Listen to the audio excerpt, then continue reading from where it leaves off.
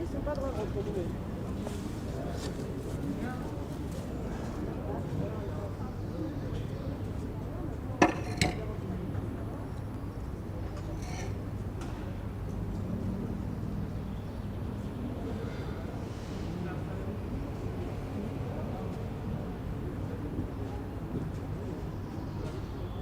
L'idéal, ce serait au milieu, mais il faut échanger. Ouais.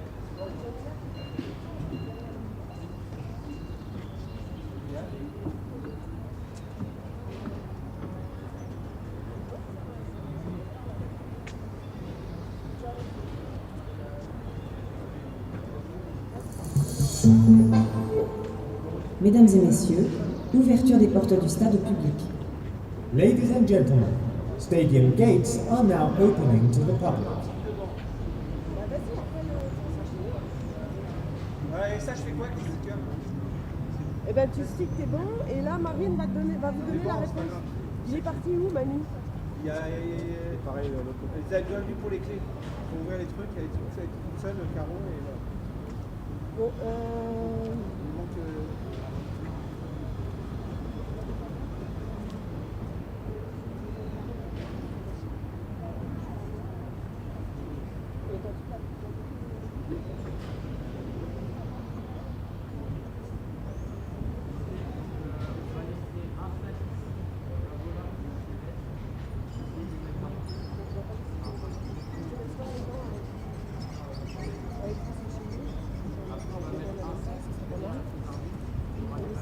Deux bancs rajoutés, quoi.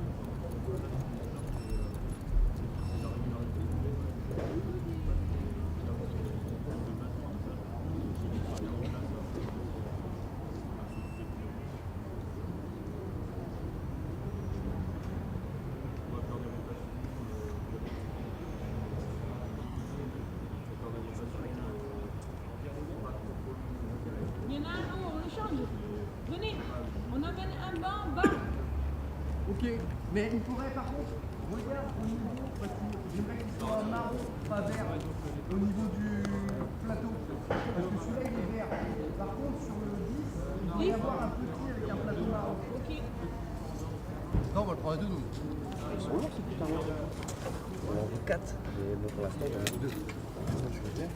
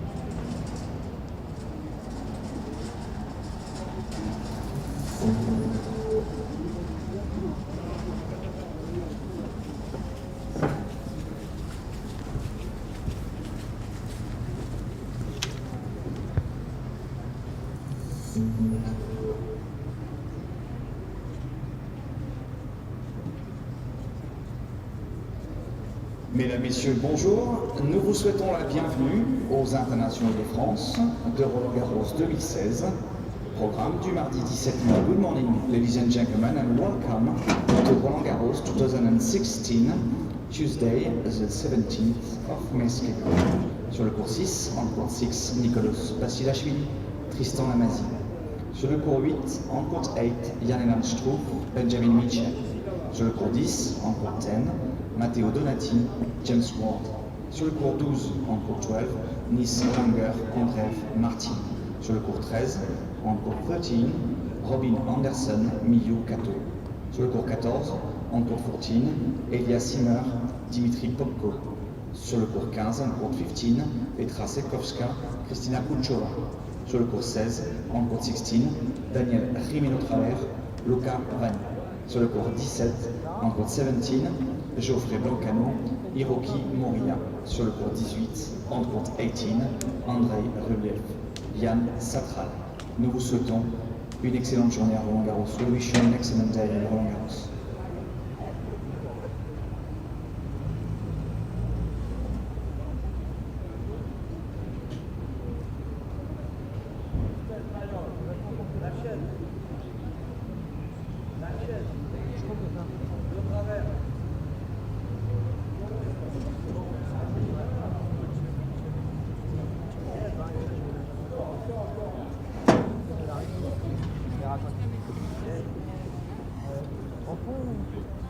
Ici, il va mettre la position. Tu mets le pied droit légèrement sur la ligne, à l'extérieur, histoire d'avoir une distance de kick supplémentaire. Sur le fond, par contre, ouais, ça penche un peu. Mais pas. Là, ça va, là. Mais...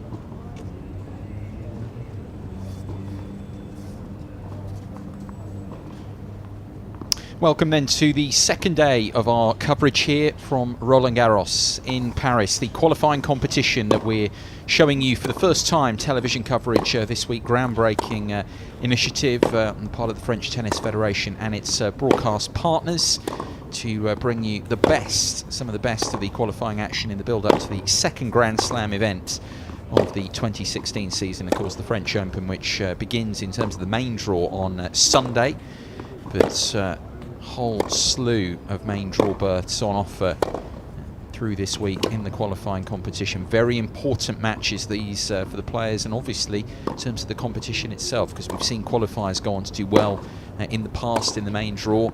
Of course, for both the men and the women, 3 rounds of qualifying to negotiate to secure one of those coveted main draw berths here in Paris for the event proper, which begins on Sunday. We've got 5 more matches for you here on our televised Court 6. We begin with the 14th seed here in the men's qualifying draw, Nicolas Basilashvili of Georgia up against the Frenchman Tristan Lamazine.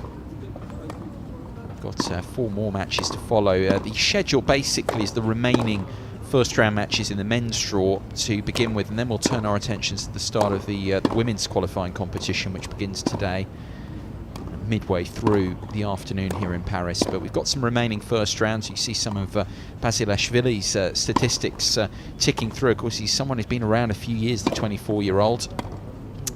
And one of those who's done very well coming in, because he's won one of the big ITF Challenger level events on the clay coming into this qualifying. Won the Heilbronn Challenger, which is no mean feat, because that event in Germany gets a very good draw year to year. He beat Germany's Jan Leonard Struff in the final there, his 5th career Challenger title.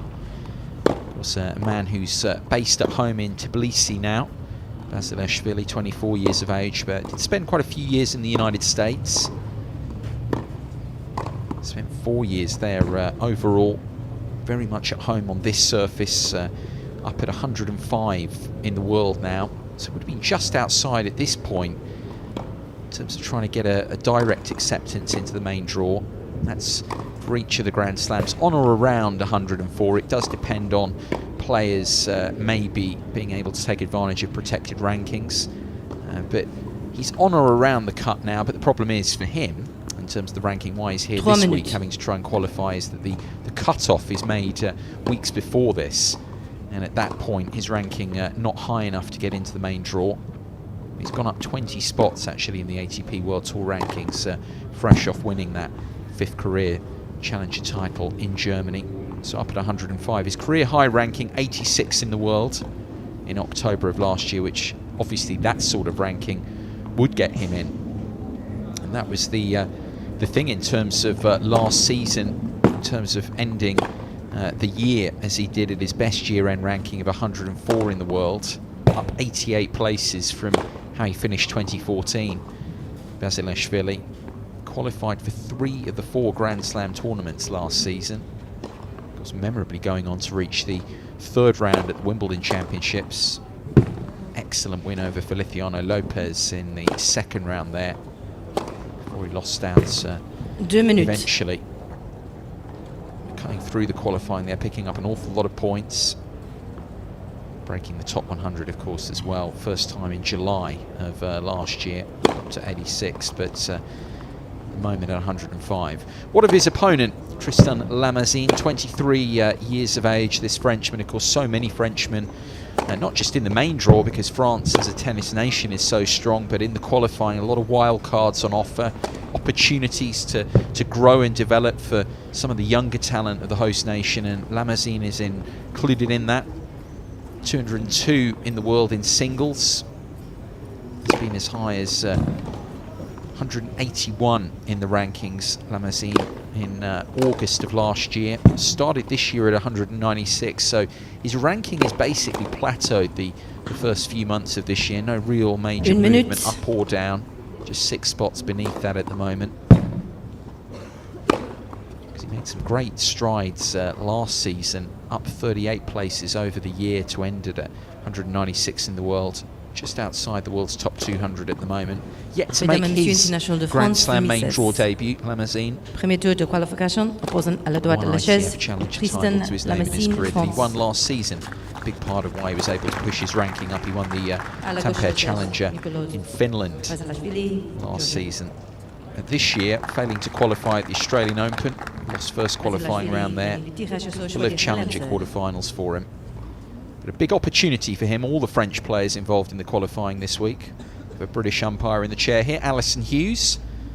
This first match of the day, the likes of Khachanov, the 12th seed from Russia in action, as well as Vanya King of the United States, Sasha Vickery, another American, and Julia Boserup to conclude things. A lot of American interest later. The conditions very good at the moment. Could be a little bit warmer perhaps, I guess, but the wind much less of a factor than it was yesterday.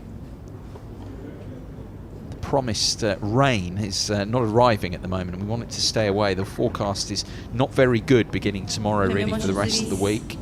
But at the moment here on the second day of qualifying, it's set fair as we begin.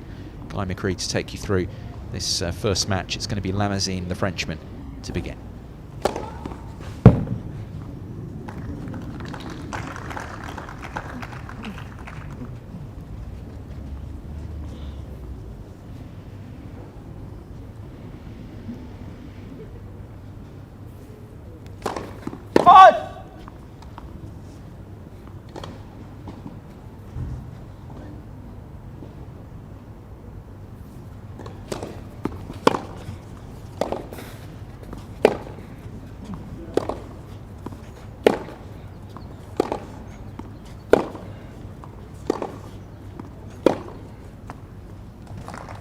Gorgeous shot early on from the Georgian.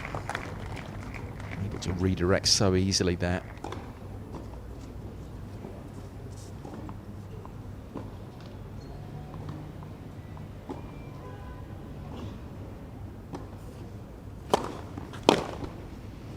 Oh. 30 seconds.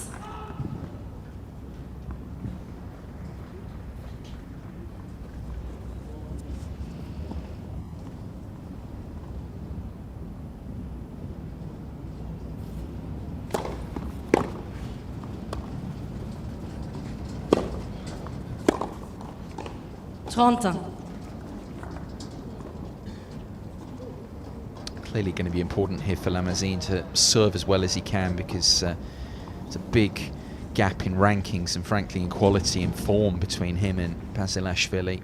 Georgian a big favourite to progress here. 40-30. We've seen Frenchmen in this qualifying event step up to the challenge. Not least, of course, the opening day, David Guess, who managed to knock out the top seed in the qualifying, Konstantin Kravchuk. So it can be done. 41.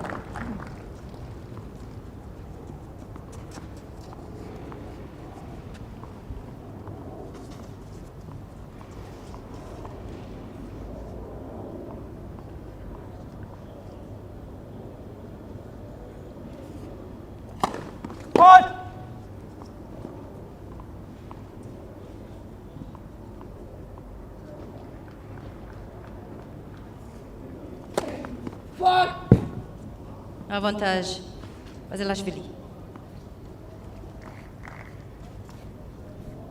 Early chance then for the 14th seed in the qualifying, Basilashvili. Break points.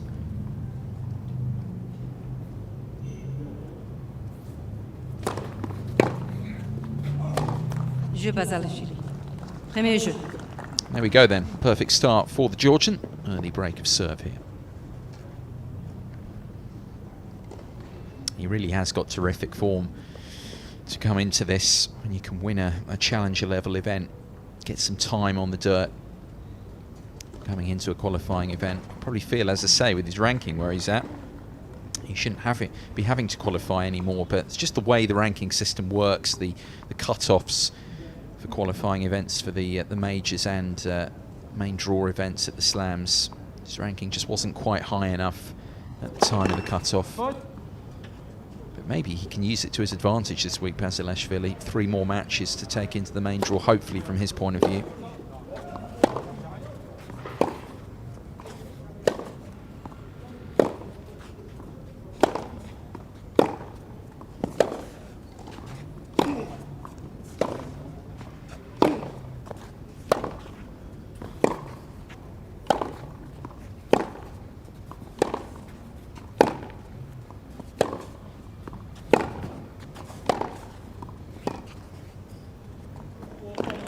Oh, beautifully executed from Lamazine. 0-15.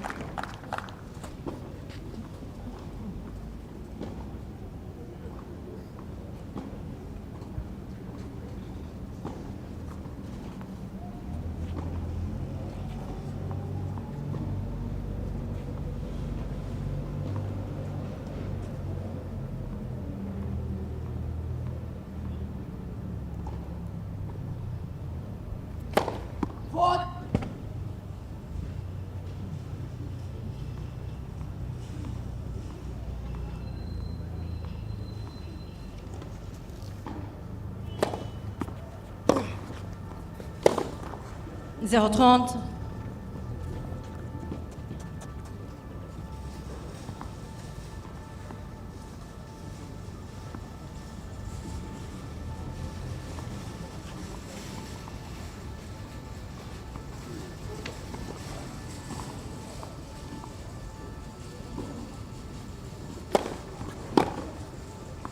Quinze 30.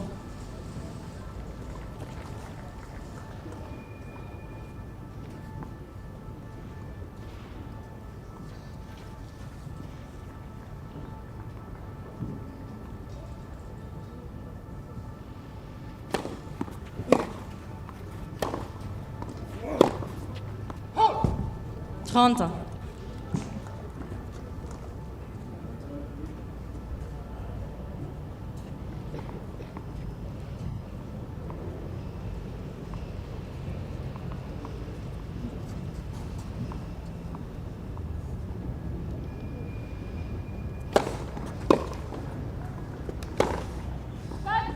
Trente 40. A little bit wayward from Basilashvili there. Quite in good enough position to try that shot and break that point here for the Frenchman.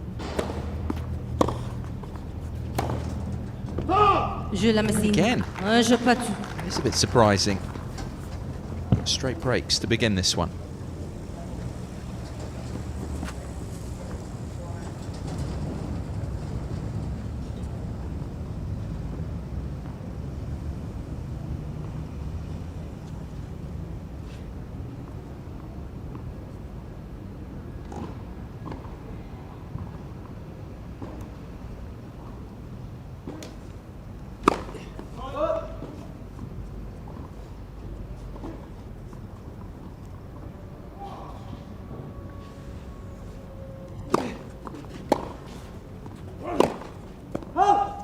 Zéro 15.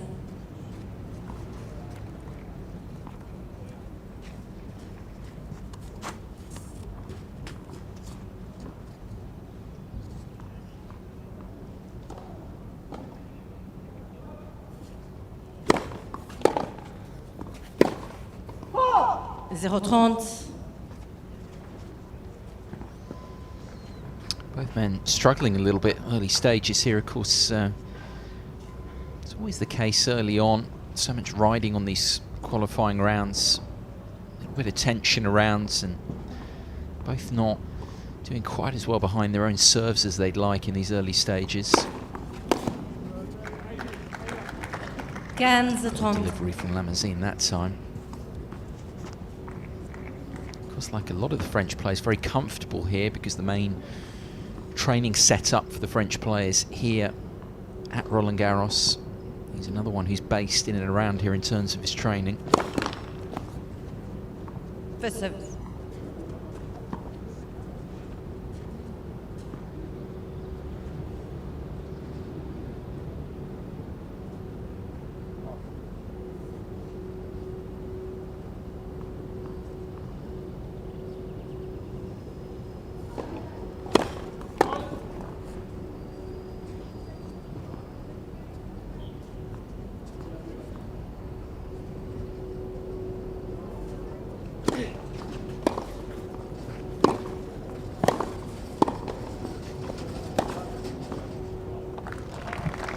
15-40.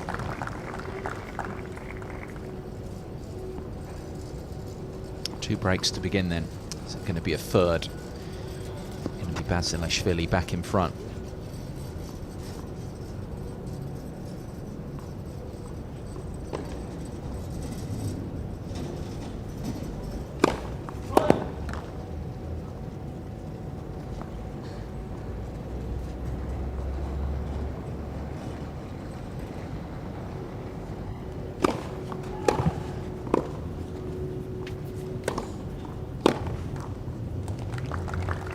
Je Basilashvili.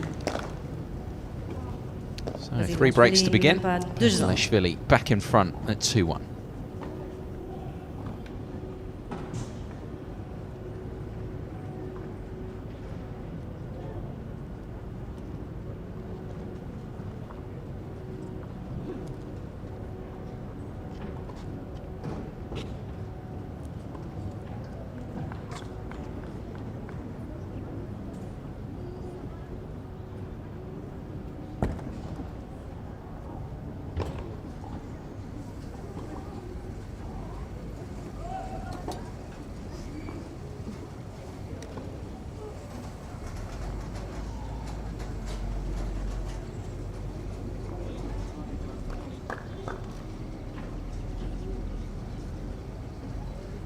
Reprise.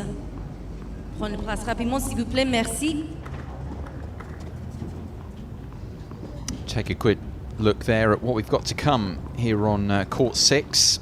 5 more matches for you. Here is the lineup. Completion of the first round in the men's draw. And the beginning of the women's competition. 15-0. Much like the opening day, we're beginning plenty of home interest. Then American players dominating the schedule later on in the afternoon.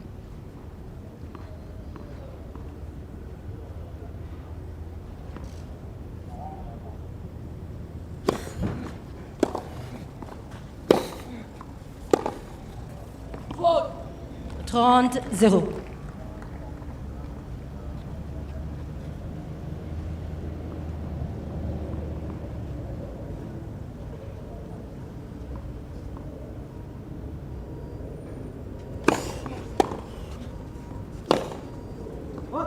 Trente 15.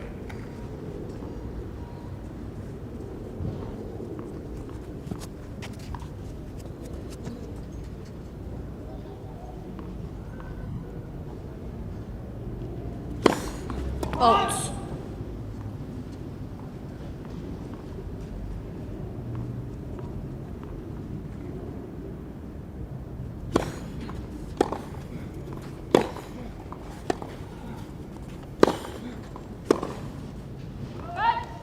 Quarante seconds. He's just shadow swinging Basilashvili for his forehand because it's been a bit up and down these first few games in terms of getting the correct contact point. It's sharp. This time he does back up the break, the Georgian. 3-1 the lead.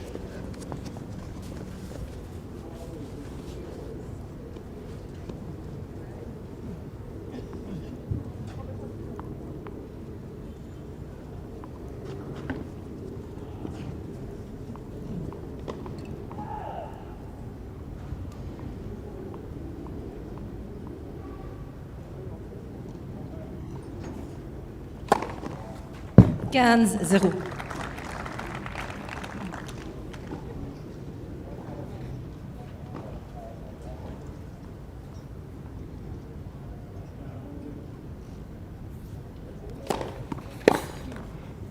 Trente 0.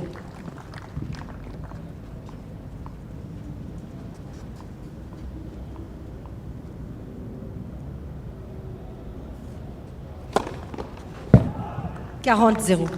Second ace of the game. He's getting some good pop there with that tee serve, Lamazine.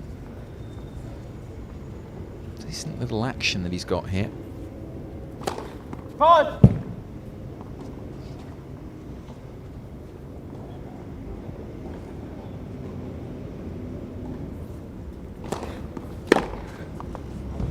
But there, that one was just in the strike zone for Basilashvili. 40 seconds. Didn't have to really do too much out of the return position. Pretty much on his racket.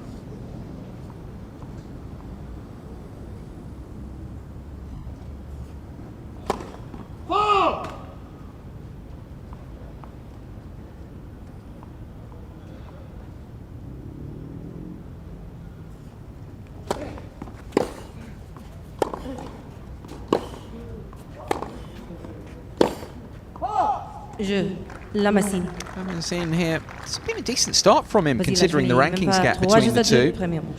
Just the one breakdown at the moment in this one. Basilashvili, 3-2.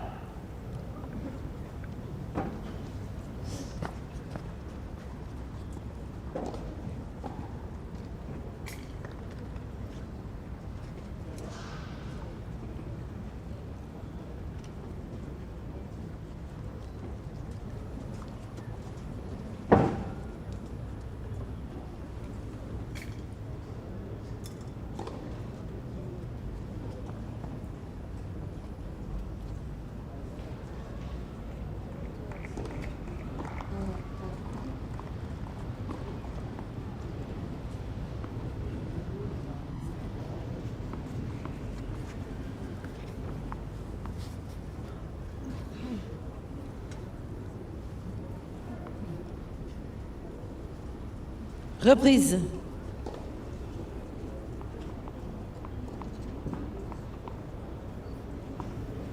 Two breaks to one then, at the moment in the opening set, this opening match, the second day of qualifying here at the French Open. Klaus Basilashvili at 3-2. Seeded 14, of course, in this men's draw. Let's. Second service.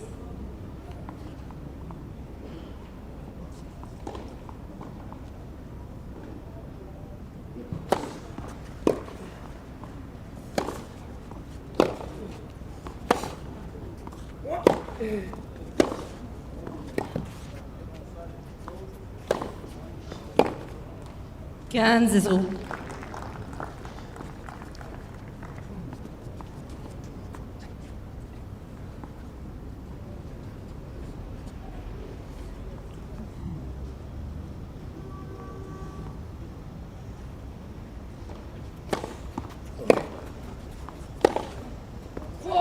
Quinze.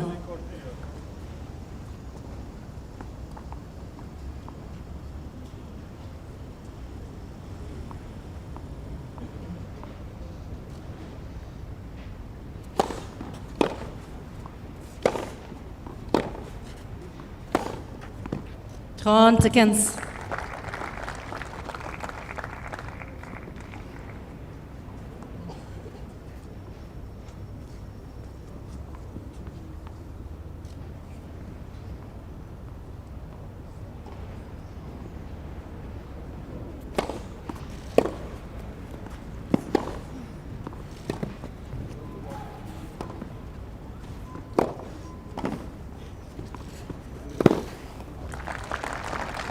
Putting the pressure on again, asking a different sort of question that time, Basilashvili.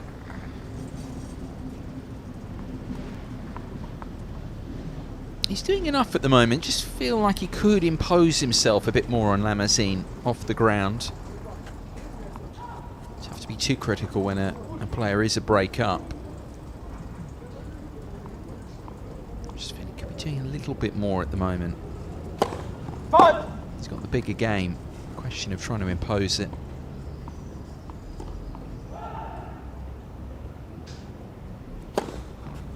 Basilashvili. Second serve.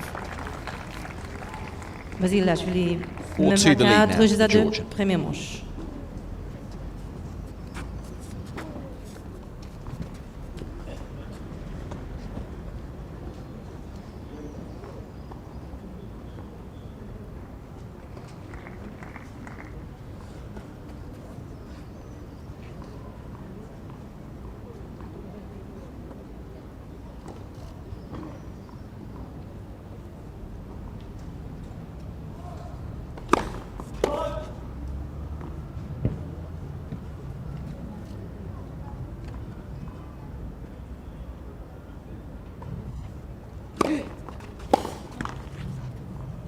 15-0.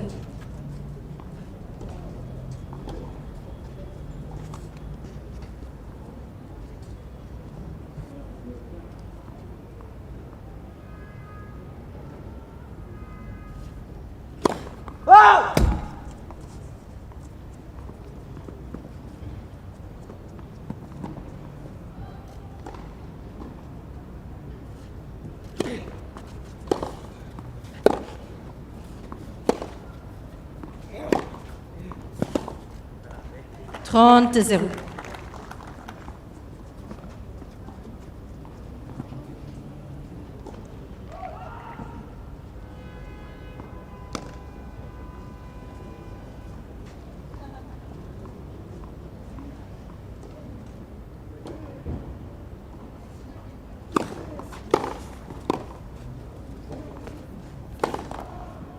Quarante zéro.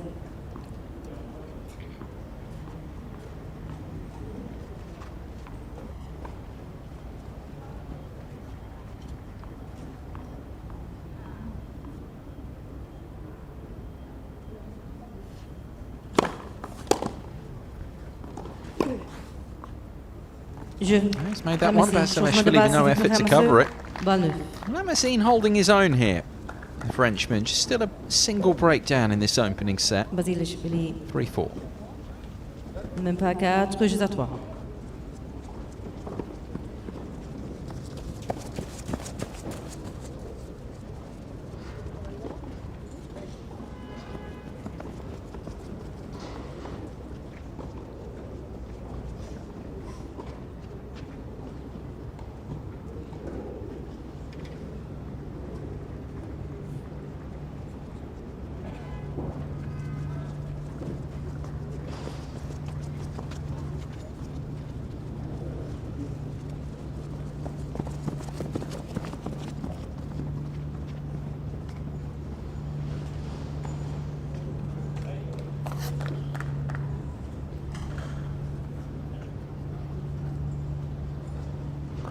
Reprise.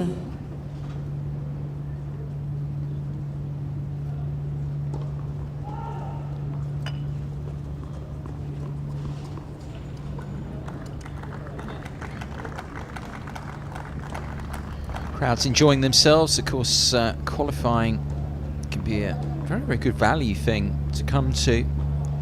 Some good tennis through the week. Same levels of admission price as opposed to a main draw day. You get to see some good players, and also actually for tennis fans here, opportunity as well to see players who you might then see again in the first week. And mentioned at the outset, players who come through the qualifying, seen it so many times, can go on to score some big scalps because they've had those 3 matches, those 3 wins. When we get to the main draw, the start of things on Sunday. 15.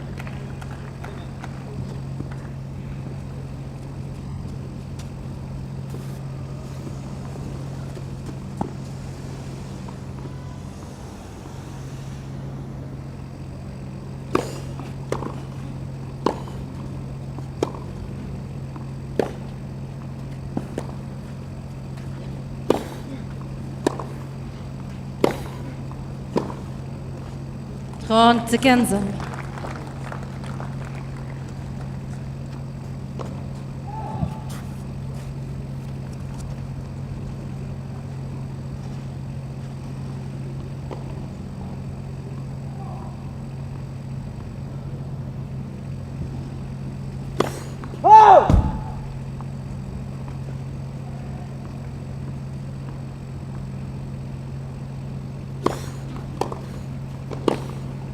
Quarante 15.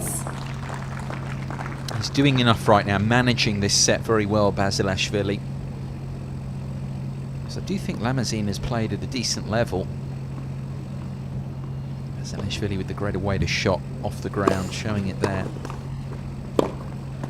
He's got more in his game, as you'd expect. The rankings gap doesn't lie. Basilashvili, même pas 5 jeux à 3, premier manche. He's underlining it at the moment, game away from the set.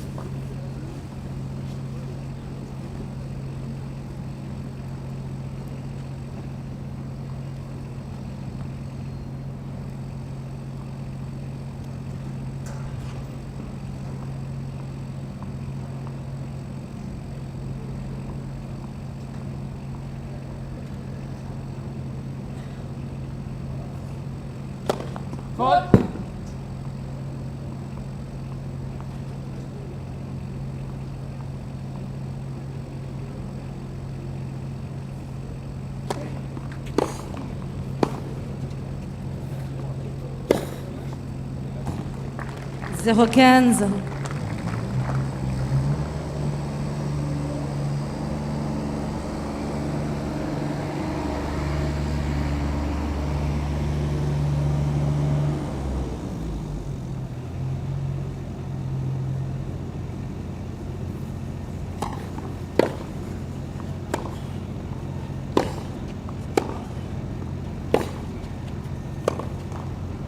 Zéro 30.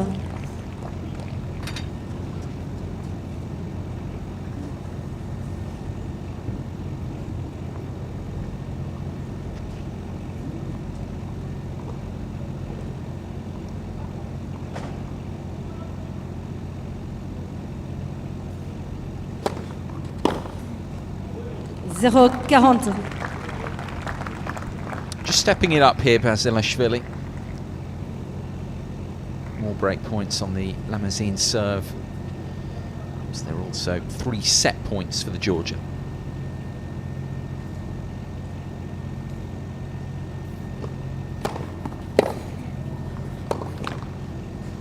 Premier manche. And there is the set. It got away from Lamazine in the end. Nicolas Basilashvili. Basilashvili, the 14th seed in these qualies. The Georgian set to the good in his first round match, 6-3.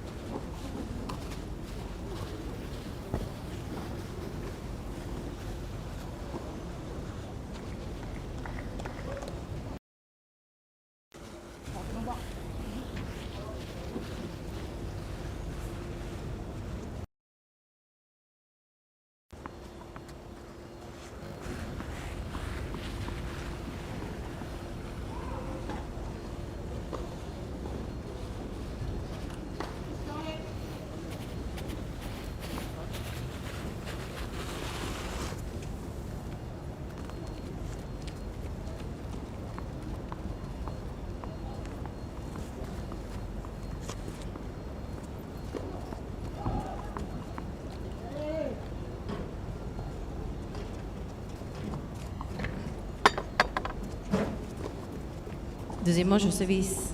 Basilashvili.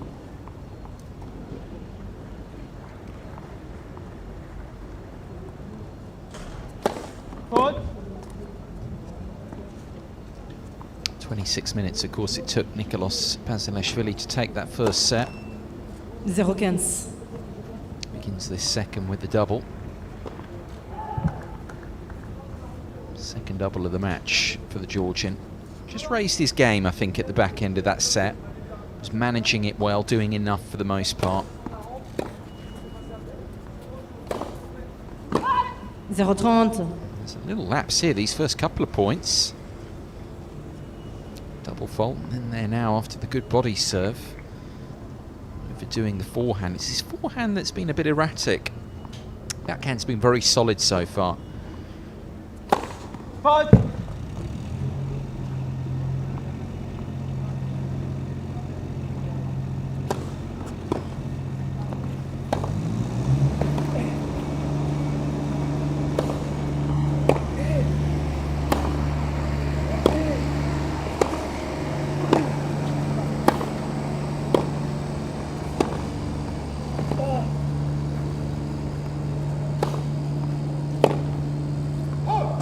Quinze 30.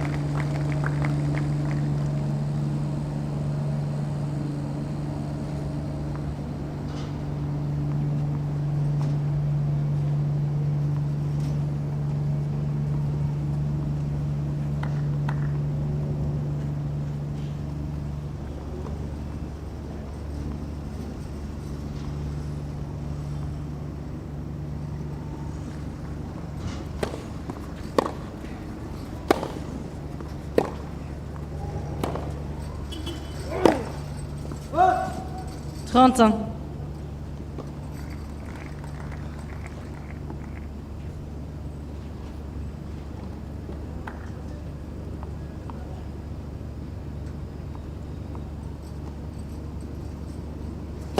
Let's. Premier service.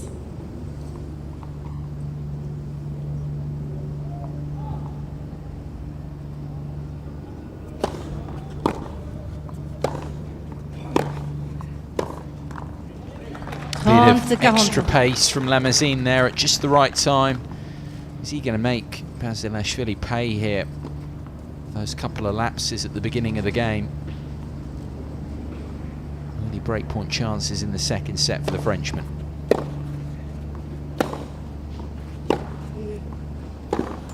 Really stepped it up though, Lamazine, the last couple of points. Terrific tennis, and the early break is his.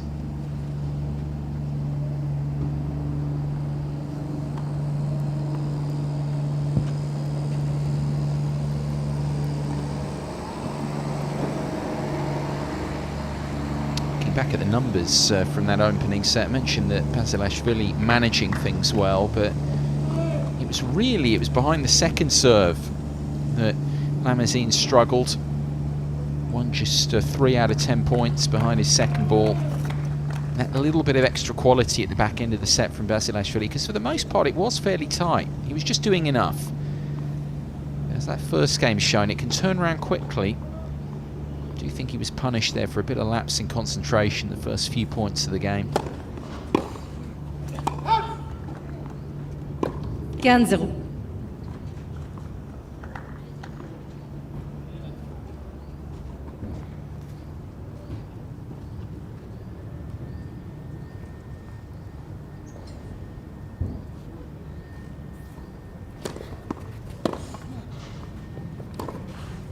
$40-0.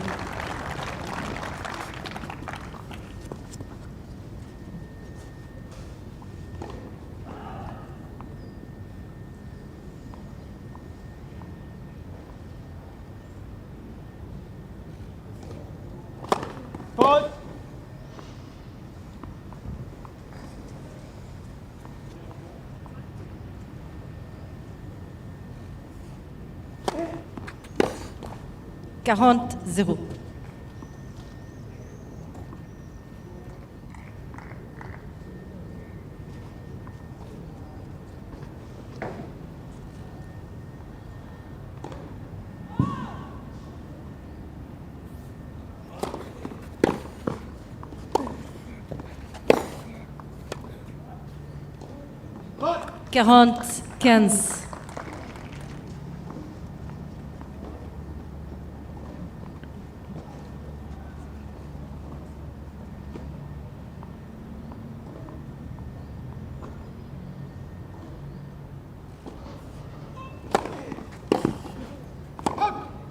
Lamazine.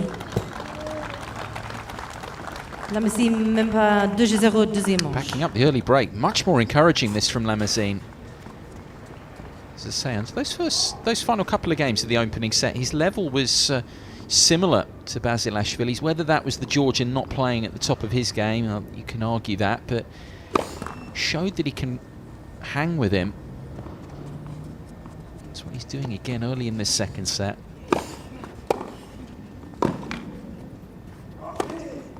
That's terrific tennis. It really is that nice early return in onto the top of the bounce and following it in. Good aggressive play from Lamazine here.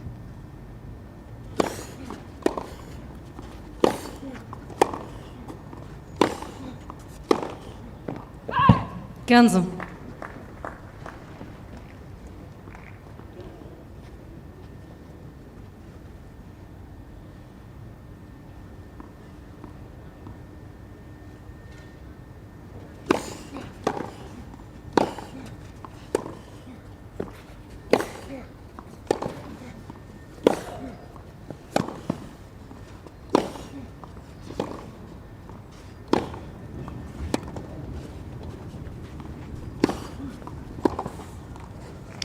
Basilashvili looking to come back into things. 30-15. Very deliberate in his placement there.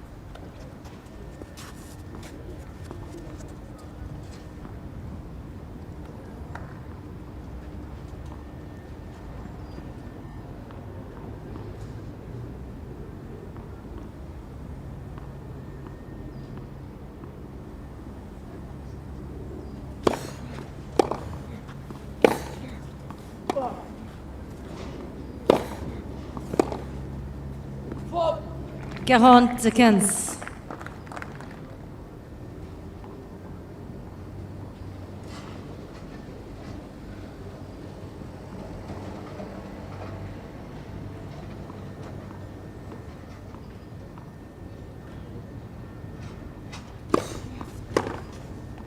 Je. Basilashvili. Basilashvili on the board, Lamazine second pas set. deux Still a à un. set up, but Lamazine Deuxième up manche. by this early break in this second set at 2-1.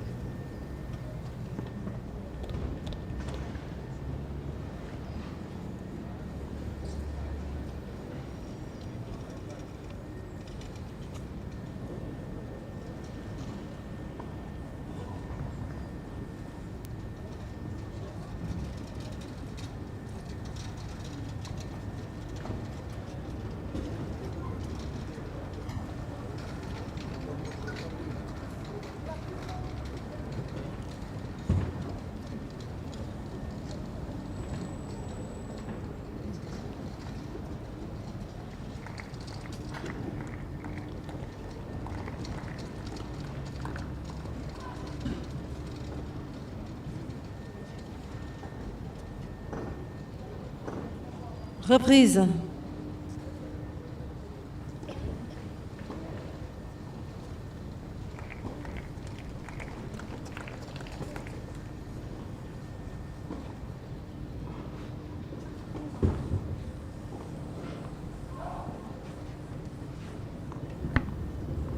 Up by this early break of serve, second set. Tristan Lamazine, 2-1.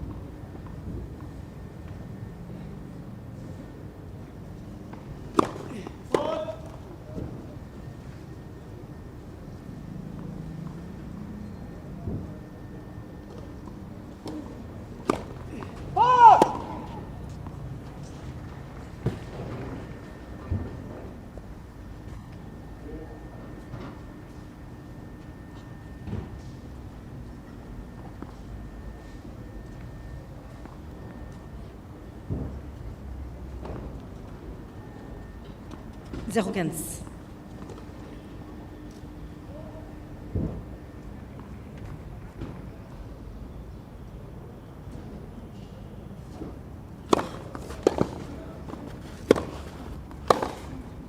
Zéro 30. Oh, very good.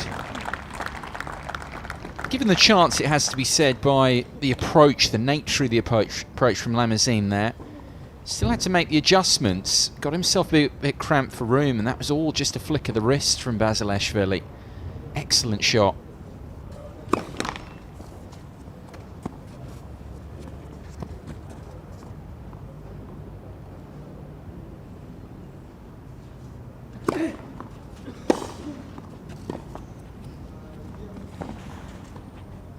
Zéro 40.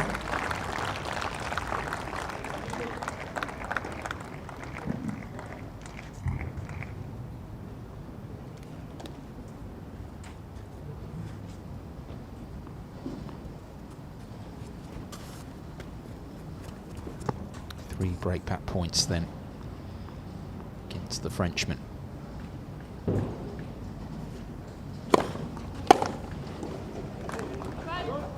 Quinze 40.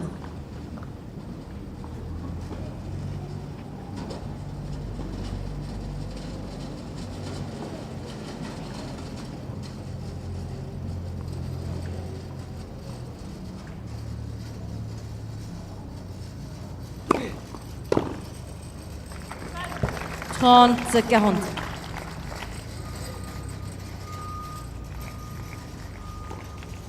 Two saved. So where we stand in terms of the breakpoint conversion. Still one more chance here in this game for the Georgian.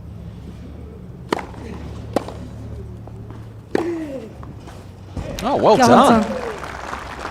All three wiped out by Lamazine.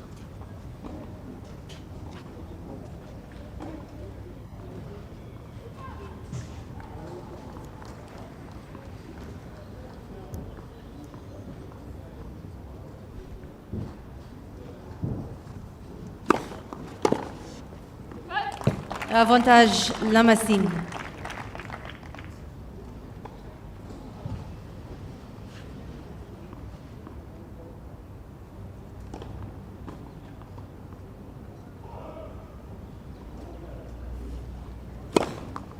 Je la Messi. Really excellent serving to get out of that La hole Messi même pas from droit, love juste 40 un down. deuxième manche. Lamazine holds on to the break of serve.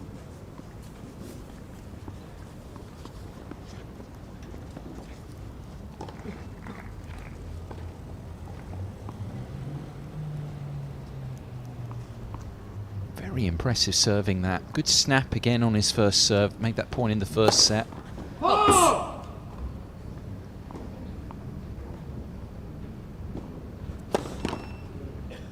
0-15.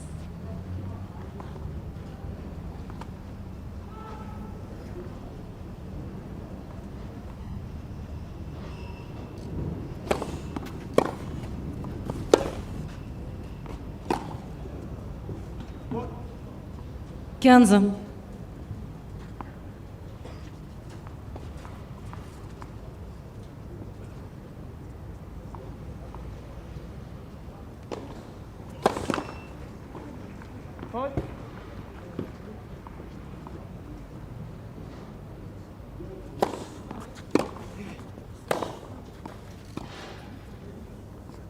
Trente-15.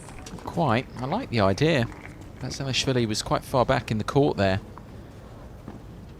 Not really seen that from Lamazine so far. Used to the drop shot. 40-15.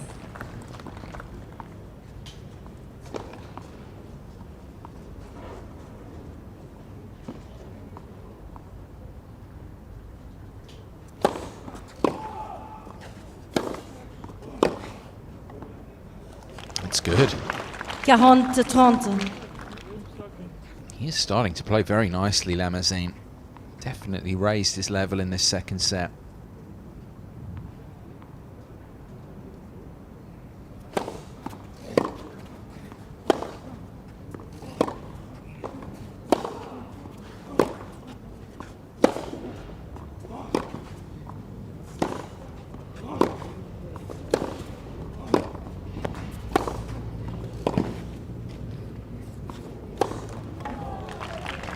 Basilashvili now being frustrated because you look at the rankings gap, made the point a few times about it, that there's about 100 spots between them. Off the ground, you wouldn't believe that at the moment. Lamazine is matching the Georgian. He's trying to inject extra pace, but Frenchman's dealing with it.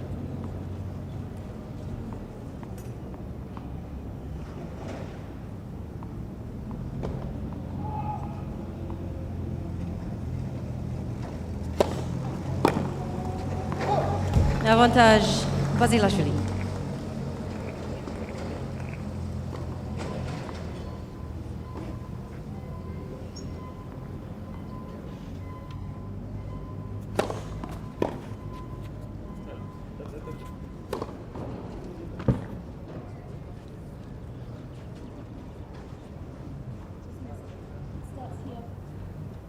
Austin Hughes down for the first time, I think, actually, in the match to check a mark.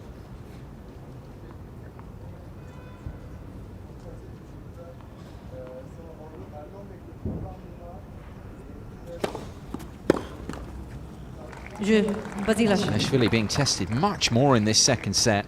La Messi même pas He trois, holds jeux à and deux, keeps deuxième it to manche. just the one break in deficit.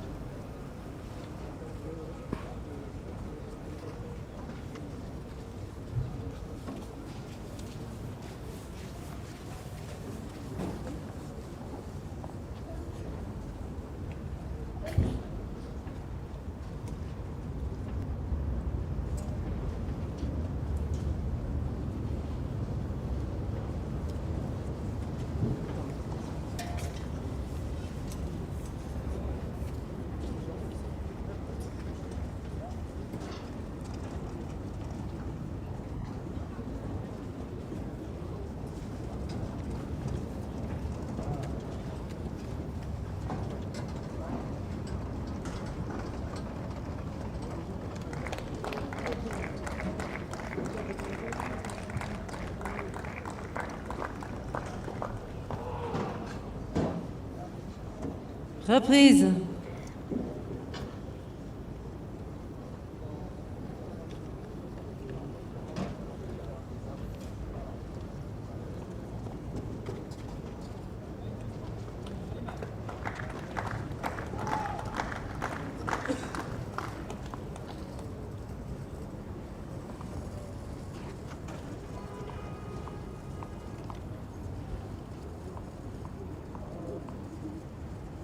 Still with the break, Lamazine. 3-2 second set.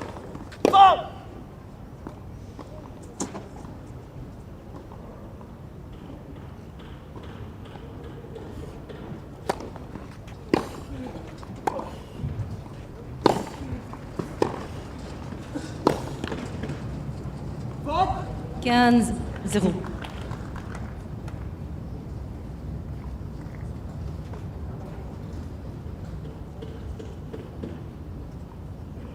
It's been a big area for Lamazine. You look at the numbers, the increased numbers of first serves that he's been making so far in this second set.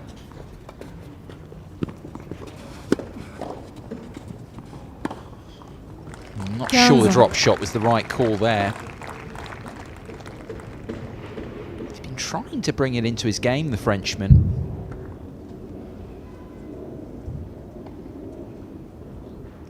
That first serve to continue to fire in the mid-60s. It's actually been a bit higher than that in this second set so far, pretty much at 70. As you see there again, just giving him a few cheap points and allowing him just to keep his nose in front on Basilashvili.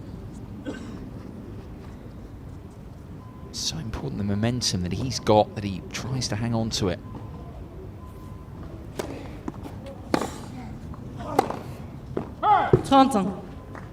So just think off the ground. Basilashvili starting to come more and more into the match. Look at that previous service game Lamazine had where he held from love 40 down. That was largely due to his first serve. Off the ground, I think the Georgian's starting to get back on top.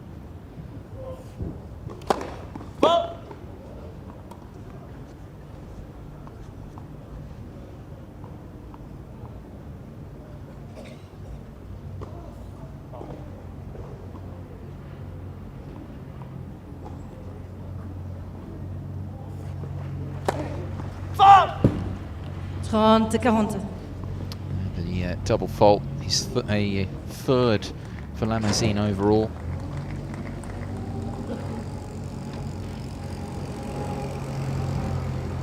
Break that point again. First time in this game for Basilashvili.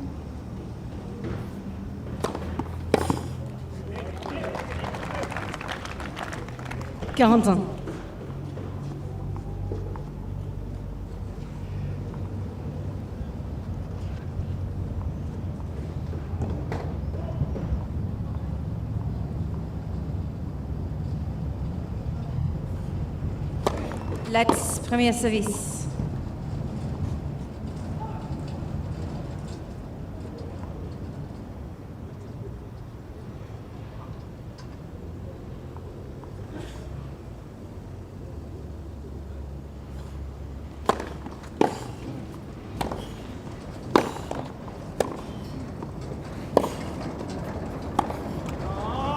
Avantage, Basilashvili.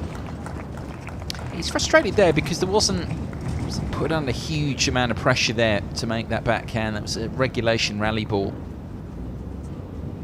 That's what I'm talking about, the momentum. He's had it, but it can so easily switch, of course. He's in danger of doing so here from his point of view. Second break back point.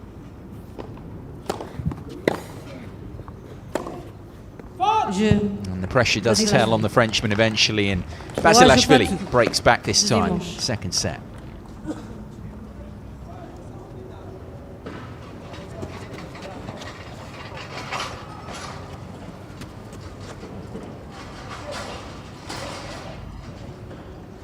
Reminder, of course, to follow this one. Next up, we've got the very promising Russian, the teenager Khachanov against Maxime Hamou, another Frenchman. To come following this, before we start to turn our attentions to the beginning of the women's draw.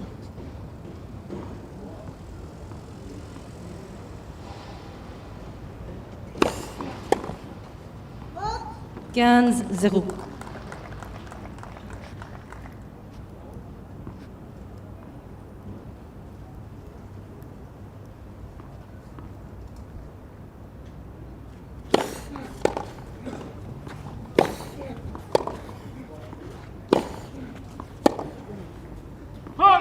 Trente, 0.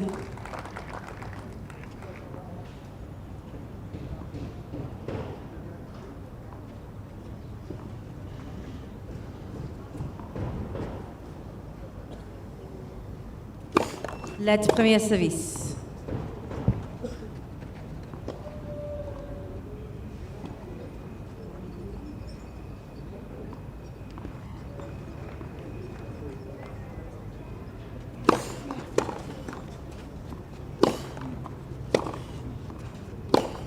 Faute. 30-15.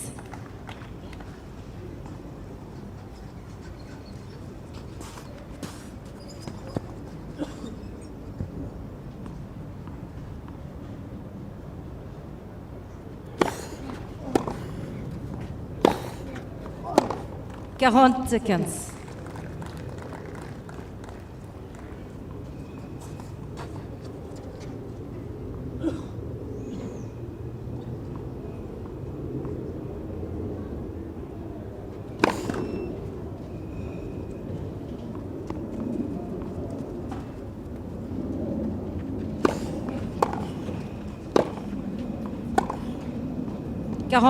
Lovely 40-30. shot.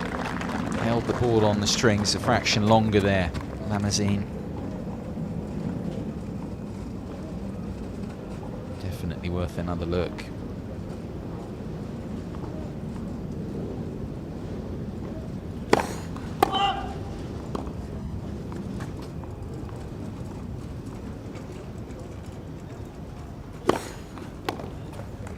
Jeu. Basilashvili. Basilashvili back from a Basilashvili breakdown. met Second set, la maybe he projet can à trois scent deuxième. the start of something here to finish this off now. Set and 4-3.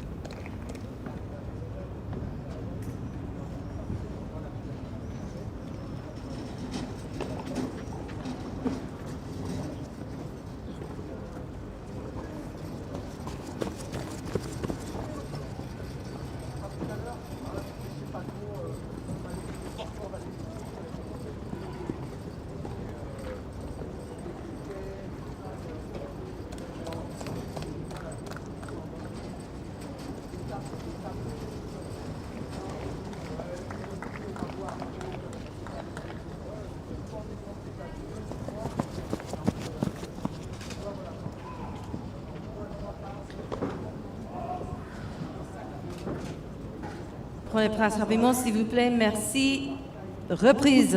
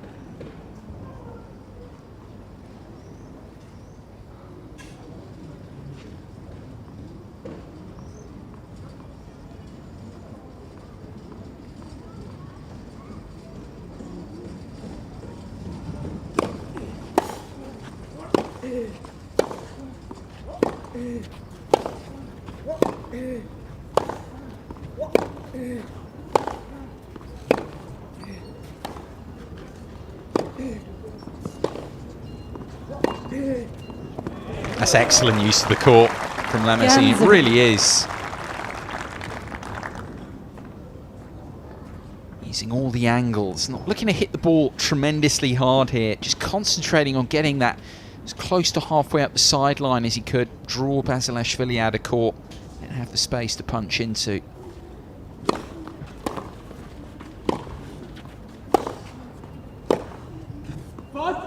Quinze. To repeat the dose there.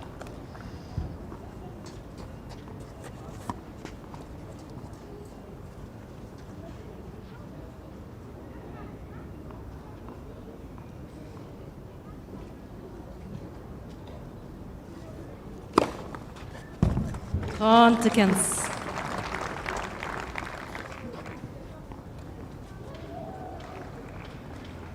Been playing the best part of an hour now.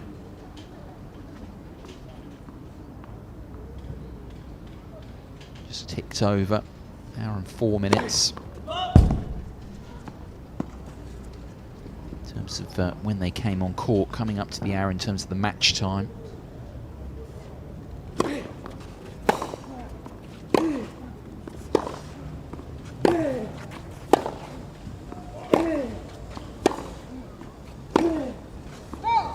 30.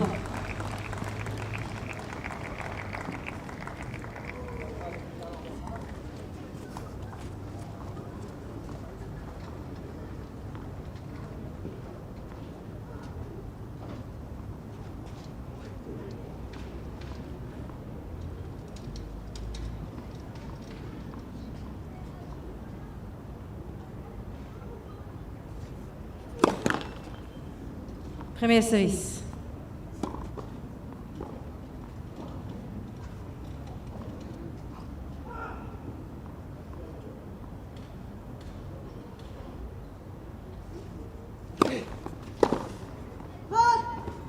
Quarante, 30.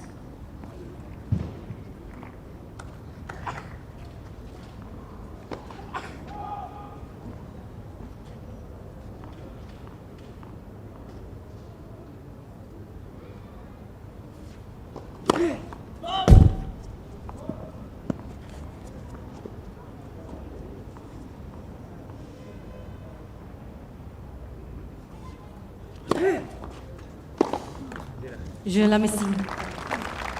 4 jeux From the partis. Frenchman, levelling up. Any thoughts that Basilashvili maybe was thinking of getting a break there, snuffed out? That was a solid service game. Seen some ability from him here. Win or lose in this particular matchup from Lamazine to suggest that he can do something. And the fact is the quality, the level, depth in the men's game is so good. All the guys can hit well. There's obviously a lot of factors involved in terms of building a career. He's made $18,000 on the year. 3,500 euros. I know it's not exact conversion, different currencies. It's the loser's check. First round, you just double your money. From then on, $7,000 for losing in the second round, 14 for the final round of qualies.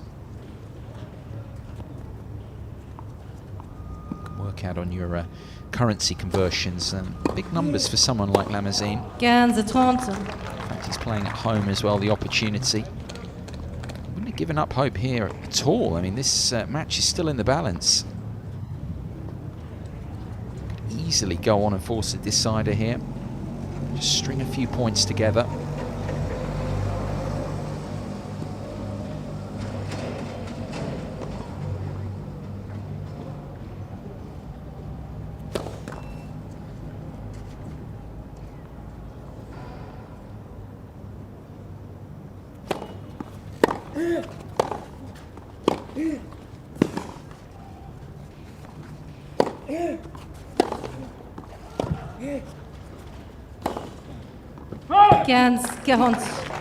It's that Basilashvili forehand that's been erratic throughout the match, really. He's given Lamazine here a couple of terrific opportunities to get back in the match. 2 break points. Oh, how about that as well? Nails the return and secures the break of serve. And Tristan Lamazine will serve to force a decider here very shortly at 5-4 second set.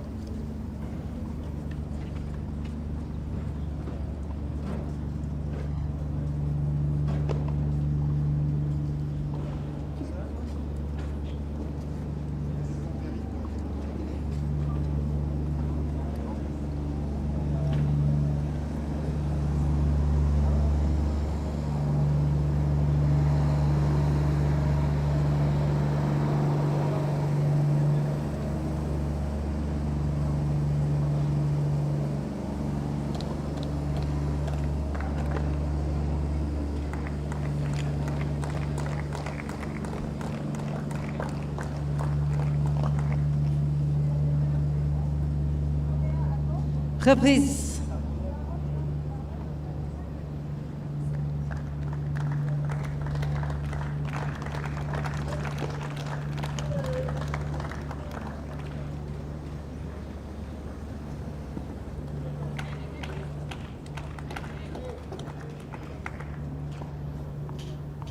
So here we are then. Tristan Lamazine, the Frenchman, ticking over to an hour played, serving to level up this first qualifying round match. 0-15. Seeing a return nail past him. He didn't quite get that slider wide enough. Wasn't able to stretch Basilashvili. His first serve percentage very good. It's been rising all the time through this second set. It was in the mid-60s earlier in the set, now up to almost 70% of first serves made. There you go, that's why. Gives him the foundation.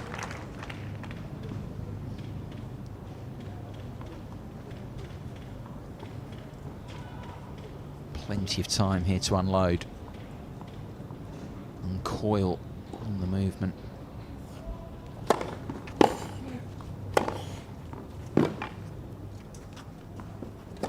And he's using his forehand beautifully. 30 seconds.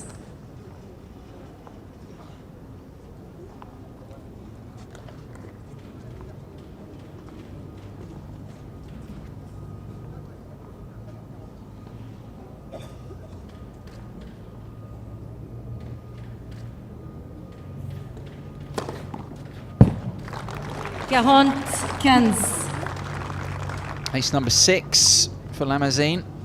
And 2 set points for the world number 202 to take this into a decider.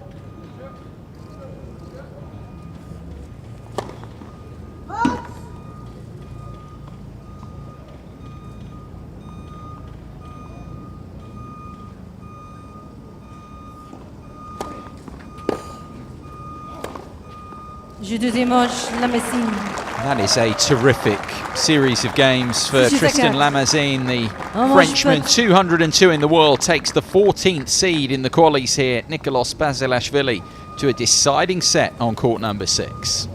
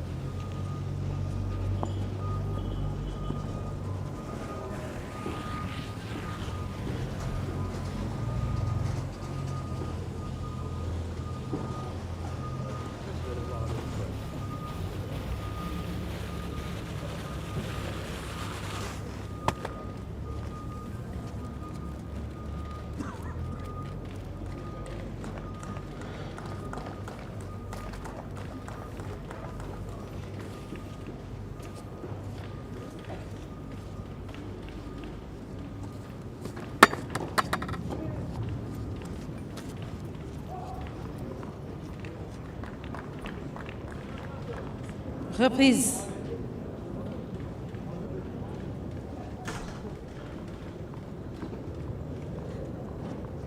Dernier moche au service. Basilashvili.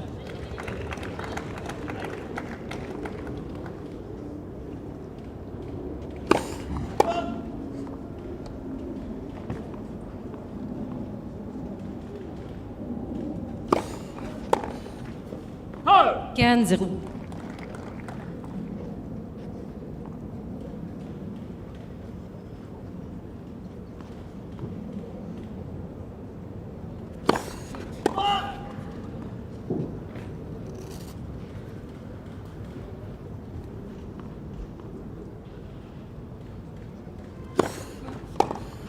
Oh! 30-0.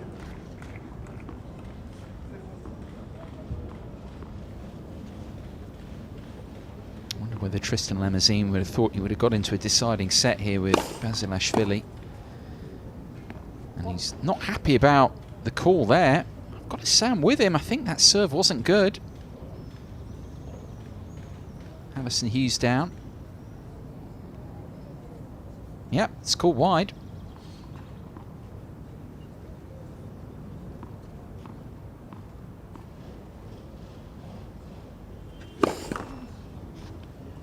As you often see when you have that break disrupts the rhythm. Double fault usually follows. Fourth for Basilashvili.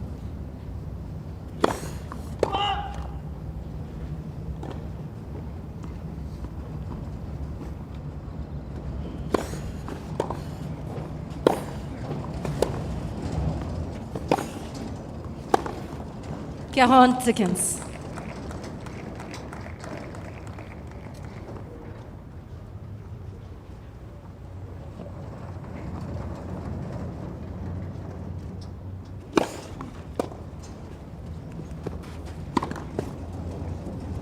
Quarante 30.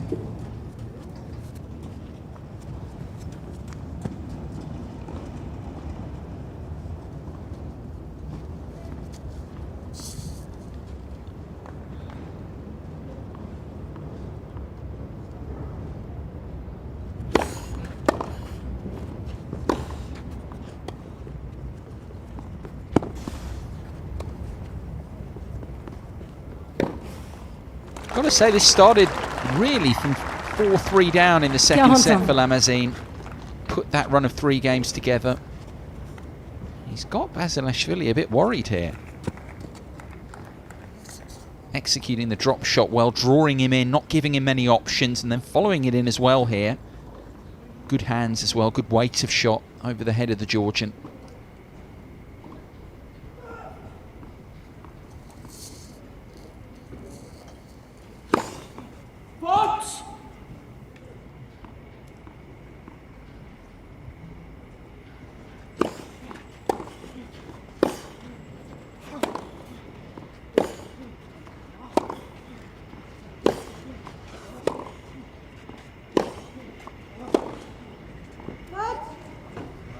Avantage Basilashvili.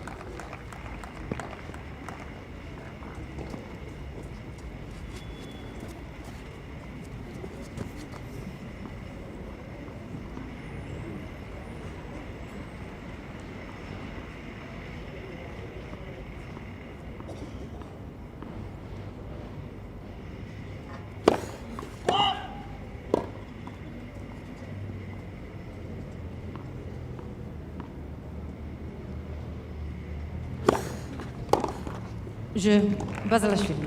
Premier jeu, dernier manche.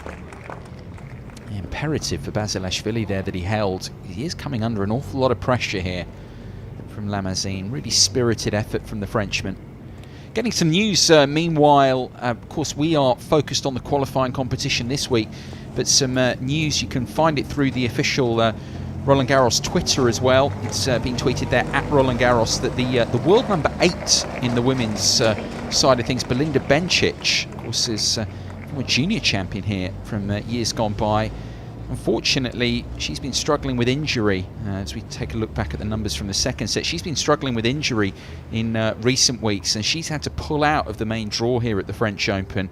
That means, in terms of us for this week, Lauren Davis, who was seeded 10 in the women's draw, which will be getting underway here, the qualifying later, seeded 10, she now takes Bencic's spot in the main draw from Sunday, because the draw is made on Friday for the main draw here in Paris, and main draw action beginning on Sunday. So Davis jumps up, takes Bencic's spot in the main draw, and it means don't have the information as of yet. Davis wasn't actually down on our schedule today to play her first qualifying round, but she will obviously be replaced. She was due to play Mathilde Johansson of France first qualifying round. 15. But she is now going to take the place of Bencic in the main draw, stepping up. It's disappointing news for Bencic. She would have harboured big hopes here, but as I say, she's been struggling with injury in recent weeks in terms of her WTA events. What?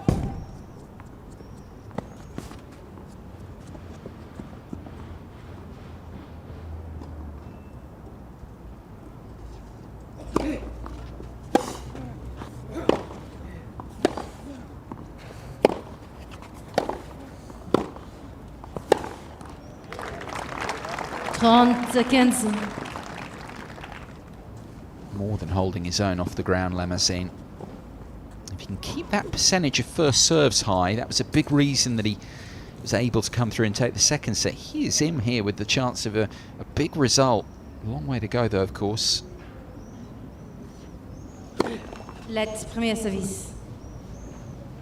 It's the opportunity that you get when you're handed a wild card in this situation to come in and play someone in Basilashvili who's been in very good form himself, having won the Heilbronn Challenger last week. It's an excellent effort from Lamazine, it has to be said.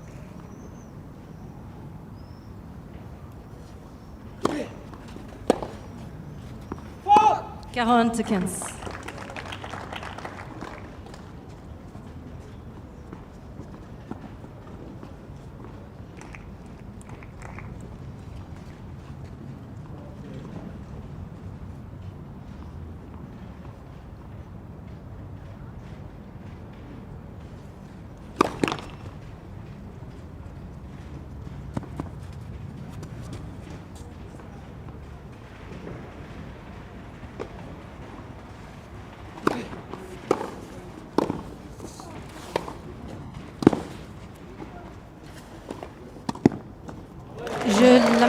Oh, excellent tennis, all-court tennis from Lamazine, appreciated by, of course, the crowd, predominantly French, cheering him on.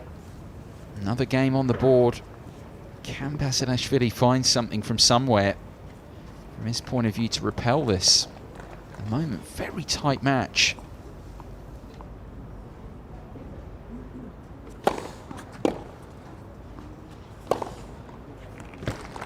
Quinze 0.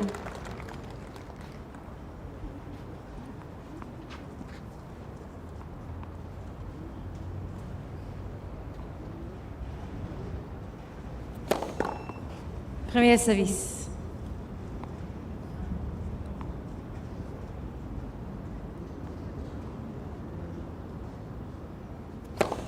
Let's premier service.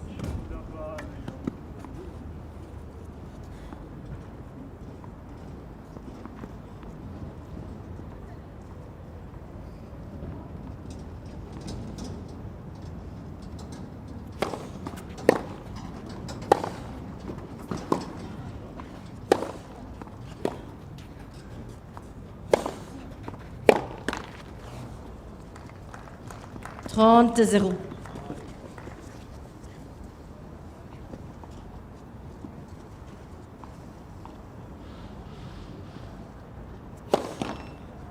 Go.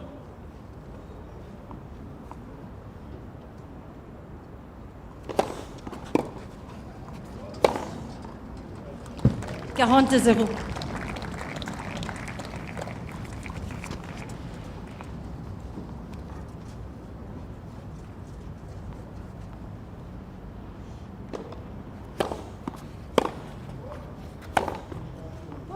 Quarante 15. It's that forehand again for Basilashvili. I think win or lose here, he and his coach are going to be doing some work on that. He's been spraying a lot. He's actually hit the off forehand a lot better than his cross. His cross he's intending to pull a lot. Explains the mistakes, unforced errors.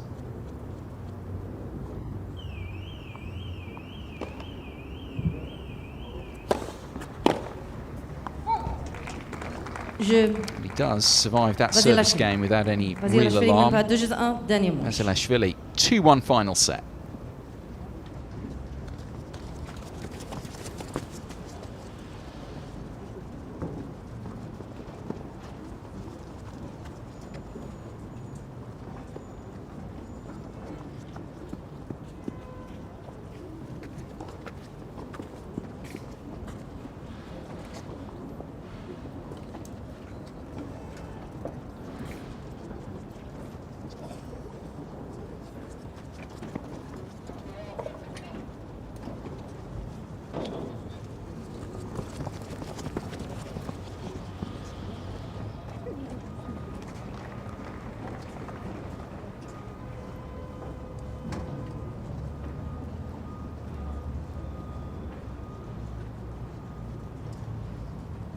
Reprise.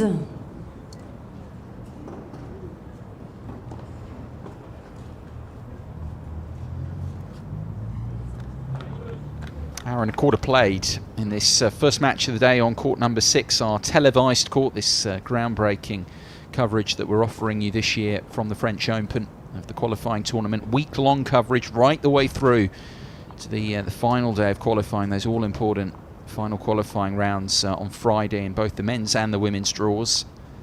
From here on court 6, the Frenchman Tristan Lamazine doing very nicely at the moment.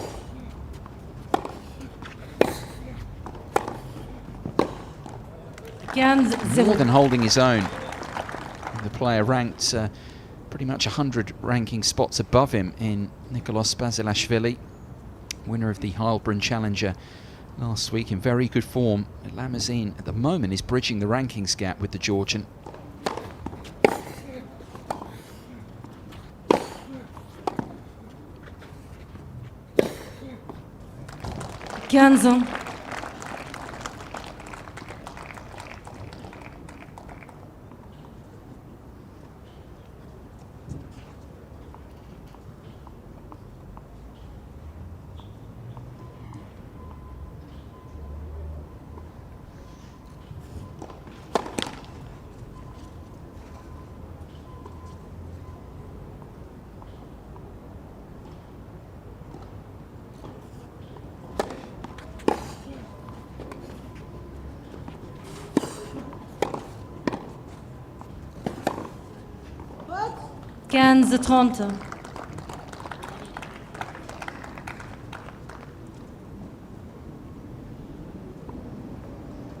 First half chance really for either man in this final set.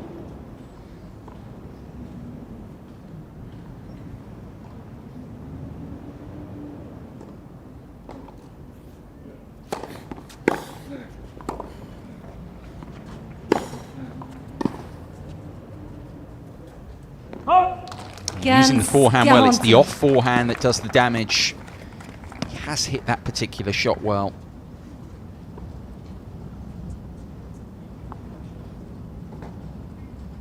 First break points to the decider, to Basilashvili.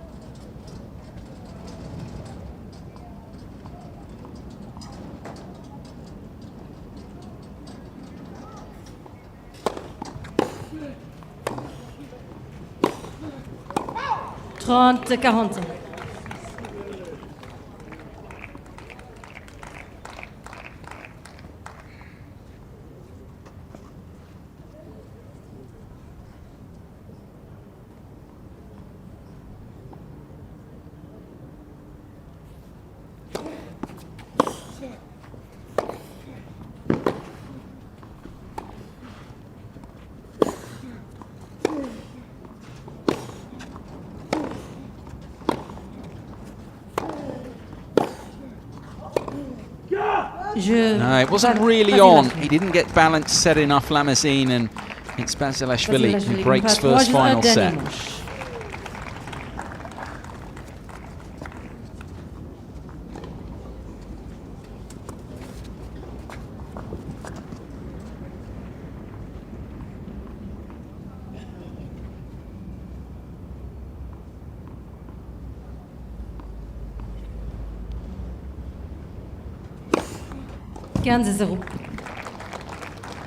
This is second ace. He's got what he wanted, Basilashvili.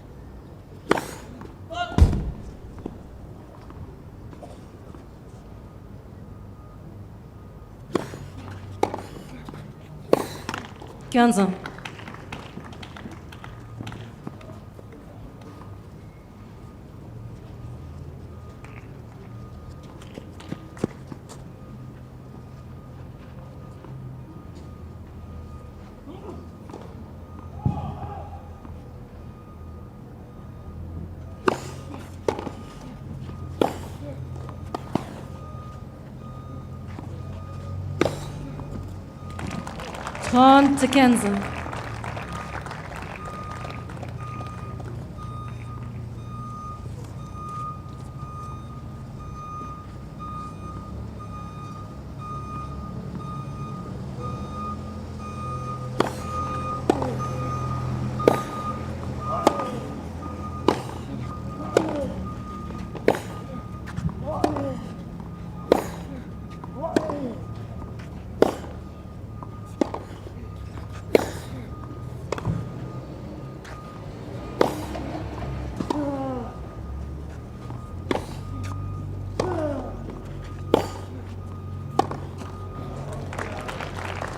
40-15.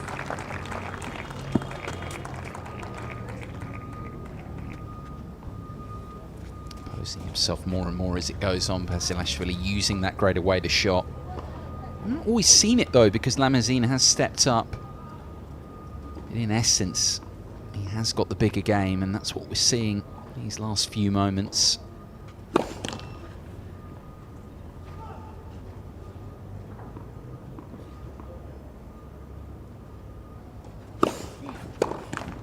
Basilashvili backs up the break. Just a couple of games away from the second qualifying round now, the Georgian, at 4-1 final set.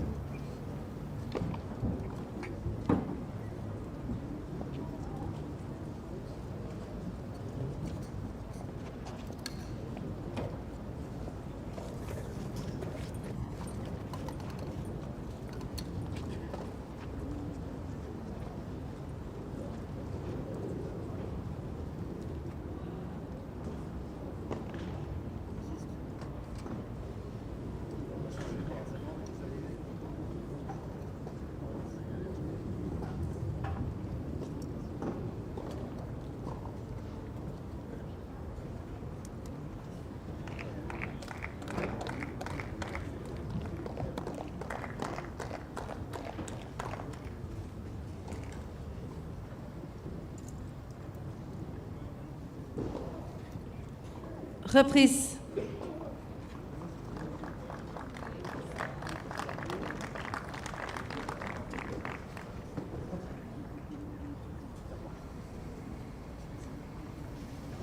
Upper break final set. 4-1 always looks a bit more imposing than that. Clearly imperative that Tristan Lamazine, from his perspective, can hold serve here. Basilashvili a couple of games from qualifying round 2.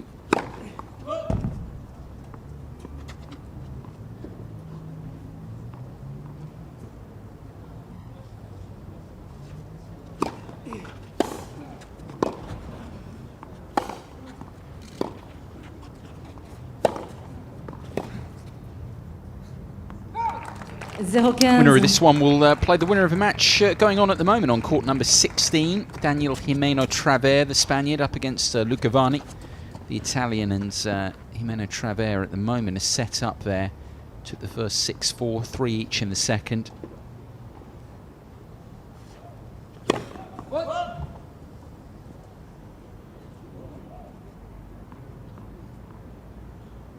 Once again, so many courts being used, of course, around here at Roland-Garros. The qualifying 9-10 courts used yesterday.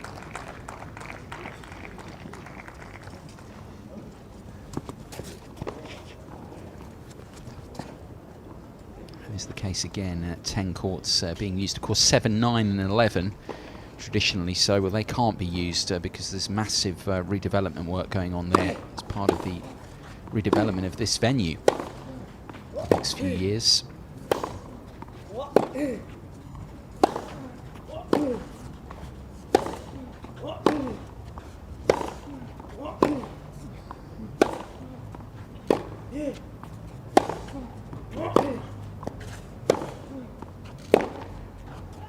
He's just using his greater experience here, Basilashvili. Didn't look to pull the trigger too early in that point, concentrated on a good rally ball length. Was just waiting, putting a good ball in play and saying to Lamazine, you go for it a bit more. Take it on, which he tried to do. It's good tennis in the circumstances. 3 more break points.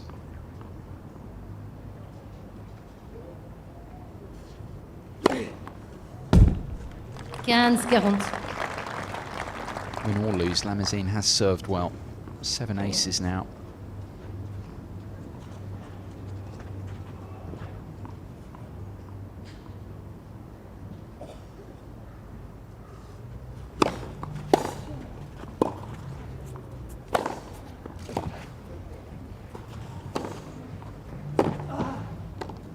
Oh, well done.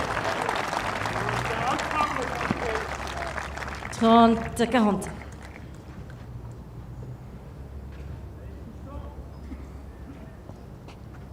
One more chance here for Basilashvili in this game.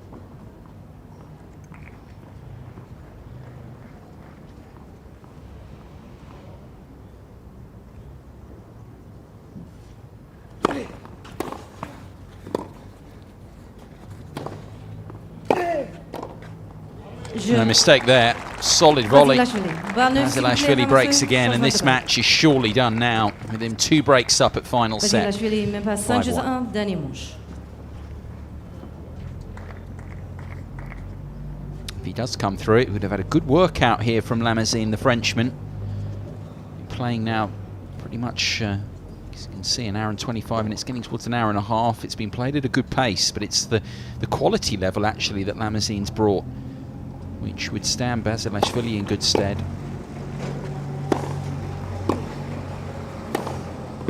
As I was saying, this Georgian has been winning a lot of matches recently. Last week at the Heilbronn Challenge, and not so much at the clay court events, the ITFs that he played in the States in April, and got 1 win across his 3 tournaments there. But the Heilbronn draw is a very, very good one. So he's building on that here. He's faced a decent level of match-up here in this first qualifying round, and that's something to take forward. Whether it be Jimeno Travers or Vanni, who'll play in the second round if he gets there.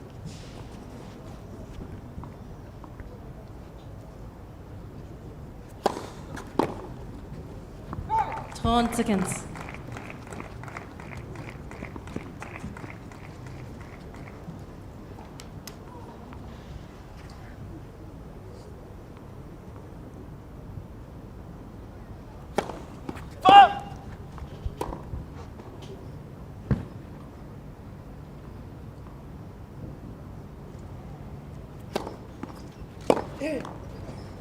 Seconds. Here we are then. Just coming up to an hour and a half played here on court 6, and Nicolas Basilashvili with 2 match points.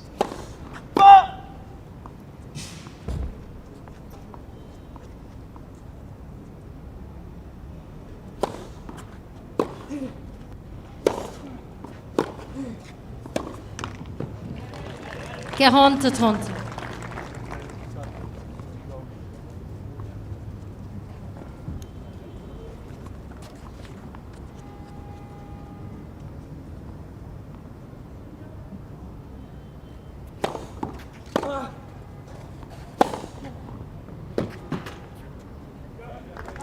That'll do it.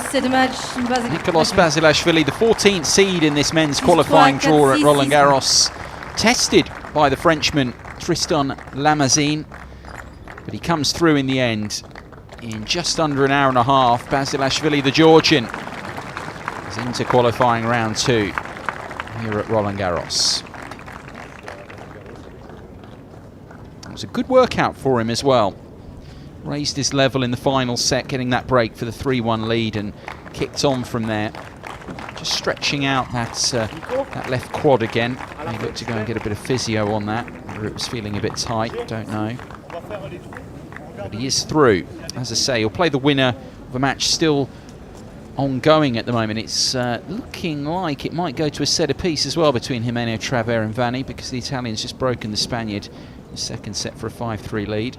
Look back at the numbers. Lamazine did serve very well. That was the reason he was able to, primary reason, able to go on and take that second set. But Basilashvili with decent numbers, threatening largely throughout the match, and a bit more quality in that deciding set, the difference as he progresses to round 2. We'll be back with you for our next men's first qualifying round very shortly. Karen Khachanov, do suggest you stay with us to watch him, the 12th seed, the Russian, the teenager, up against another Frenchman in Maxime Hamou. So Khachanov, Hamou to come very shortly here.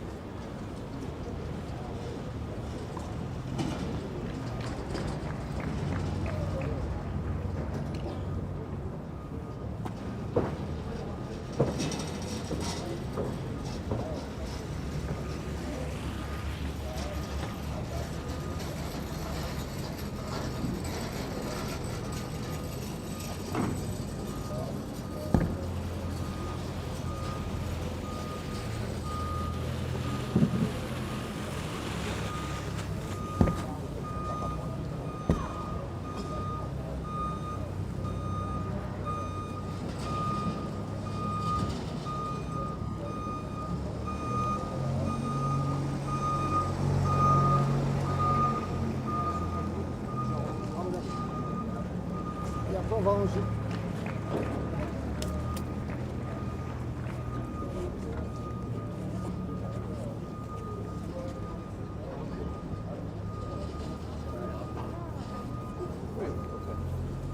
Et après au tuyau, on n'a pas besoin de lever au milieu. Hein. Tu veux qu'on lève, on tire, c'est tout derrière. Moi, le but, c'est de prendre. Salut, là. Salut, là. De le prendre là. Là. Ah, tu dois la mettre plus parce que c'est un peu trop machin. Trop long, ouais, c'est trop long. C'est trop long. Et en fait, t'as ça qui. Même si c'est bon, c'est chaud. Ouais, voilà, tu vois, avec le reste, c'est comme ça.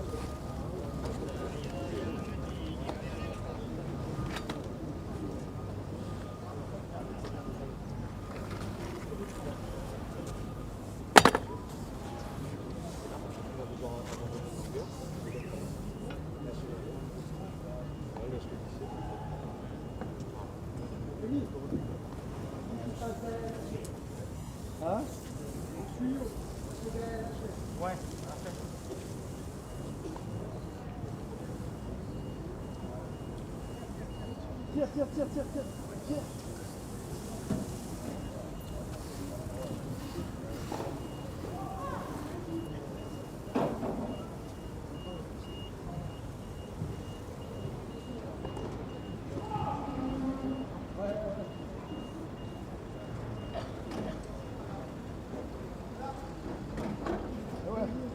Ça marche dessus, hein.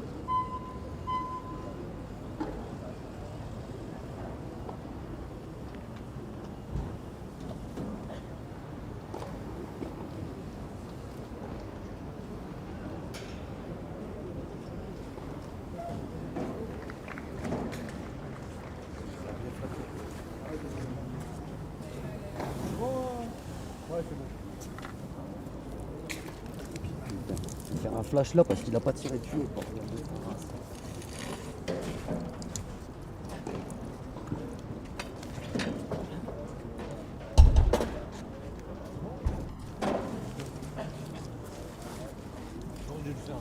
Hein?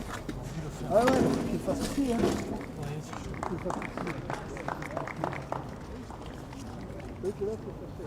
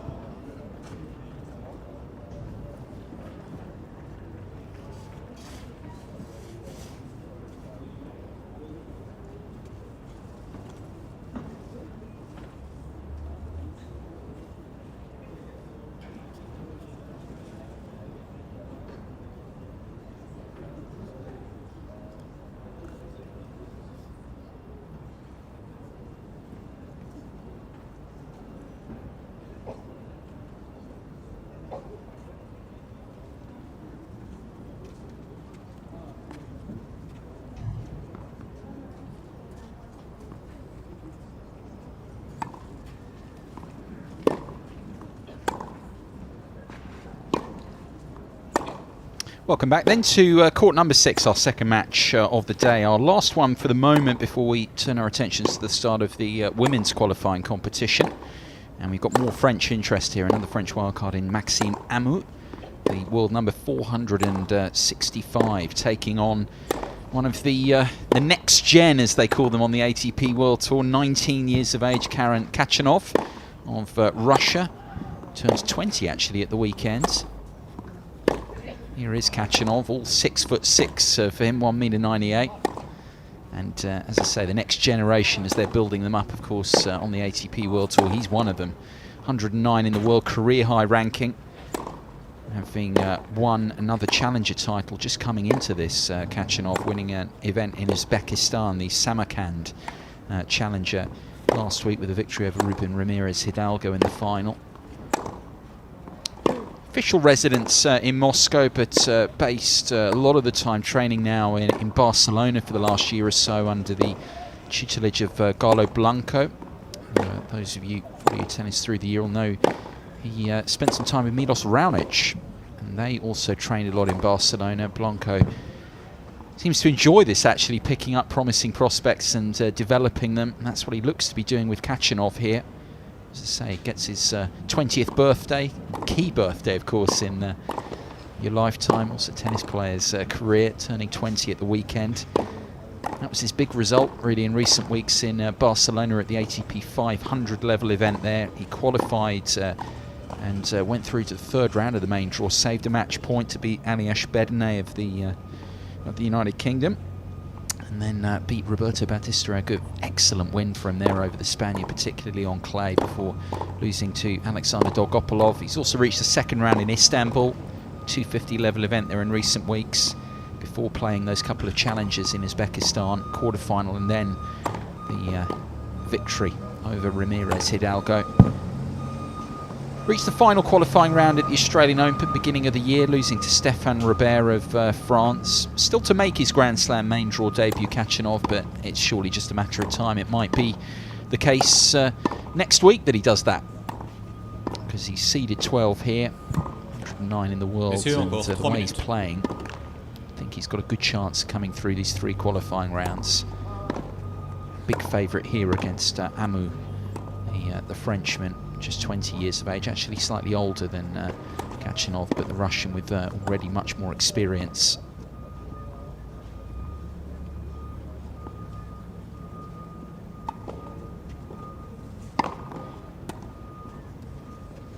So what of this next Frenchman on show? Another wildcard, 20 years of age. Again, another one who's based here because, of course, the French Tennis Federation and the main training base is here in Boulogne-Billancourt at the French Open anyway, at Roland-Garros. And Hamou is another one. Does a lot of his work here using the facilities. 465 in the world. As high, actually, as 211 in the rankings in July of last year. But having slipped down now. He turns 21 next month. 2 minutes. Originally born in Nîmes, but now based here. Very good golfer, actually, Hamou. He's of a handicap of 6. In terms of his results on the year, mainly playing the futures and ITF level, as you'd expect with a ranking of 465. Best results coming at some futures events in Morocco. In March, late February, early March, semi-finals at one and then a final at another. More recently, he's been trying to qualify, almost managed to do that at the ATP event in Casablanca in April, and then failed to qualify at a few ATP, few clay court ITF events in Europe since then. And he also failed to qualify, reached the final qualifying round at the ITF event in Bordeaux, the big challenger level event just before the qualifying here. Lost to Tommy Paul, who pulled off that excellent win yesterday, the American, in his first qualifying round. But really, you look at the first week of May, a lot of focus, of course, for the main men on the Rome Masters. In terms of the ITFs, actually, there are some big events. Not so much that one in Uzbekistan that Khachanov won, but the Bordeaux Challenger is a strong one, and the Heilbronn Challenger, we saw Nicolas Basilashvili in action a short time ago winning that. Those are the 2 really big Challenger level events building into this. Droite de la chaise, France, Maxime Hamou. Big cheer for Hamou. Of course, he'll get the majority of the support. Look at that overhead, blue sky, just a few clouds around. This weather forecast that we had so far is being proven to be absolutely 100% inaccurate, which is a great thing. It is expected to turn from tomorrow, but we were expecting actually some rain from today around now, and that hasn't happened yet, so hopefully can continue to be wrong. It's actually very pleasant, not as much of a breeze around as was the case yesterday, which the players will appreciate. A little bit, but nothing too troubling. As these two begin their qualifying campaigns. Just a few spots left to be filled now, actually, in the second round. A couple of the remaining qualifying men's matches in the first round have gone to final sets. Struff and Mitchell on court 8 in a final set, as are Jimeno Travers and Vanni on court 16, and as are Anderson and is that court 13, a women's match there, but Stokowski and Klein on court 10, still in the first set. There's still a bit of work to be done, get these first rounds finished. But as I say, we'll turn our attentions to the women shortly, in the next couple of hours or so, next hour or two, into the afternoon. Here we are then, our next first qualifying round offering. It'll be the French wildcard Hamou to begin.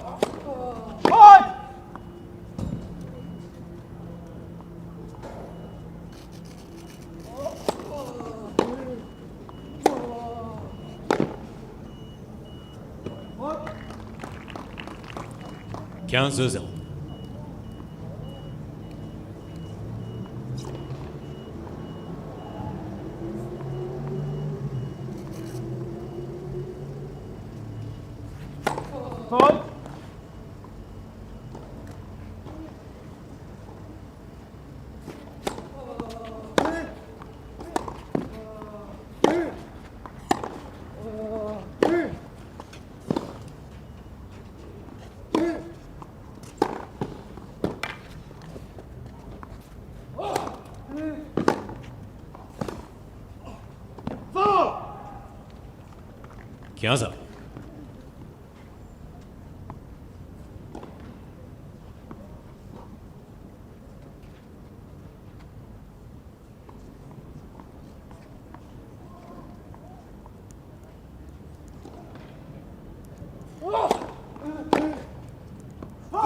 I feel it's going to be important here for Hamou to serve well. Talked about that a lot with Lamazine. I know he ended up losing to Basilashvili in these conditions, getting a high percentage of first serves in play. Try and stop Khachanov dictating too often. Hasn't got as big a serve as Lamazine, it has to be said. It's more of an abbreviated action as well, this one. Hot. 40-15.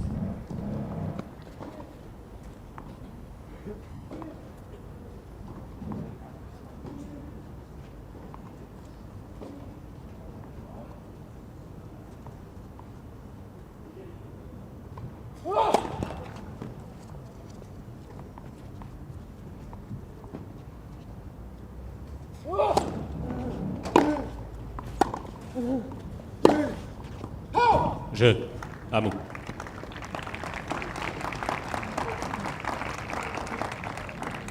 Enough start from Hamou. Look at it's actually his year-end ranking progress, something I always look out for. Players, how they can boost things. I mentioned he was 211 in the world just under a year ago, July of last year in fact. Ended the year at 319. Previous year 356, so he did actually push up the ranking overall. Won a Futures title in Spain last year around this time, his third career Futures title, but it's a big step up the way Khachanov's been playing and who he's been playing as well in recent weeks to try and take on a player like the Russian. You've been playing a lot of your tennis at the Futures level. 15-0.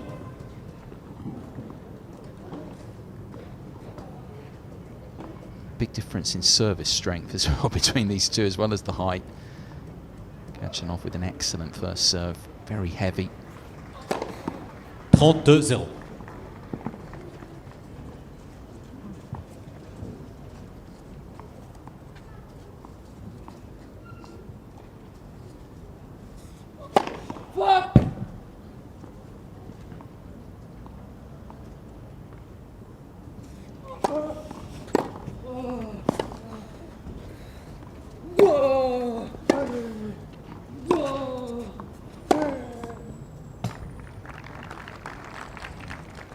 Quarante 0.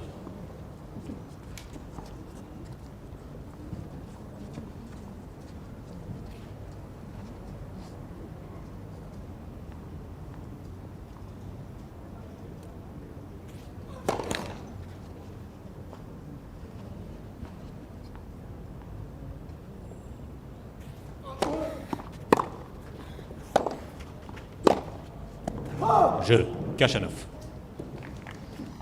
No issues there. Very big, heavy serves early on from Khachanov. Couple of aces.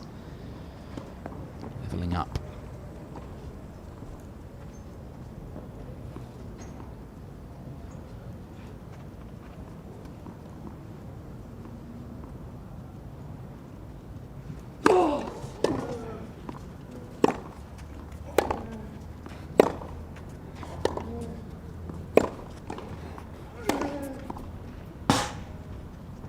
Zéro 15. I think getting into those sorts of rallies, he's going to win the lion's share of them. Heavier weighted shot.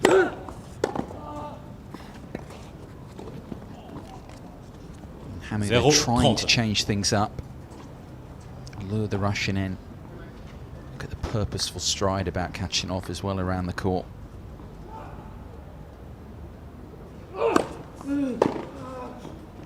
Oh, he's made that return as well. It's how it's so difficult to get it out of his strike zone. Such a big guy. Wasn't actually a bad slider from Hamou.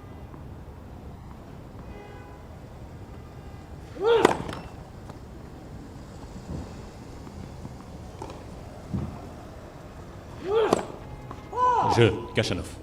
Well, the double fault hands the early break the way of the Russian. 2-1 the lead for Khachanov. First set. Jeu 1.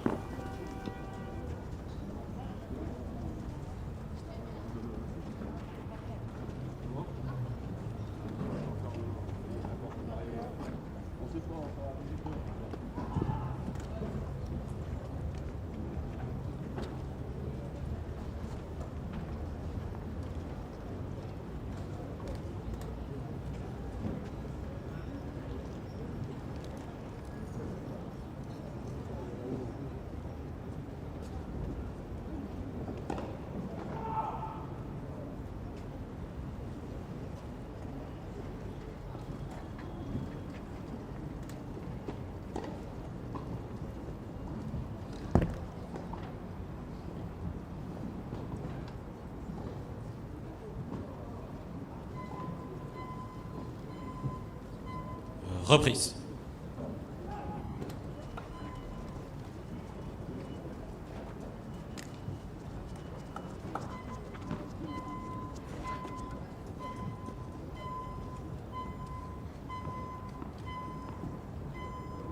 Up the early break here, Khachanov, 2-1 first set.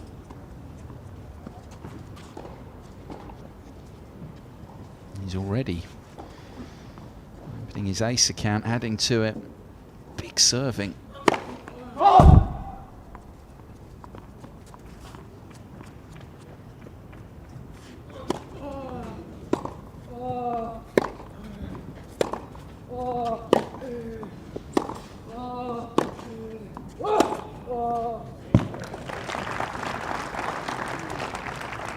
That's well done. That ball sat up a bit more that time for Hamou.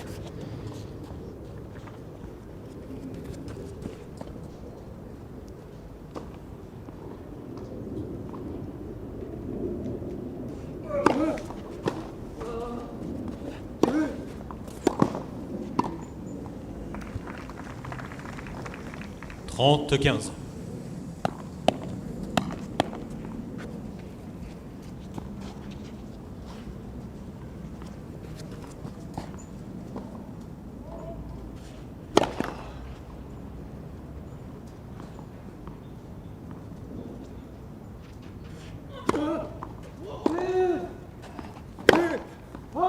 30.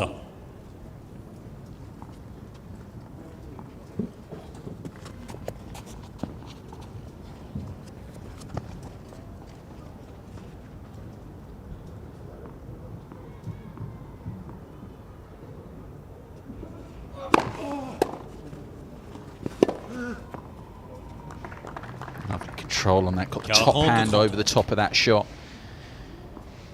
Khachanov started very nicely here, the Russian. Full of confidence, as you'd expect, really, having won that title last week. Khachanov. He's just too strong. He's overpowering Hamou in these early stages. 3-1 the lead. Khachanov mène 3-1.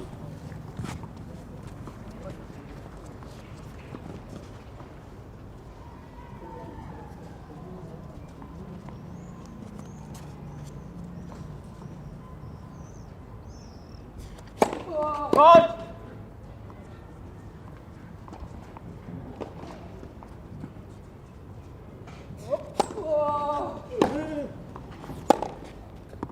0-15. Il n'y a pas de deux échanges.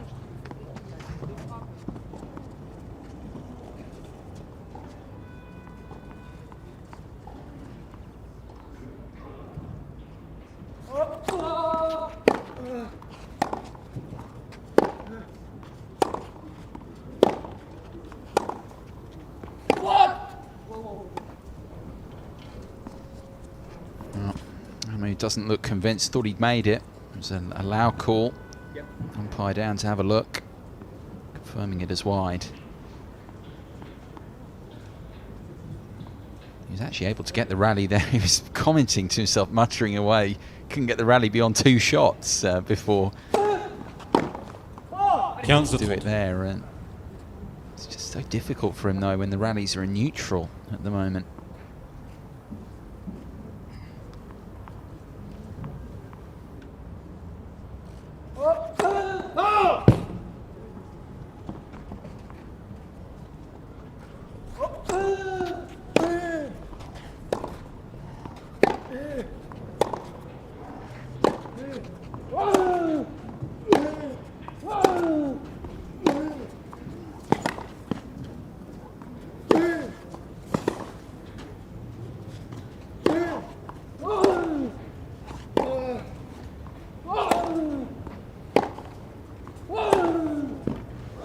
Making an absolute racket. Hamou there. He's barely in the picture for much of the point, but he was defending well. Order. Able to get up the court gradually in the end and unleash the big strike, making the room for it.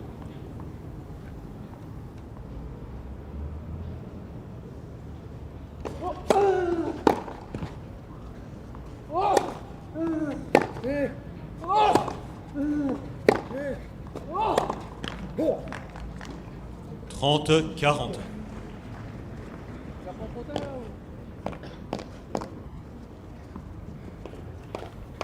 Already a break of serve up, Khachanov. Just so comfortable off the ground in this matchup. Another break point.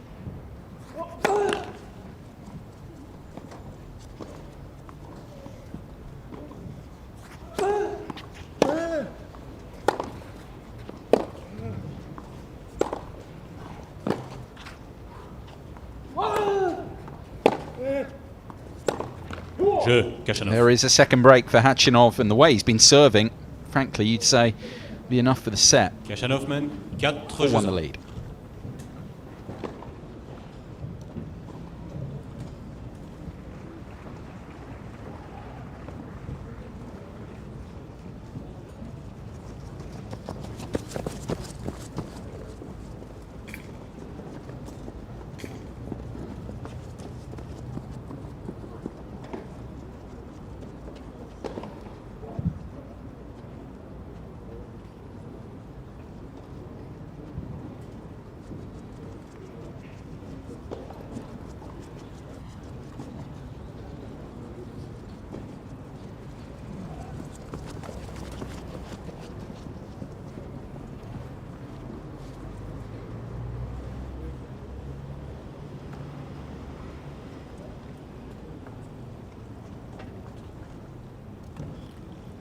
Reprise.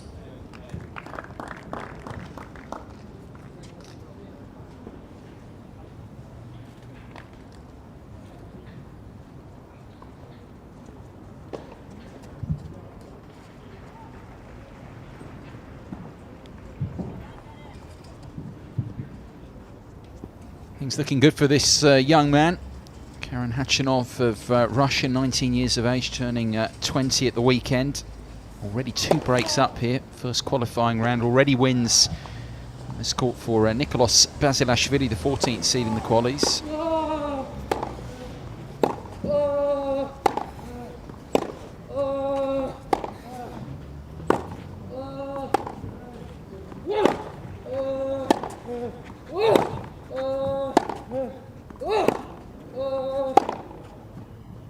It's too good. Just waited for his moment to redirect. So comfortable with the ball in play here. Khachanov. Mentioned Basilashvili, the winner in the first match of the day. Matteo Donati of Italy's beaten Britain's James Ward, first up on court 10. Andre Martin of Slovakia has beaten Nils Langer of Germany in straight sets over on court 12. 32-0. And also wins for Elias Ömer as well of Sweden, who qualified, of course, 3 straight majors last year. The Swede seeded 11, having to go through the qualifying route again, but he's opened up with another win. 40-0. As has our first women's qualifying winner, Kristina Kukova of Slovakia, seeded 18. She's beaten Petra Sokovska of the Czech Republic via retirement. 6-love, 2-love there on court number 15. So our first woman through to the second qualifying round. Jeu, Khachanov. Meanwhile, Khachanov dominating behind his serve. Another love game. 5-1 now.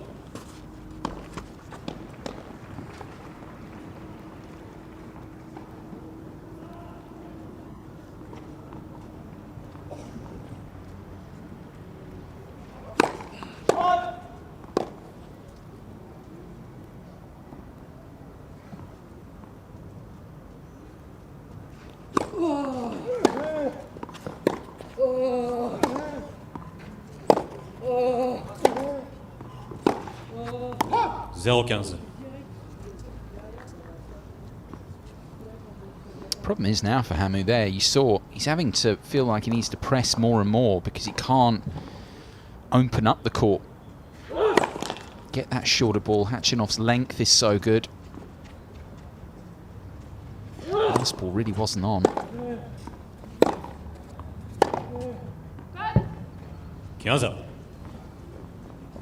Basically, the points he's winning at the moment, it's whenever Khachanov happens to make a mistake like that. It's not really coming off his own racket.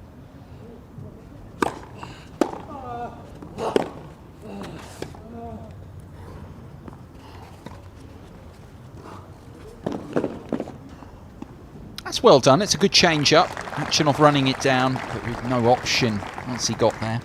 30-15. Looking for that drop shot, Hamou, on a couple of occasions.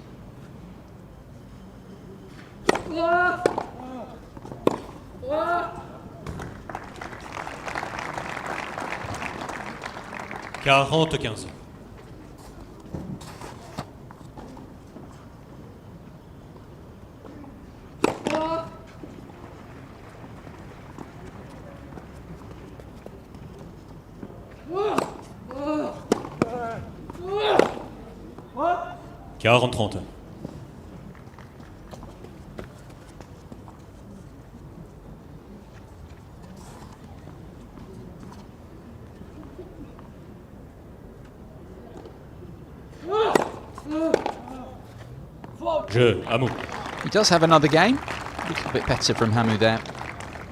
Khachanov will serve for the opening set shortly at 5-2. Khachanov mène 5-2.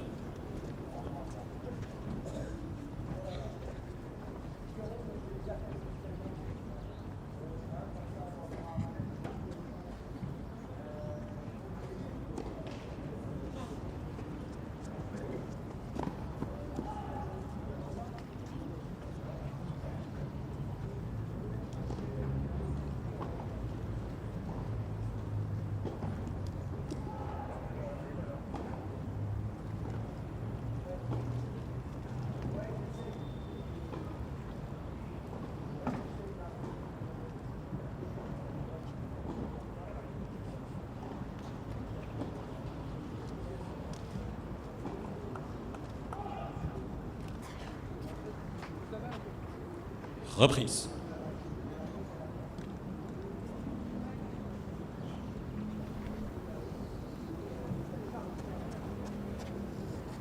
Just 19 minutes or so played here. Players haven't hung about. Played at a good pace, just like the first round, the first match that we had on this court. 12 seed in the qualies. Khachanov serving for this opening set, 5-2.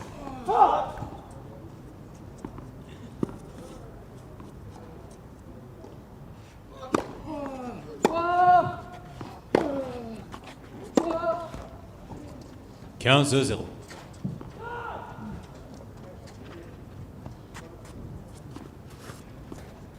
Only lost 2 points so far behind his serve in all. Khachanov yet to drop one, as you say. As you see there, 9 from 9 behind the first serve. 5 from 7 behind the second so far.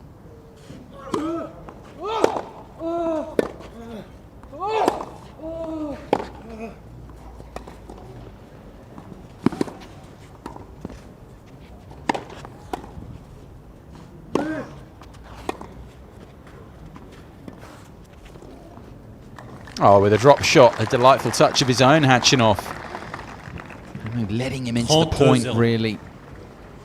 With his drop shot first of all, then unsuccessful with the lob.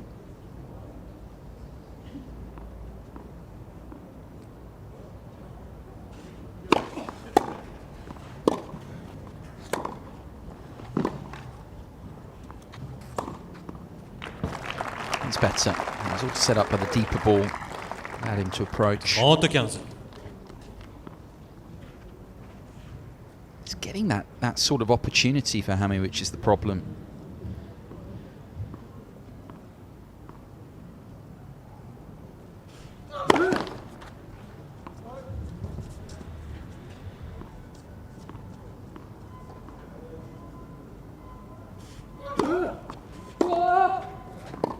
$40-15. 21 minutes played. Khachanov now with 2 set points.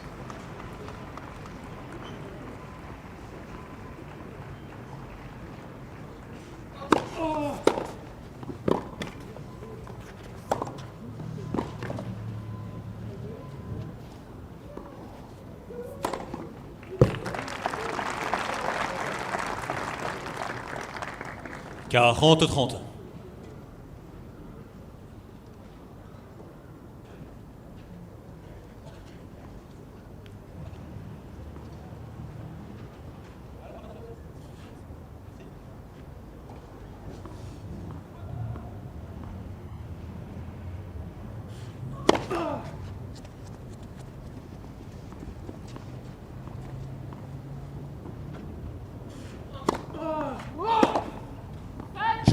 Première manche, Khachanov. There is the opening set here for the 12th seed in the qualies, Russia's Khachanov. Very comfortable, it has to be said, for him. 6-2.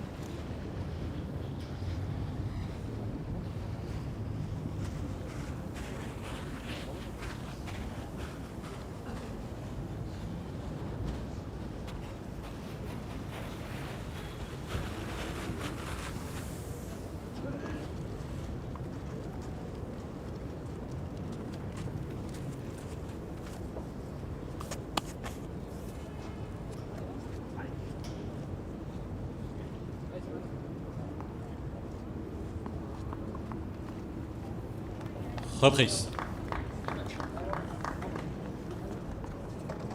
Deuxième manche au A service. set down then. Hamou. Maxime Hamou, the French wildcard here, to the 12th seed Karen Khachanov. Hamou to begin the second.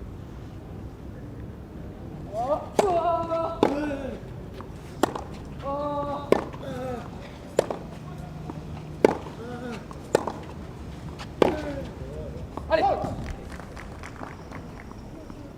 15-0.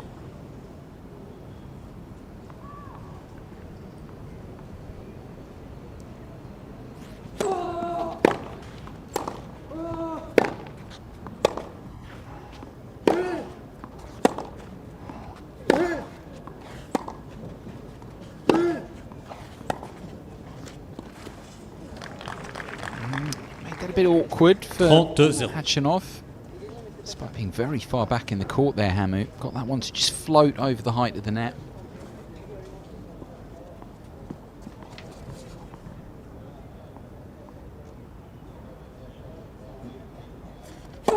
Faute.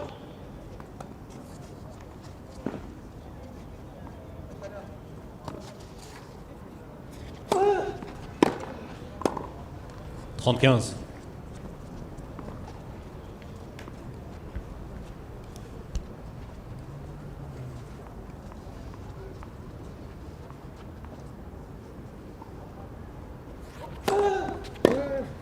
Oh.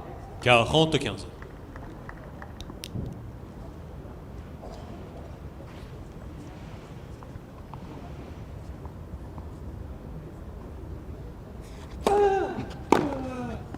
Jeu, Hamou. That's a better start to this second set from Hamou. Trouble there on serve. Premier jeu, deuxième manche.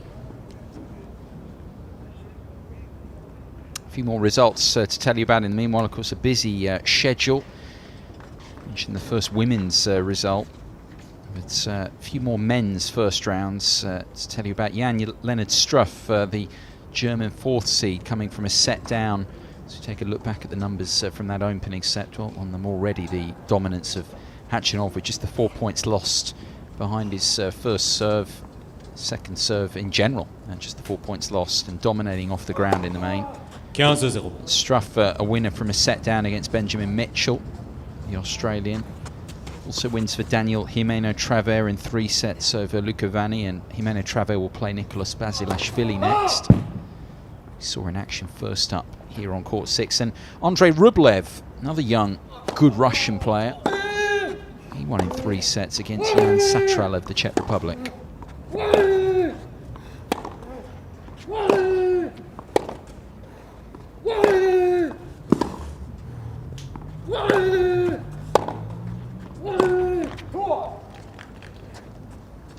Trente-0.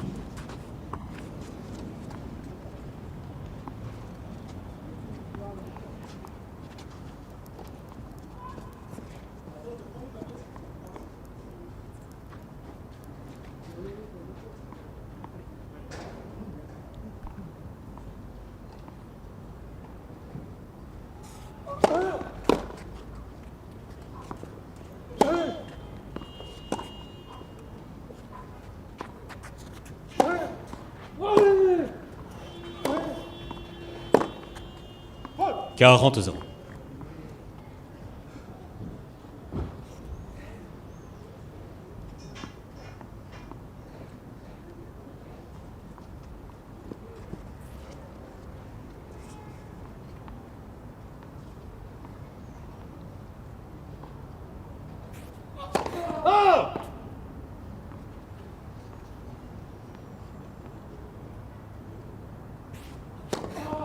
Jeu, Khachanov. Excellent second serve from Khachanov.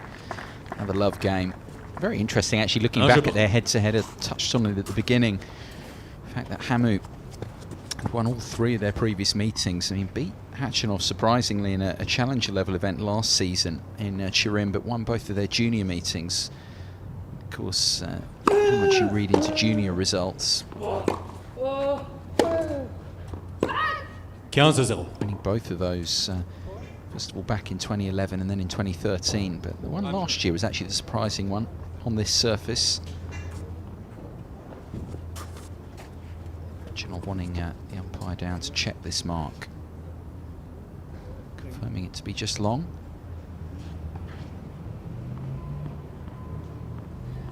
Russian has developed so much even since then, up at this career high ranking now.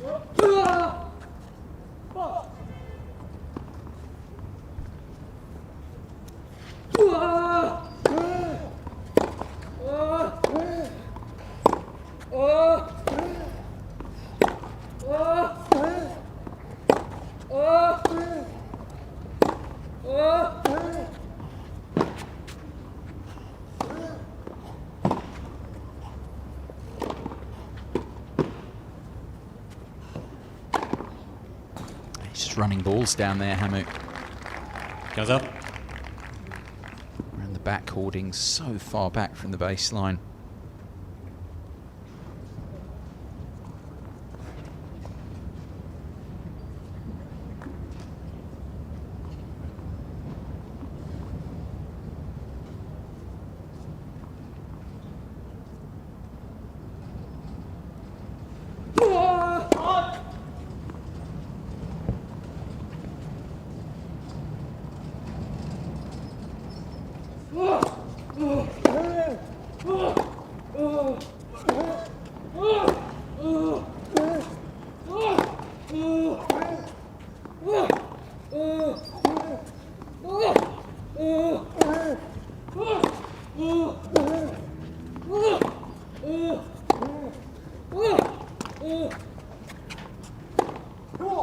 Excellent play from the Russian. Just thought he was getting pushed off the baseline there for once, but he recovered his court position.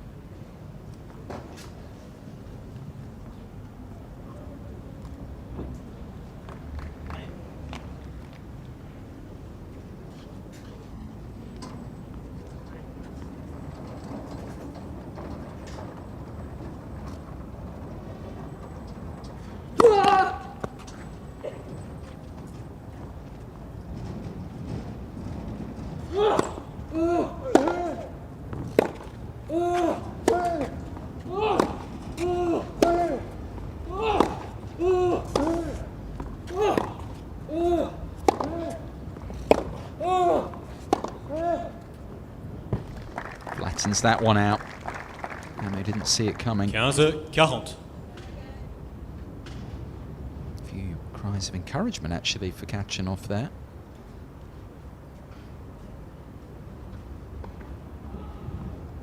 Two break points.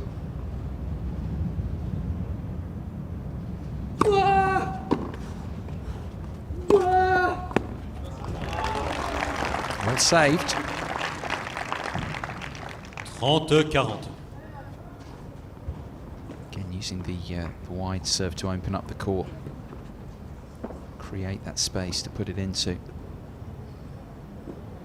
Good first serve now as well. This is creditable spirit from Hamou. Both break points saved.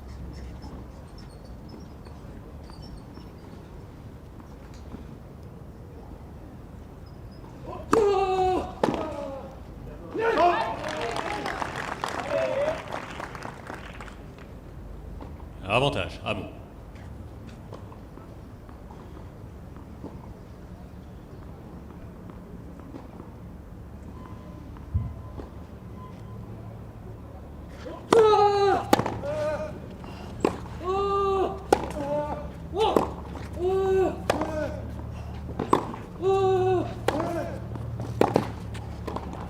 He does save the two break points, and Hamou leads again. Second set now at 2-1. Hamou mène 2-1.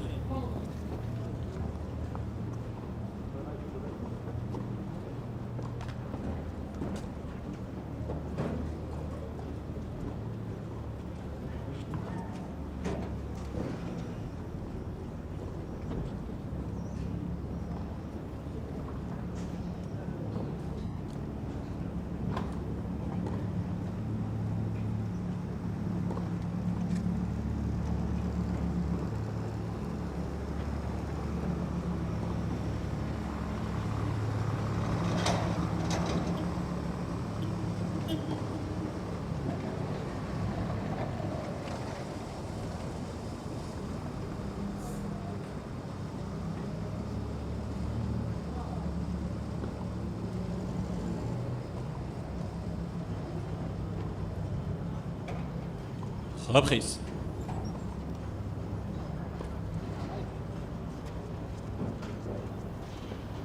With serve early in this second set. This second match of the day on court number 6. You just see court 8 in the background. Really in the heart of the facility here. This court being used for our televised production this year. First time of the qualifying all week. Khachanov at 1-2.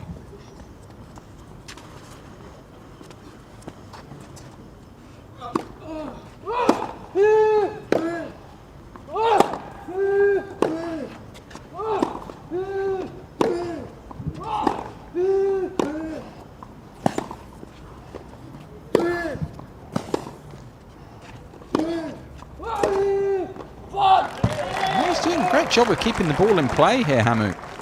15-0. He's not quite so far back off the baseline in this second set. Clearly this is his best surface. He's been struggling to win points on the Khachanov serve. Just 4 in that opening set. It's 1-2 now, early in this second. Chance there as well.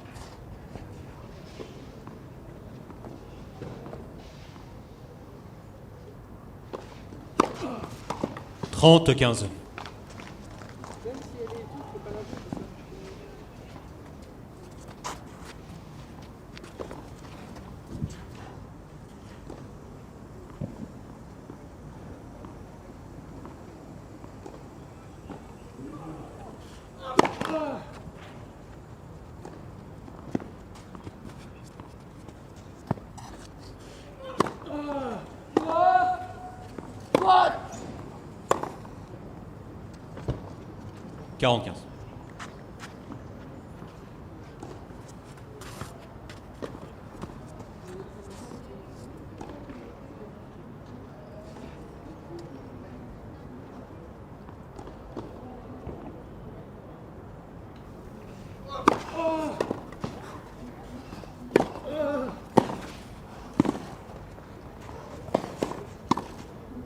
Jeu, Khachanov. Made him work for it, but Khachanov holds again easily. 2 jeux partout.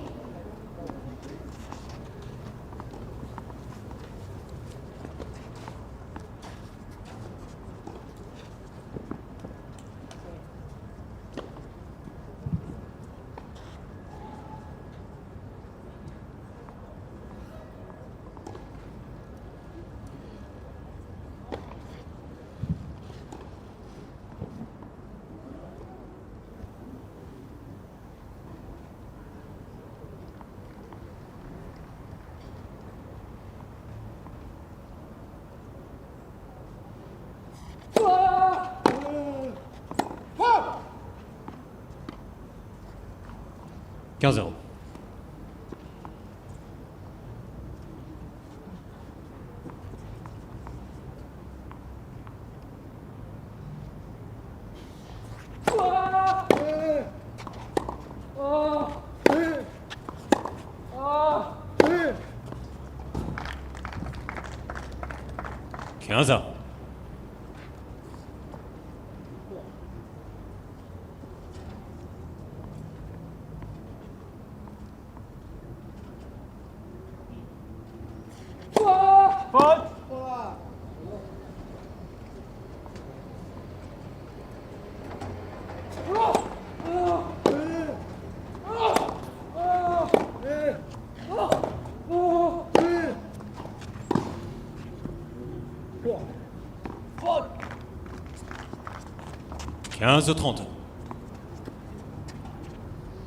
Now, yeah, you can see the body language from Khachanov here. This is where a top player that he hopes to become. He's really hotly tipped talent. This is where you look to make it count. Got the opening. Can he kick on?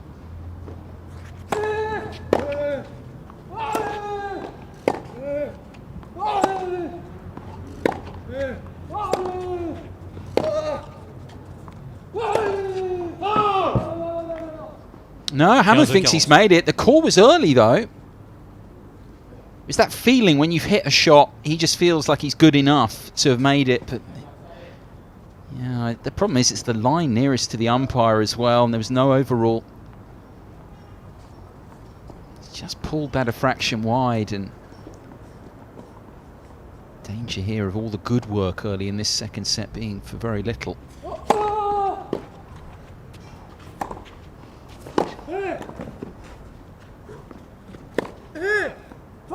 Oh, now Khachanov's made a surprising mistake.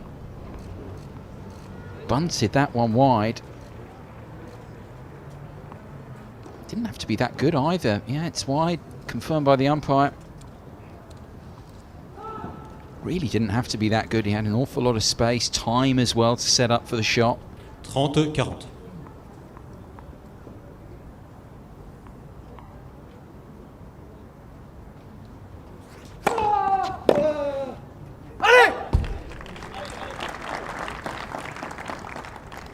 Quarante.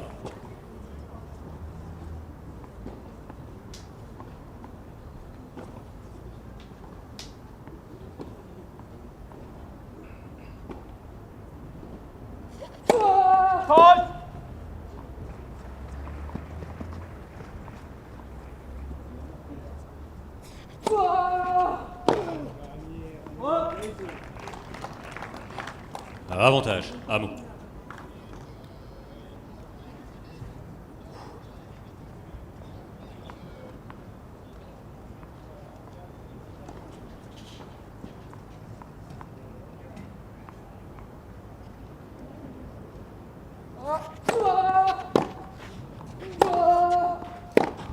Jeu, Hamou. He does very well there. Hamou to hold. He needs to impress actually in this second set. He's not letting Khachanov get away from him so far. 3-2 the lead.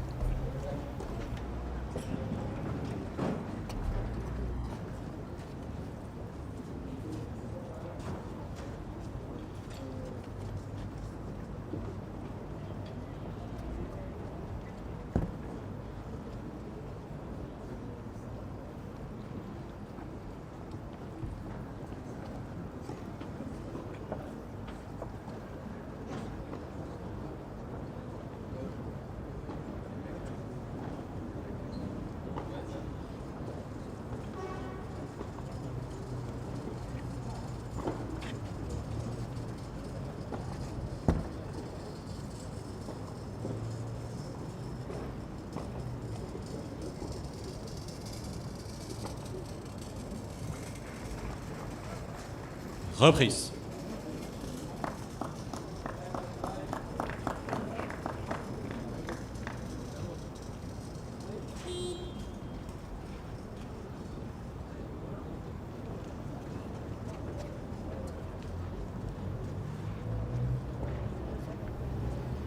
So still with serve, credit to Maxime Hamou, the French wildcard, for getting to this position in this second set, saving break points along the way, giving Karen Khachanov a little bit more to think about as he serves at 2-3.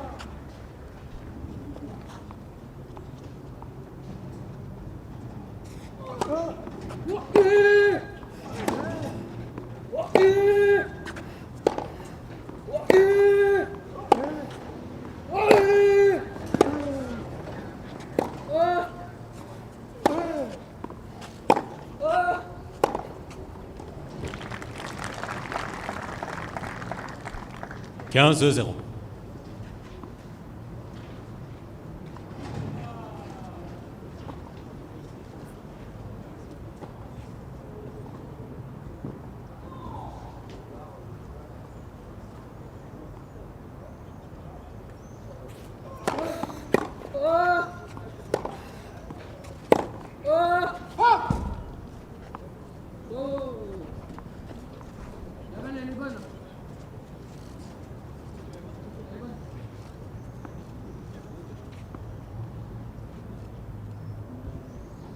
I've been kept busy and actually saying here, Khachanov's not going to like it.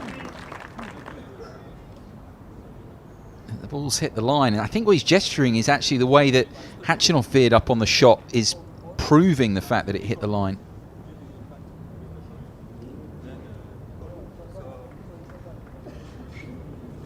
And now Khachanov's actually saying, well, you should get a replay of the point as well.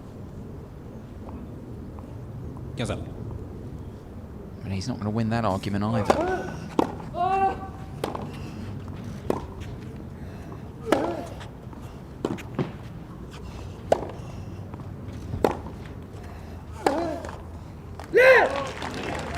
Maybe it could prove to be a turning point. This is really the first time that Hamou has had anything resembling an opening on the Russian serve.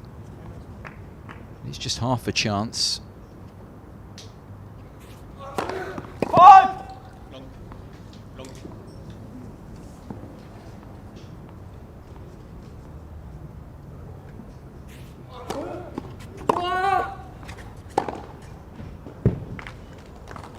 Back of the line. 30. Fortunate.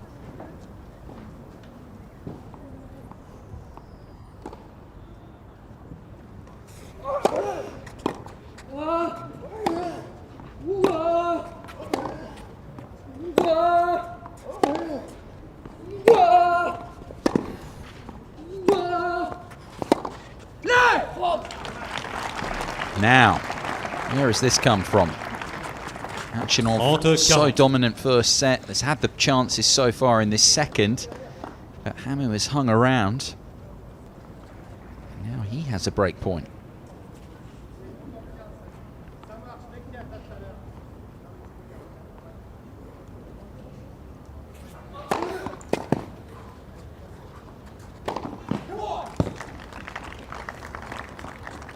Quarante.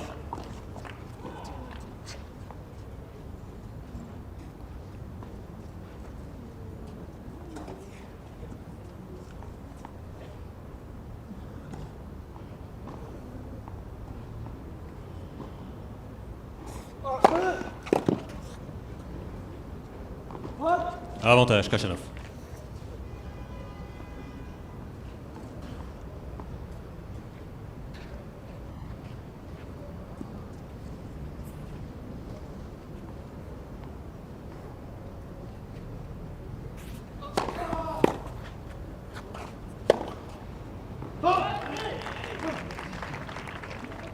Égalité.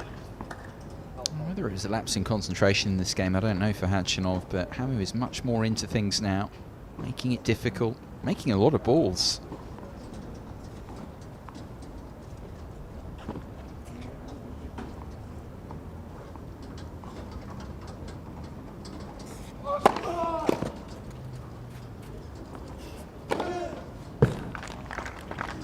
Avantage, Khachanov.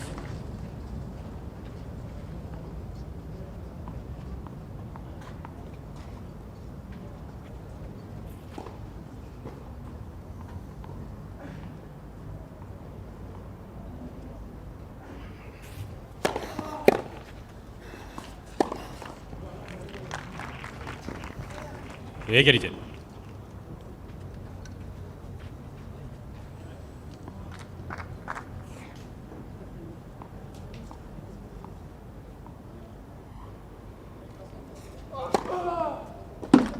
Avantage, Khachanov. 8 aces now.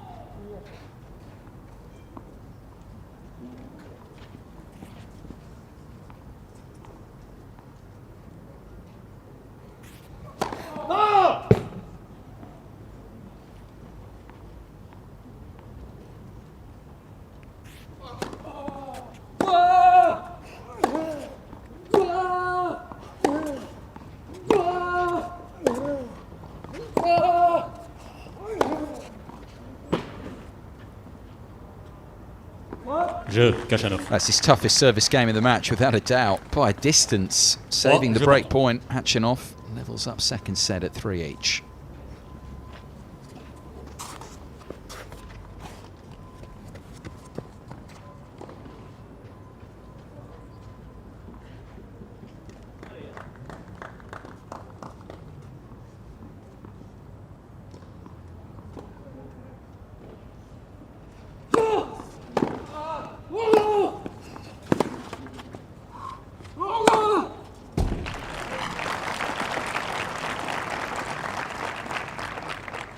Quinze-0.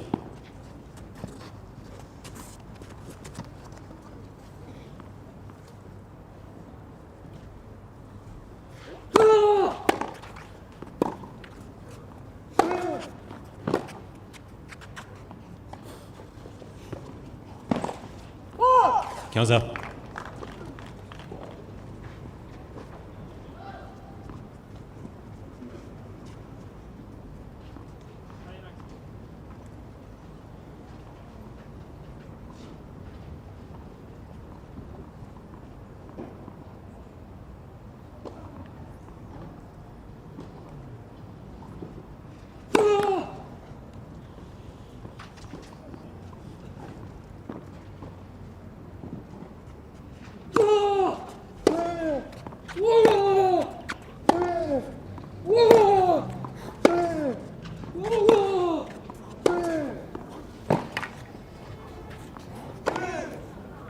Dominating with the forehand, bit of extra pace up the line 15-30.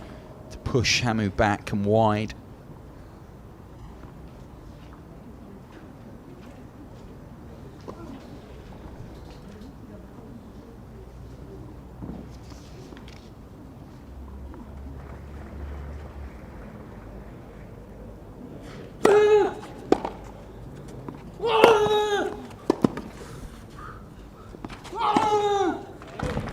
Response from Hamou. The second set's been much tighter.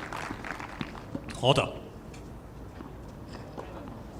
He's taking any opportunity to improve his court position.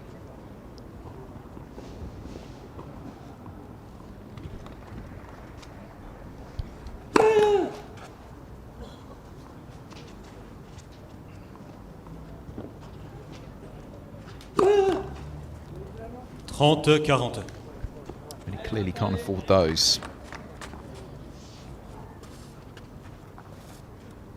Break point for Khachanov. Yet to break through in this second set. He had opportunities. Here's another.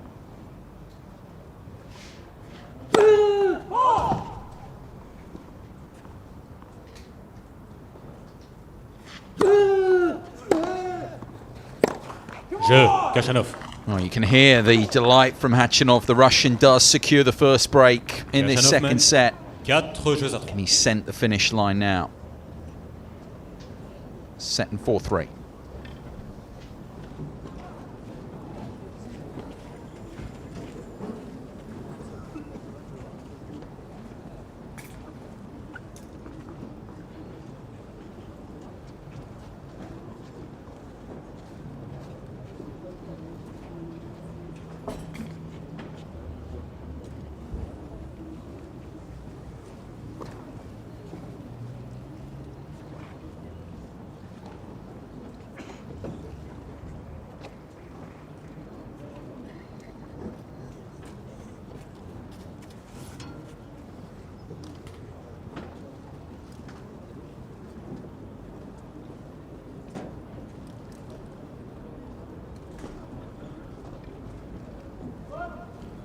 Reprise.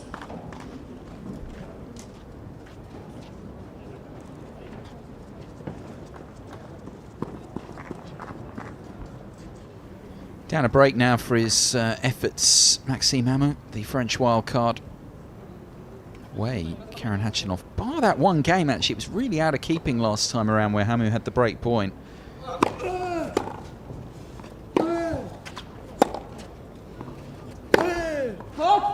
Really, it's only going to be mistakes like that from Khachanov.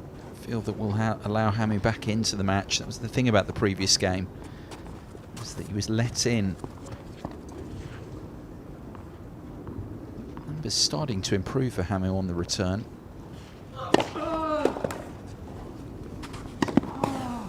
No mistake there from the Russian. A couple more results meanwhile. Short time ago in the men's first rounds, we are pretty much along the way to having the second qualifying round set up now. Wins for Sergei Stakhovsky, the 10th seed in the qualifying, man from Ukraine, beating Britain's Bryden Klein, 3-3. 30-15. Also victory for a Frenchman, Jeffrey Blancano, beating Hiroki Moriya of Japan from a set down. So some success for the French. It's looking doubtful whether we'll get some more here though. Already Tristan Lamazine beaten first match of the day. To be fair, the unexpected the French win either of these first two matches against higher ranked opponents. 30. course, Basilashvili beating Lamazine.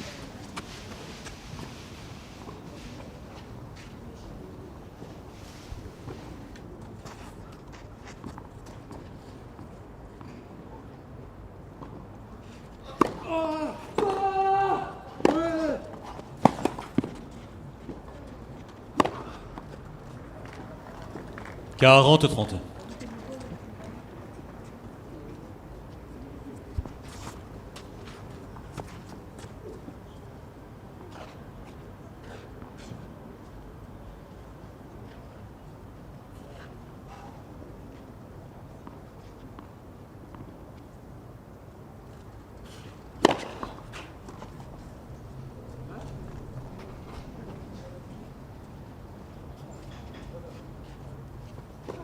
Been kept busy, hasn't he?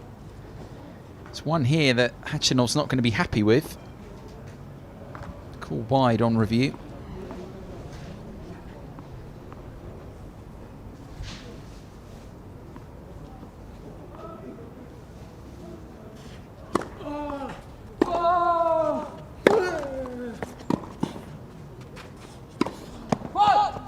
Oh, he's put that wide. 40. Remarkable, he can't believe it. Game was his. No need for it to be that close to the line as well from Khachanov. Just little areas here you see for all his promise that they can continue, of course, under the tutelage of Galo Blanco. Areas just the way he kills some points, going for a bit too much. Just his shot selection sometimes could be a bit better.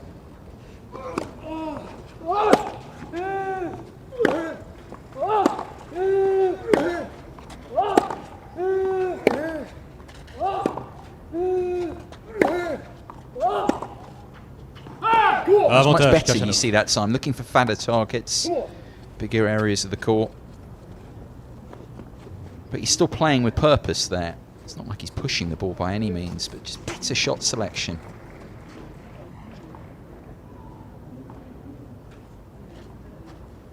Really, that's all it needs to be in this matchup. For all that Hamou is hanging in there, Khachanov much the more powerful player.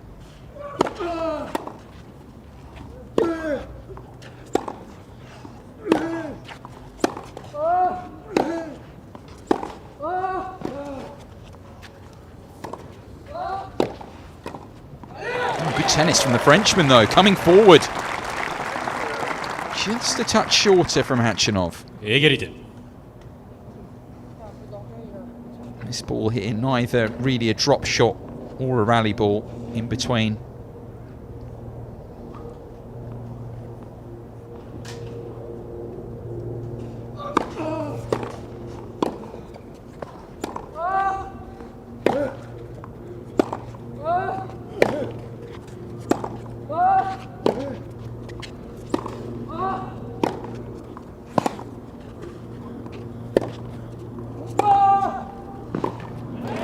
Excellent.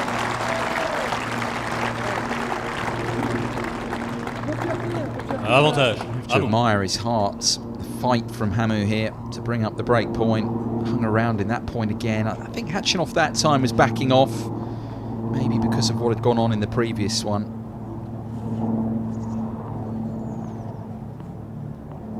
Save break point last time around. Égalité. Does it again. That's why I'm always tempering the moment for Hamou, just as in the previous game, that it's a really big opportunity because, of course, Khachanov has got the ability with that first serve to snuff it out, as he did there.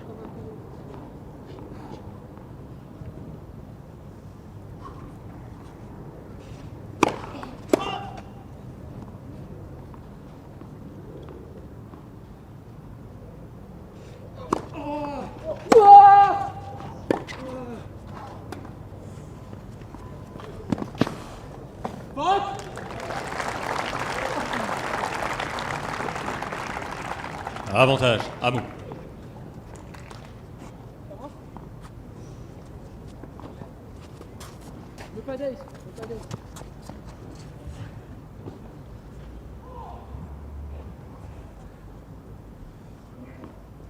Second break back point for Hamou.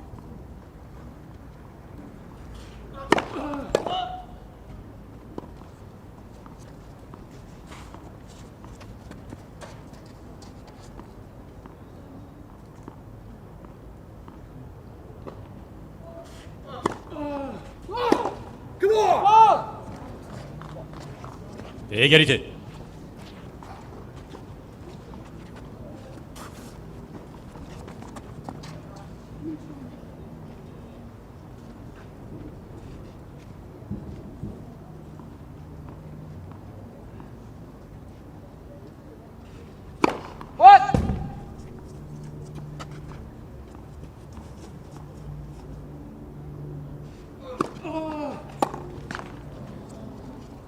Avantage.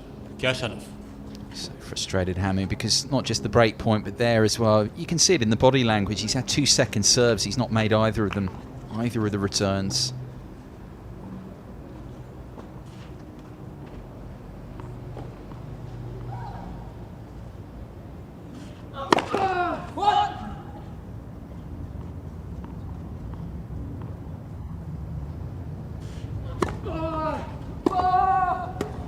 Je Khachanov. 3 missed second serve returns. Amateur, changement de balle, s'il vous plaît. From break point up. Balle 9. Khachanov survives, and with an hour played, a game Khachanov away, mène the Russian, 5 jeux à 3. from qualifying round 2.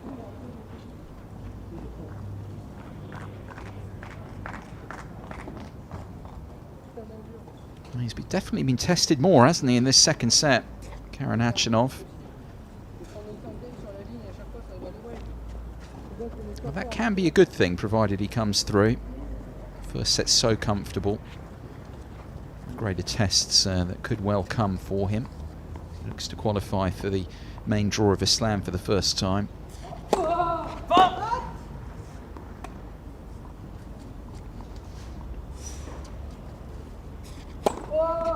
0-15. Winner of this, and it's looking like it's going to be Khachanov at the moment to play winner of a match on court 13, which frankly I was expecting to have started by now, but it's a very long running women's match at the moment there between Anderson and Kato. Still going, final set.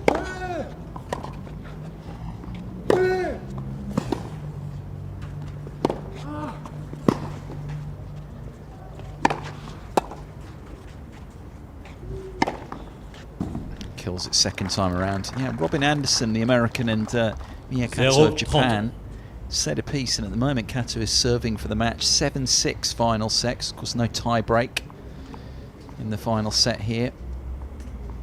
That will be followed on by the match I was mentioning. Looking like Khachanov will come through to play the winner of that following match, which is Jordi Samper Montagne of Spain against Amir Weintraub of Israel. 15-40. The winner of that to play the winner of this one in qualifying round 2. Match points here for Khachanov.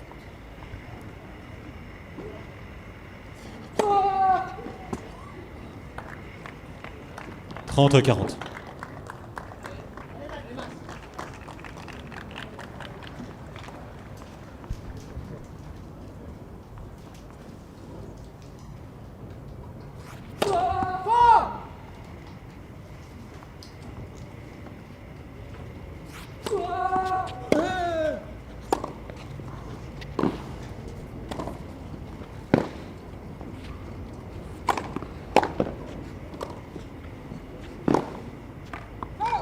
Not quite. Tried his best, Khachanov, to end it there. 40. He survives for the moment, saves the match points.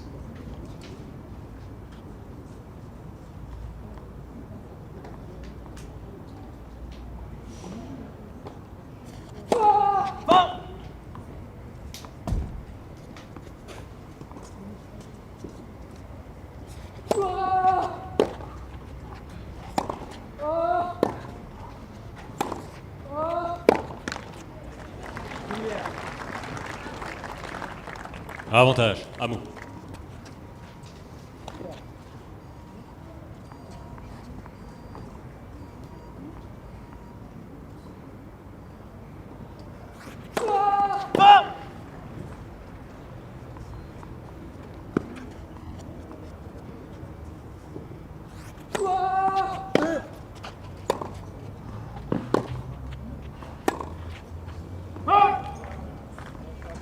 Et égalité.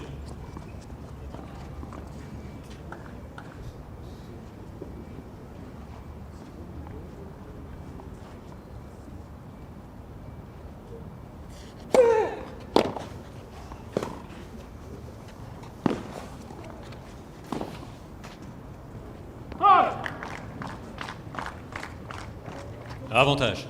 Khachanov. Hour and 4 played now. Third match point for Khachanov.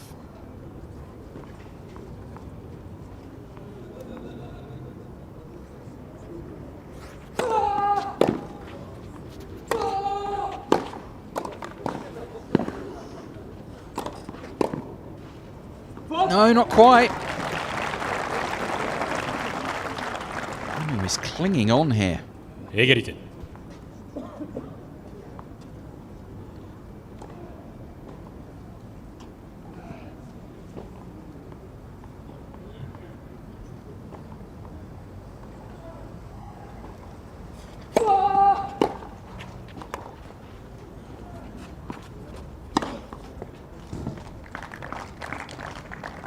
Avantage Khachanov.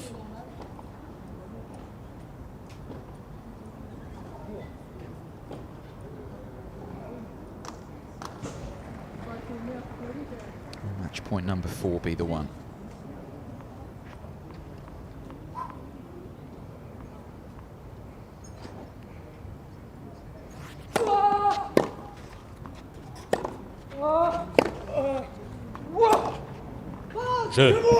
Indeed it will be. Eventually Karen Khachanov gets that done. It was a bit tighter than he would have liked, I think, in the end. But frankly, it doesn't matter. It's all about getting the wins and living to fight another day in this qualifying event. And that's what Khachanov has done. A straight sets win for the 12th seed. The Russian is through to qualifying round 2.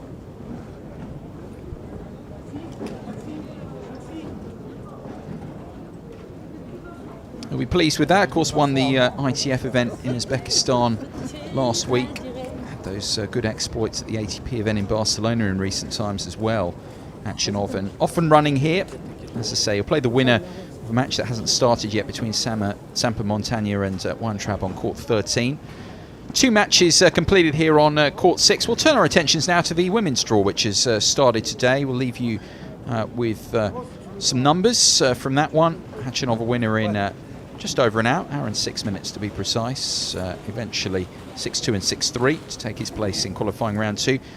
I'll hand over now to Pete Hodges, who'll be taking through the third match of the day here on court 6. It's coming up shortly. He'll be with you for Patricia Maria Teague, the 4th seeded remaining in the women's draw against the United States, Vanya King. That one coming up with Pete very shortly.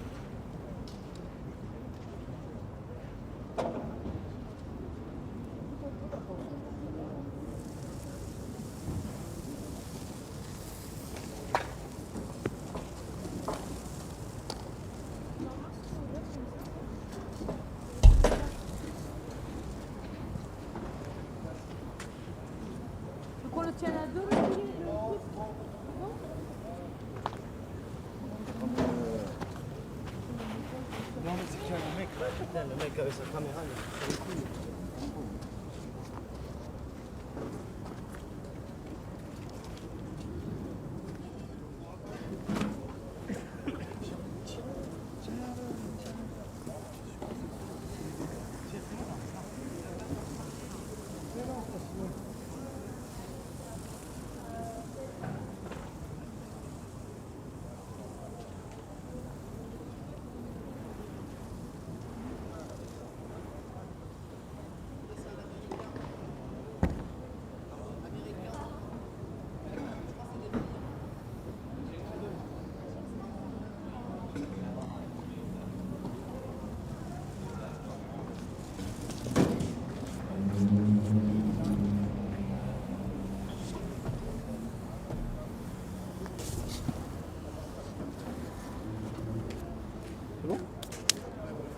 Hein, peut-être les sièges après les bancs. C'est bon.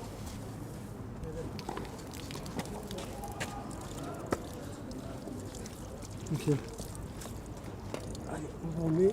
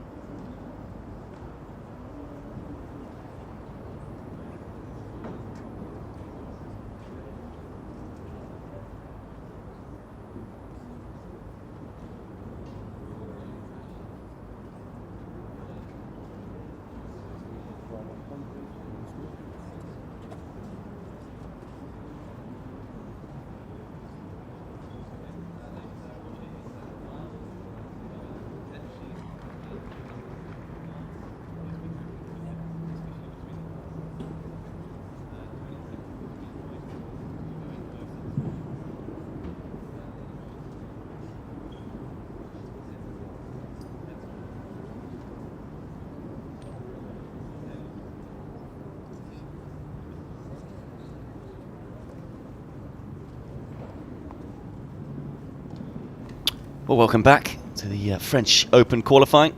First round action, and it's the first we've seen of the women on court 6. What a first round match this is.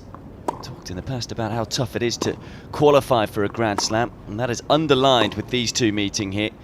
P. Dodgers in the commentary box, incidentally. Patricia Maria Teague, the 4th seed and a quarter-finalist in Madrid just a couple of weeks ago. That's a premier mandatory tournament. And yet here she is having to qualify for the French Open, and she's taking on Vanya King, who's previously reached the 3rd round of the French Open back in 2011. She beat Cibulkova on that occasion. Very good clay court player, battling back from injury at the moment, but she's had a good year, won a number of matches on the WTA circuit. So this one will be very tough to call. And two players who should be feeling pretty confident that they can get through qualifying. They've probably felt a little sorry for themselves that they've met each other in the first round. This is the schedule, incidentally, for today. We've already got through a couple of those men's matches. Basilashvili, the winner in the first one, and Khachanov, you may well have seen just a few moments ago, getting past Maxime Hamou. This is the first of the women's, as I say. Then following this one, Sasha Vickery against Rebecca Peterson. And then we'll round things off with Claire Feuerstein against Julia Boserup. Of course, it's the men's draw that is very nearly complete in terms of the first rounds. The women's really yet to get going. Just a couple of results to give you in terms of the women's so far. A few moments ago on court 13, Miyu Kato won a marathon match against Robin Anderson. 8-6 in the 3rd and won over 3 hours to pick her place in round 2. And also a winner, Kristina Kuchova, got past Setkovska, who retired hurt in the 2nd set. So what do we know about the Romanian, Patricia Maria Teague? Well, she's just 21 years of age, currently at her highest ever ranking of 101 in the world. Started the year ranked 115, and really, after making some splashes at the back end of last year by reaching the final in Baku, which is a WTA tournament, she's struggled to adjust this year. Certainly taking her time to get going. She certainly is a player who prefers the clay, so is maybe just finding her feet now on this surface, because she had actually only won 8 matches in qualifying. Very few matches she'd won in terms of main draw matches on the WTA circuit. In fact, 0 matches before she rocked on up at Madrid, where she went and won 5 matches in a row, including wins over Kasatkina, Stevens and Keys. All players ranked inside the world's top 35. So shocked a few there. What was certainly her biggest achievement so far in her career. Of course, that is a premier mandatory tournament, so the highest level you can have if you take out the Grand Slams, that is. So should no doubt be feeling very confident after her performance in the Spanish capital. Hasn't played a tournament since then, though, so has had a bit of time to rest before coming here to the French capital. But it's going to be a tough opponent for her today. Vanya King, the American, currently ranked 166 in the world, but she's a former world number 50, which she achieved in November 2006. It feels like that she's been around for a very long time, and that's actually because she has, but what I mean by that is it feels like she's older than 27. And that's all to do with the fact that she broke onto the scene as a youngster, won a WTA title as a 17-year-old in Bangkok in 2006.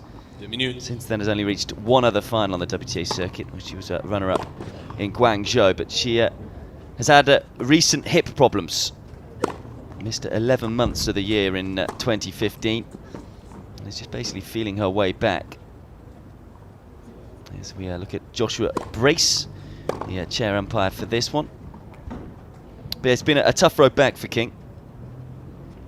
But she seems to have adapted pretty well today I should say, throughout this year. There's the weather conditions. Well, we got the forecast horribly wrong, didn't we, yesterday, saying it was going to be rain for the rest of the week. Not so today. Beautiful playing conditions, just a light breeze.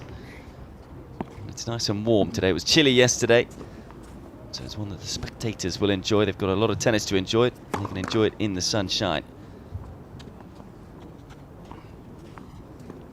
But yes, King has had a couple of good wins this year. Won her first round match at the Australian Open against Mona Bartel.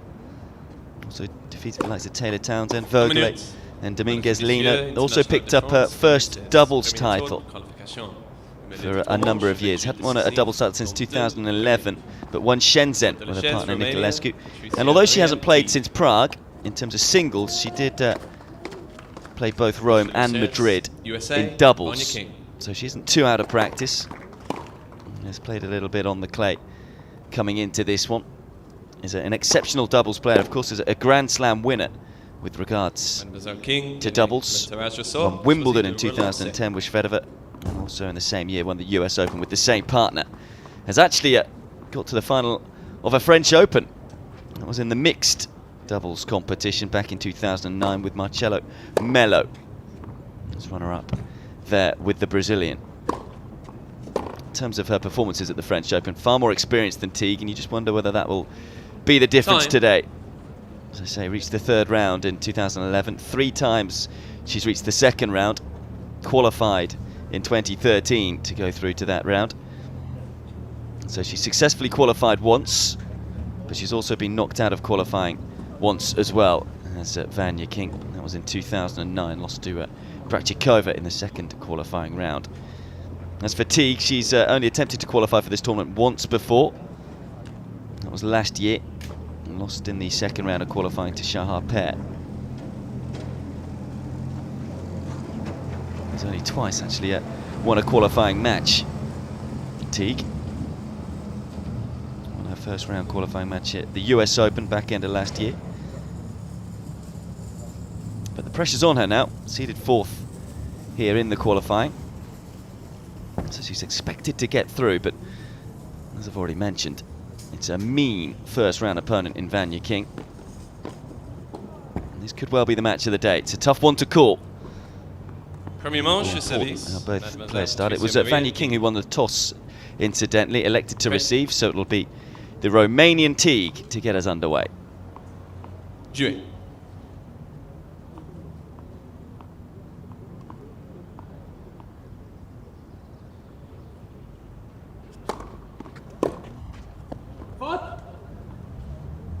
In terms of Teague's strengths, it's not got the most powerful of serves, but it can be effective, particularly on the clay. Tends to hit with a fair amount of slice. Can hit the kicker too, particularly with the second serve. But likes a drop shot, really thinks about her point construction.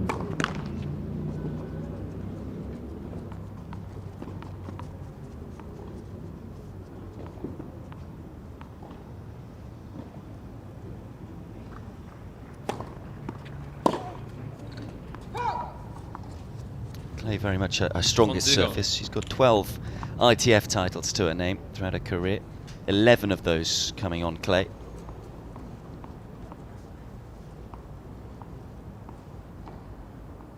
That's why, of course, the drop shot is such an important shot for her.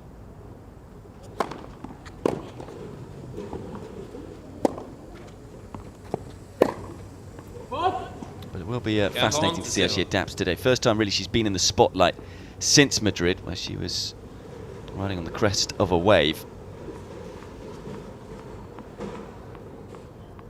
It's difficult for these young players once they do make a little breakthrough. How the mindset changes. They become more the hunted rather than the hunter. But Teague's made a good start to this match.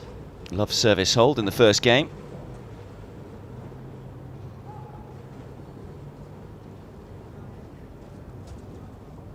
Peu de place, s'il vous plaît. Currently ranked at 87th on the road to Singapore is Teague.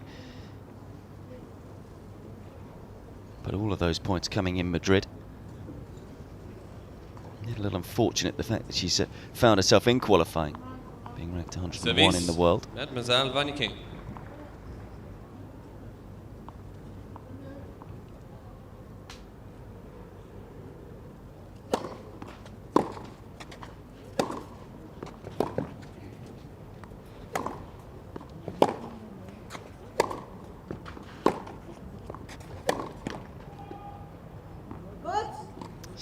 First 5 points going to the Romanian. King, of course, who, as I've already mentioned, is a very good doubles player, so more than capable of stepping up the court. Very composed at the front. Only 5'5", but can pack a punch. Needs to try and be as aggressive as she can be from the baseline.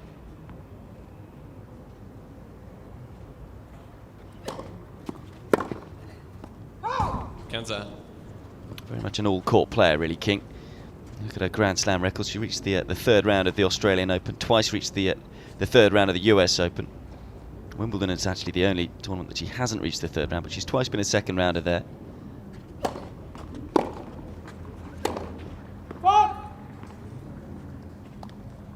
15-30. But hasn't played a singles match since Prague, which is early April, so maybe just a bit of rustiness early on for the American, making a number of unforced errors.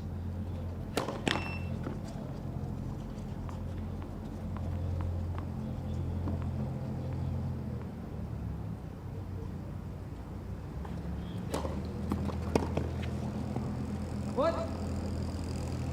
30.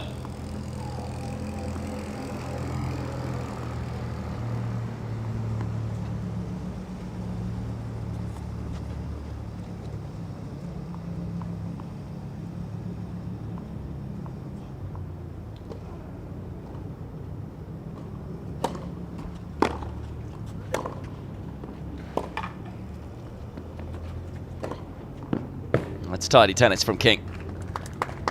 40-30. Excellent early 1-2 punch. It'll be the backhand wing that I would think she would look to attack.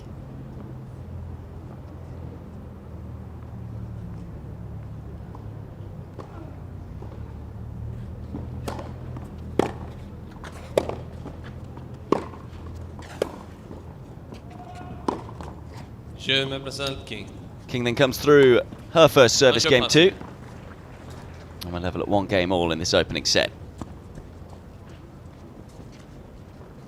Just a reminder, this is the third match of the day on court 6. 5 in total for you.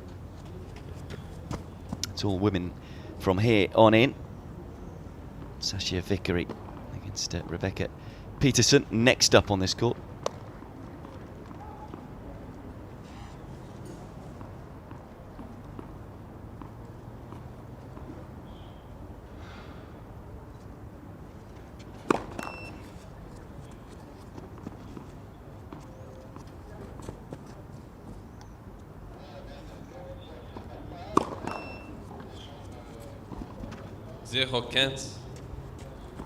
First double fault for Teague.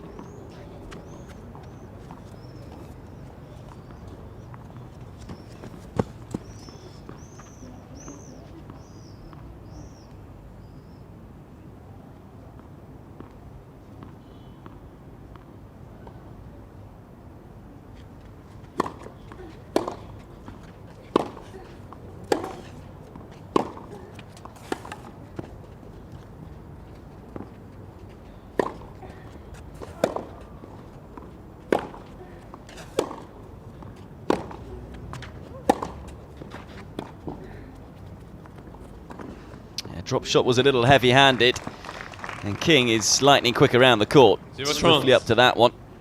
And did well just to calm herself down, just to control the forehand up the line. So after a shaky start, beginning to look good now for the American.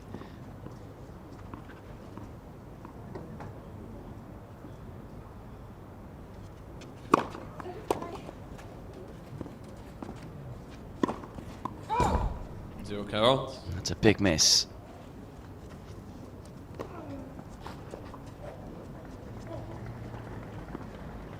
It's a simple ball, really, for Teague. And it's now 3 break points for King.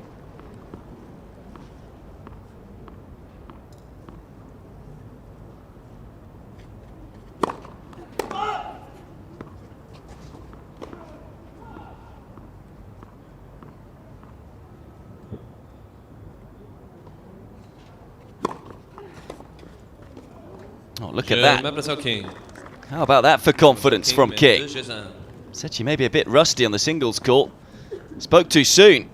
Because after losing the first 5 points of the match, King has been in fine form and breaks early on and leads 2-1.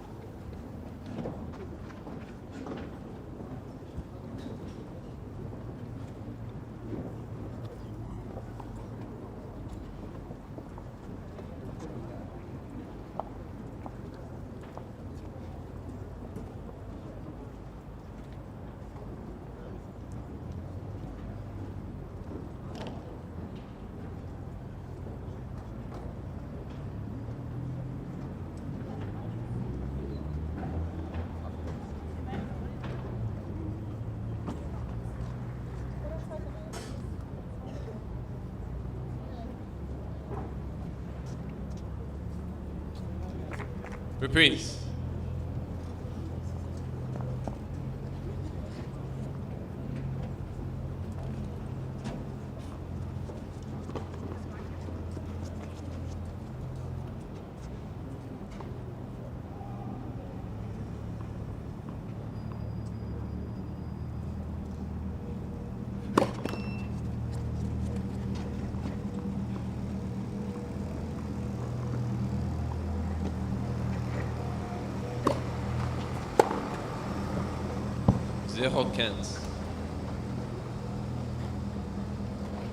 Fine return from Teague. Stops a run of 7 points against her.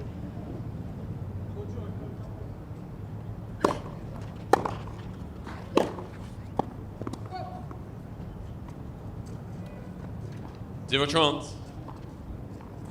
Strange start then to this match. Both players really yet to settle. Lots of unforced errors.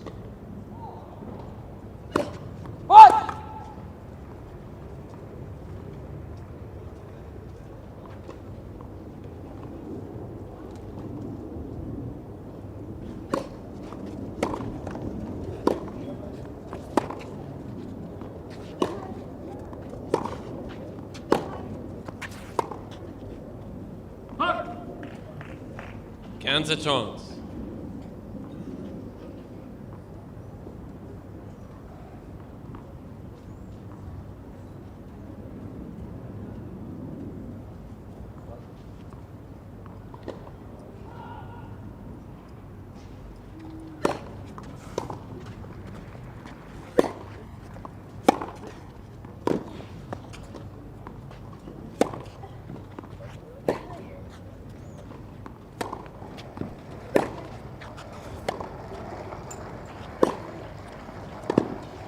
That's a quality point from King. 30. Relentless play from the American. Just a little short. That slice backhand from Teague. King taking full advantage of it. It's a sweetly struck backhand up the line.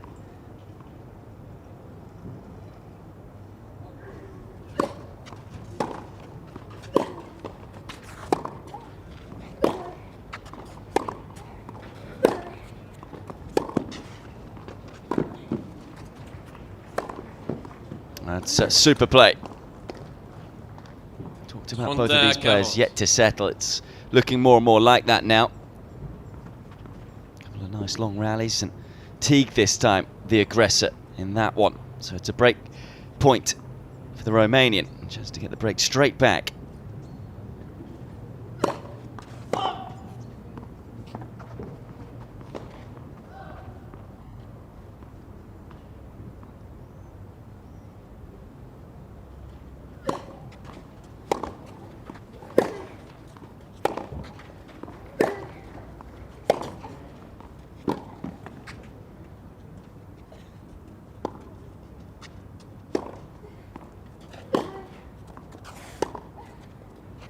Great defense from King.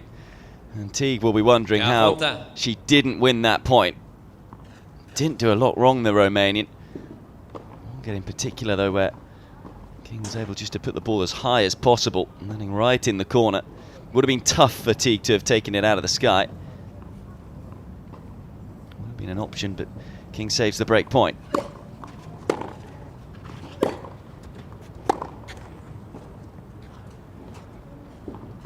It's like this, where it is tough to call. I think it will be tight. It's often who starts the best, which is so crucial.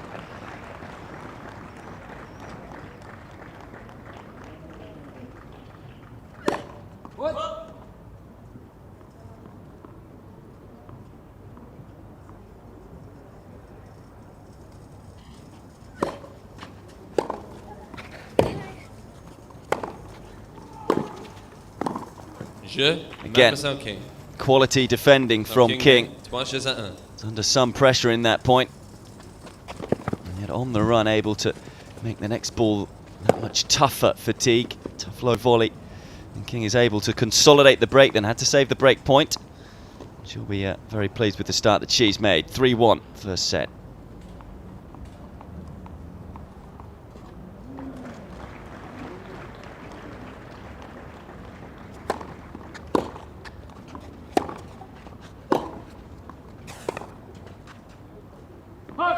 Teague with that forehand. 0-15.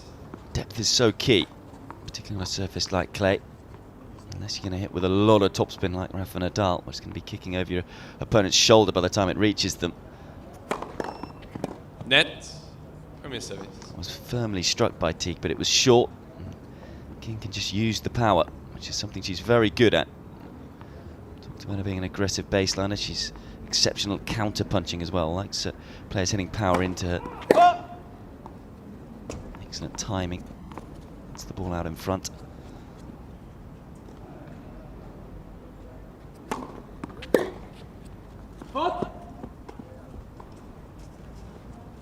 Kanza.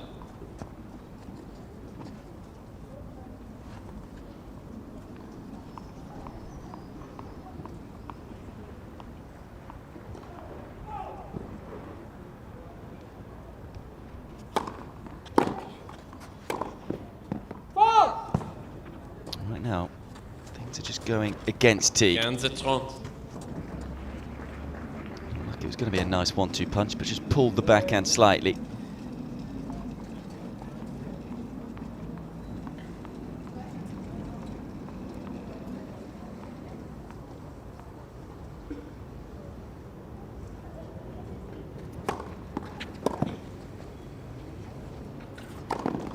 It's a super play.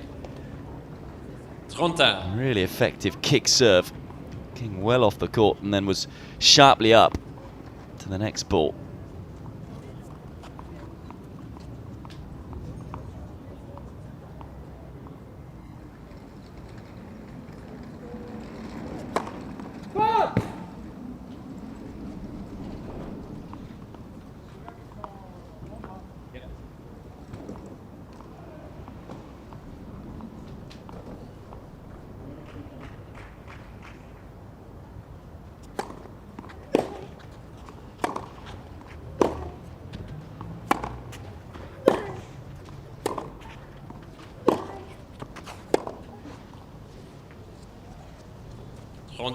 All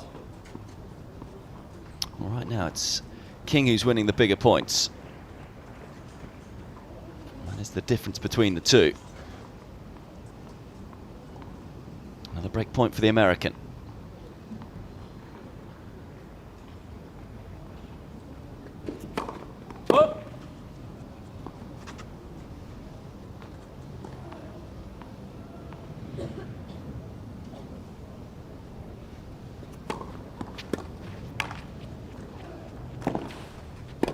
That's brilliant. It's the second time on a break point that she has drop-shotted off the return, King. And it's the second time it's worked, as she breaks again and now leads by 4-1.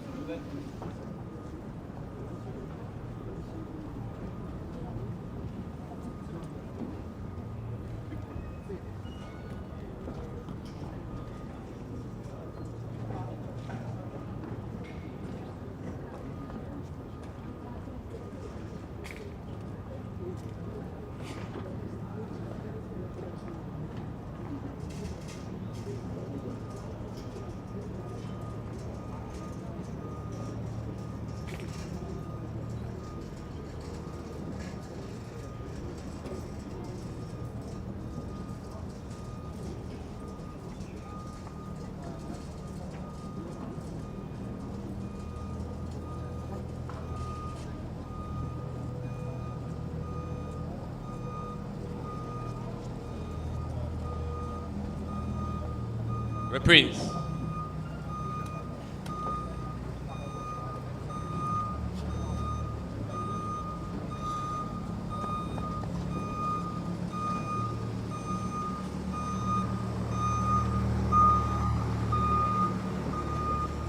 Another women's result to give you. Marina Zanevska has got the better of Marina Irakovic, winning in 3 sets, the Ukrainian.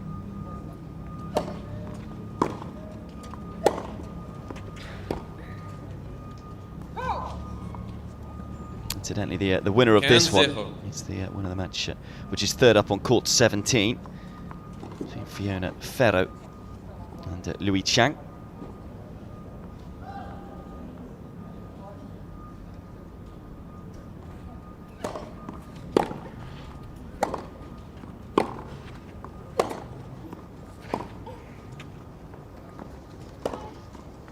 Quality play again from King, who's brimming with confidence right now. Incidentally, the match that follows this one, Sasha Vickery and Rebecca Petterson, they are also in the section of Teague and King, so could well meet in the third round of qualifying. Petterson, the other seed. Swedish player seeded 15 for qualifying. That's a monstrous forehand return. Serve really didn't have enough slice on it. Didn't get Teague on the stretch at all. Maybe a bit of frustration taken out on the ball there by the Romanian. The way things have gone in the first 20 minutes or so of this match.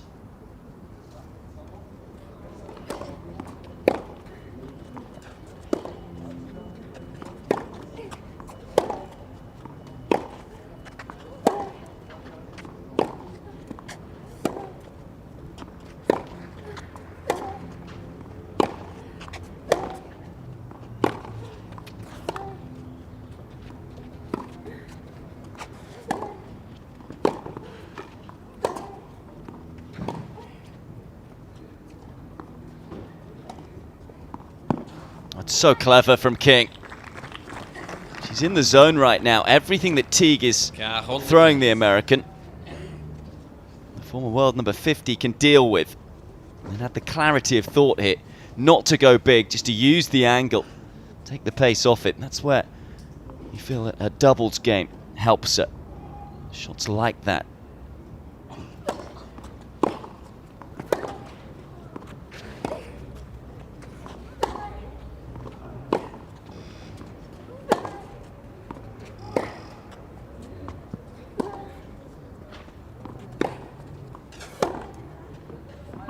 Finally drawing an error. Teague is throwing everything at King. Soaking it up right now, though, is the American. Having to work incredibly hard, the Romanian, just to win points.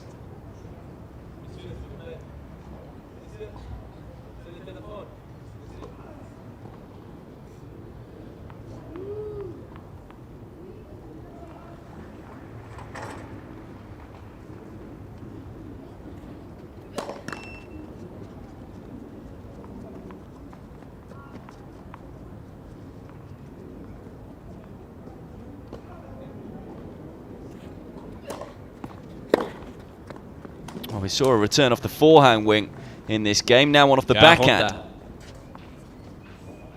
It is a weakness of King's, that second serve. It certainly can be attacked. Teague looking to make the most of it.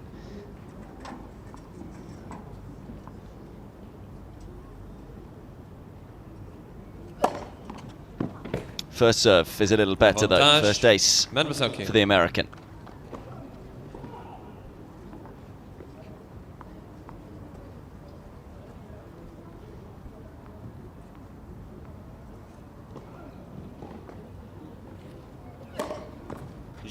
Mademoiselle King. Follows it up with a second. Mademoiselle King. And consolidates the break again, does King. And now she's just a game away from taking this opening set. 5-1.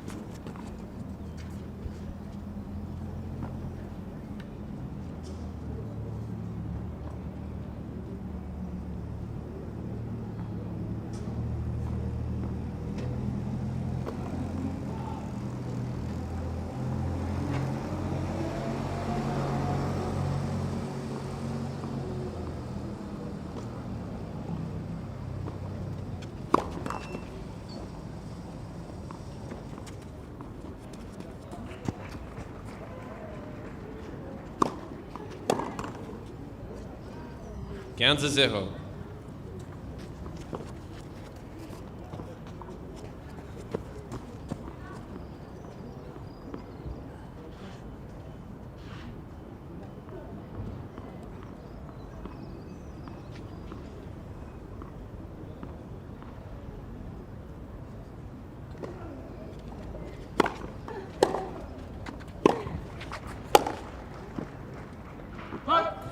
Trente 0.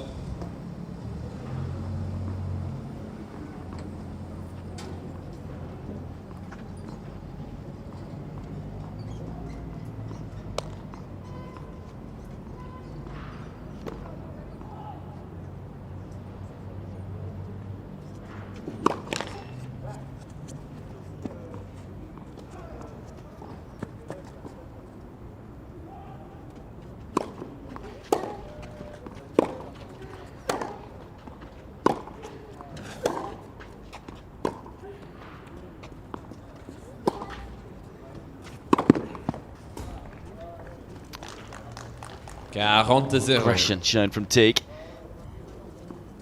I think that will be a tactic she'll have to play today against King. In terms of when she sees that she's got the American on the stretch, not to allow her back in the rallies.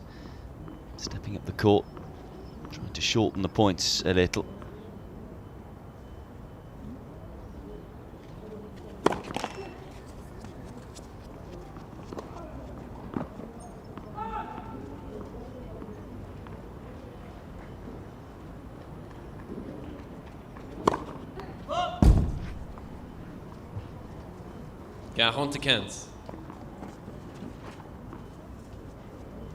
Second double fault for Teague.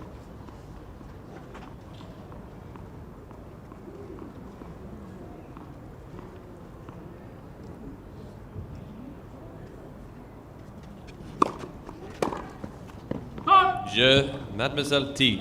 It's the first game in 6 for the Romanian. Changement de balle, s'il vous plaît. She's still alive in this first set. But it is King who leads by 5 games to 2. King mène 5 jeux à 2.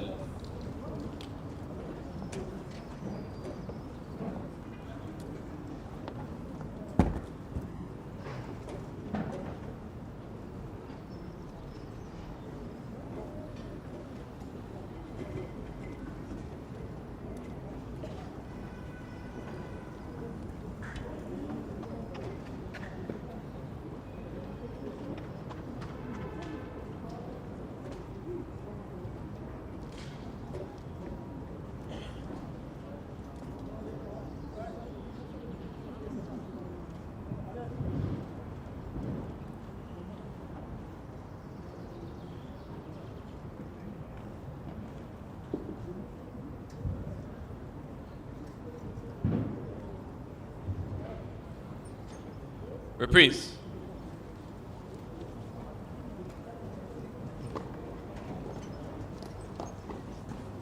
Very little breeze today, as you can see. These terrific grounds of Roland-Garros.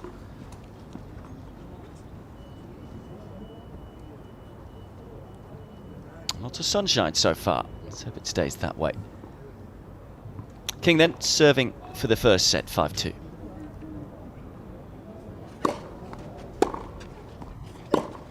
What? 0-15.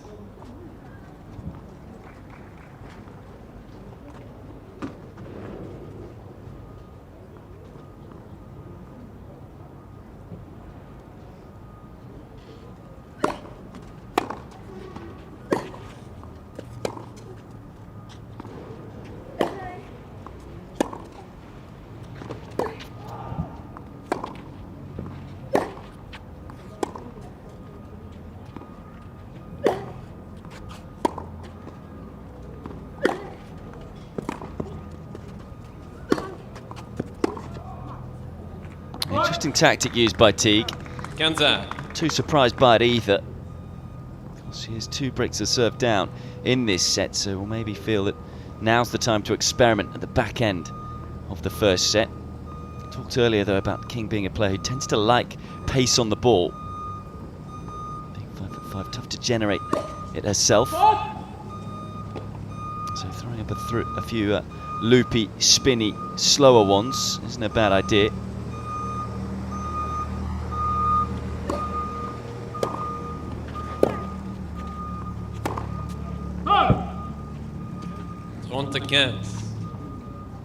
All sorts going on here today. You can hear the siren in the background. It's caught right in the midst of the main grounds. We're getting ready for the big event, of course, which starts on Sunday. The main event, I should say.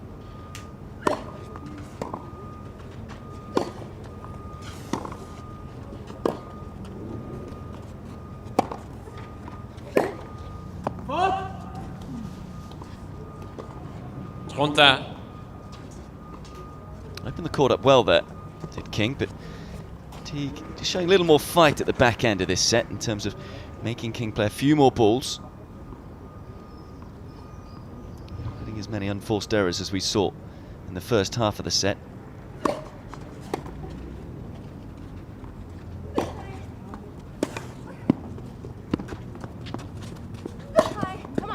Well, second guessed it, didn't she, initially, King? Yeah, Thought about taking it on the backhand, decided the forehand was the right way to go, and then dispatched it with ease. So a set point.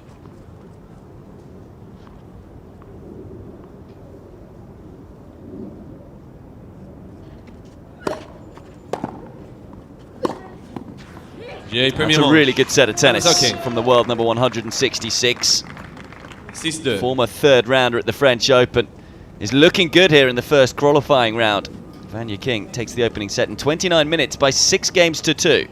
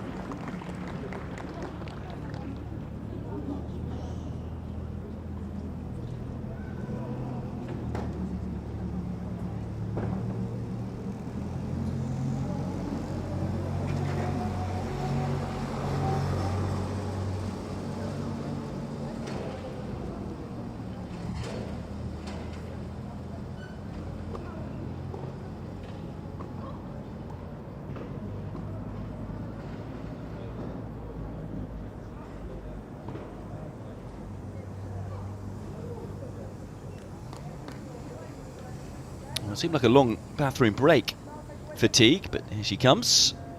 The reason it seemed like a long one is that they've got to go a fair way to get to the bathroom in the first place. And the nearest one is on the Chatrier. Reprise. But she is back.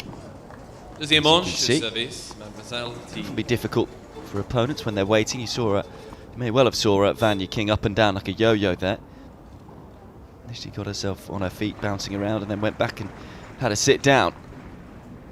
Nevertheless, it'll be Teague to get this second set underway.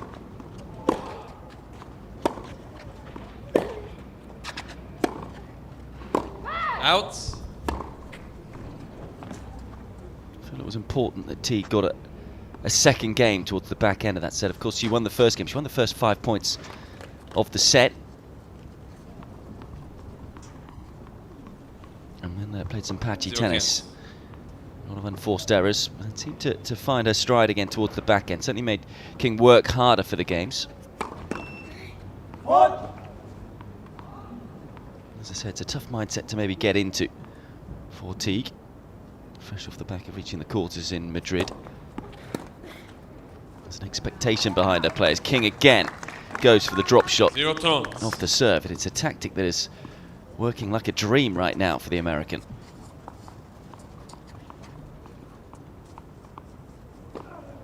It's not a shot you see all that often. Tend to see it a little more on a clay court.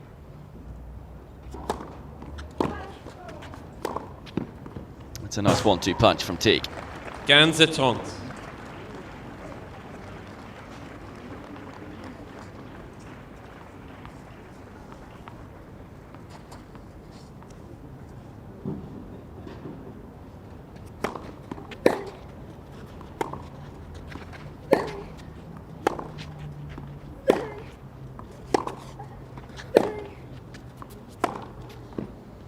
Backhand was slightly mishit from King. 30. Set up to be crunched by Teague, and that's exactly what she did.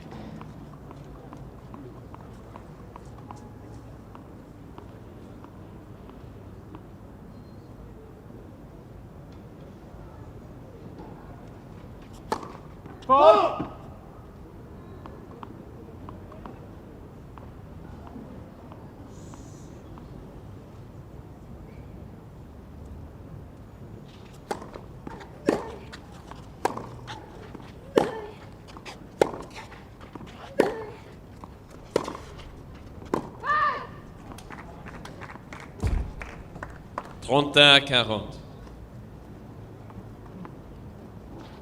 Again, just a few too many unforced errors.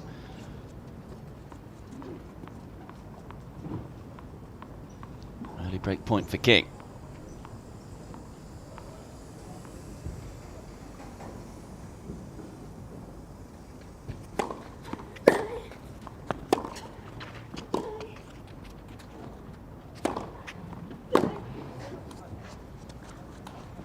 Clenched fist says it all. 40. Fourth seed knows just how important it is to start this second set strongly. Especially after what happened in the first.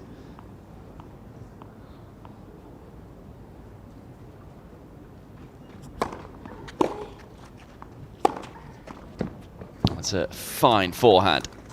Avantage, Mademoiselle Teague. It's been a little hit and miss today, that shot for Teague. Got back behind the ball quickly. And there's the quick follow through.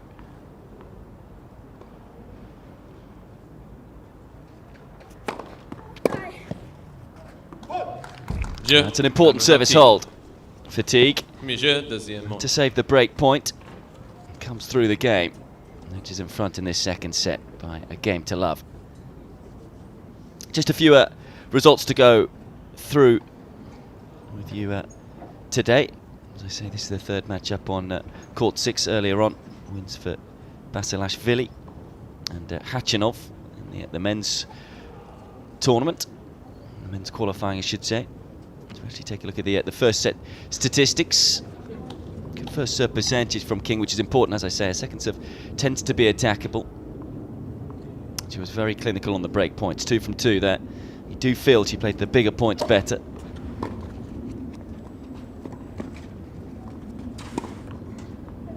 Just a little heavy-handed having got there, King. I think it was a little obvious as well where she was going to go. Teague swiftly up the court.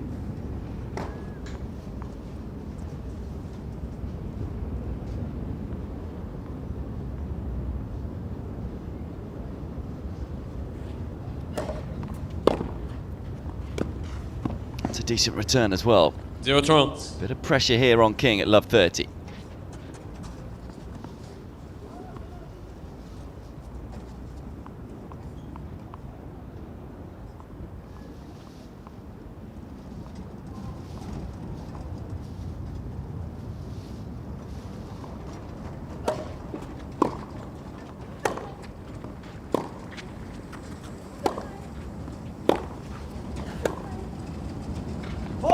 Doing a better job, the Romanian, of getting King on the stretch. Certainly being more aggressive. King, you feel the ground strokes are just a little too short right now. And it's Teague who's bossing most of the play. 3 break points.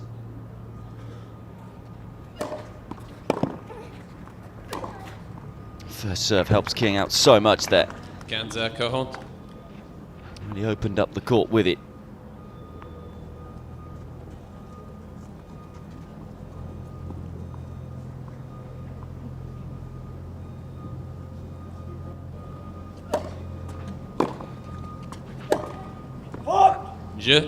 It's a gift, really, in truth, from the 27-year-old.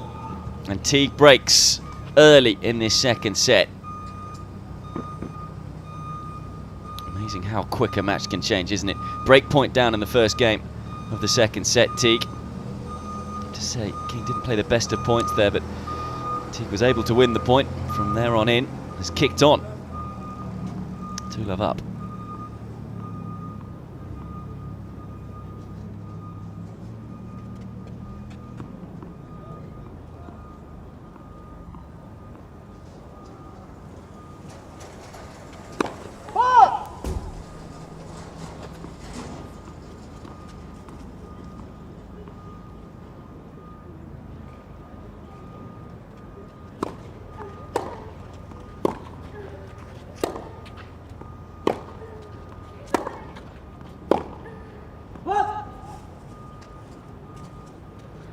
Zero cans.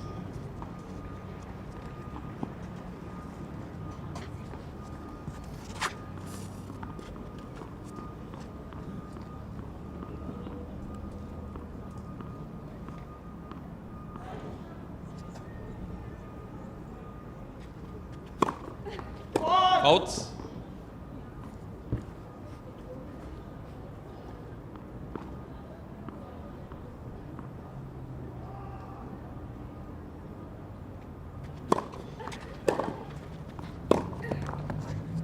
Interesting graphic shown just there. 0-30. Before that point. In terms of the total points won, 32 for King.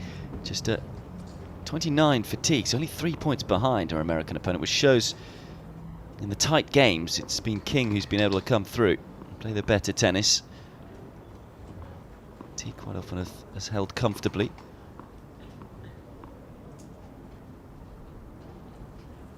Very close when you consider she lost the first set 6-2.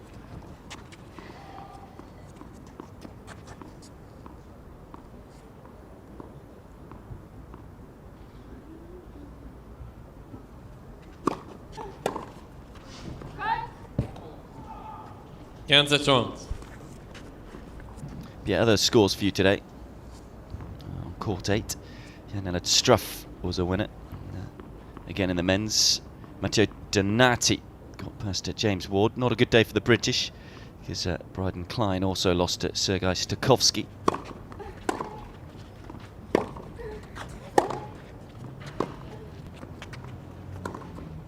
That was well played from King.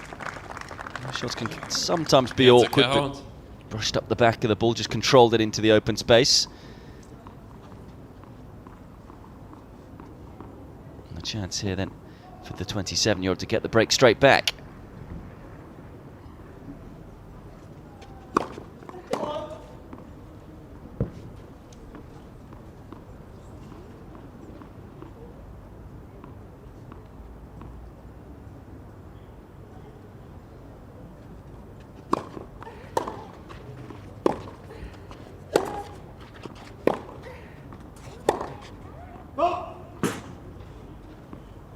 30-40.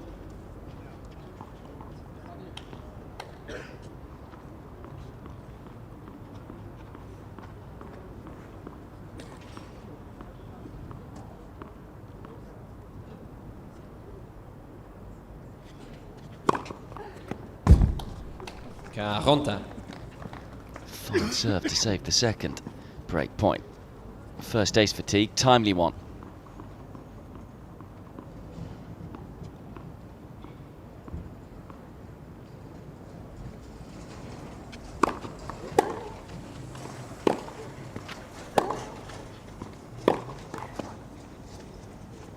Well, Avantage, graphic Mademoiselle when they King. changed ends that King was 2 from 2 in the first set on break points. She's 0 from 3 so far in this one. Can she make it 1 from 4?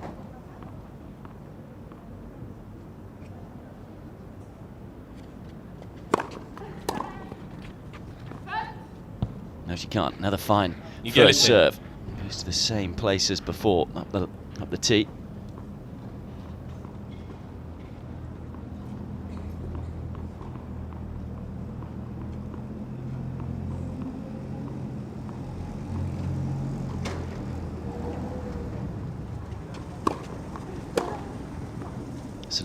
Super winner from King.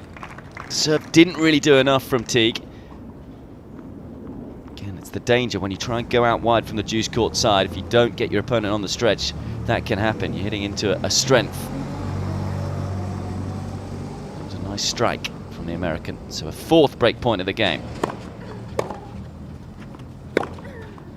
And again, it's saved by Teague. Égalité. First serve every time from the advantage court side when she's been break point down as the Romanian.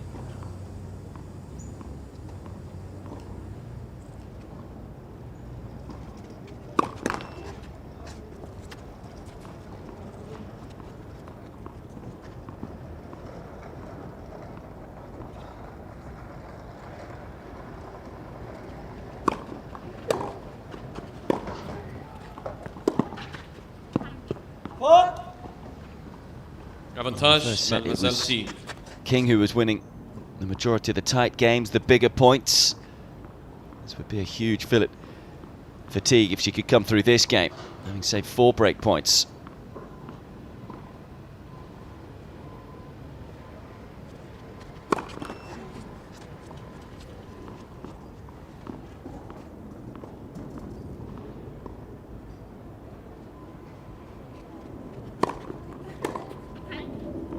It's a gutsy service hold from the fourth seed. Saved 4 break points in it. And consolidates the break. Leads 3-love now, second set.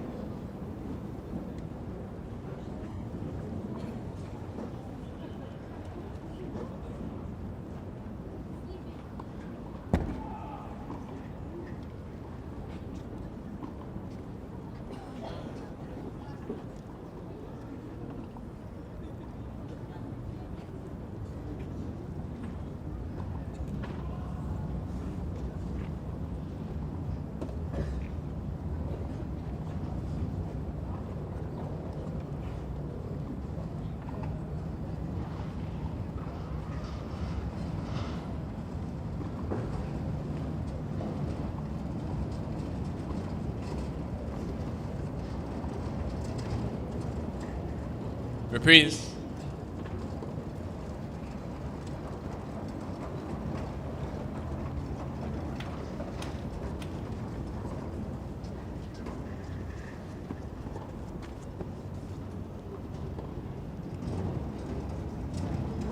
.50 minutes on the clock.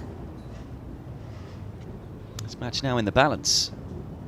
King with work to do in the second set, trailing love 3. That is just the 1 break of serve.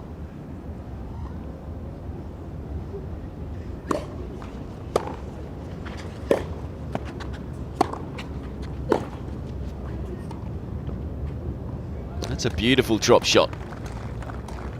Talked before about that being one of Teague's strengths. She plays the drop shot, nice disguise on it. Good foot behind the baseline, and King certainly didn't see it coming. It's a shot she's going to have to use cleverly today because King is very quick up the court. American is also someone who likes to play on top of the baseline, so doesn't tend to back off too often. This one's just going to be analysed by the chair umpire. Joshua Brace signifies that it is just wide.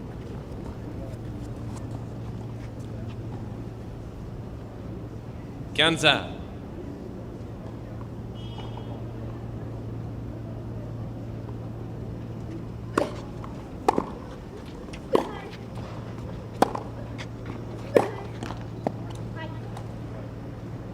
Ganza 30.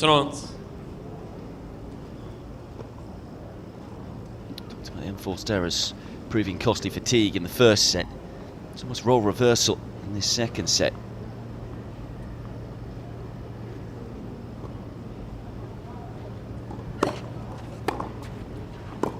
Out. It was a late call. Teague knows it was long. So this time Joshua Brace can stay in his chair.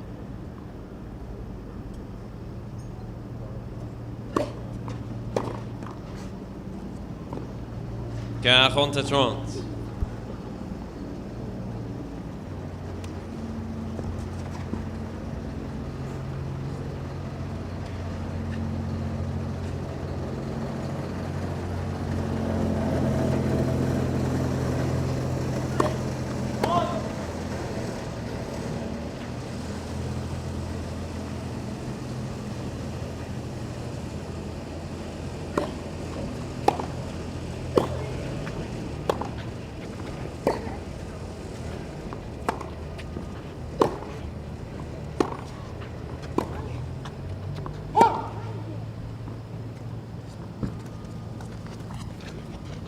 Juice game then. Third juice game of this second set.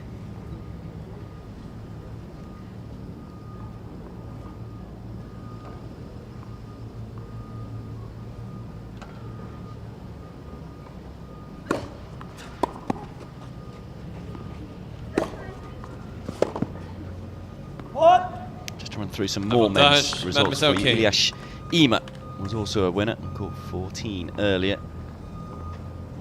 Ilhan, another player through. Jimeno Trevert.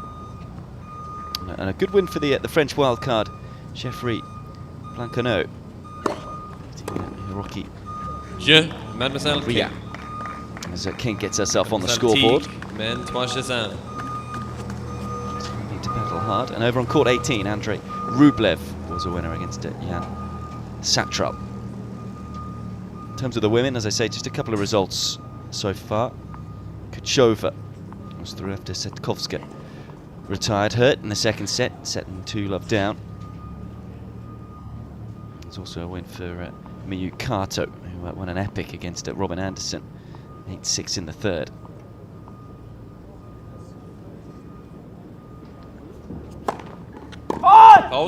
And one other result. Marina Zanevska won in 3 sets against Marina Rakovic.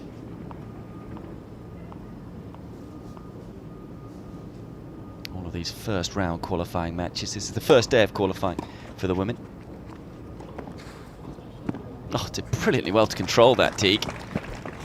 Did a side spin on the ball as well, just to make sure it bounced away from King. Type of shot you feel that only a 21-year-old who spent most of her time growing up on this surface can play. She was able to slide to the ball and control it.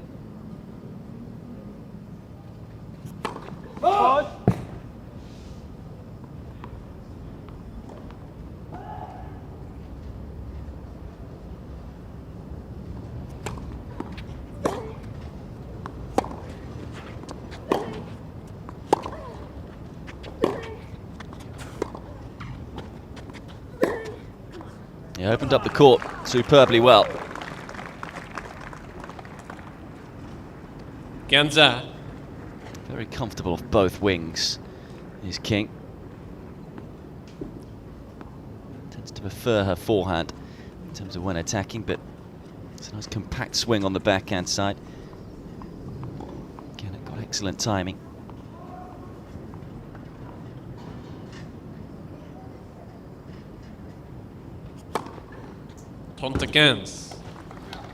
Second ace for Teague.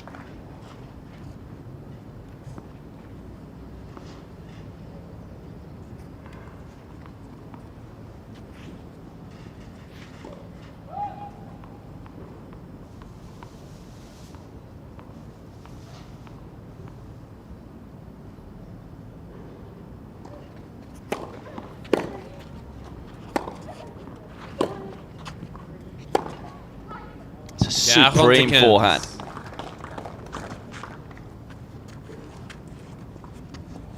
Really is a dangerous shot when she gets it going, Teague. Do feel again just too short from King, and it gets the full treatment from the Romanian.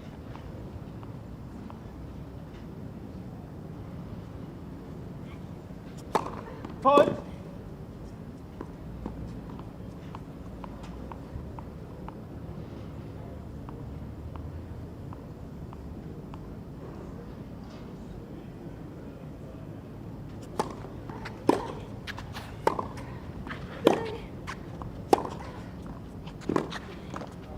Forehand that works again for Teague. Getting King on the stretch. She secures another game. Leads 4-1 second set.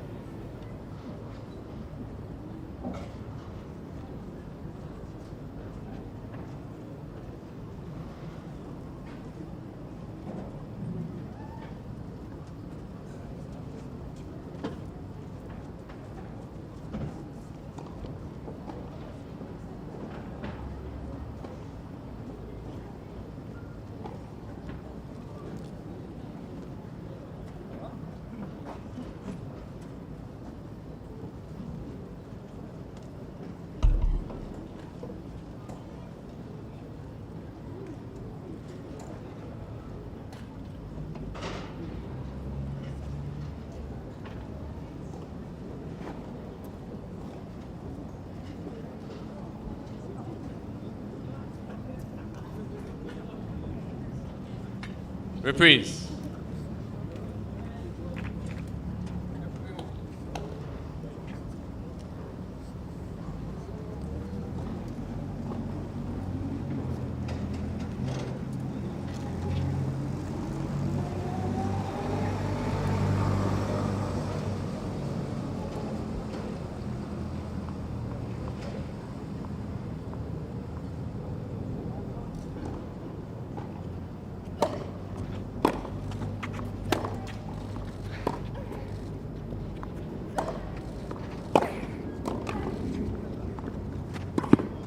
Got there in the end.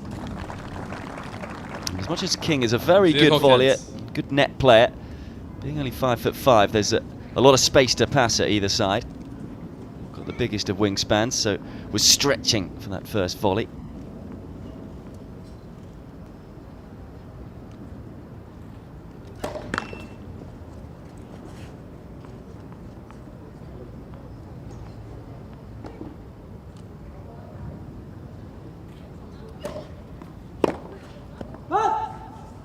Could well see King go deep in Grand Slams again on the doubles court.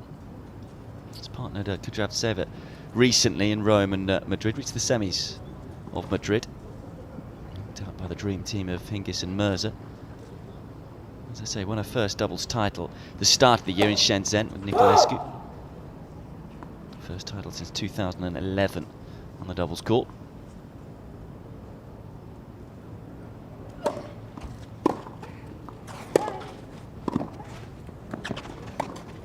Oh, hit straight to her, but Teague can't control it. I think the reaction tells a story. Probably a little surprised that she had an extra ball in that rally.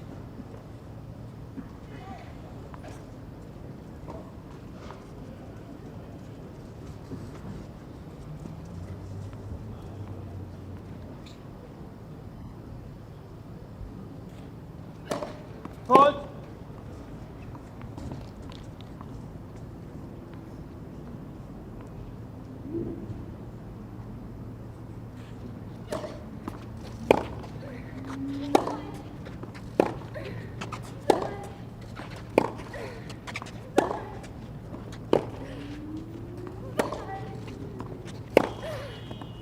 That's a sweet backhand from Teague. Tronta.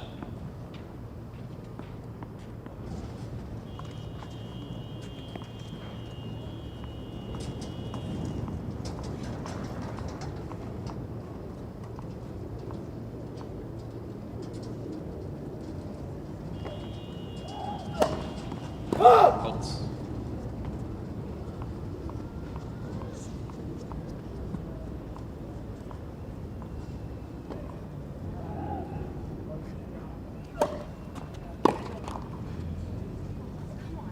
Quarante secondes.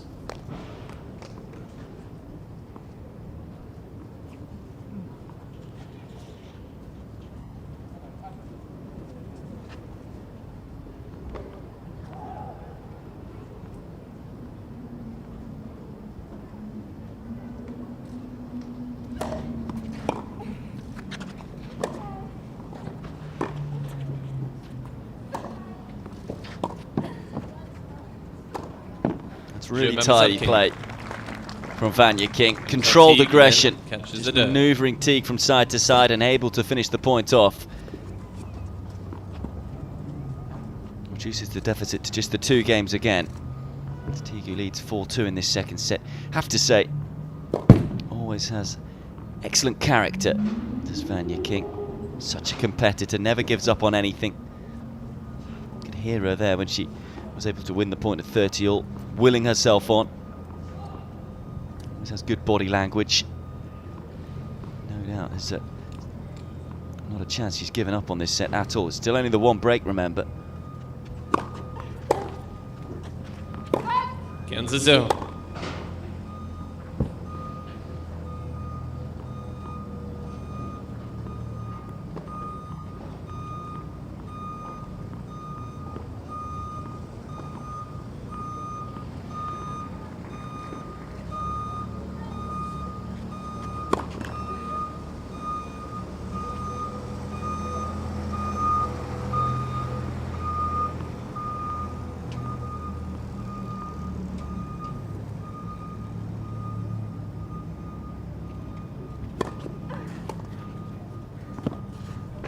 There it is. I think for the 4th time today.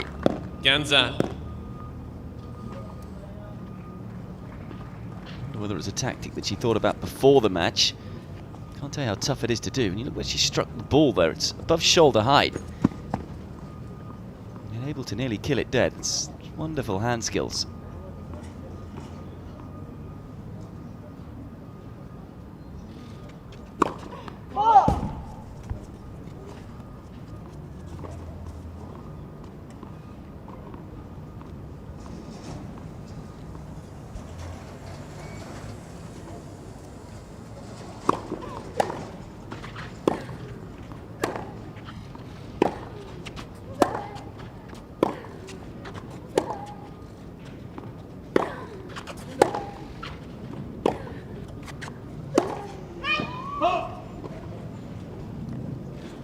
Trente-quinze.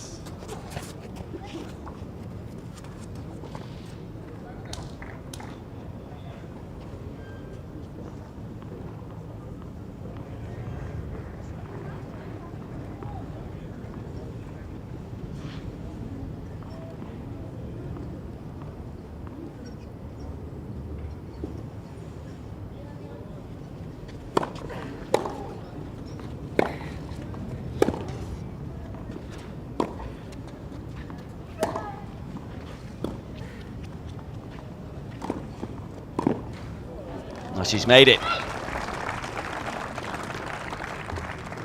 45. It's about the drop shot having to be right on the money if she's going to go to it, Teague, because King is so quick around the court. But I think it was a little obvious where King was going to go after Teague played this one. Read the play, guessed the right direction, did well to control the stretch forehand.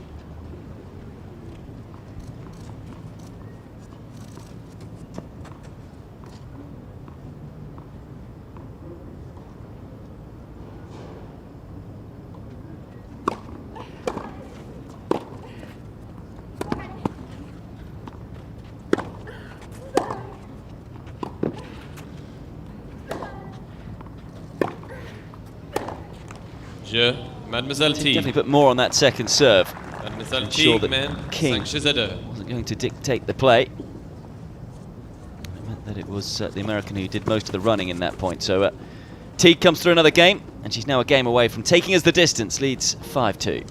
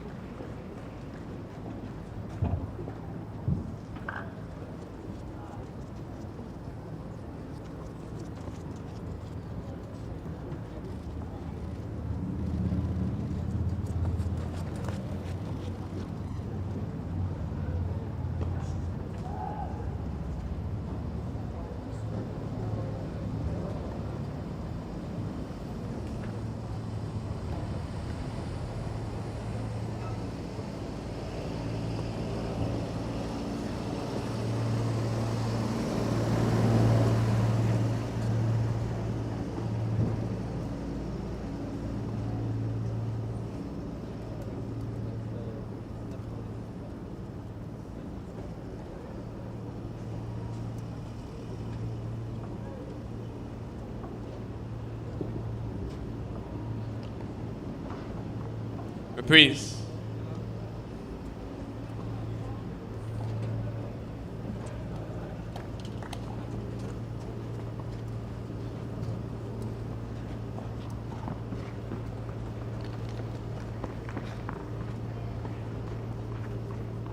Teague, remember, has only ever won 2 qualifying matches before at Grand Slam level. Once last year here, and once at the US Open. 0-15. I feel like the US Open, she may well have been favourite for the first one, but generally it's the first time that she's been big favourite to come through a qualifying section. But I didn't really make a big favourite today, despite being at 65 ranking places ahead of King.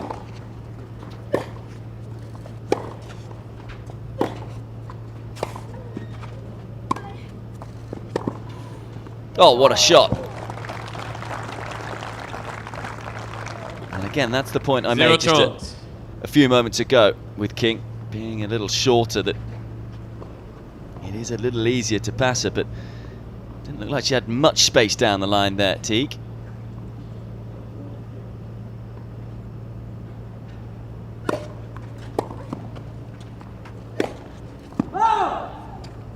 Zero I was saying just earlier about Teague not being strong favourite for this one with the experience of King.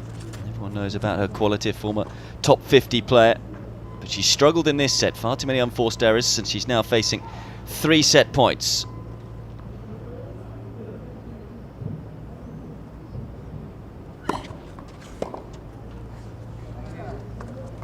Ganza 40.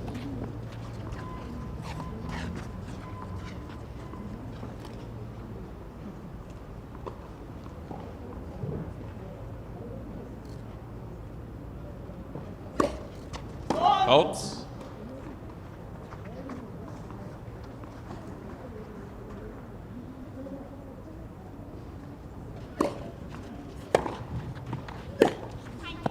Deuxième manche, Mademoiselle Teague. We're going the distance here on court 6. Patricia Patricia Maria Teague takes the second set by 6 games to 2 in 33 minutes. And this one will be decided by a third set.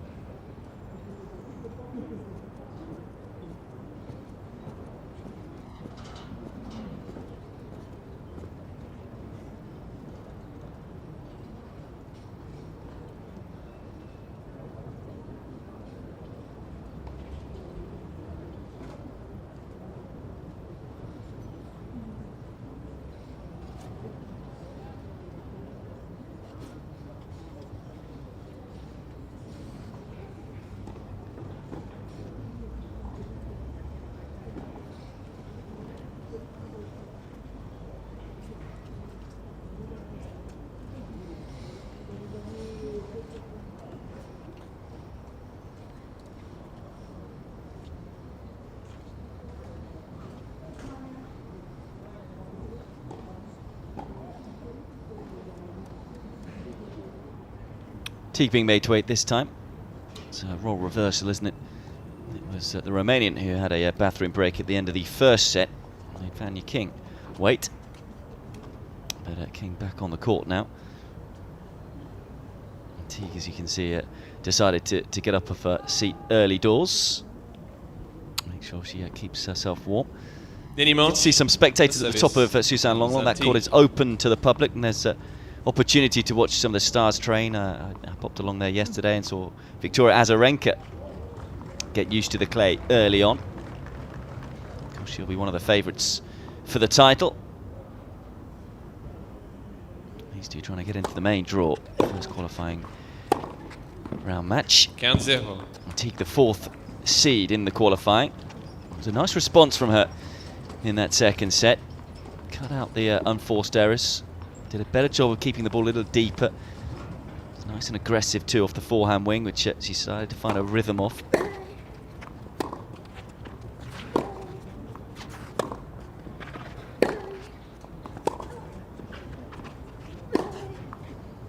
It's all about really who can get the first big strike in, because both of these players like to be aggressive, like to step up the court.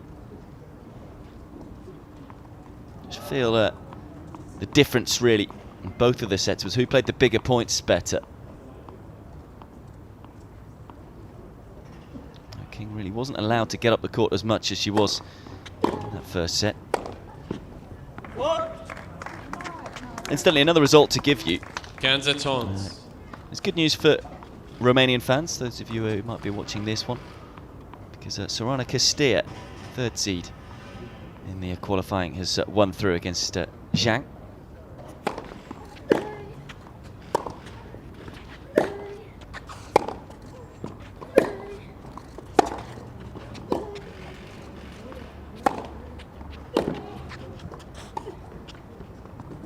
That's a brilliant combination.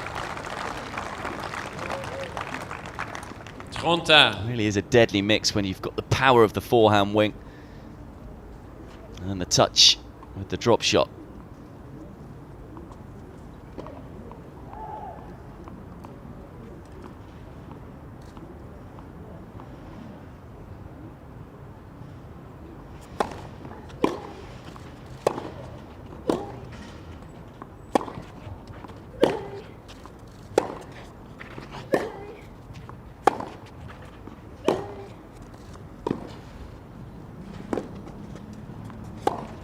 Oh, what a chance.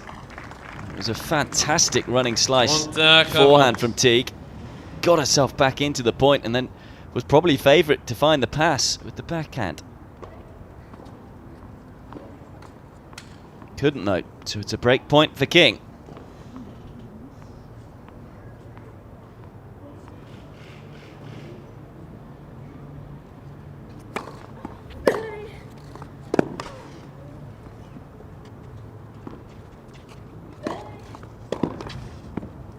Oh, she's made it. King will be kicking herself there. Second time today that she's chosen to go cross-court on that really short ball. Twice, Teague has pinched the point. Great reactions from the Romanian, and then did well on the stretch to control the ball.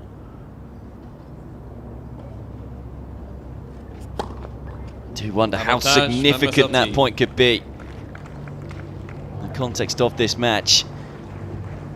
Teague rubbing salt into the wounds of King by serving an ace on the next point. 3rd ace in the match for the Romanian.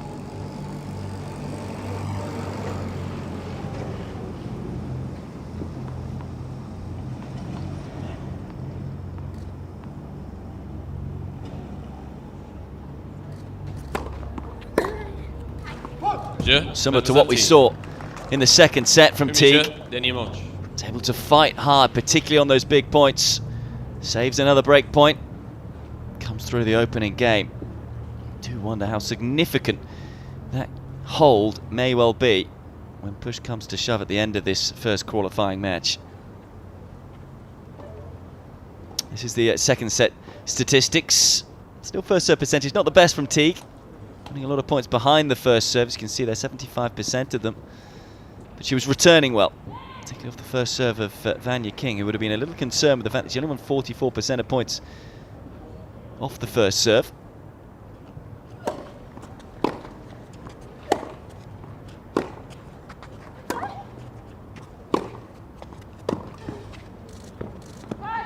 King, who was clinical in the first set on break points. She was 2 from 2 there.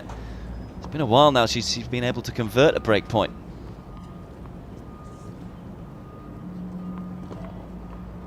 She's now lost 3 games in a row as well, the American, so it's in dangerous territory here. Need to stop the rod.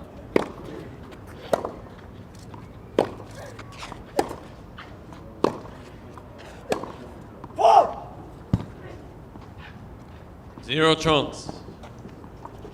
Also needs to stop the unforced errors.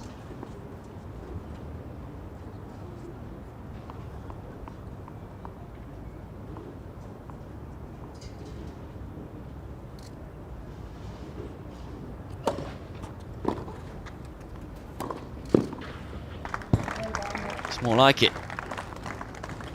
Against chance.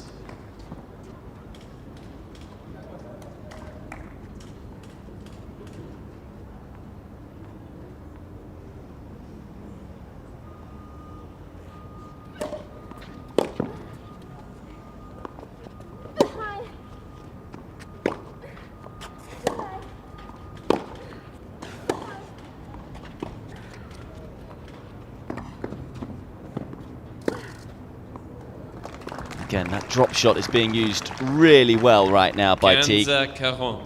Talked about it pre-match in terms of it being one of her strengths. Didn't see it all that often in the first set, but she's got the balance right, no doubt, in the second set and in the third set. It's tough to predict when it's going to come, and when it does, it's usually very, very good. Got a positioning spot on after playing it as well. First break point is well saved, though, by King. 30-40.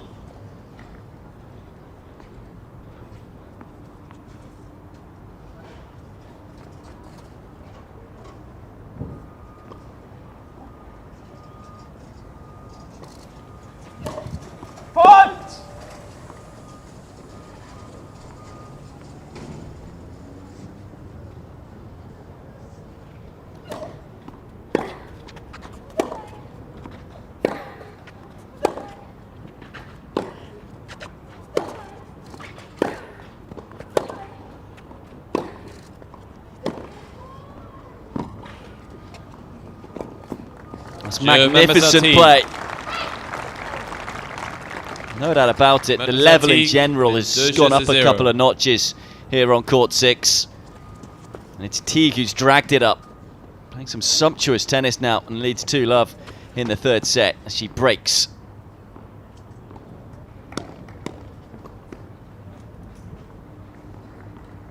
Talked about Kirsteer going through earlier. It's what a time it is for Romanian tennis right now. Begu's been playing some exceptional stuff too.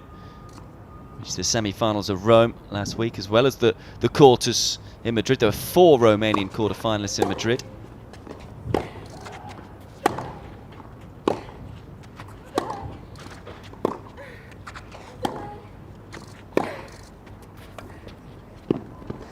Teague, of course, being one of them. Went on to win the tournament. She's still the biggest draw in Romania.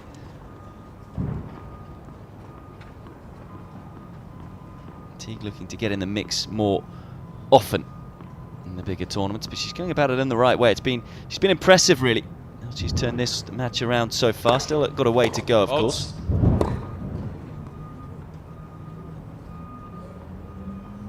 I liked her attitude so far in terms of hasn't got overly flustered. Could easily have got frustrated with the situation, but took a long bathroom break in the first set.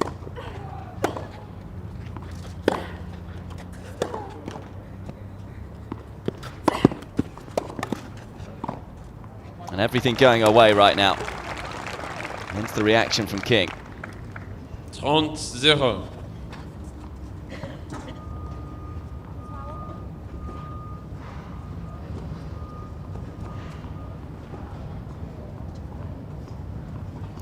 Quite rare that, really, from the American.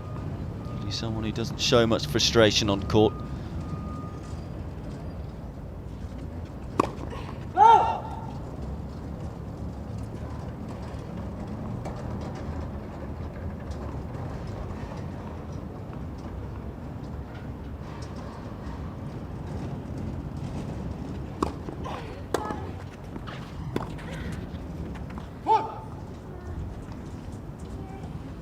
Against.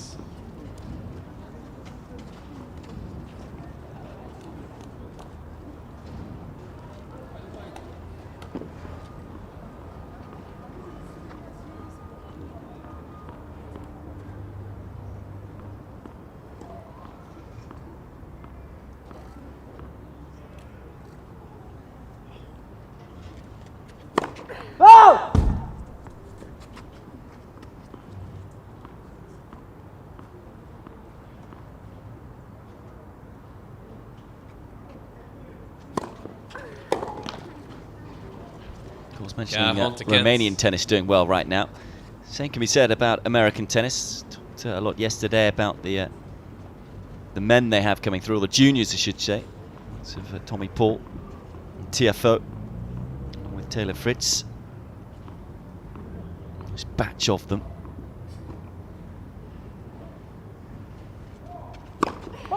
Quite so many on the women's side of things, but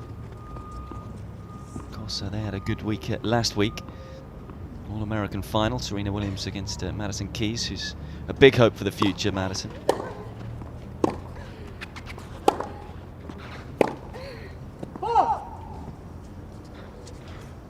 40-30.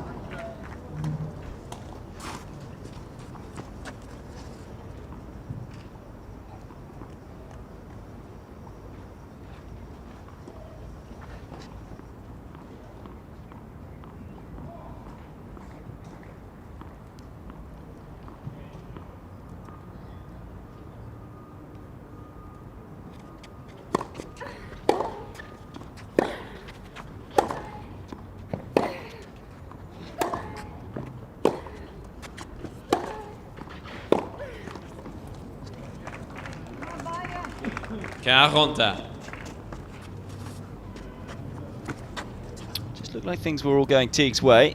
He's going to have to work a little harder in this game.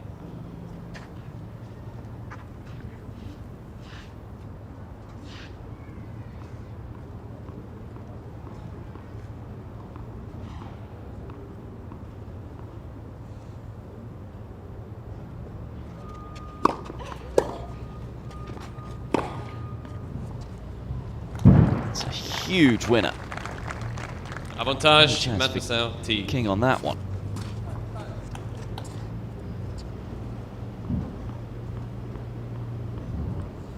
Good footwork up to the ball and then unleashed on it.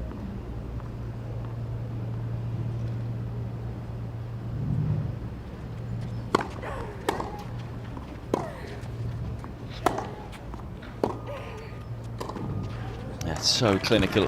At the front of the court is King. Égalité. Super footwork with this volley. Had to be supremely fast up to it. Was able to adjust her body to just swat it away. There we go. How fast she's travelling. Able to take it out in front. Not doing too much with the racket head.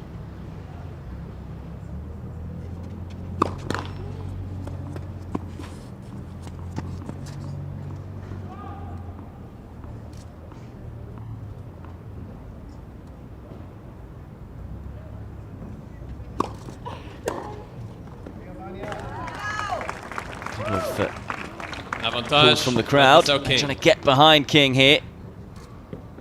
Having been 40-15 down in this game, now's the opportunity to get the break back.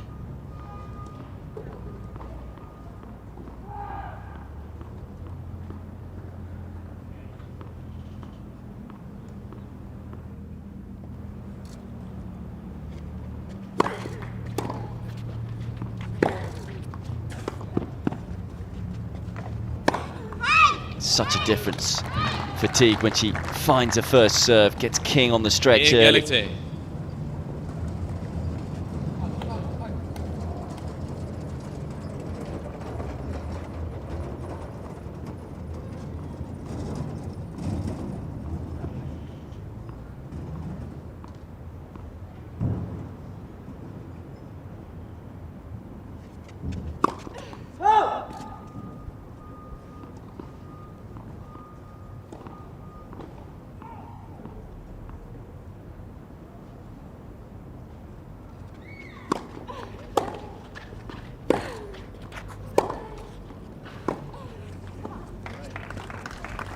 be a second break point. Avantage, Mademoiselle King.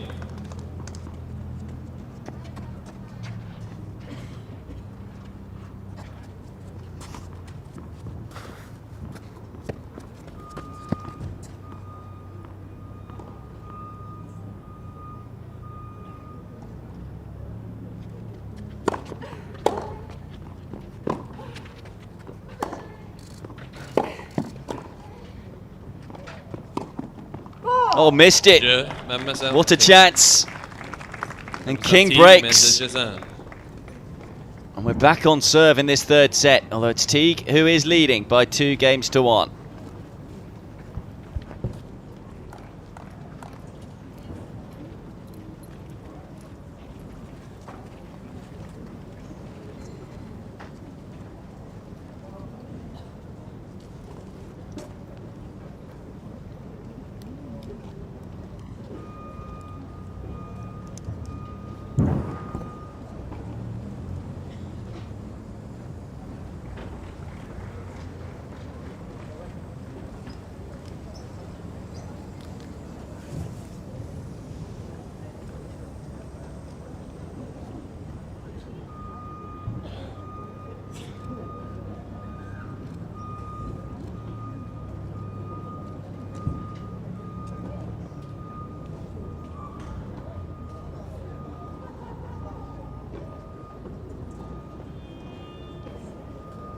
Reprise.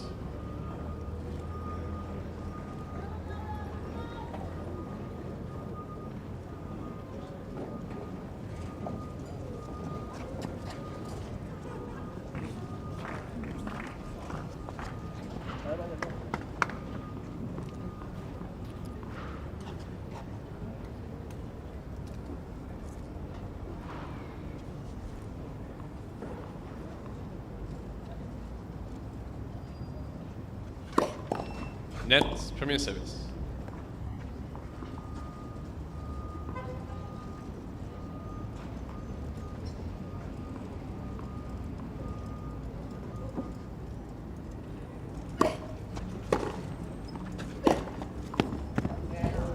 That's a really big game to win for King. Lost the previous 4. 15-0. Able to break straight back. She's a fighter, no doubt about that.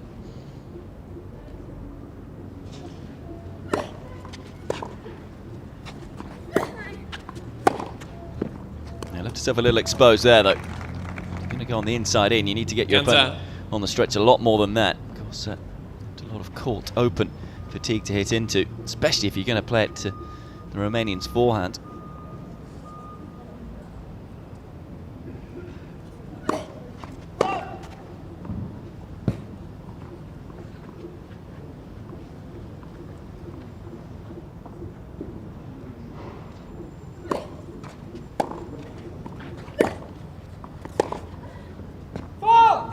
Results incidentally coming in thick and fast around the grounds here in Paris. Federico Gaio makes it a good day for Italy. Fair few winners today. Yeah, won 9-7 in the third against Ignatic, the Belarusian.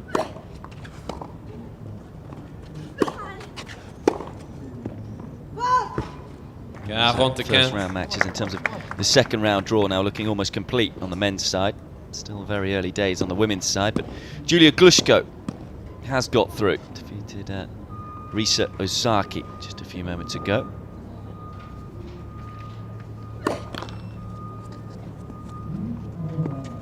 Also a winner from the men's side, all Argentinian affair, Guido Andriozzi. Down the 25th seed, Maximo Gonzalez. Mademoiselle King. As King is able to consolidate the break herself. 2-2 then. Third set. Remember, there's no tie break in the third set. We haven't had a match like that so far on court 6. Fair few today, haven't there been? Just mentioned that win for Gaio, 9-7 in the third. We also had an 8-6 for Miyu Kato. It was an 8-6 in the third against Robin Anderson.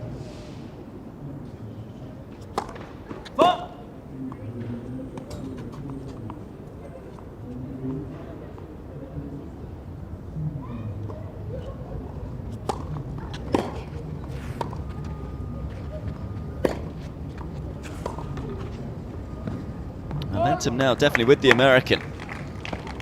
0-15. Did feel just a few moments ago, particularly when Teague went 40-15 up at 2-love, the match was really getting away from King.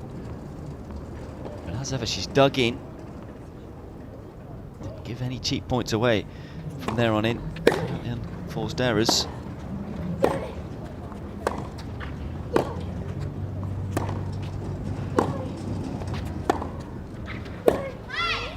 Predicted this match to be tight, and it's turning out that way now. 15. The result, incidentally, to give you. Good win for the Russian. Ruslan Karatsev defeated Maxime Janvier. Straight sets. Oh, what a drop shot that is. Wasn't that much disguise on it. King was quite far up the court as well, but it bounced about half a foot away from the net. Sublime.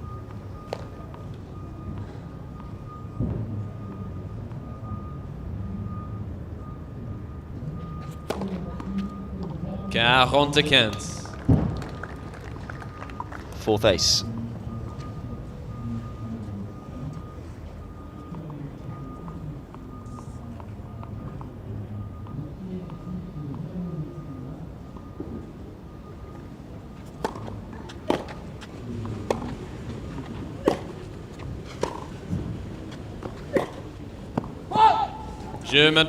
First game in 3 for Teague, who moves in front again in this deciding set. Leads by 3 games to 2.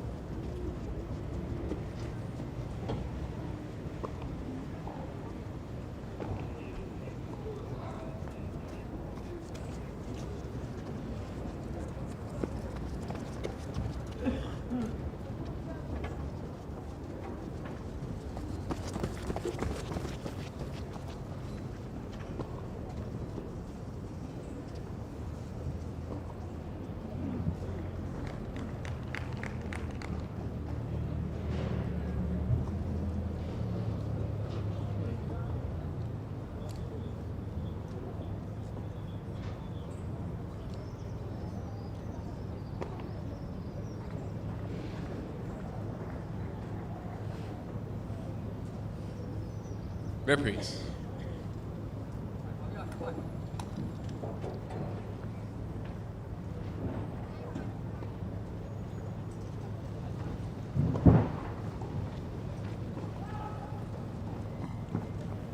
Well, those in the stands enjoying the sunshine today. See a fair few jumpers around as well, though it's well, I'd say just warm.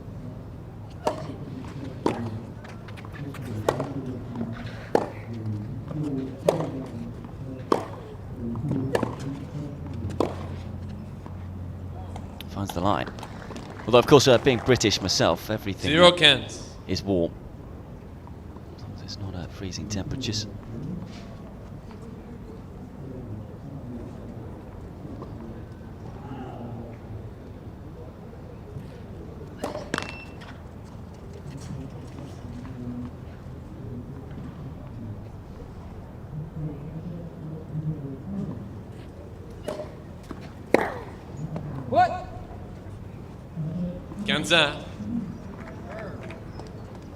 But yeah, the sunshine has been good, isn't it, today?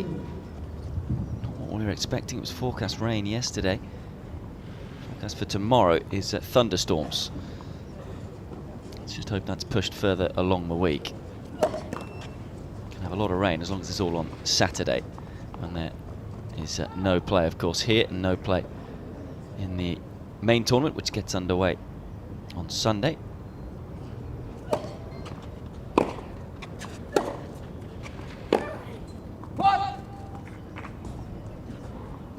We're watching Teague here in a real battle. Meanwhile, over on court 8, Mitu, the Romanian. It's not the first set to can it. 6 games to 4, 1-1 in the second there. Me too, incidentally, the 9th seed in the women's draw.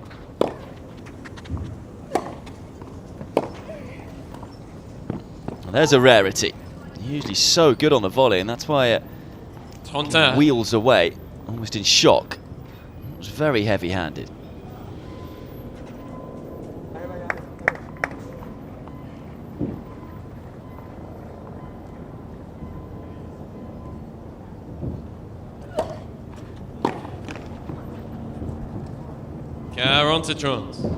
Really, Teague will feel that she's got to make more of those opportunities. Wasn't the best of serves from King into the hitting zone.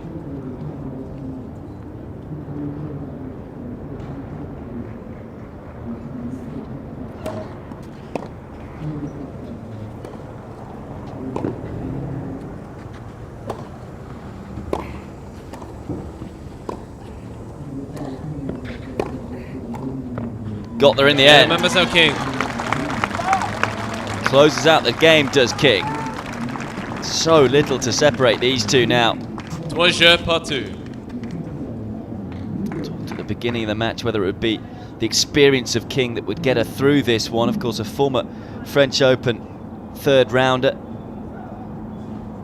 She's qualified through before at Roland-Garros.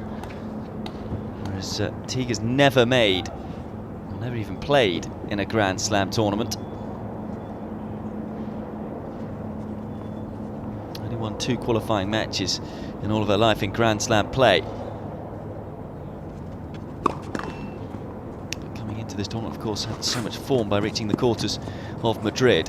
We've seen the talent that she possesses in patches today.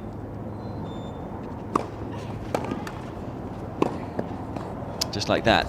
She said she's just upped a bit in terms of off her second serve.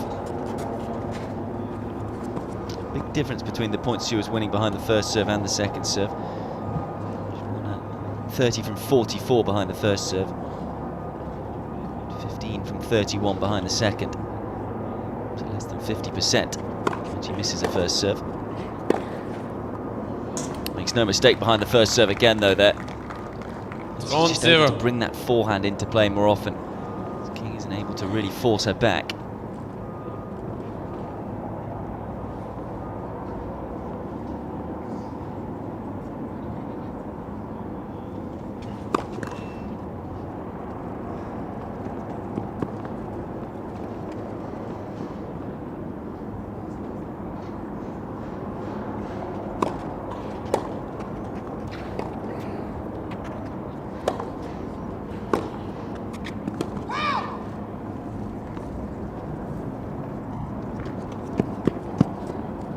Brace quickly off the chair.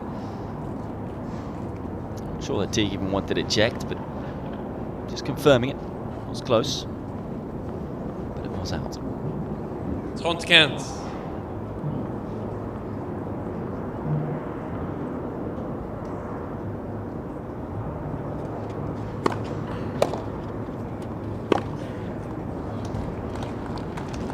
It's got to be better than that off the return from King. Slightly slow. Just allows Teague to wind up on the ball.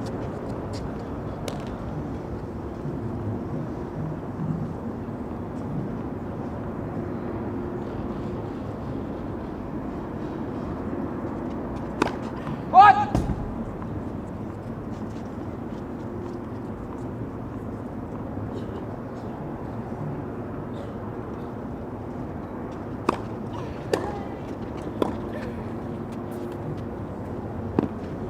It's a wondrous drop shot this time from King.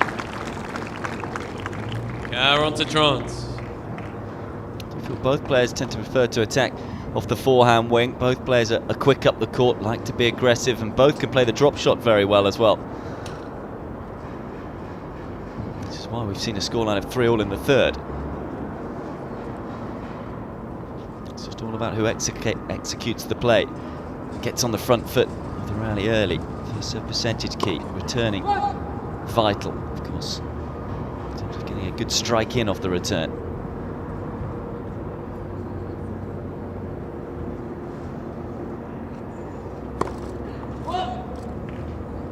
talked about Teague just looking to go for a bit more on that second serve, and clearly did there. Got it horribly wrong.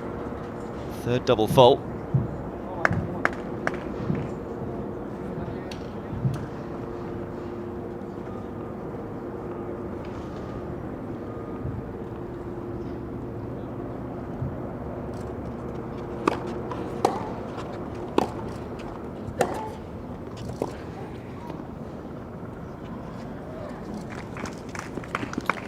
Second game running that Teague's been 40-15 up from that side, and yet finds herself break point down again.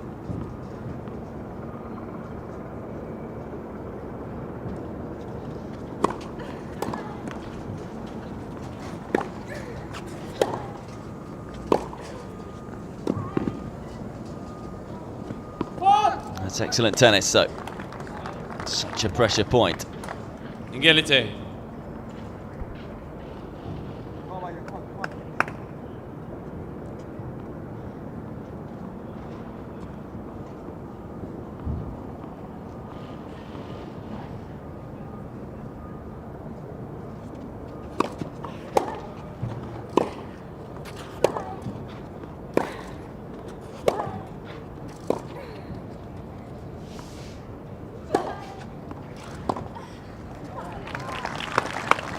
Big forehand from King. Avantage, Mademoiselle King. Second break point of the game.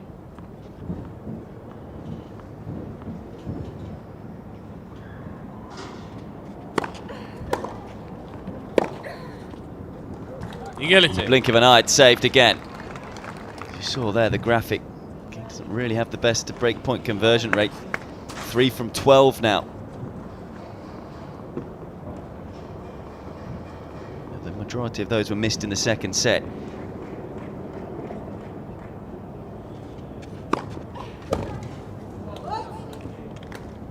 Avantage, Mademoiselle Teague.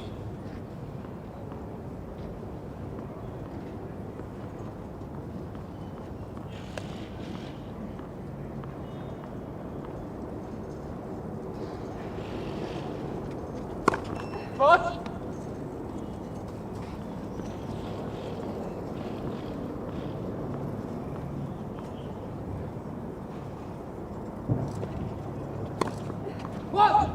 Égalité. Second double fault of the game for Teague. And again, it's come on her game point.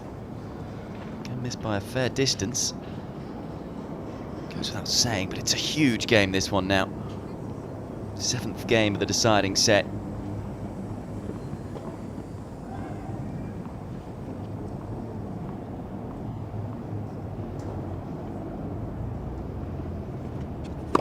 What?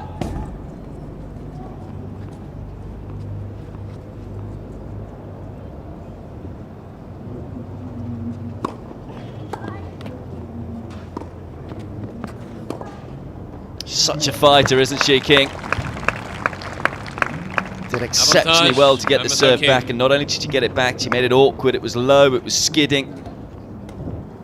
And then able to find the passing shot on the next ball.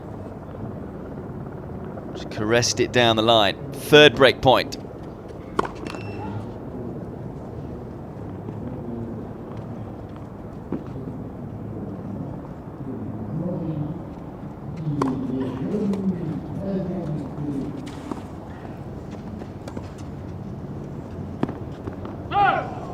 Égalité. She thought she was going to make it.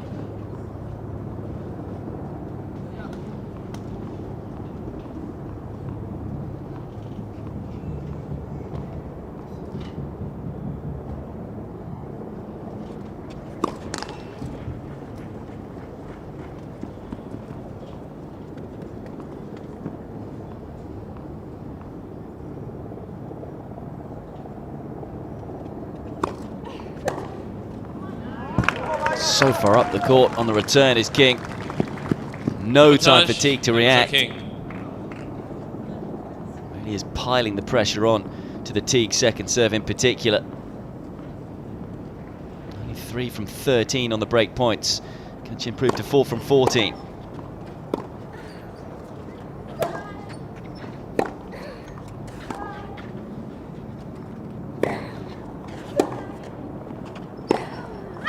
Well, that's quality from Teague. Yet again raises her game at break point down. Égalité.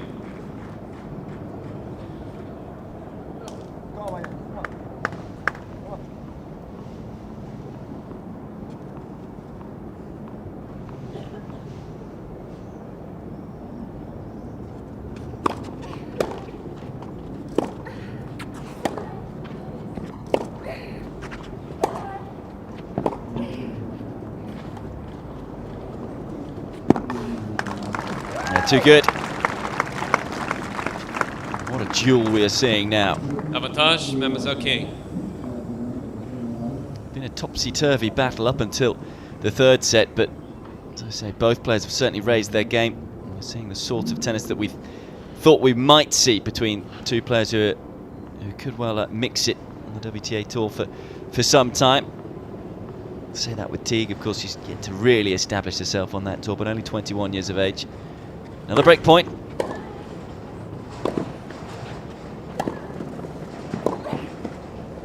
And again it's saved.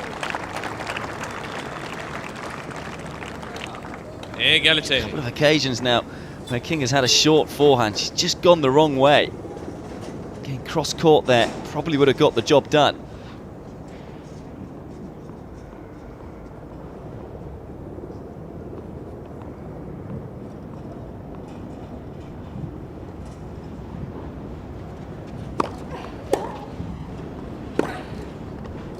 It's a blistering strike.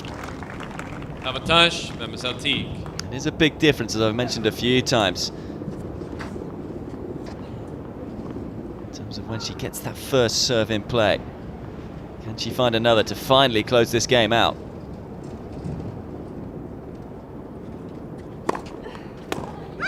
Yes, she can. Yeah, Mademoiselle Teague. And that is a big service hold Mademoiselle for Patricia Maria Teague. Had to save a number of break points, but comes through the game and now leads 4-3, third set.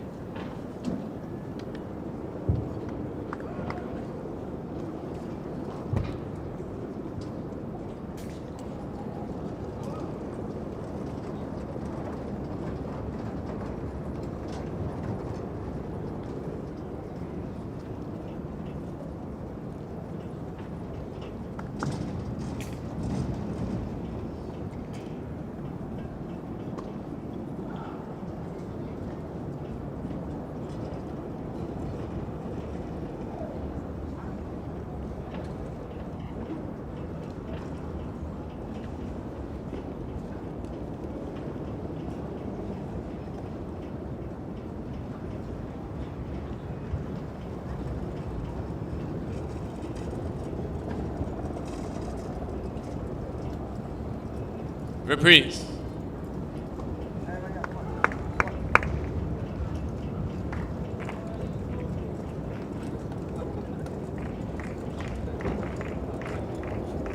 The first couple of matches on this court were pretty quick today. Wins for Boserup and Khachanov in the men's qualifying event.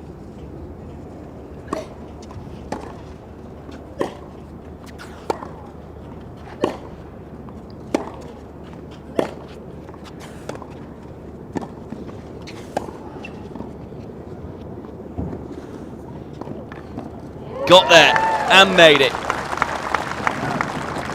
What a rally that was. 15-0. Teague will feel she probably should have stolen it. As we tick towards the 2-hour mark in this third match on court 6. Just a reminder, Sasha Vickery and Rebecca Petterson also in their section will follow. 30-0. American interest today on this court. Julia Boserup take on Claire Furstein from France in the final match of the day on court 6. So plenty more action still to come.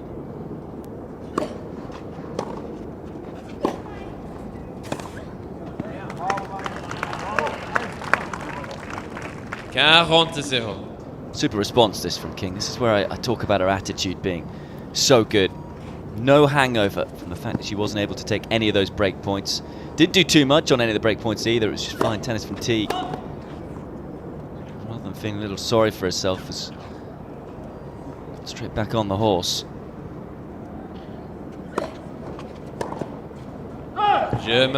Holds to love, and so now puts the pressure back onto Teague straight away. Having had to battle through her last service game, the Romanian doesn't get much breathing room in terms of putting King under pressure.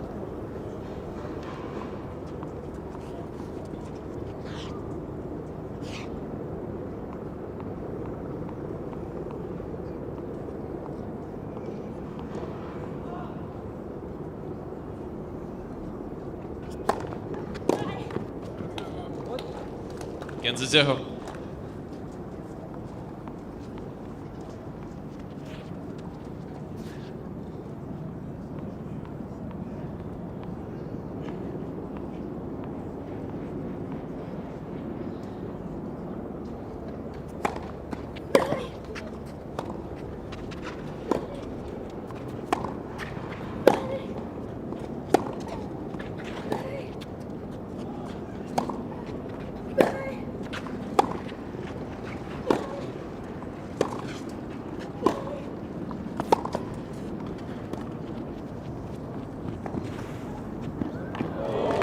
Yes, what a shot that is.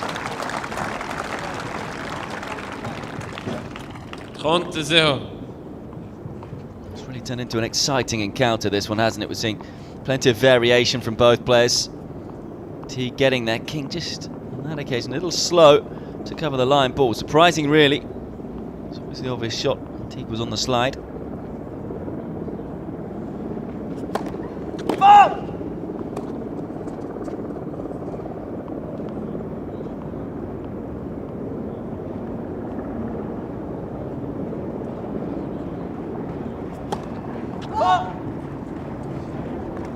Another double fault. Again, missed by some distance. As I say, it's almost as if the first serve percentage was high enough to start risking more on the second serve.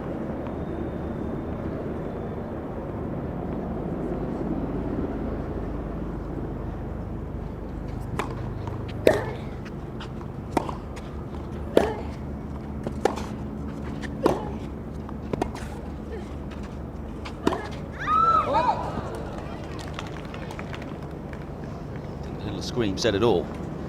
40-15.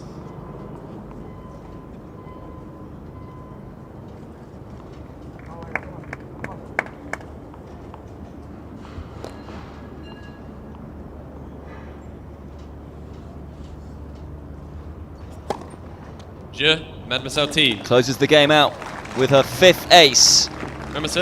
Teague is within touching distance of the second qualifying round here. Now a game away, leads 5-4 in the deciding set.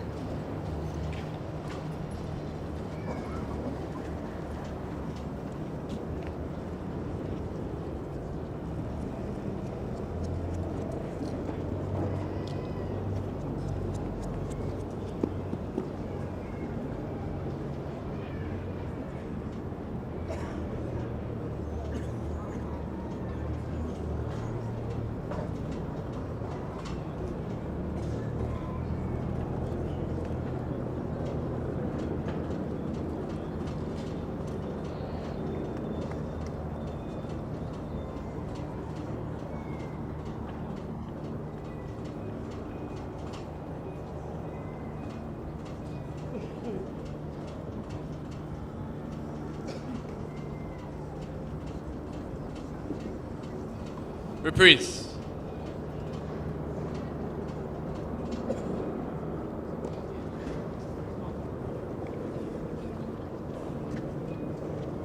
We felt just coming into the back end of this third set, it was King who had a bit more of the momentum. He's looked more like breaking Teague. Of course, it was Teague who was leading 2-love in this final set. But King who's serving to stay in it with new balls.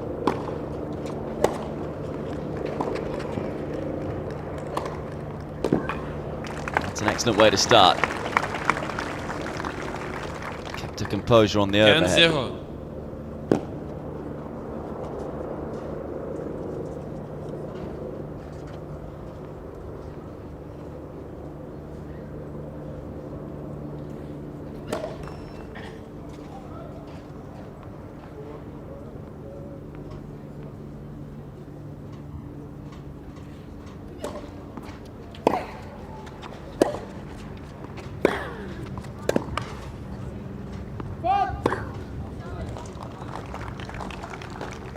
Kanza. Both wings from Teague. Hasn't used that shot that much today, the backhand up the line, but catches King by surprise on that occasion.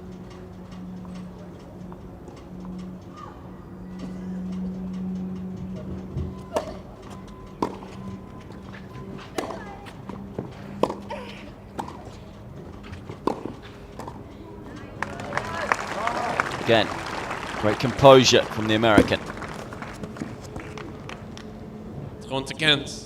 Coming forward more and more. She's well aware that she needs to be positive here. I think whoever goes back and gets a little defensive may well end up on the losing side of this tight first qualifying round encounter.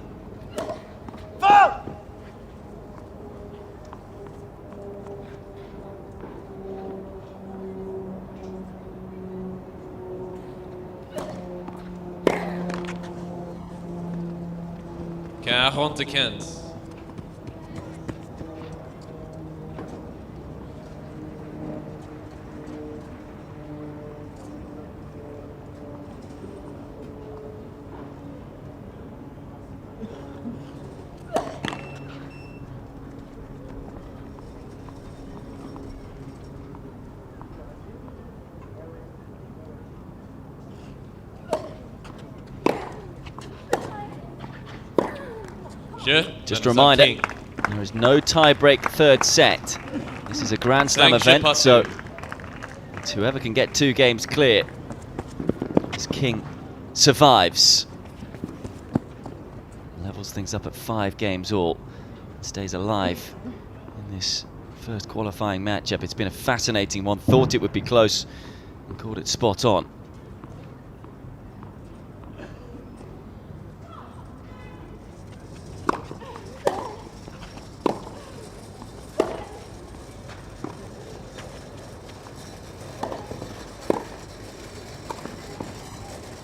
Again, shows the wrong direction on the short ball, King, but makes up for it. Quite an audacious volley.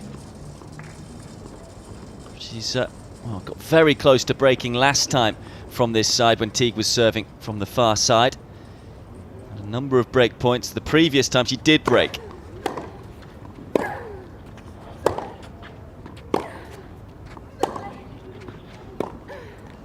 And she's got another chance here. Very sloppy looking backhand. You've got to be careful when you throw a racket like that from Teague's point of view. Miss Teague. She does get a warning as well. But you have to be so careful if it hits a ball boy or a lines person. And it's straight disqualification.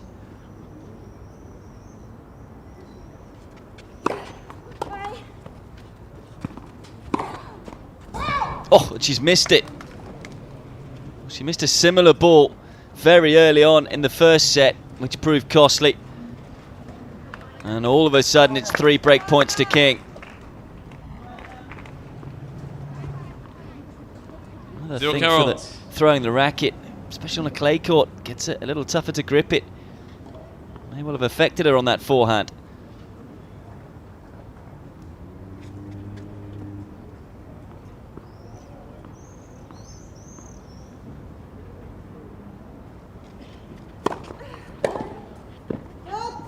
Didn't miss by much.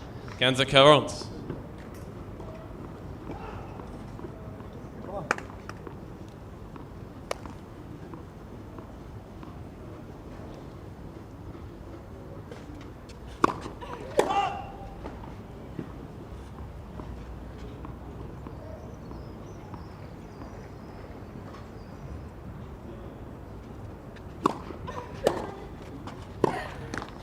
It's King who breaks. And in a few moments' time, we'll be serving for the match. World number 166 leads 6-5 in the deciding set.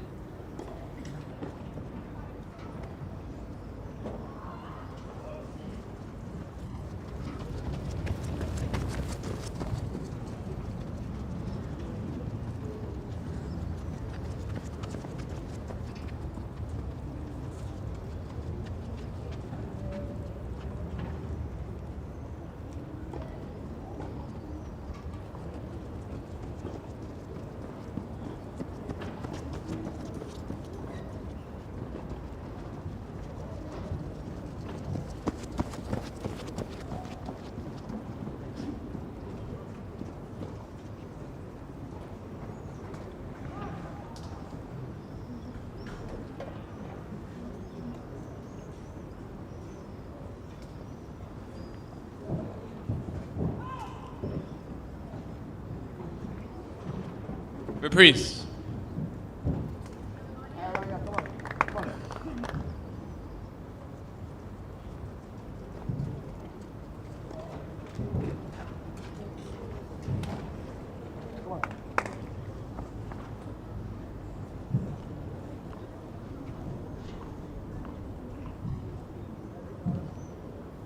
Serving for the match then, King.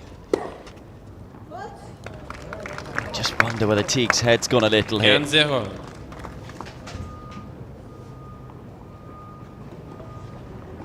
Invested so much in this match. In a winning position, of course, up an early break in this set. Net, premier service. King's ability, though, to just hang in there, show a lot of character, able to turn this set around.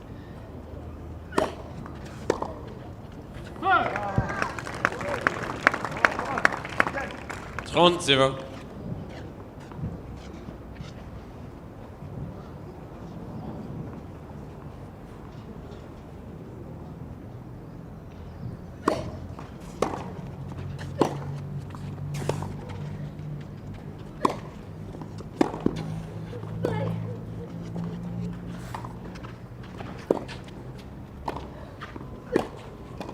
Yeah, didn't get the smash right at all, Teague.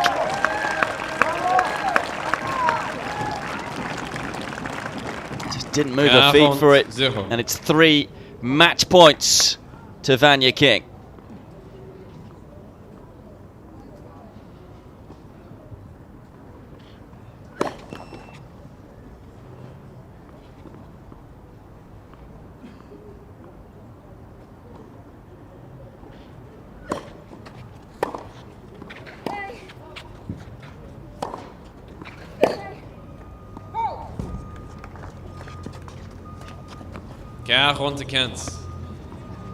First one is saved. Still 2 in the bank for the American.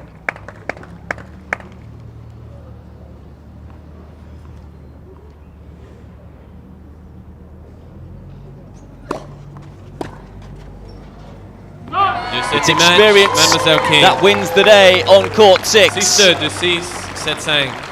Vanya King through to the second qualifying round here at Roland-Garros. She's knocked out the 4th seed, Patricia Maria Teague, in 3 of the tightest sets in a match that lasted 2 hours and 9 minutes.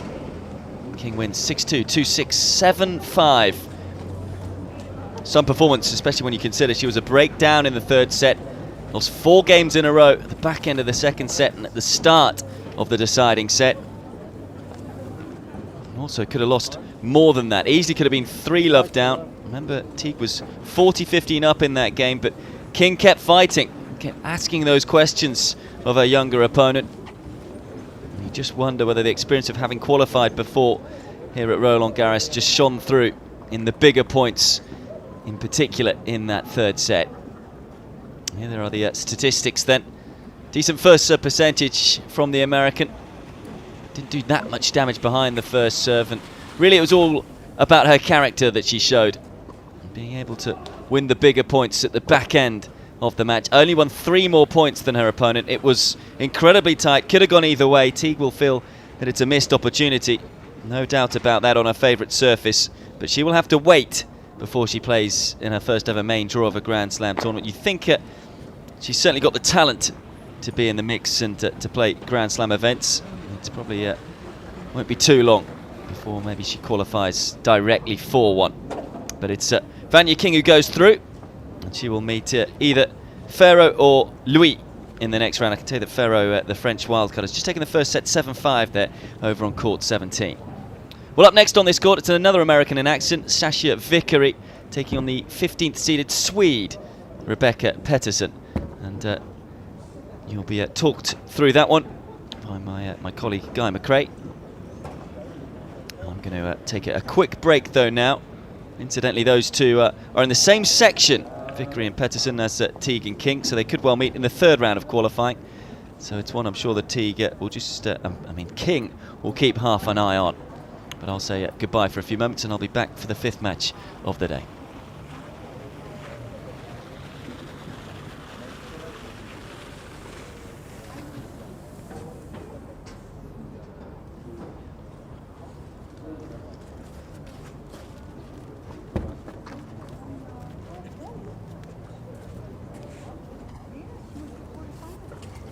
Par là.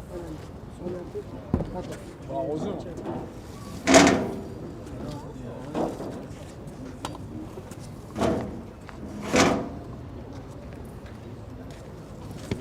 C'est chaud. Je vais le faire là-dessus.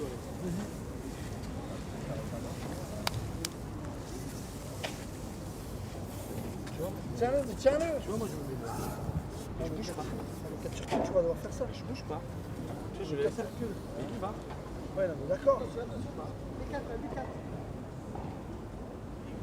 Regarde.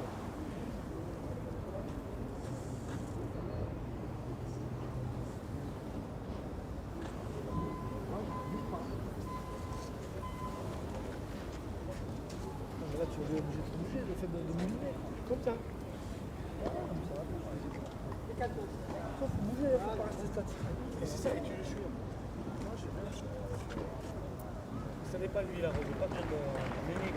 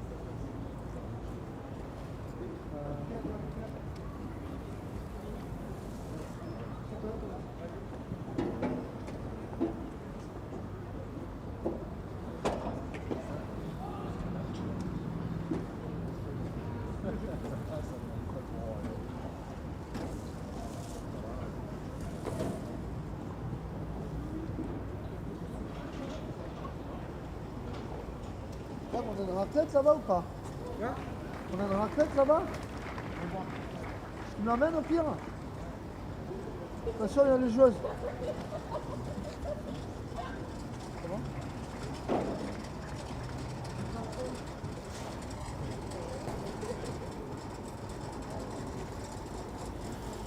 Tu fais pas attendre. Hein? Tu fais pas attendre rentrer dans le tour. Ouais, c'est bon. C'est bon. Parfait. Tiens. Tu veux pas? Non, c'est bon, il est avec moi.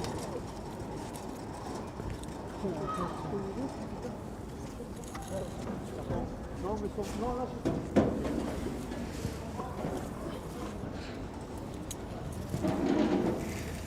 Voilà.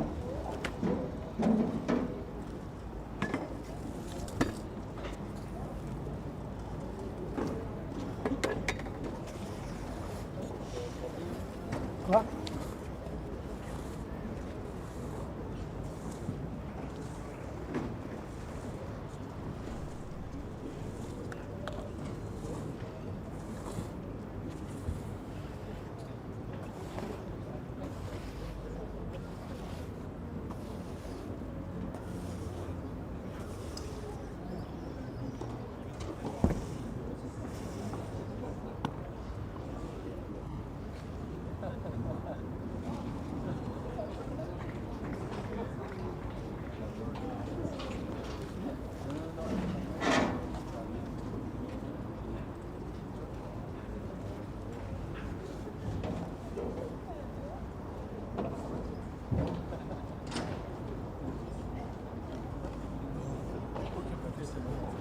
Là-bas c'est quoi? Géraldine, c'est bon les chaises? C'est bon? Ouais, c'est bon.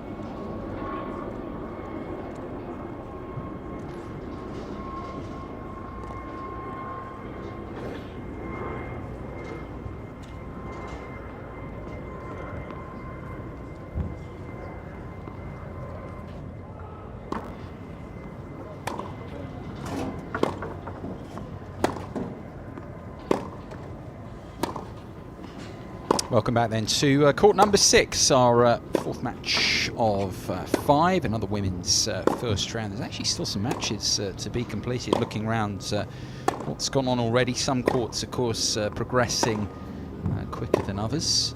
This is always the case, so we'll give you an update on what's gone on so far later on in this warm-up ahead of our next match. We have American interest again here, a good win for Vanya King just now over the 4th seed Patricia Maria Teague of Romania. We now have Sasha Vickery, another American in action here, taking on, she is Rebecca Peterson, the 15th seed from Sweden. Vickery now 21 years of age, from Florida, Sunshine State, and 164 in the world. Vickery has been as high as 108 July of last year. That was mainly thanks to the quarter-final run at the Aegon Open in Nottingham, international level event, of course, grass court warm-up event for Wimbledon, where she did very well. In terms of what she's done this year, failed to qualify for the Australian Open, losing in the final round of qualies. They're 7-5 in the third. Quarterfinals in Bogota, WTA event there, losing to Lara Arruabarrena. And more recently playing the USTA Pro Circuit events on the clay last month and this. Quarter-final at the 50k event in Charlottesville last month. Second round losses at her other 2 events, the other Pro Circuit events, big ones in Dothan, Alabama, and also in Florida as well. There's another one. That's what she's done coming into this. This is probably her best surface, just gives her a little bit more time. I think we'll see that to set up. She's a wonderful mover. Can be a little bit rushed on the quicker surfaces, Vickery, but should be at home here again. Up against someone who's been doing some good winning lately in Peterson, 123 in the world, 41 spots higher than Vickery right now. Actually achieved her career high rank just a couple of weeks ago. Made it up to 119 in the world. Born and raised and still based in Stockholm in Sweden, but Estonian heritage as well. Her father, Mart, was professional. Took the family across back, was it 26 years ago now, 1990, moved from Estonia to Sweden.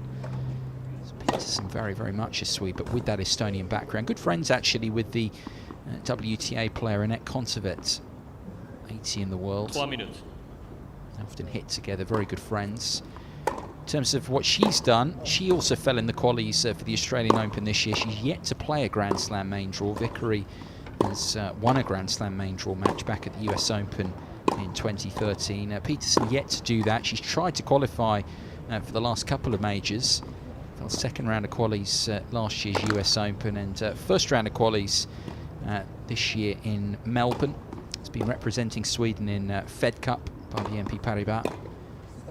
And since the end of March, really, her season's picked up. She wasn't winning too many matches to start the year, Peterson. Semi-finals at the clay court event, the Osprey ITF event in Florida, the 50k level event, and then won the 50k, the Dothan, Alabama title, beating Taylor Townsend. 2 minutes. There, that was her second ITF 50k level title of her career. Losing first round to Townsend, the American, getting some revenge at the 50k in Charlottesville, where Vickery reached the quarterfinals. Patricio Estevez of Argentina in the chair. This fourth match of 5. We still have one more to come. It'll be more American interest. Julia Boserup of the States against Claire Feuerstein of France to follow. Women's matches taking centre stage through the rest of the afternoon here as conditions, it's actually, I mean, good walk around the grounds here. Very pleasant.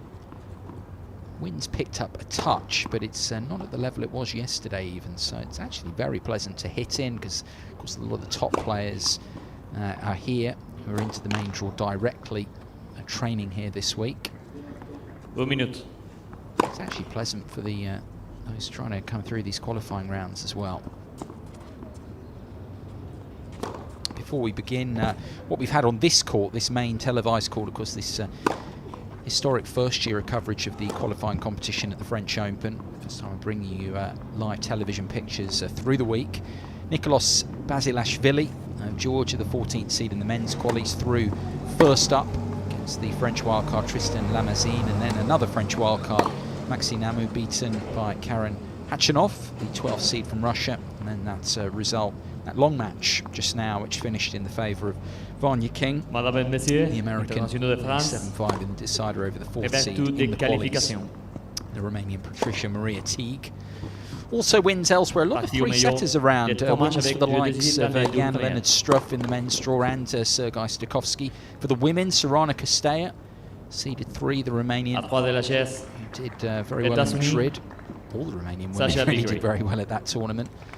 She's also through to the second round. I think the longest match of the day, timing-wise, Miyu Kato of Japan on court 13, beating Robin Anderson 8-6 in the final set. But we've had a couple of 9-7s in the decider. Court 14, Federico Gaio of Italy winning through there, as has in the women's draw Cecil Karetancheva of Bulgaria on court 16, 9-7 as well in the decider for her. So those are some of the results. Of course, you can go to Roland-Garros.com, the official website of the French Open, for all the results, all the statistics, reports as well. Not just from the qualifying competition this week, but in the build-up to the start of the main draw of Roland-Garros proper on Sunday.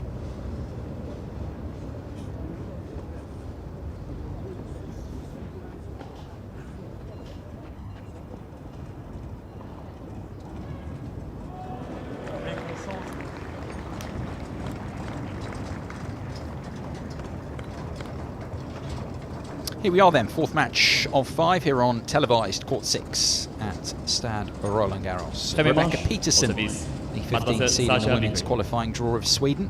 123 in the world to play Sasha Vickery of the States, 164 in the rankings.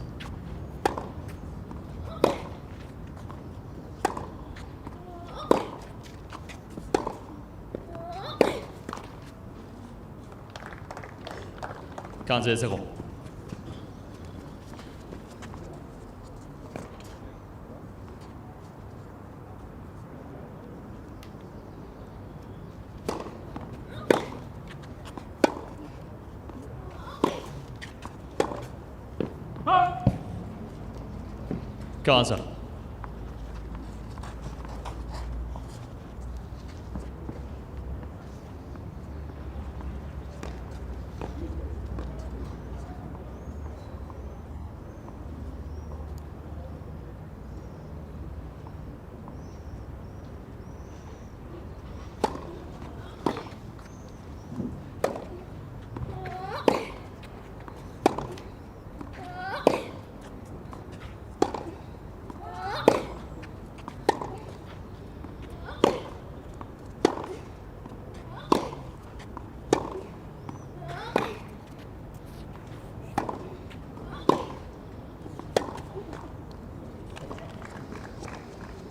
It's difficult to say with both just feeling their way into this qualifying campaign, but you look at the way both of them match up, expect a fairly long match here. It's both very comfortable on this surface.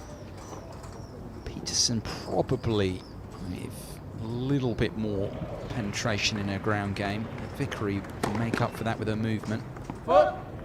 Given the chance, if Peterson drops short, Vickery can lean through the ball as well, but both very comfortable on the dirt. Just maybe give Peterson the edge overall, a little bit more in her ground game. It was interesting looking at that final, caught some of it in Alabama, where she beat Townsend, very attacking player, and how she was able to build her way into that match. 30-40. Vickery can be quite hard to hit through at times. Problem she comes up against here. Second break point.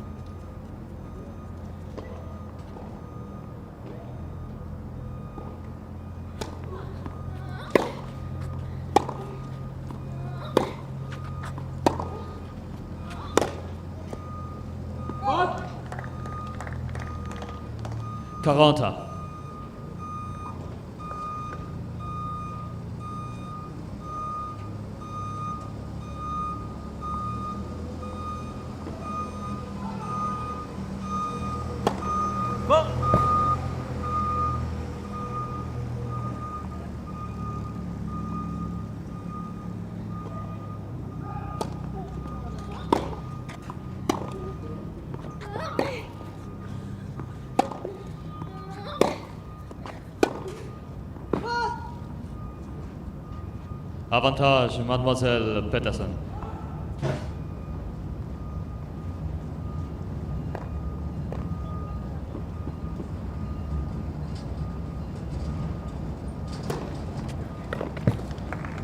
Excellent first serve from Vickery, cleaning the outside of the line. Break point save now in this opening game.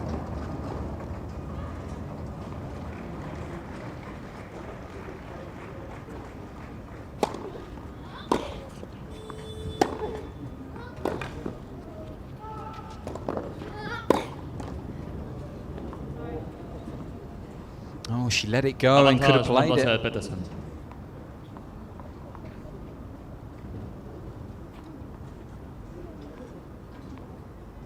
Fourth break point of this opening game for the Swede.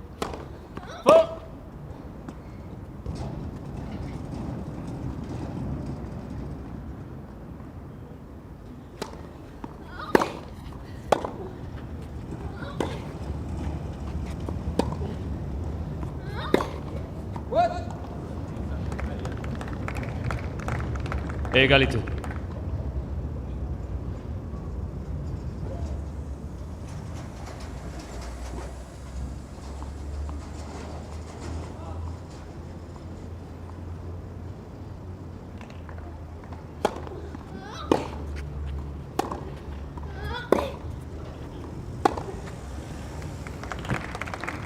Lovely shot. Avantage, Mademoiselle Vickery.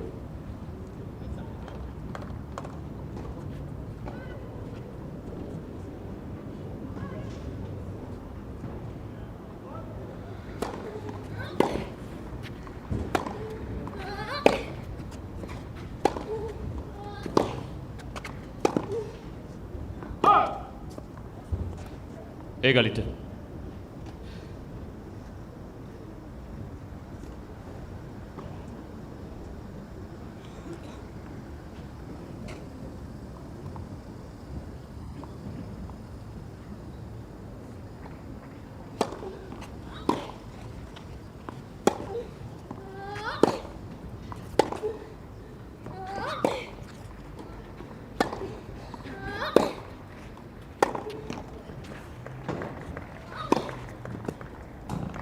Well put away.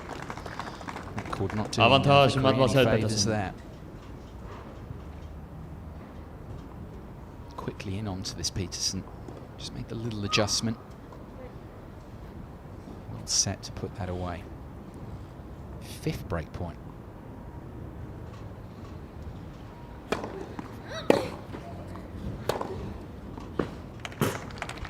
On the line again. Égalité.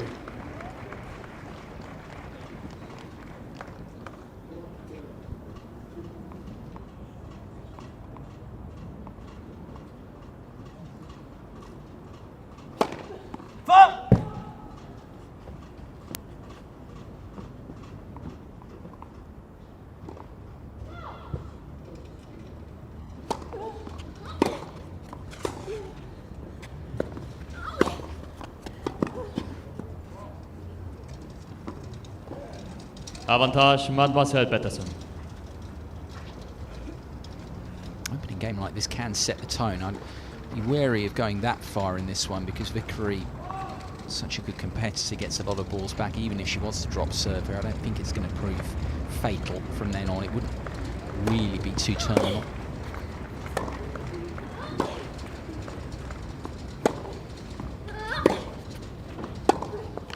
But eventually the length does through there, and she is broken. 6 break points required by Peterson in that game, but she does, the Swede, get the immediate break of serve.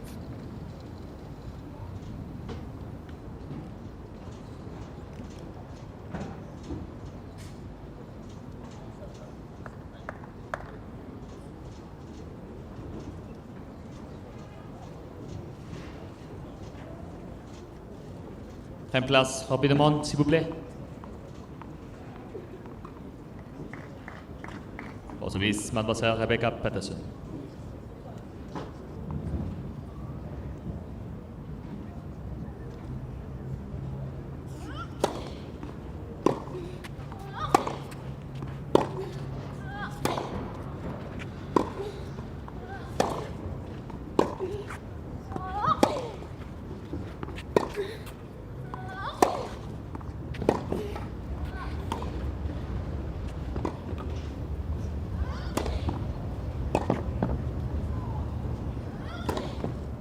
That's how hard it is to get a point through Vickery.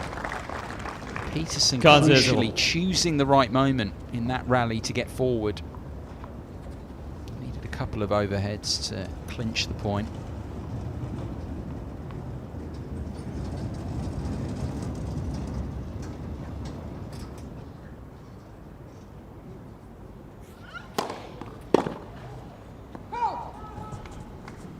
$30.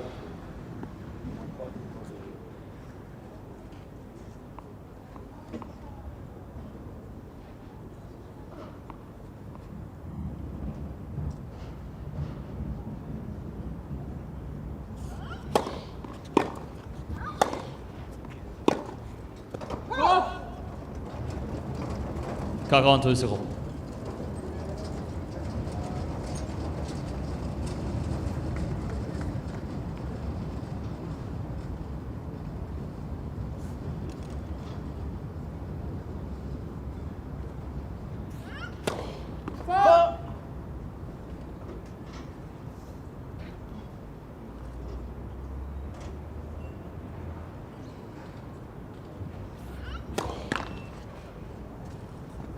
$41.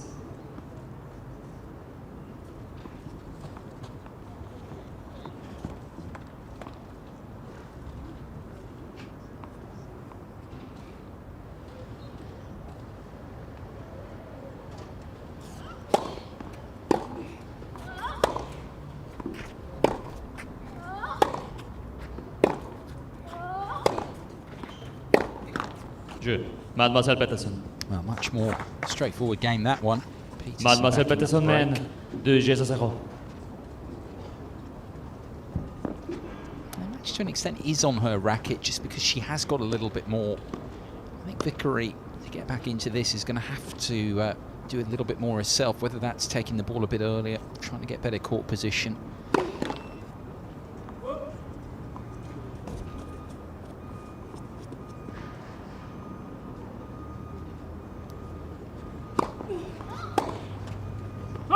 $15-0.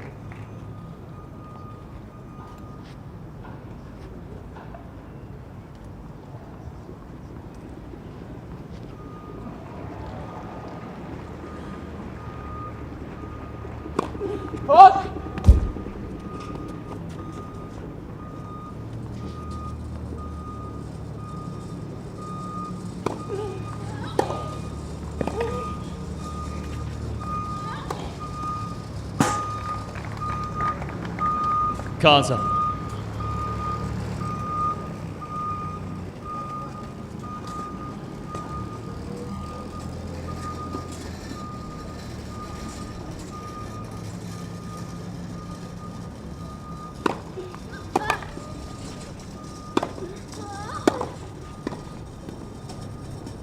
She never attacked that volley, Vickery. Good first serve, good approach. Rather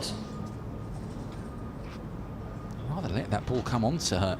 Surprising, because she got to the net actually, got into position very early, the American. She seemed a bit surprised the ball came at her.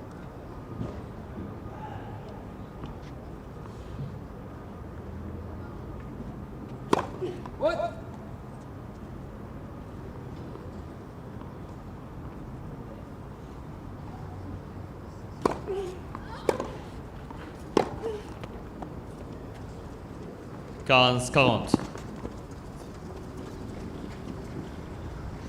Well, a lot of the rallies have been close, been tight so far. But it's Peterson doing a bit more damage. 2 more break points. Please.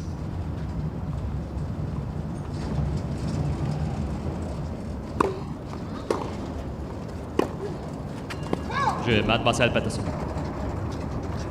And there is another break of Mademoiselle serve. Peterson It has then. been tight through the first 3 Trois games, jeux but à zéro. Peterson playing the big points a bit better than Vickery right now.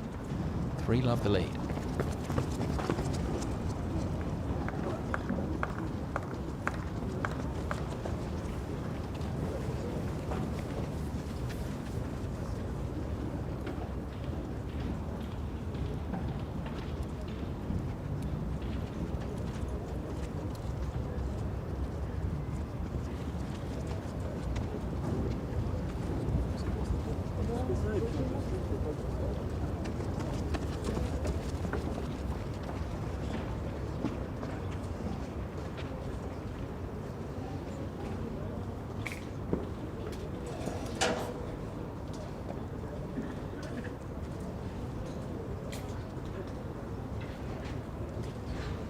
Reprise.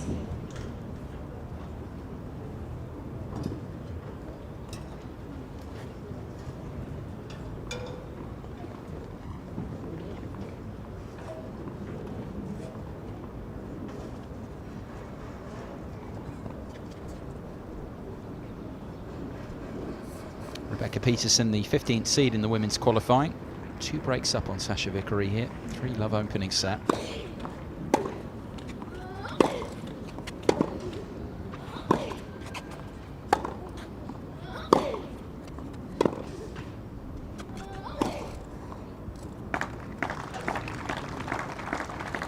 As I was suggesting in the opening game, the difference here, Peterson's accuracy level is very good. She's not actually going for too much, she's got a little bit more weight of shot than Vickery. She's leaning into a few more of these balls. It's not a lot of difference. It's up to Vickery to come up with something to counteract it. There's no suggestion that Peterson's going to drop off this level of execution. It's making balls, not going to be enough, I think.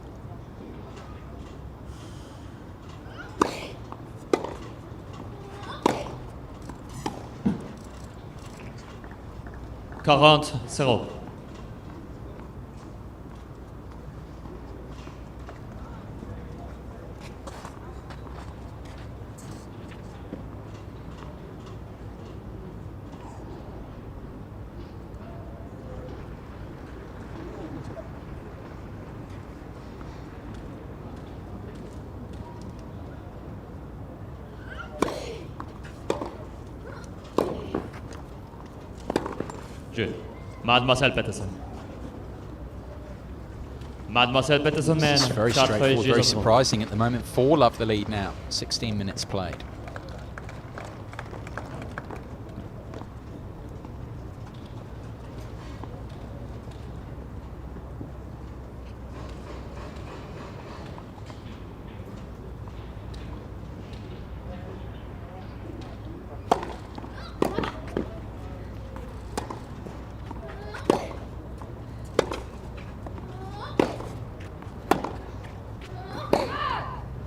Court position there, being pushed off the baseline. It was actually a very good first serve from Vickery.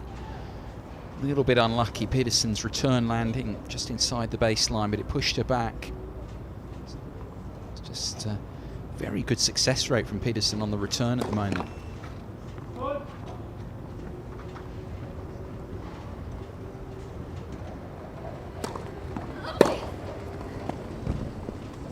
And she's really kicked on.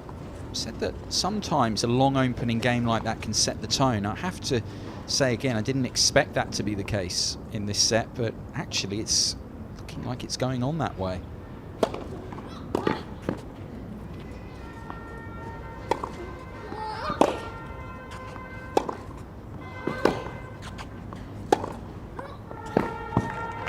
That's flatter from Vickery, and that's one of the ways I think she can get back into it a bit more. Just to lean on that final forehand. A little bit flatter. Wasn't that she was taking the ball particularly much earlier than normal.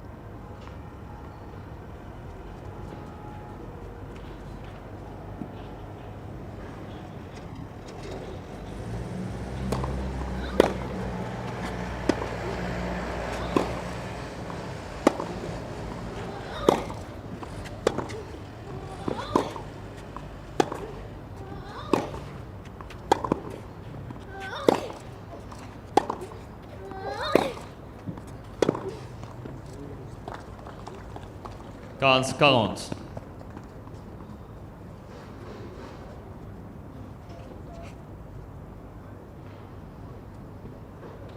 It is now one-way traffic. All that we can speculate. The scoreboard doesn't lie here.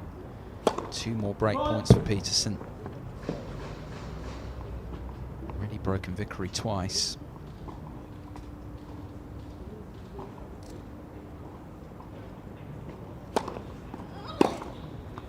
Mademoiselle Peterson. And she just stepped round and killed the return. Mademoiselle Peterson, man. Peterson. Sanchez à 0. Dominating. 5-love the lead now with just 18 minutes played.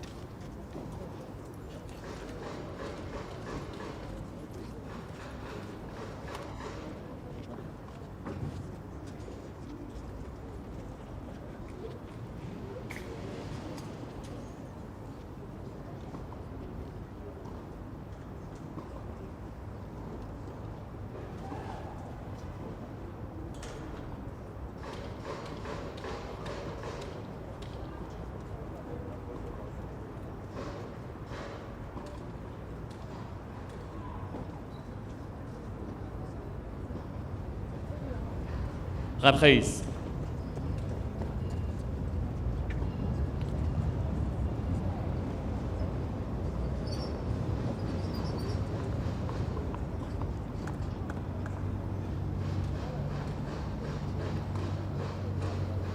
Rebecca Peterson serving for the opening set here on court 6, 5-love.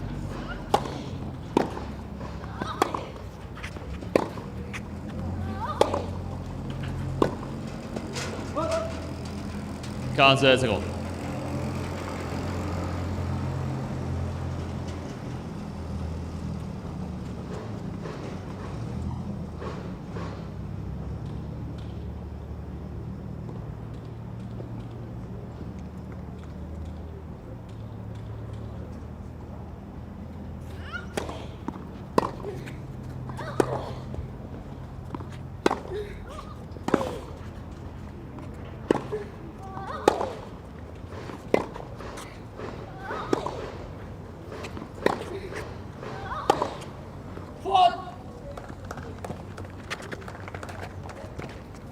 Gaza.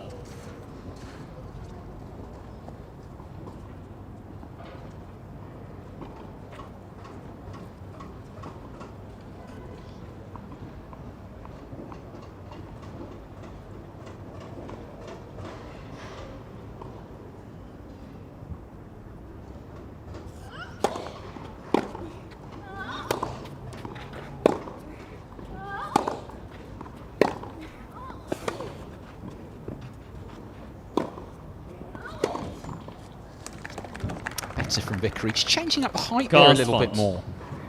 Got to look to do something different. Ever since that opening game that was very close, yep, she was down lots of break points, but she was doing good things. Since then, seems to have been content to let Peterson play to her, rather than trying to do too much in response.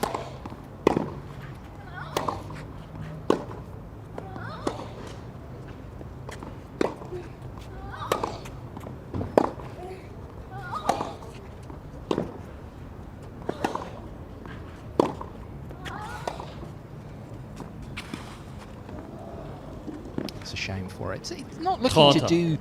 Ultimately, her movement is a key strength in running down balls. I'm not saying that she just goes and hits the all-out attack button. It's just little adjustments. Need a little bit more from her point of view to get into this match. To build on what she does very well anyway. No question, Peterson's playing very well.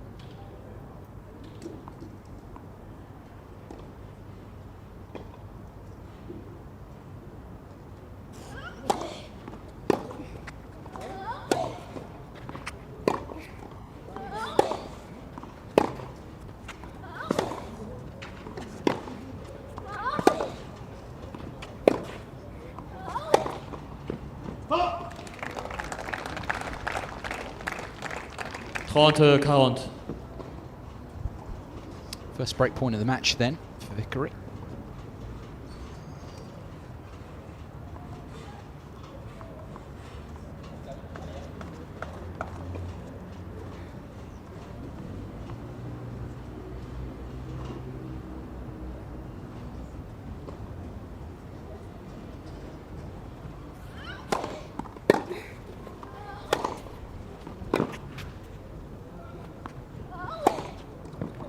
Je, Mademoiselle Vickery. And there is the break.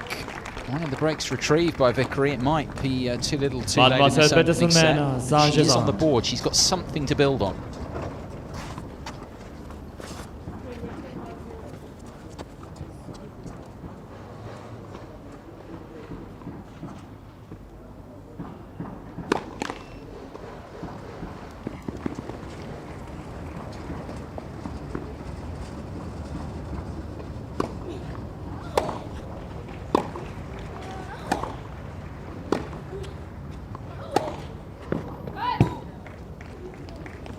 Quinze 0.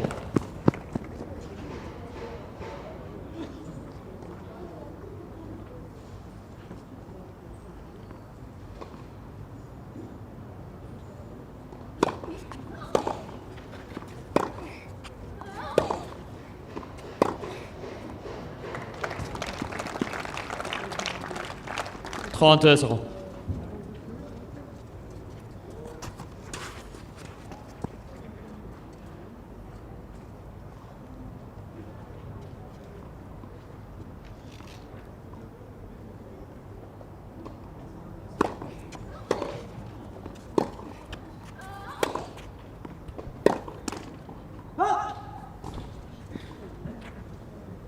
Trente 15.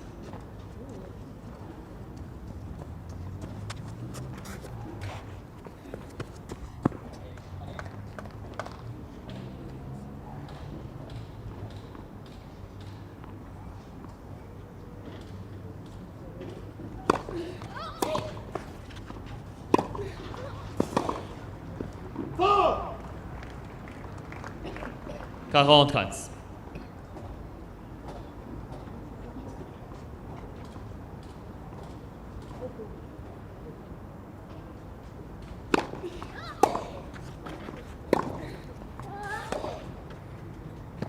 Je, Mademoiselle Vickery. There's another game back. Vickery Judgment is starting to get it Ramasseur, together, s'il vous plaît. doing a little bit more in these last couple of games, the American.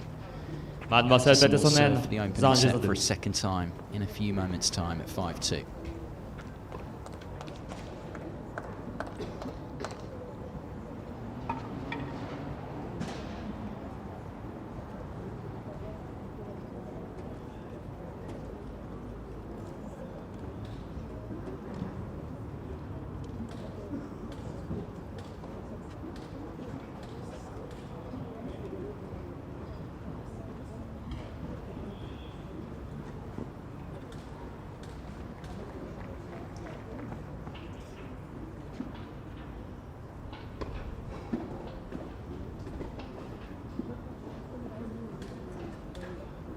Reprise.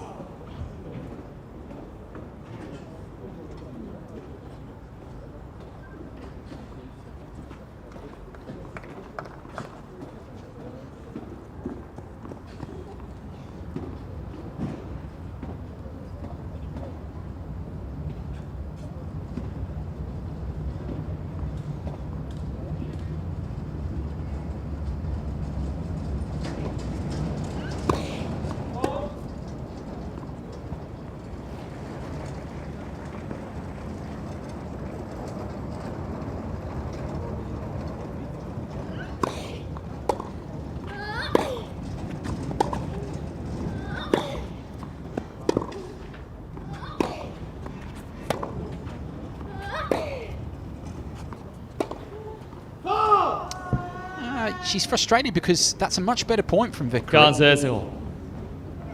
Set up the opportunity to kill up the line, just lacking the execution. It's much better, giving Peterson a bit more to think about.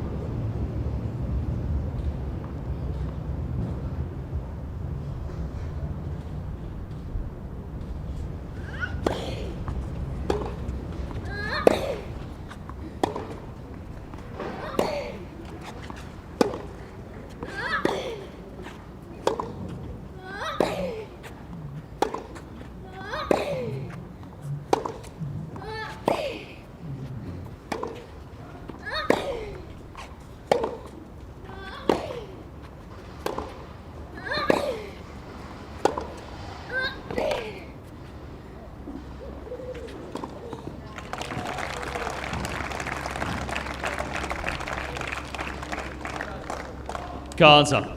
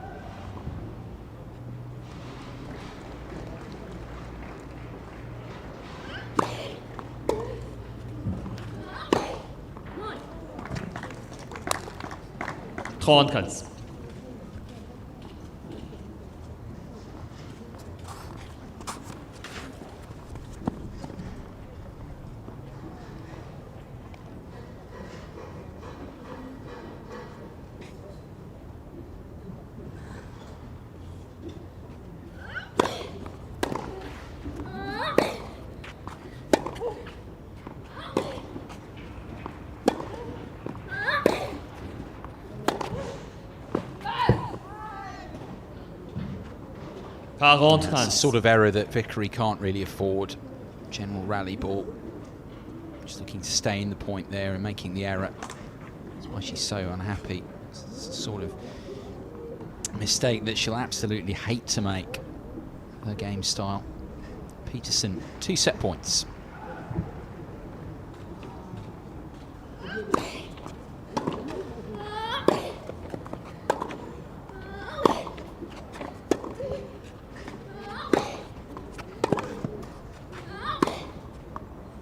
Well done. Mademoiselle Good Peterson. ending to the game, and the set from Rebecca Peterson, the Swede, a set to the good on Sasha Vickery here.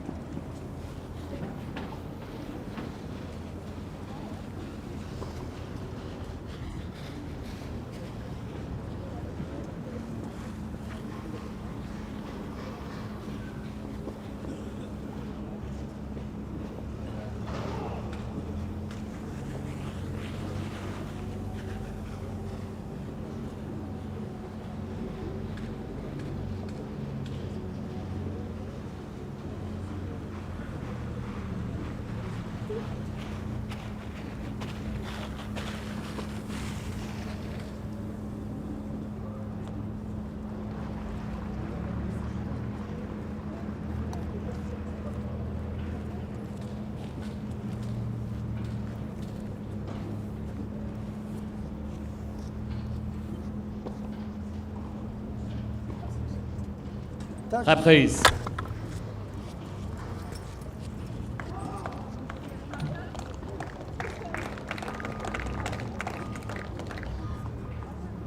Deuxième manche.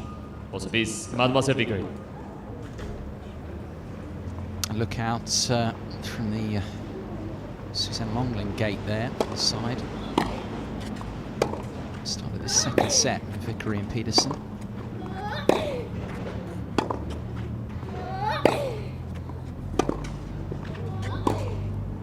It was a little bit more reflecting back on that first set for Vickery to take. I think ultimately falling 5-love down, just too much to do.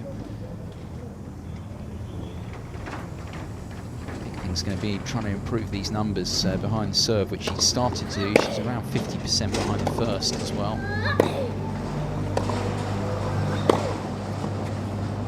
At the moment, she's just having the attack taken too often to her by Peterson. Better court position, willing to be a bit more aggressive than the American. Crucially executing very well.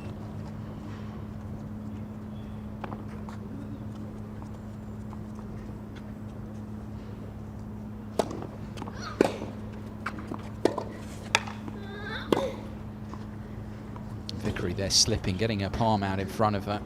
Just prevent anything more untoward. 15-30.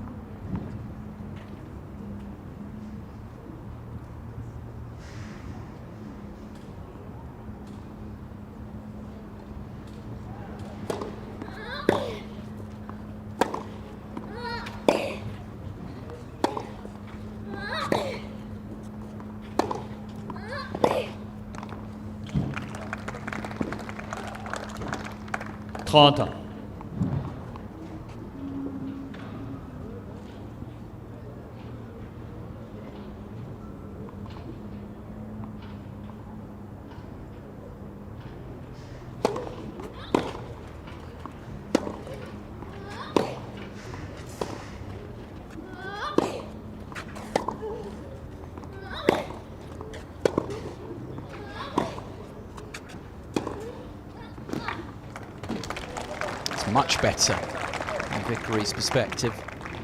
40-30. Needed to be. See here, just able to get into this ball and find the angle. Not waiting for the ball to come to her.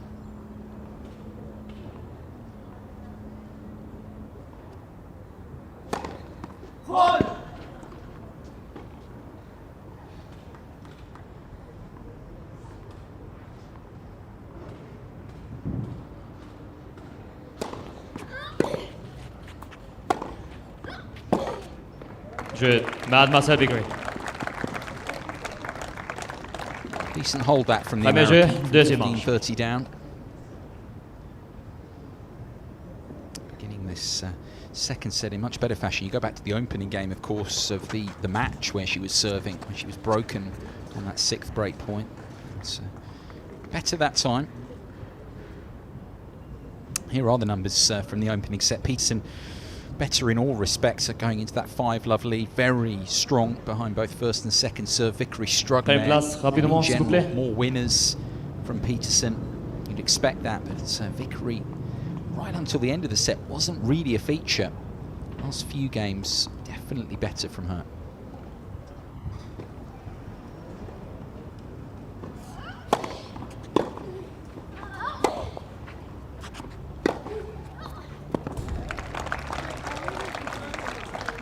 Zero 15.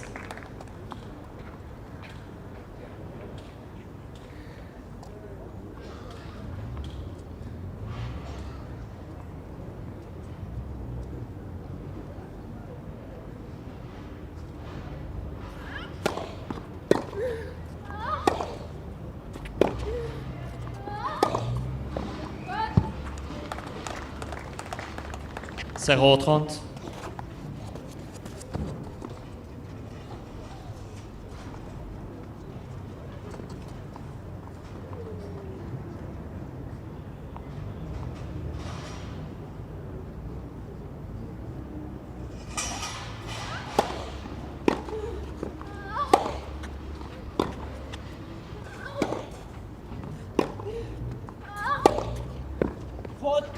Gone off the boil here, Peterson. Rash of errors. 0-40. Points for Vickery. Did get one of those breaks back. Got the game on the board in the opening set. Problem is it was 5-love at that point. This is our best chance of the match so far, really.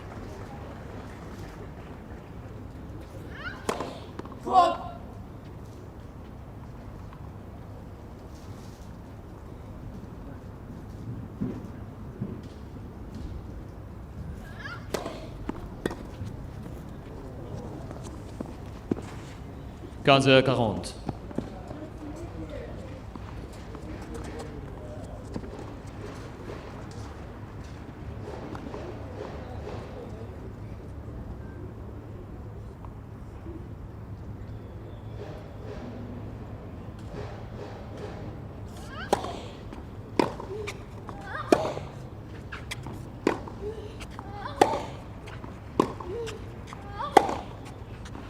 Jeu.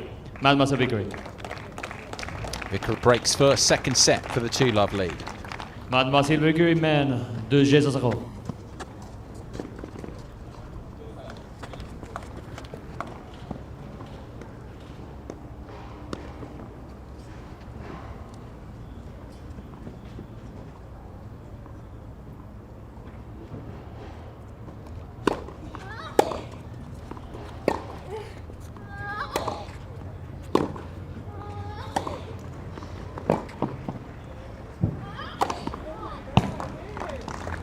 that's the sort of point we were seeing regularly in the first set from Peterson.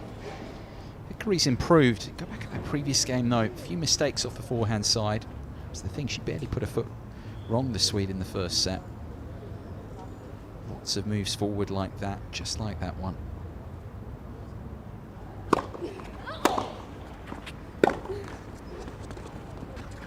Zero 30.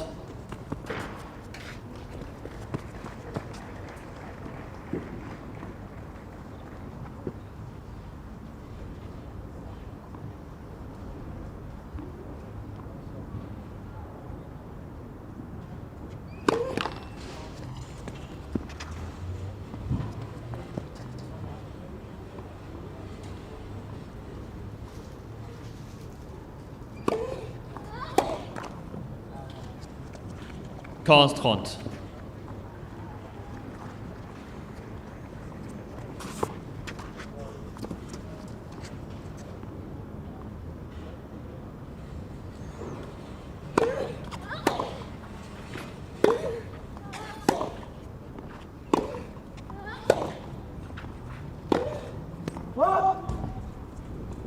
Quinze 40. Recovery might be a little bit short-lived here.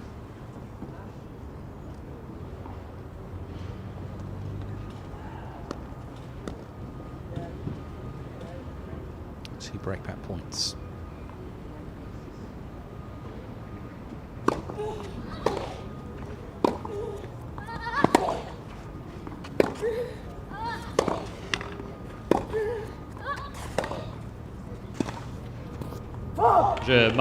Put that cross-court volley wide again.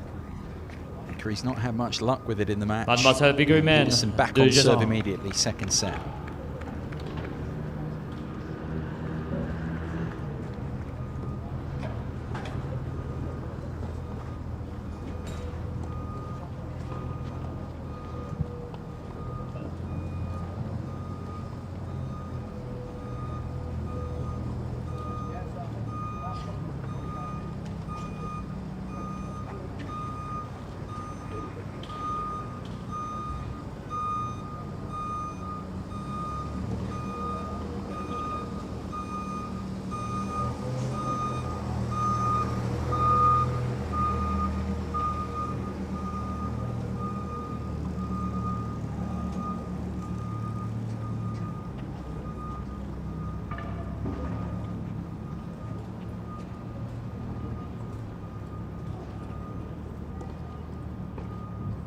Reprise.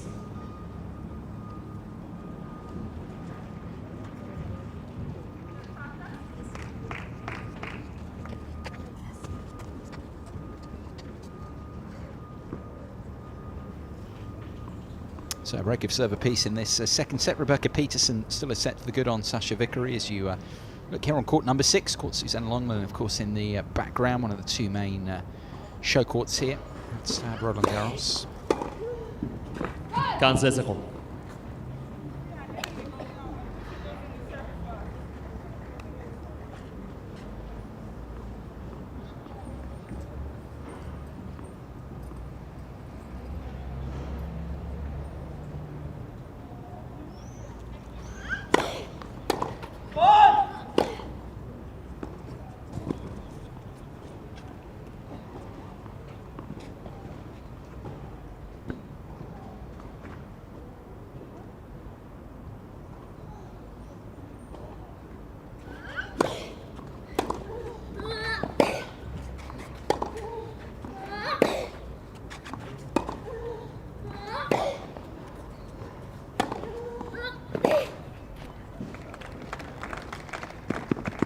Quinze.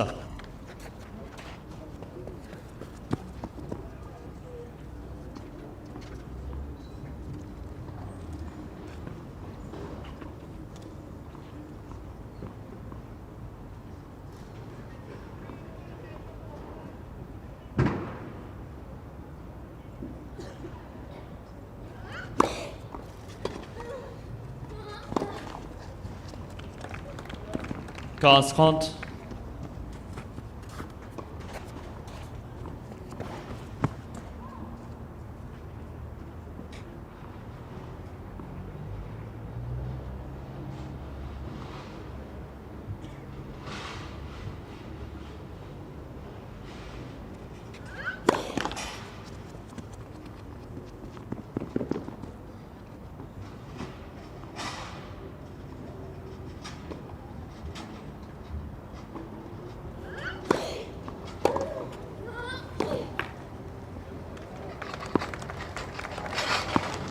15-40. Run of breaks could be set to continue here. Can Vickery go back in front? Already ahead, of course, on serve.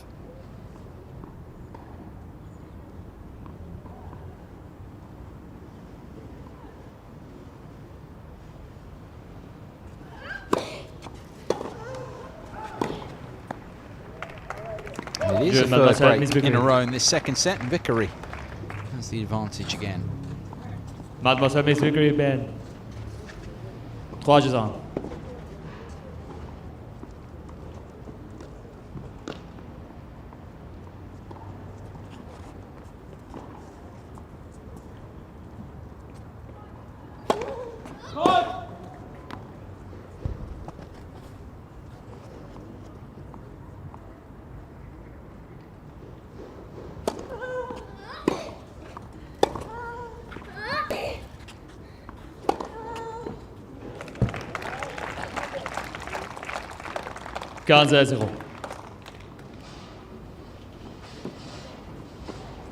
Pushing Peterson back there as she's doing much more in this second set.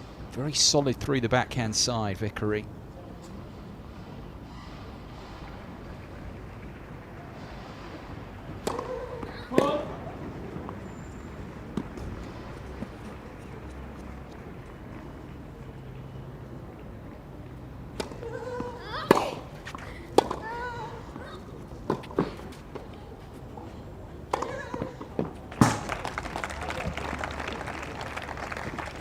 €30.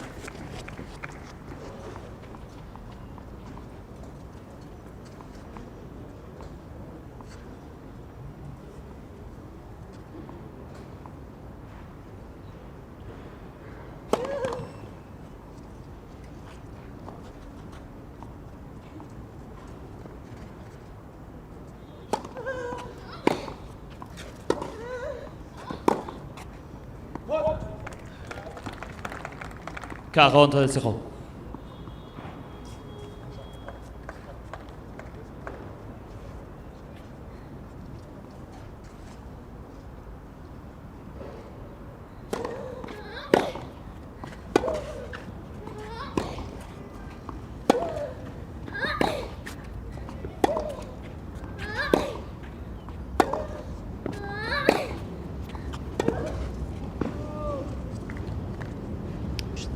Slow covering her forehand side there, Vickery, for some reason. I wouldn't say it was a particularly deadly ball from Peterson.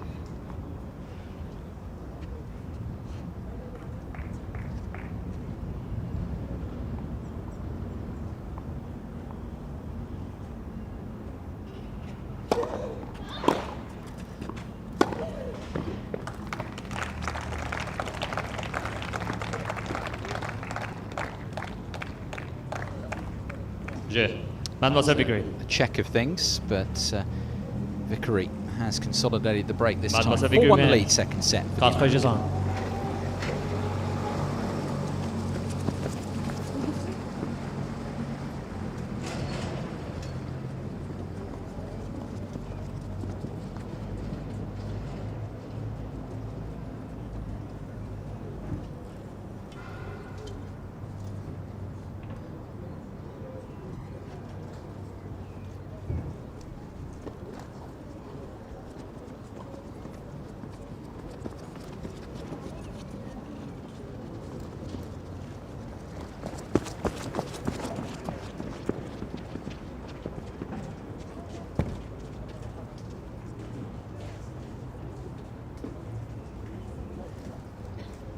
Prenez place rapidement, s'il vous plaît.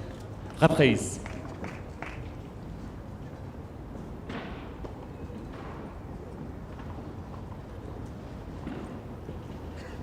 Sasha Vickery fighting back against the woman in your picture, Rebecca Peterson, in this second set. The Swede who took the first set easily, 6-2, now 1-4 down in the second.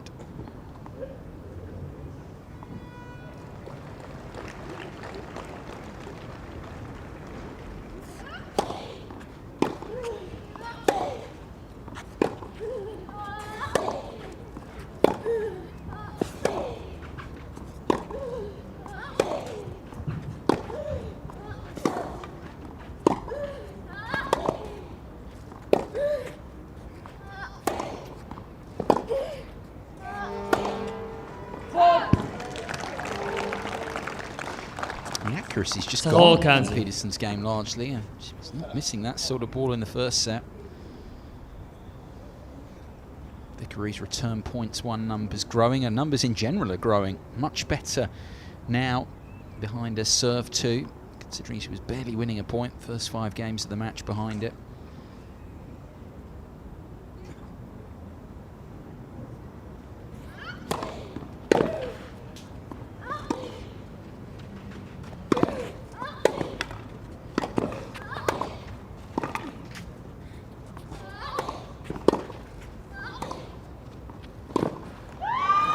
Oh, well, she could have stolen it at the end, but frankly, how Vickery didn't put the ball away. 3 volleys.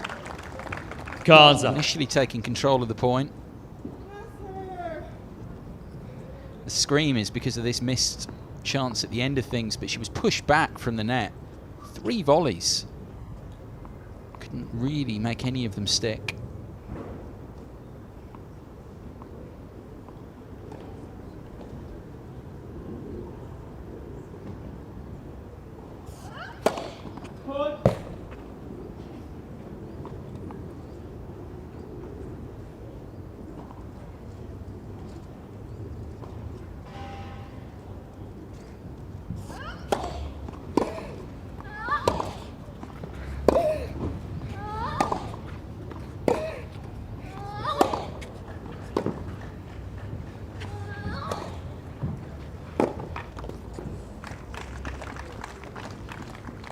Trente-quinze.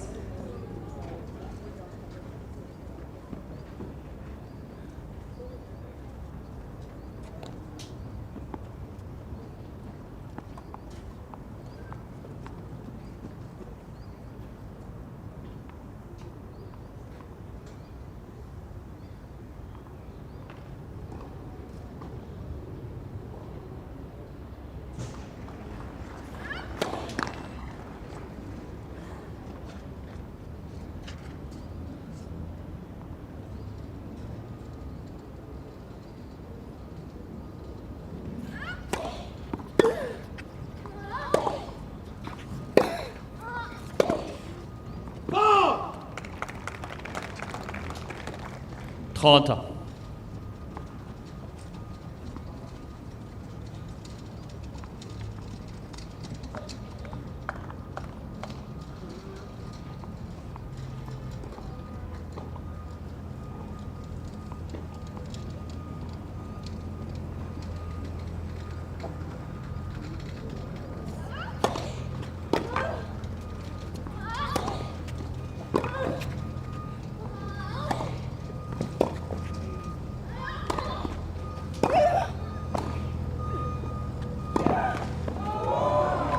Almost from Vickery.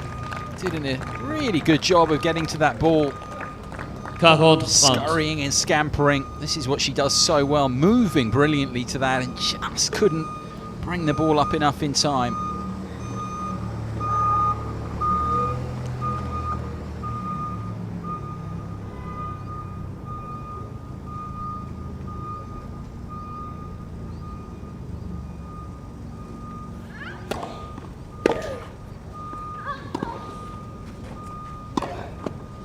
In general, it's so much more purposeful. Look at that return of serve. You just didn't see that in the first set from Vickery.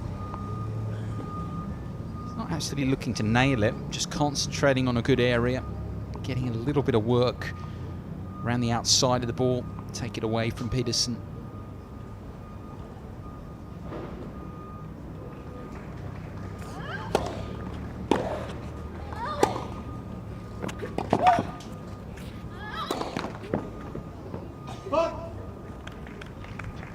Avantage, Mademoiselle Vickery.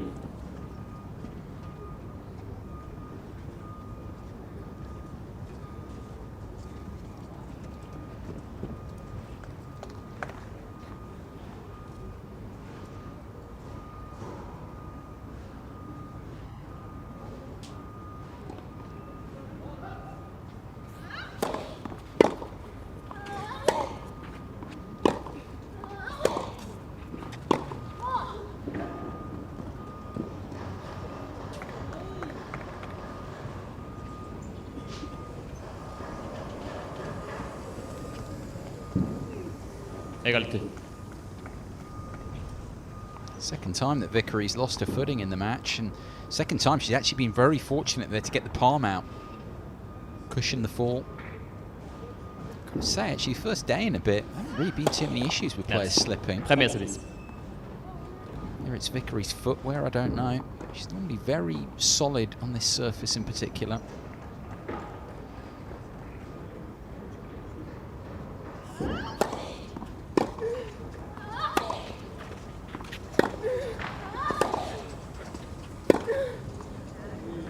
Glorious shot. And she again came around the outside, this time on the backhand. A lot of top hand there as well, used by Vickery to create the angle. Different match this to the first set.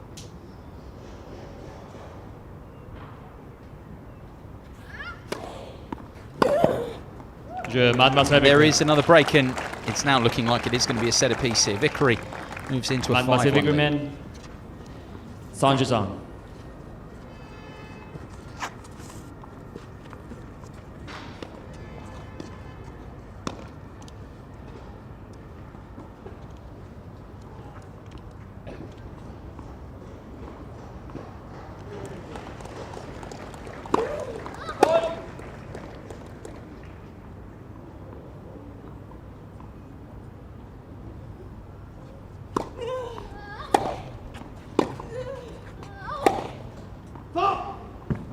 Ganze 0.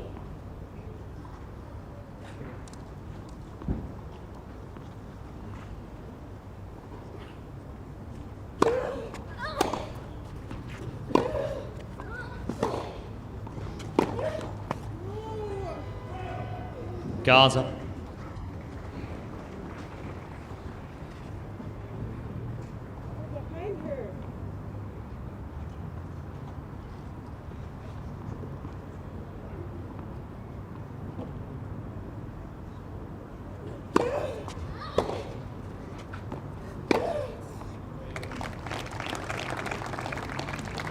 Trondkans.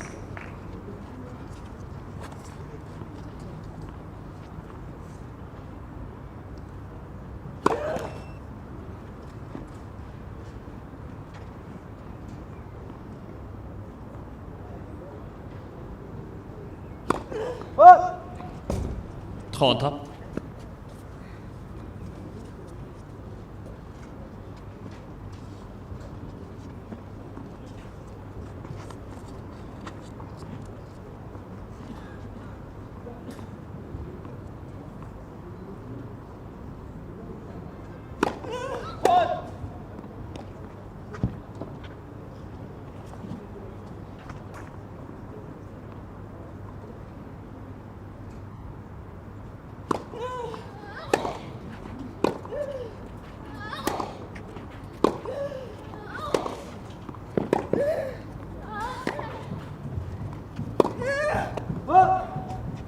Get to the pitch of the ball, so to speak. Vickery there was left leaning for it, reaching for it.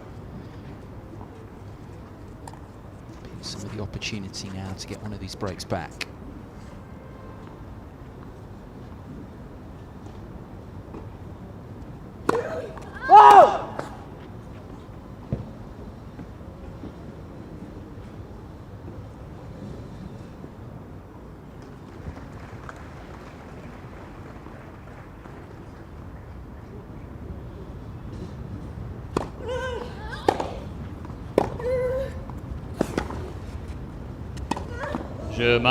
And there is one of the breaks back. A bit surprising.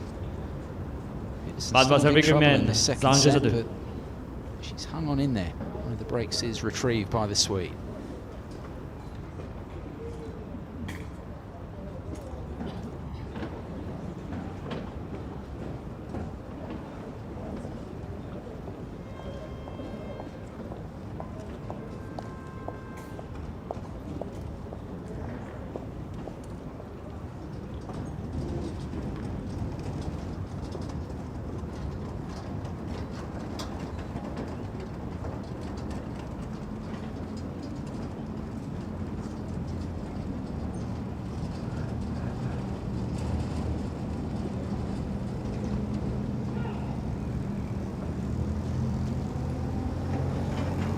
Reprise.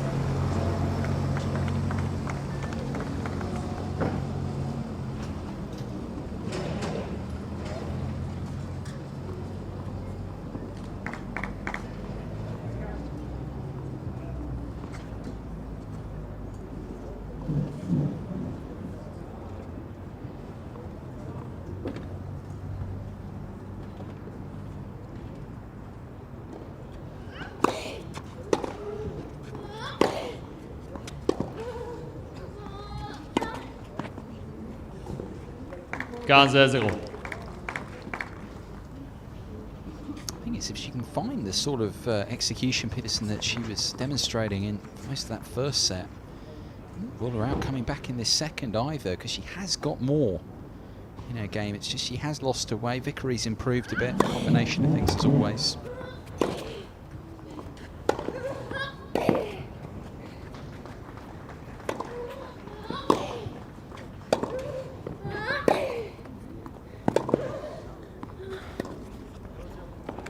At some point, shame it had to end on an error like that.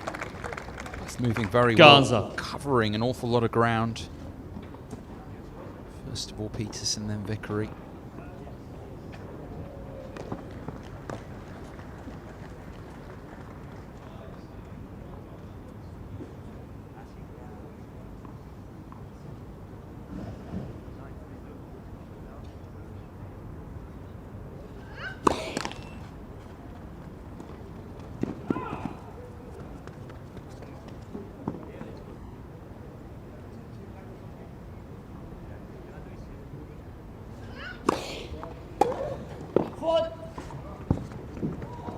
Trente-quatre.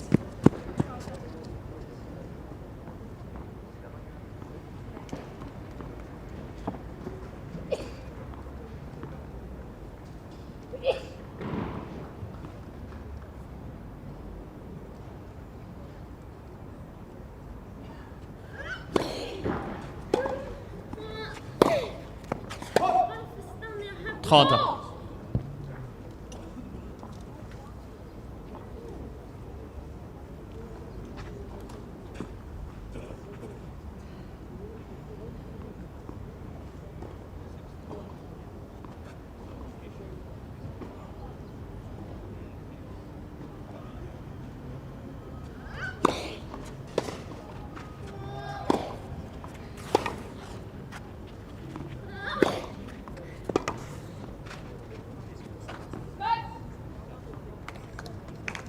Quarante-30.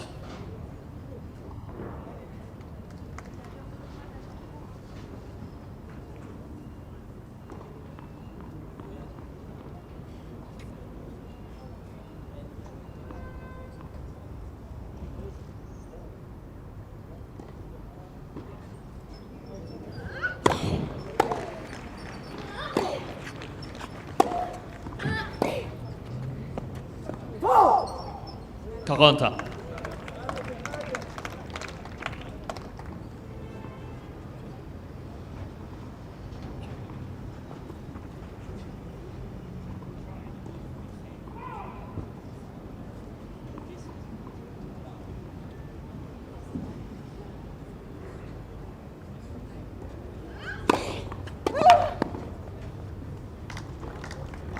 Avantage, Mademoiselle Peterson.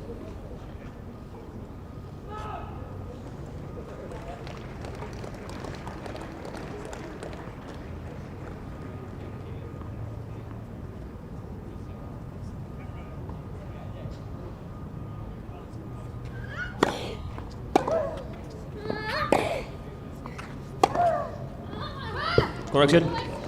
2 points from the set. That is long. Égalité. No, it's been overruled.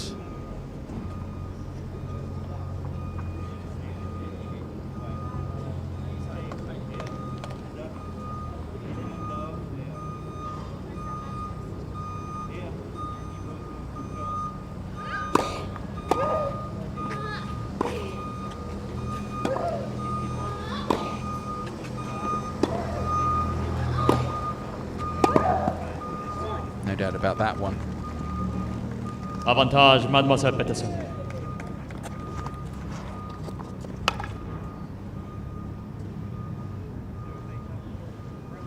so close to levelling up. She may well go on to, but Peterson hanging in there.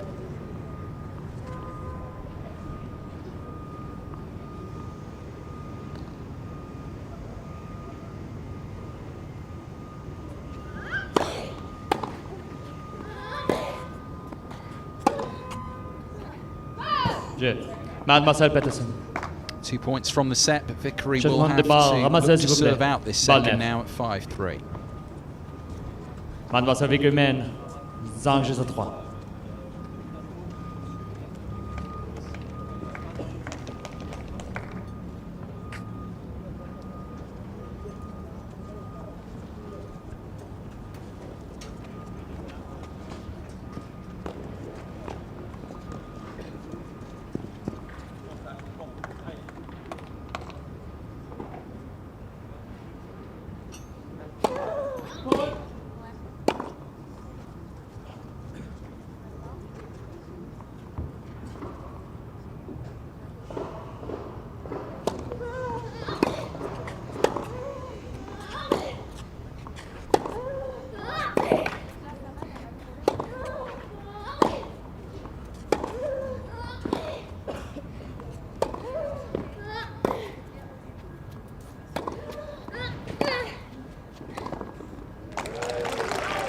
Constructive point for Vickery.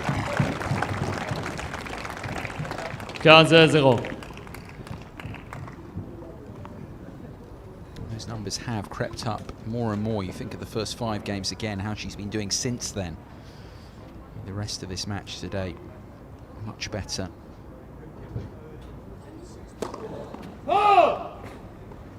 Being slightly better actually behind her second serve, Vickery, in her first, but the numbers in general have got better. It's reflected in where she's at in this second set.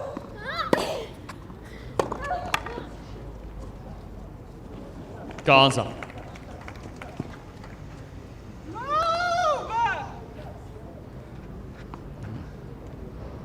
Protestation's clear from Vickery.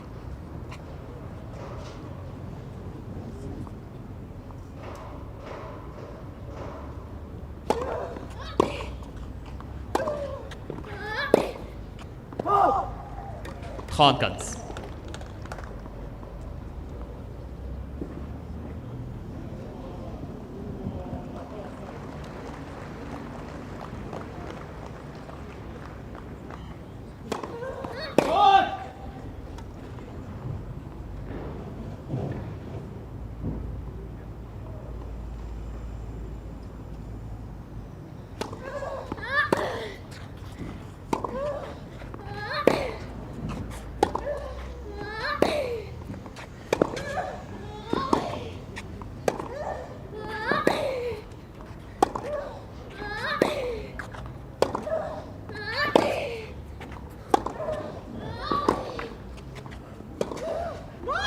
Fabulous rally.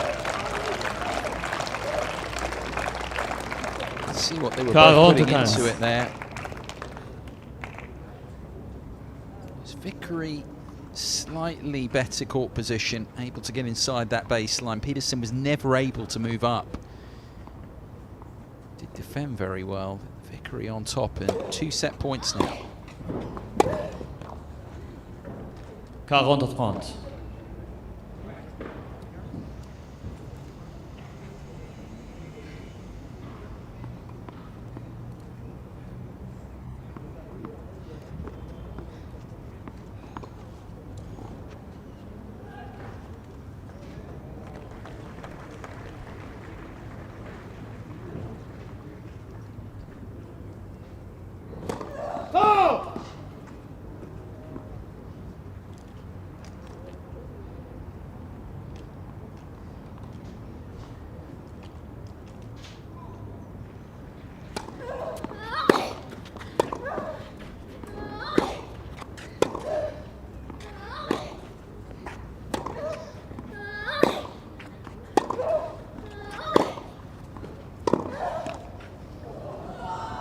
Didn't dribble over. Both set points have come and gone.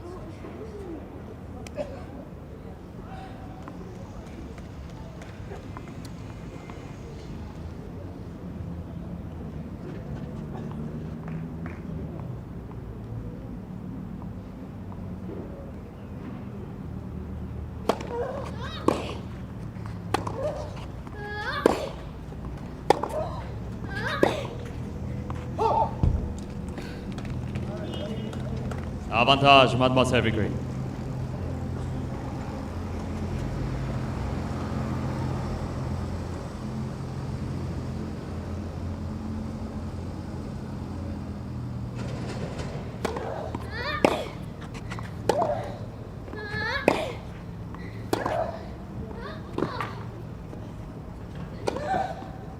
Deuxième manche. Mademoiselle Eventually Vickery. she closes on the third set point. And we are going the distance Teague here à 3. on court 6 in this first qualifying round. Sasha match Vickery partout. takes the second set 6-3.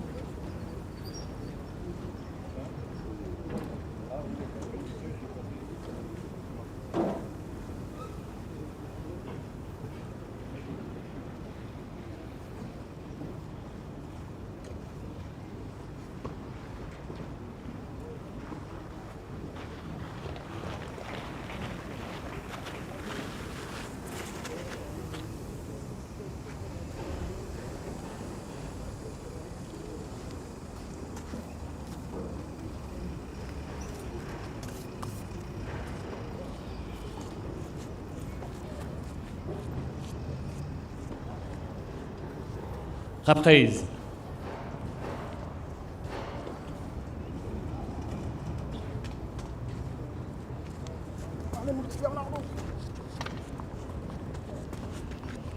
Dernier manche. Au service, Mademoiselle Peterson. So one a set apiece then in this first qualifying round. Sasha Vickery hitting back against the 15th seed in the qualies, Rebecca Peterson, the Swede, beginning the decider here.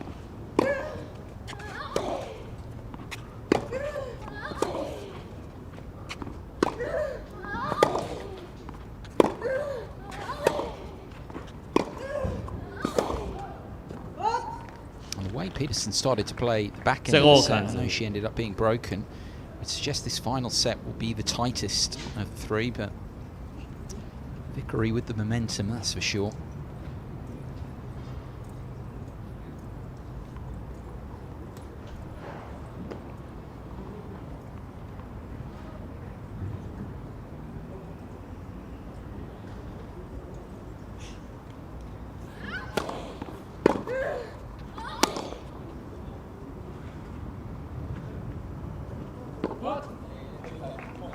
Zéro 30.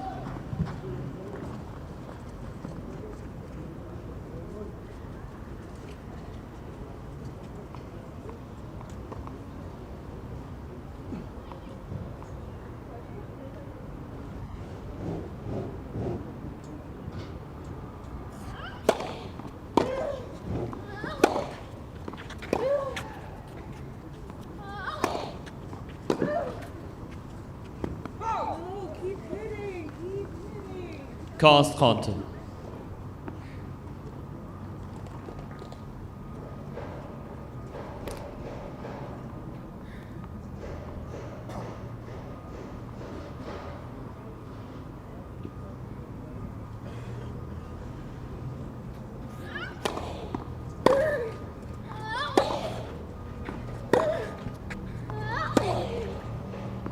Playlets.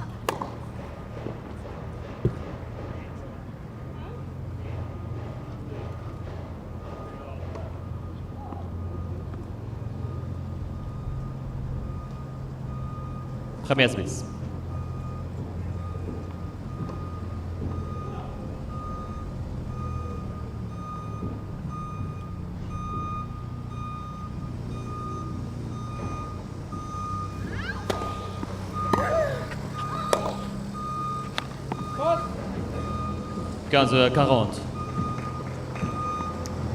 As I said earlier in the game with Vickery, chance to really make it count here. Peterson down, double break point, start of the decider.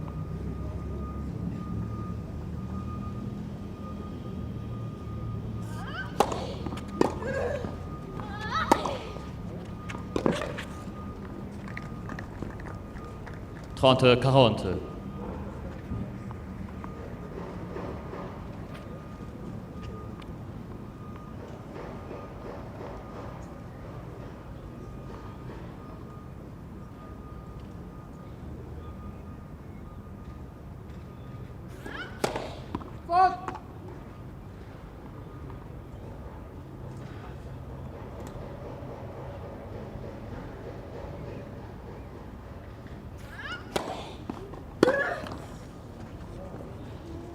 Quarante.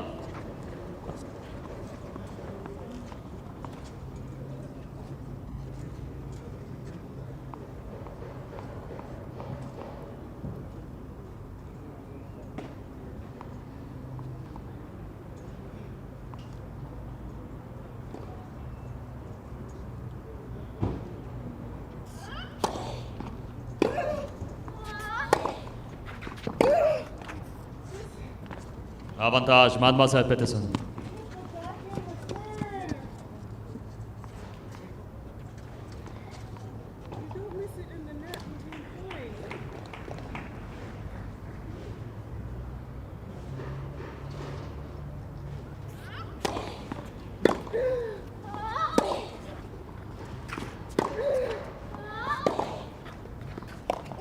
Mademoiselle Peterson. The line, and Peterson does very well to save the couple of break points. Holding here. Final set.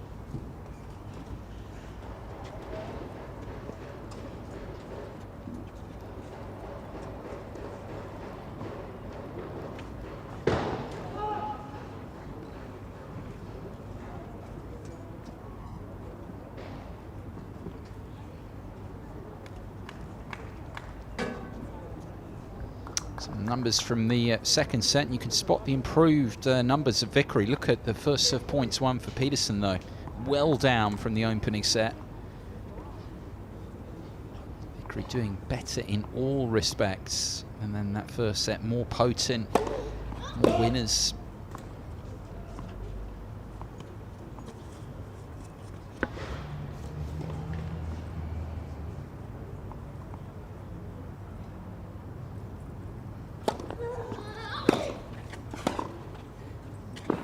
Zero, 15.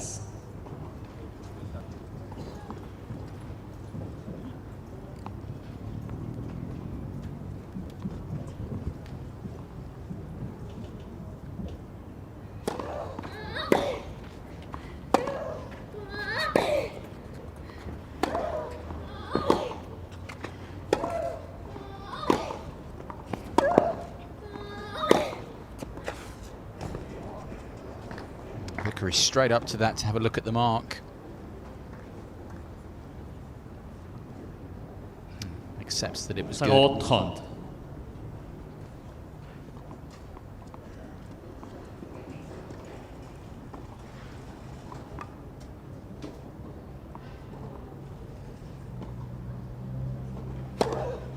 False.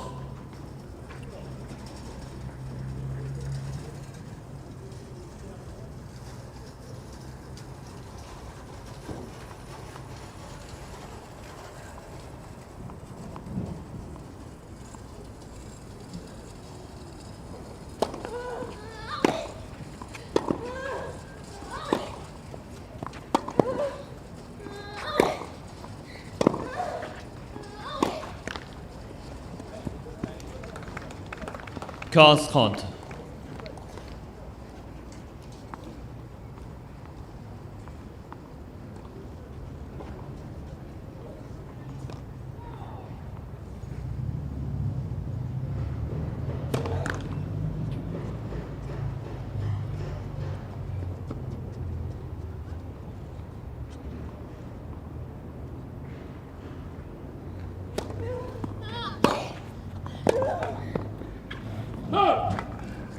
Taking the game to Vickery a bit more now. It was a heavy ball. 15, 40.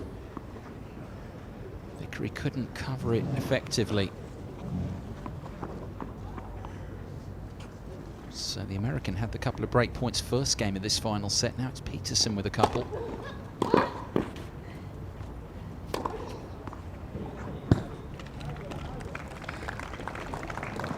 Counter, counter.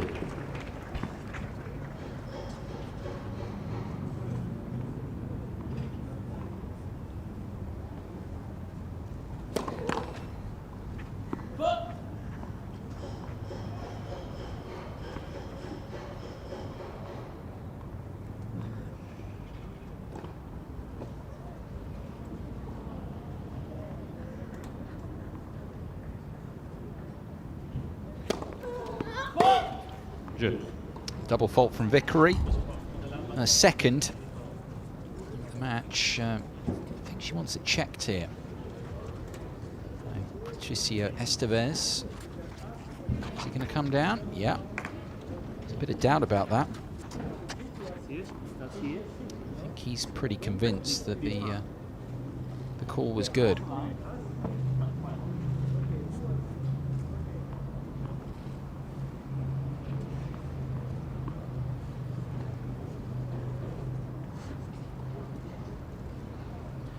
Mademoiselle Peterson. So Mademoiselle Peterson Peterson, with the early man, break, 2 final jeux set. 2-love.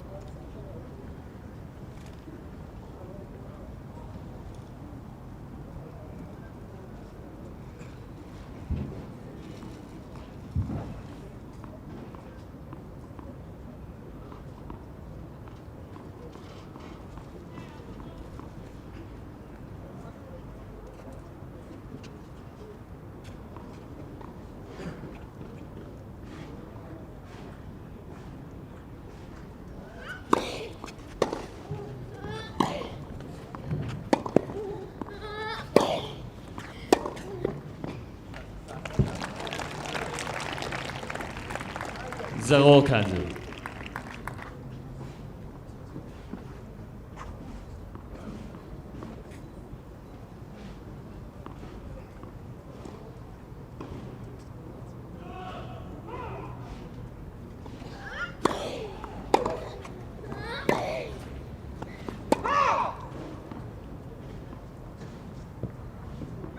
Zero 30.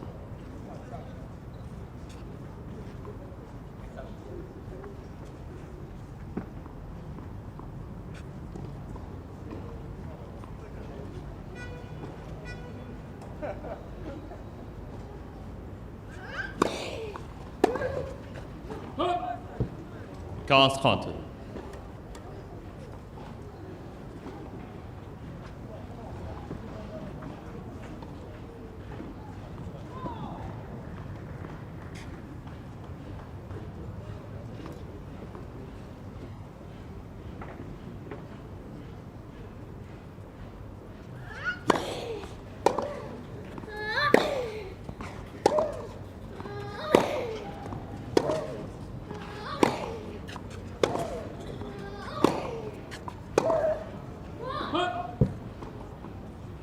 Trente.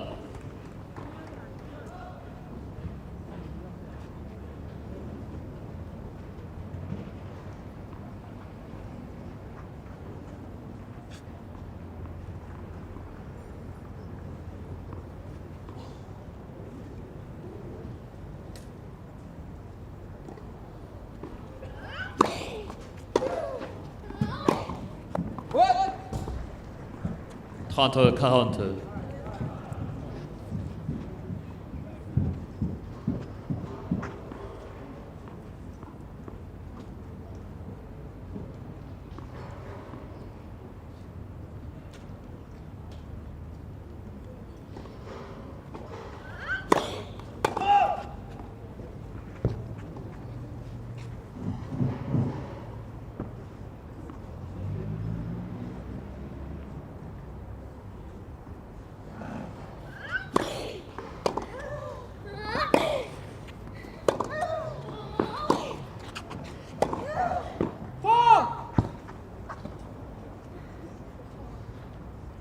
Quarante. Breakpoint comes and goes for Vickery. She's the one who's more visibly frustrated.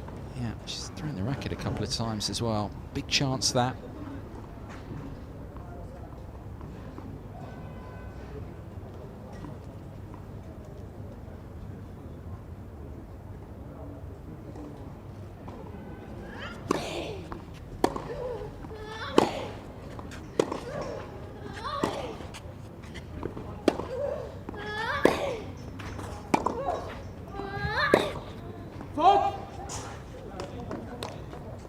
Avantage, Mademoiselle Vickery.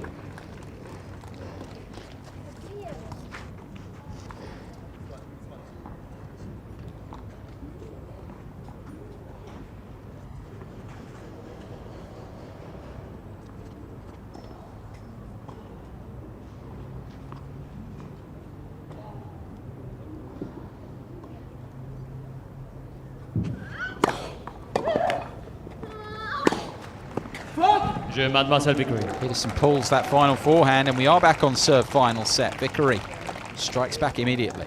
Mademoiselle Peterson mène 2-1.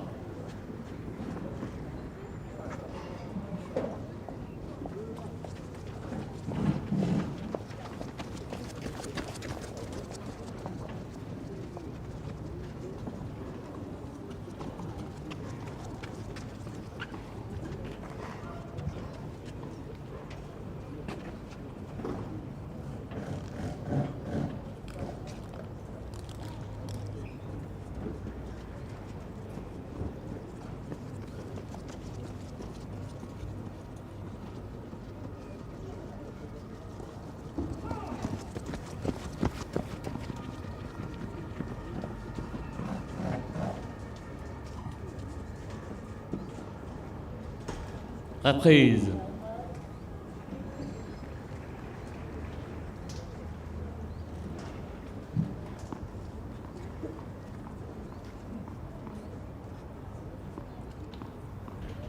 Back on serve then. Final set. Rebecca Peterson unable to build on the early break. Sasha Vickery serving to her again at 1-2. Net. Première service.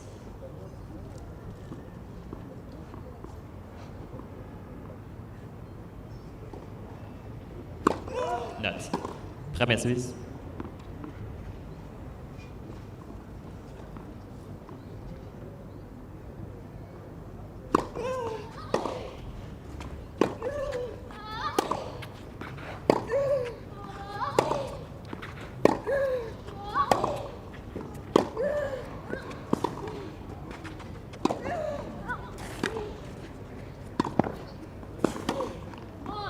Oh yeah, she anticipated the volley. 0-15. Struggled when they've got forward to the net with the volleys to really put them away there. Vickery had 2 bites. And this was telegraphed. Look how quickly Peterson was across to a forehand side to get behind it.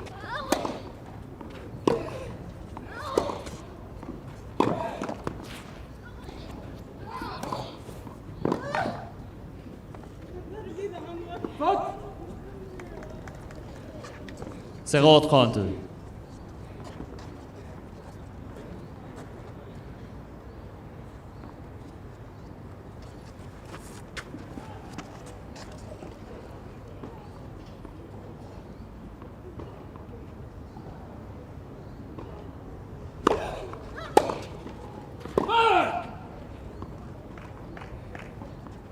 Gaz 30.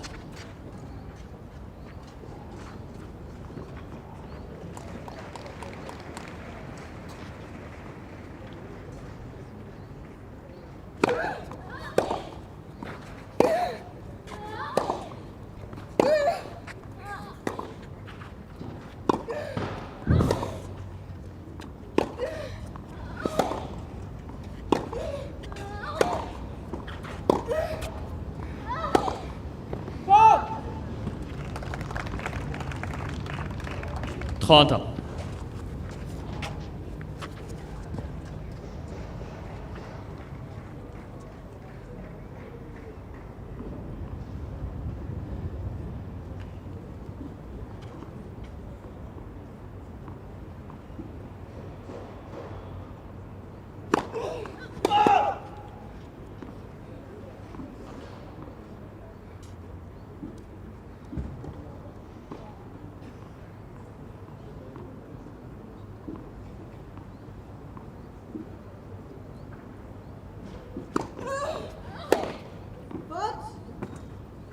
Quarante 30.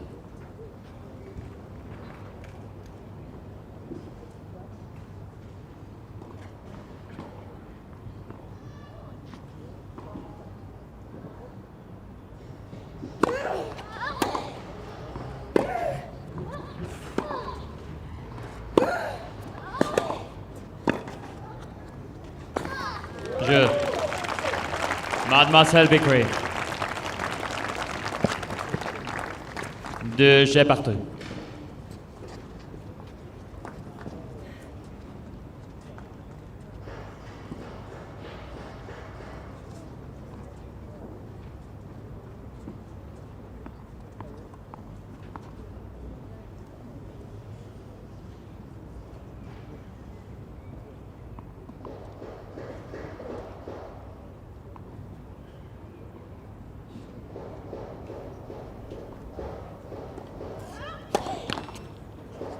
Net. Premier service.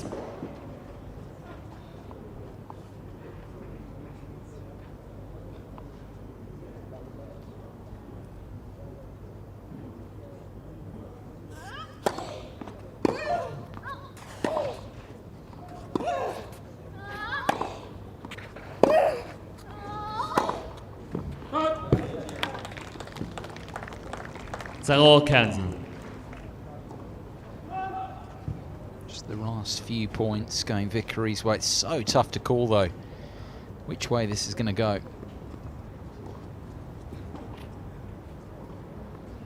As I kind of suggested really after the first 2 sets, the final set could be the tightest of the 3. Just with what's on the line, the way these matches tend to go, both at a pretty similar level right now.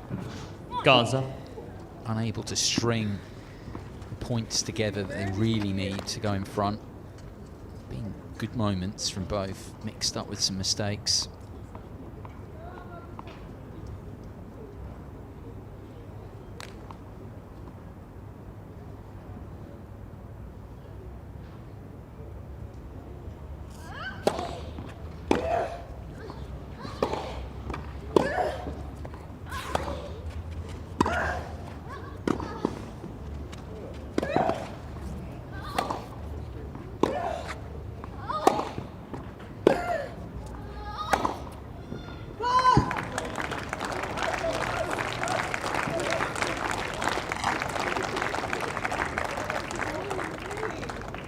Quinze 30.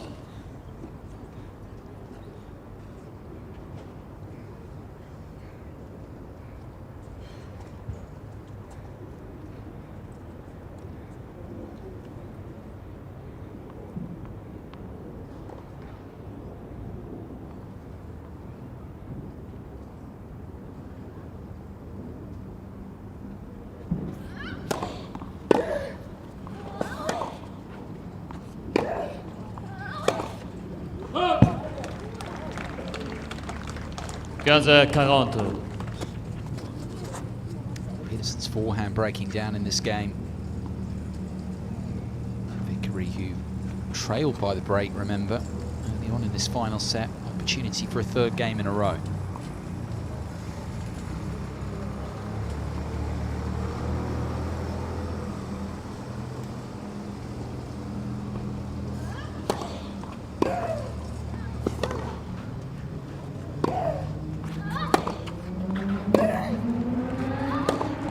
Mademoiselle Vickery. Peterson cracks again. And Vickery, the cry of come on tells you everything you need to know. The American, 3 games in a row now, final set. She has the advantage at 3-2.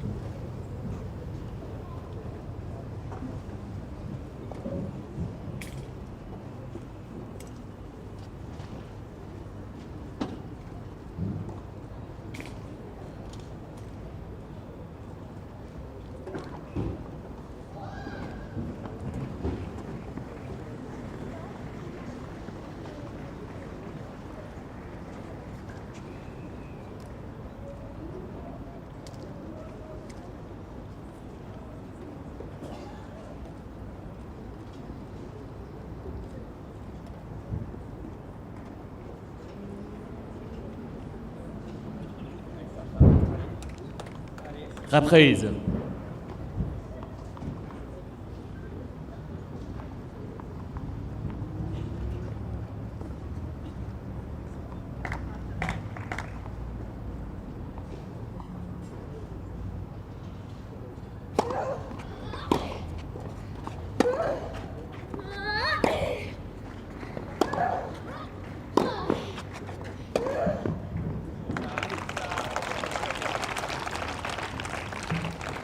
15-0.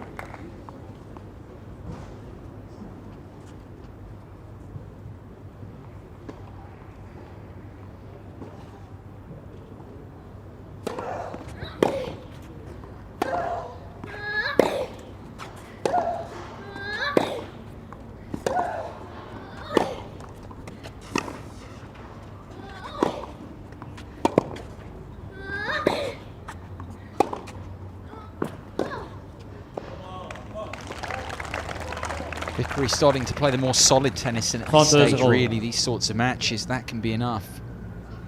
I don't know why this spectator is sleeping. Obviously, it's been a long day or a long night last night.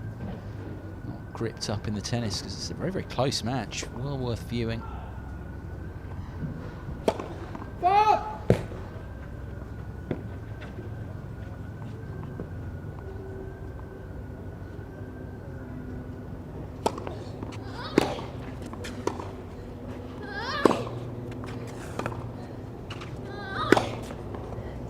Commanding play from Peterson. Choosing to take the ball out of the air. May well have gone long anyway. She wasn't going to allow any doubt to come into the situation.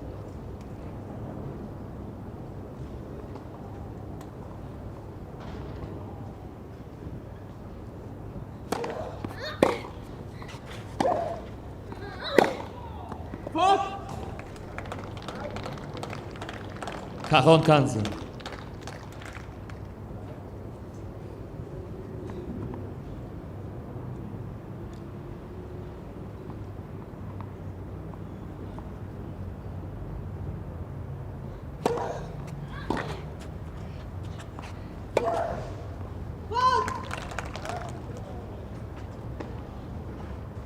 Call that.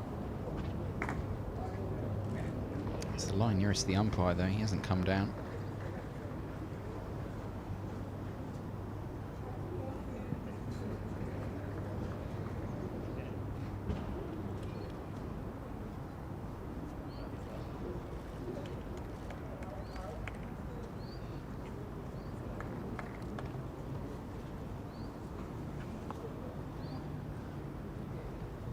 Quarante 30.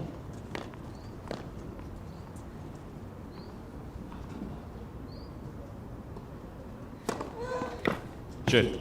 Mademoiselle Vickery. Nice from Vickery. Just a second. Mademoiselle Vickery. That's now 4 games in a row, final set for the American.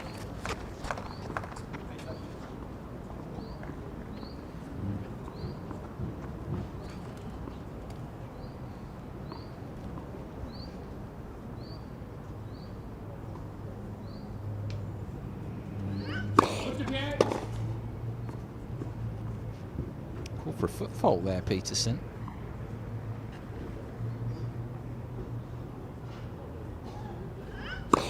Nets. Second set, please.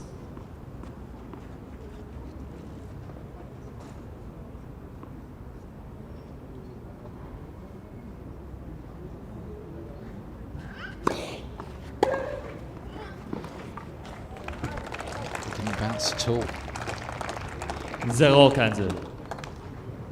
Vickery with all the momentum. Peterson, who got that early break. Since then, look at her numbers, how they've dropped over the match. It's around 70, above 70 in the first set.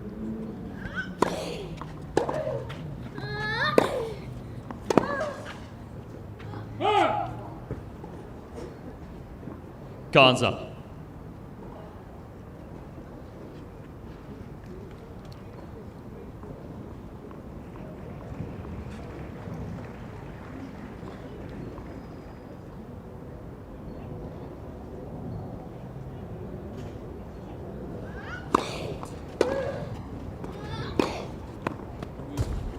Big ball strike from Peterson. Needed that. 30-15. No hesitation.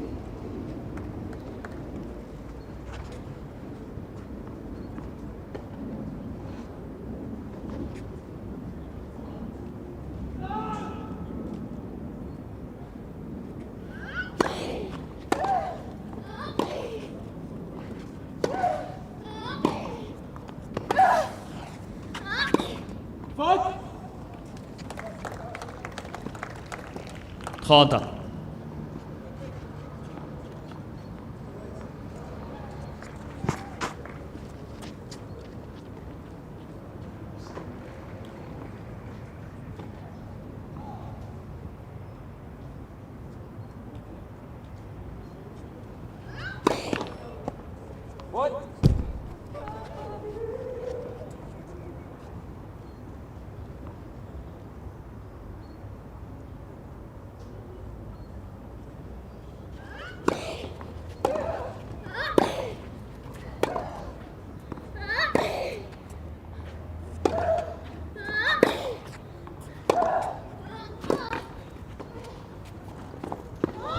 No, didn't make it, Vickery.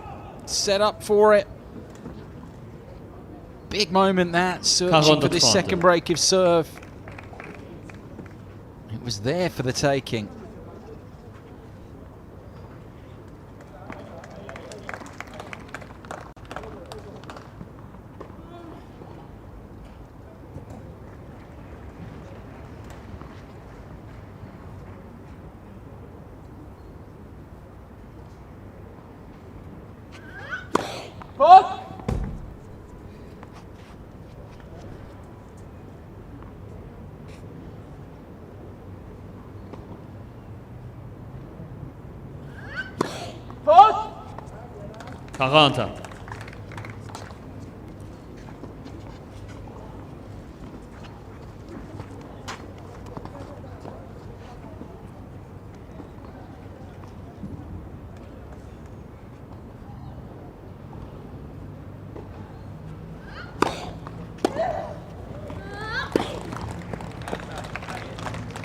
Second break point. First break point of this game, in fact, for Vickery.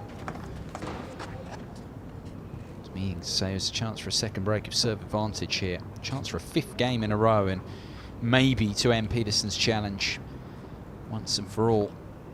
She can take this.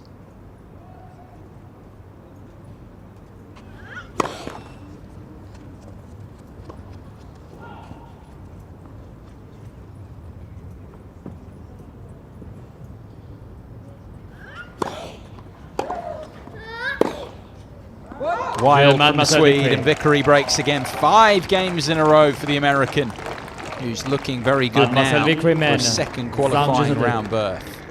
Vickery, 5-2 final set.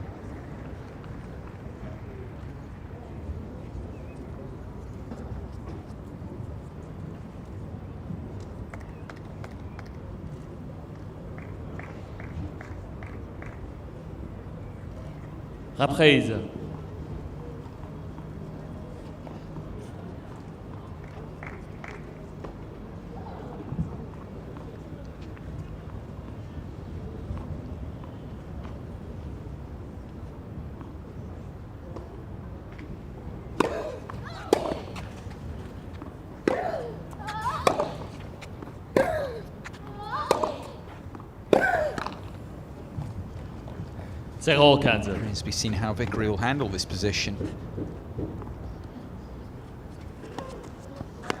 Peterson might play a little bit more freely even. Vickery has, of course, come through these qualifying rounds before, qualified for Wimbledon last year. This is just a first qualifying round match. Of course, it's got the 2 chances to close it out as well, if required.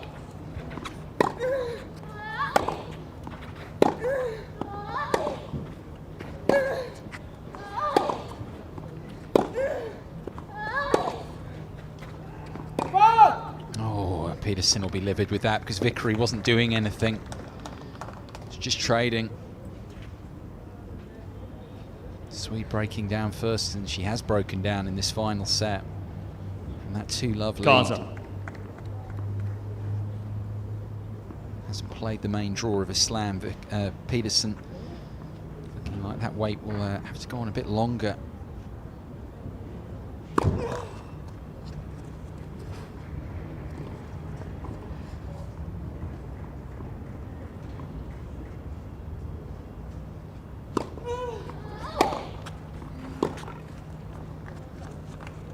Trente.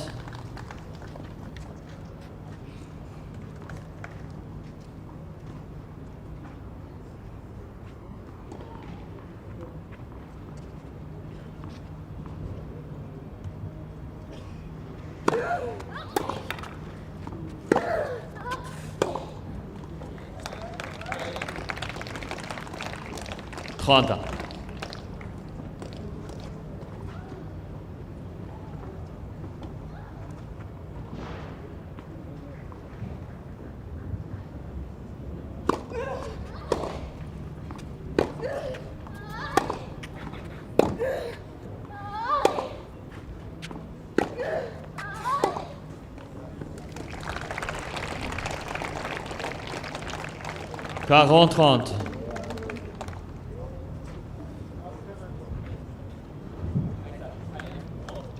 Here we are then. Match point for the first time for Sasha Vickery.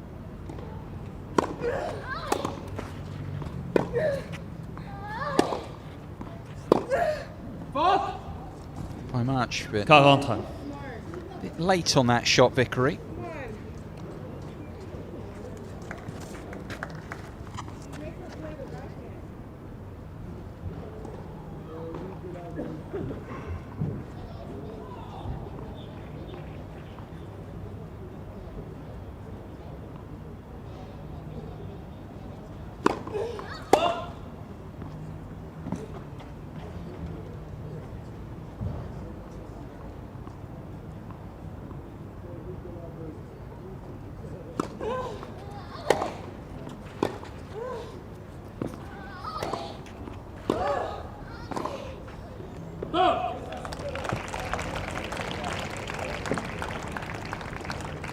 Avantage, Mademoiselle Vickery. He's a very good competitor. Running everything down still, Vickery. Second match point.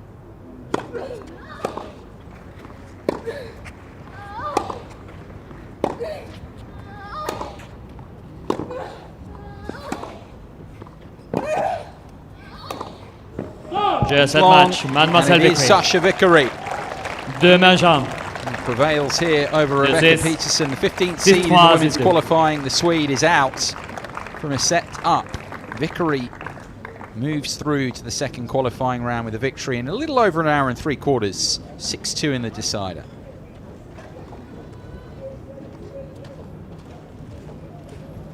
Excellent win for Vickery, which showcases in many ways all that she's about. But it wasn't all just about getting lots of balls in play. Of course, that's the fundamental, and it is on this surface. But she improved her court position much more as the match went on, particularly after that first set.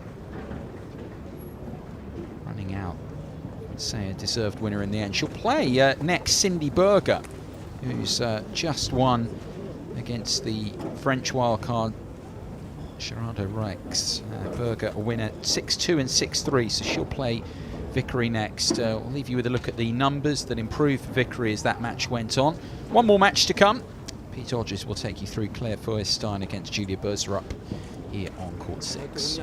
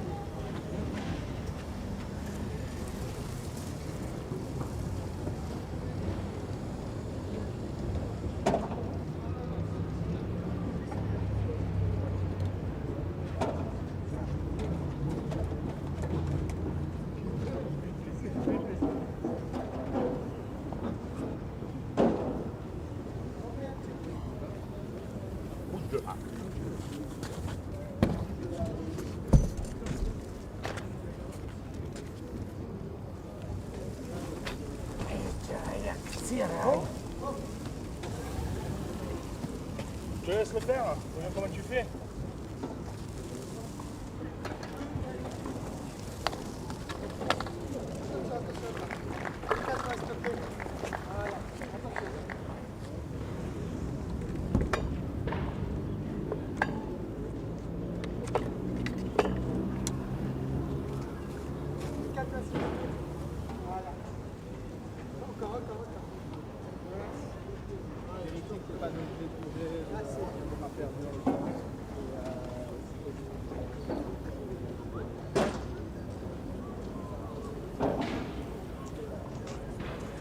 De la meute.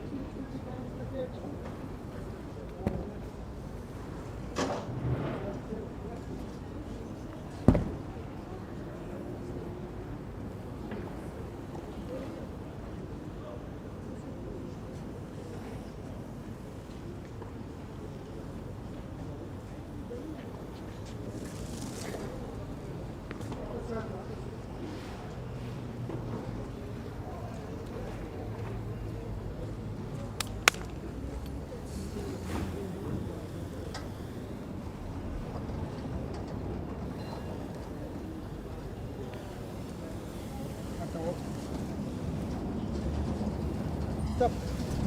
Parfait. Tiens. Bon, c'est bon. Merci.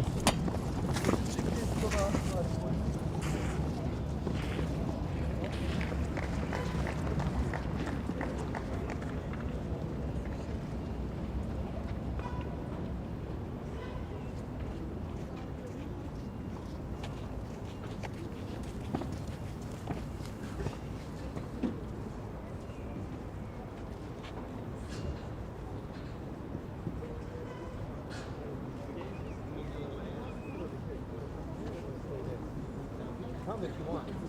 Whatever you like. You can join me, but I... Oh.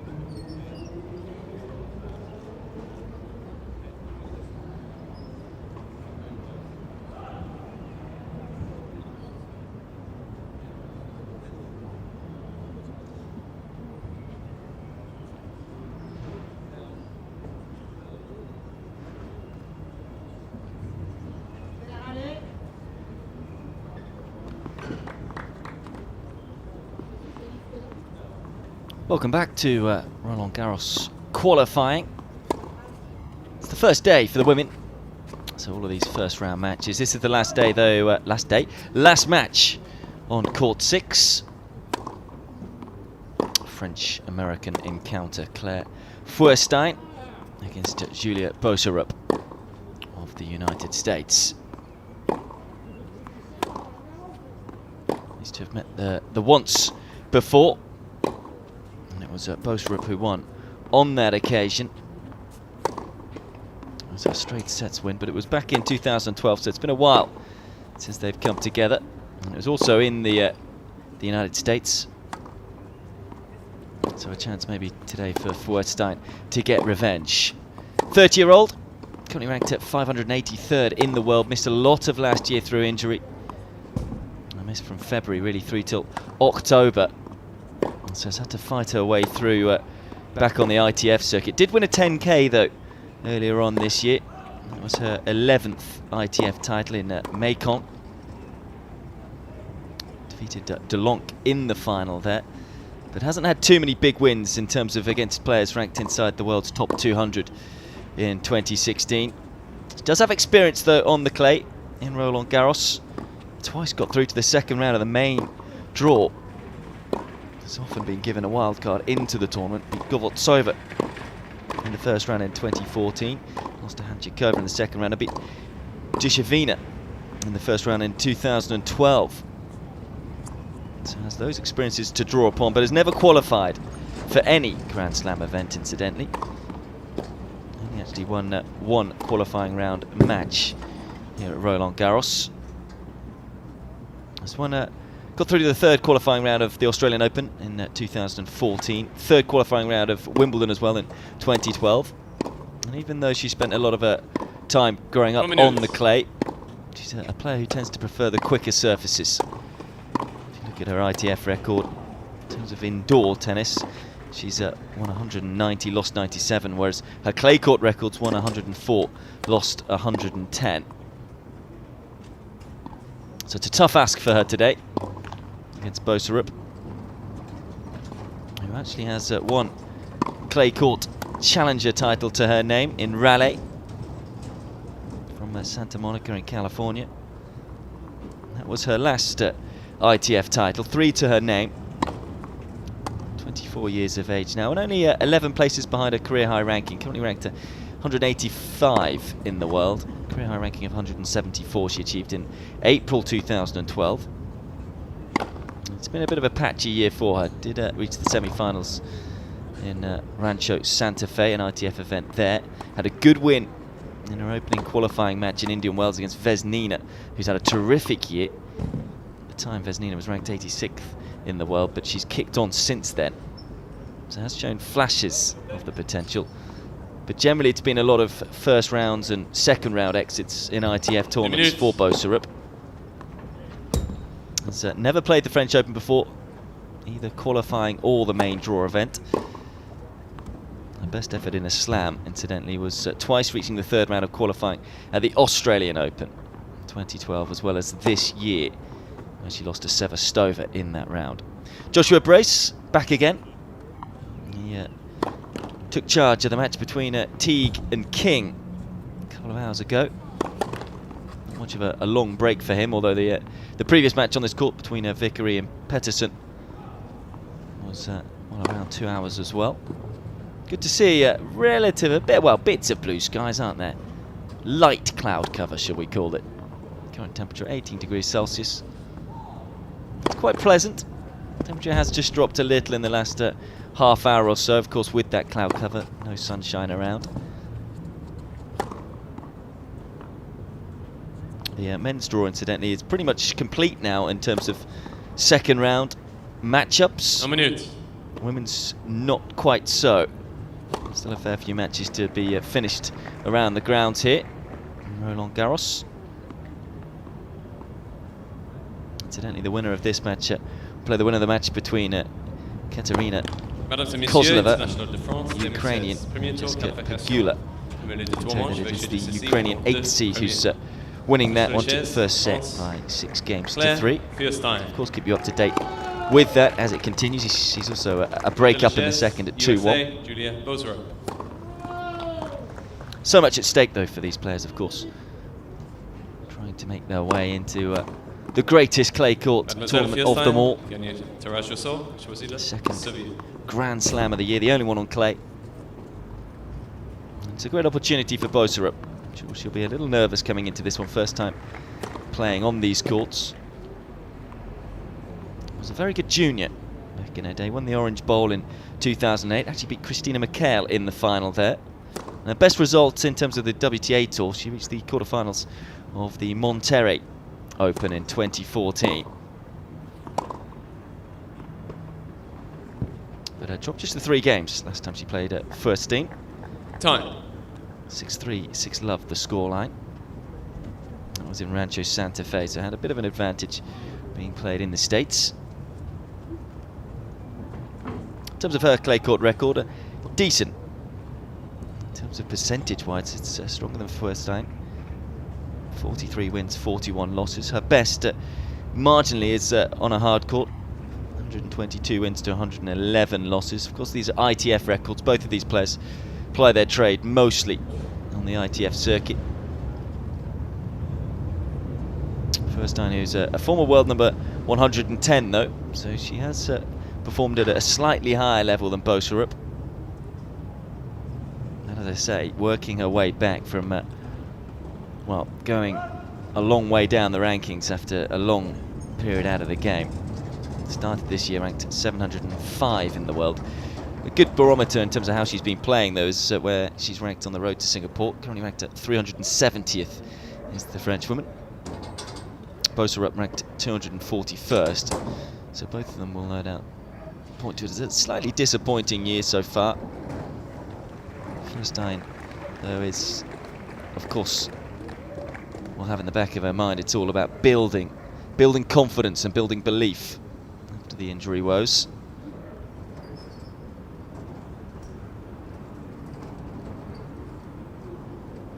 Third American involvement in a row on this court after success for the two others. Van King winning 7-5 in the third. Sasha Vickery also winning through in the third set. What will happen for Boserup? It'll be Furstein to get us underway first in this first round qualifying matchup.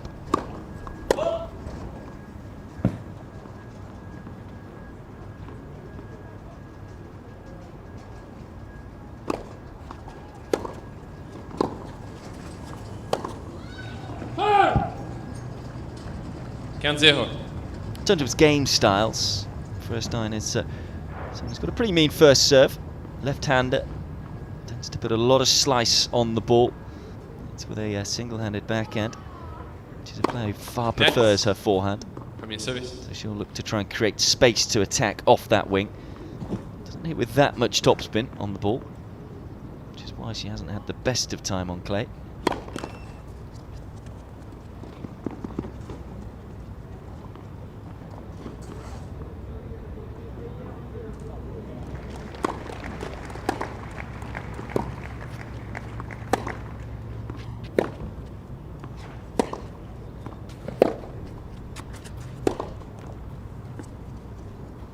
Boserup, on the other hand, is someone who's pretty steady off both wings. Certainly no major weaknesses to her game. Decent mover. If anything, probably slightly prefers her backhand to her forehand. 40-0. Of course, first serve percentage will be crucial for the French player.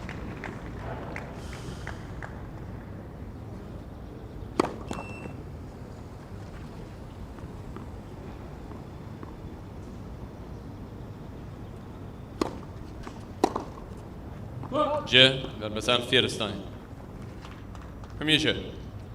Feuerstein then makes a good start here in her homeland. Takes the first game.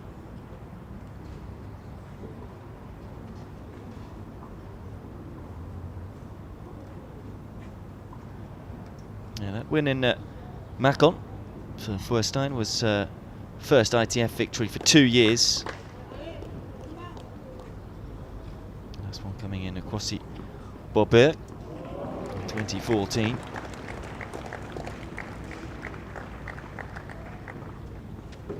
Le service, mademoiselle Julia Boserup.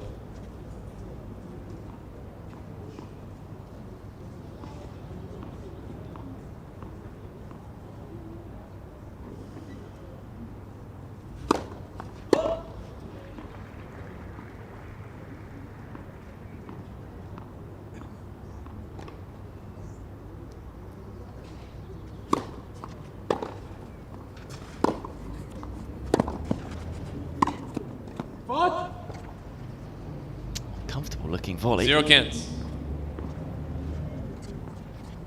Do just feel it may take Boserup a little longer to settle, having not played on this surface before. It is almost a sacred surface. Tennis players all around the world would be give their right arm to play on a clay court like this one. It's almost a silky clay, wonderfully kept.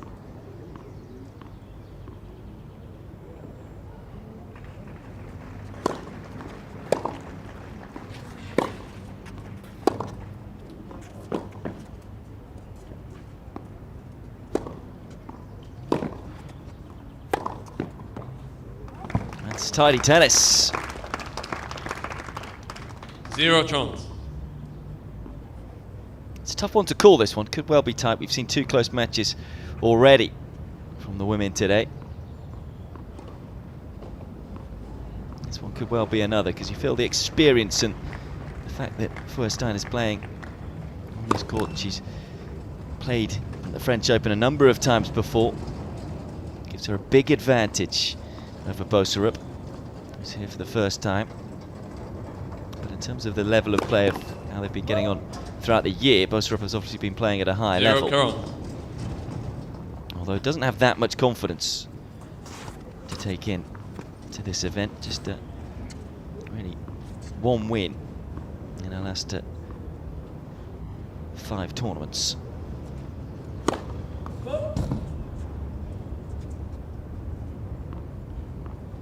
She's been a very slow start here. 3 break points for Furstein and a second serve to swing at.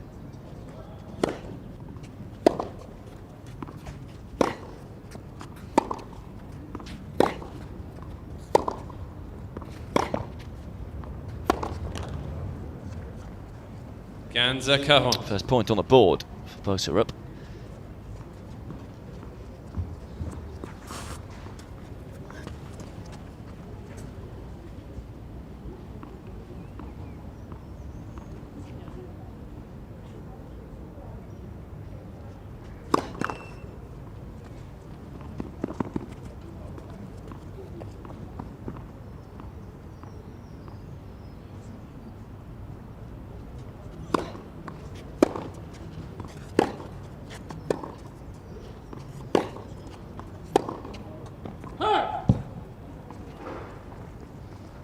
Backhand wing that Boserup will target today. Don't that often see female players with single-handed backhands on the circuit. Of course, there are a few who make it work. Former champion here, Justine Henin.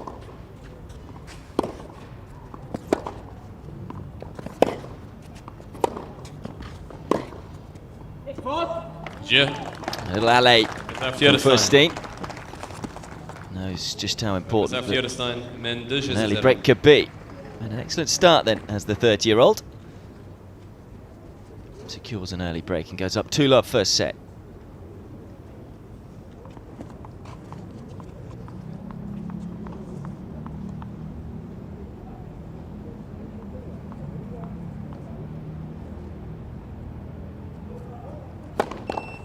Net premier service.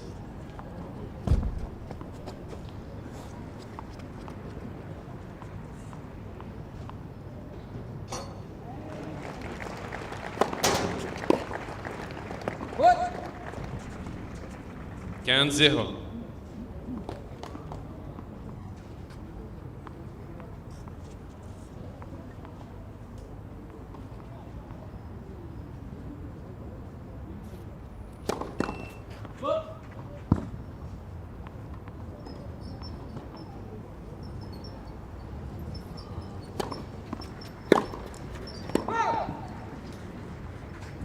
30. Just a few too many unforced errors right now from the American.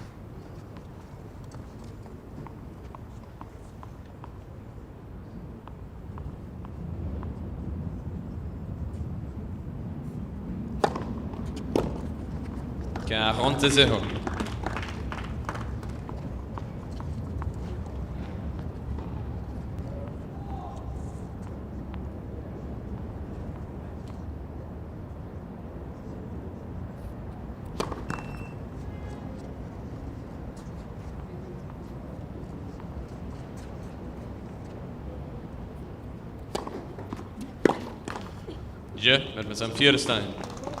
Ideal start for Furstein. Feuerstein, men 3-0. Consolidates the break and opens up a 3-love lead first set.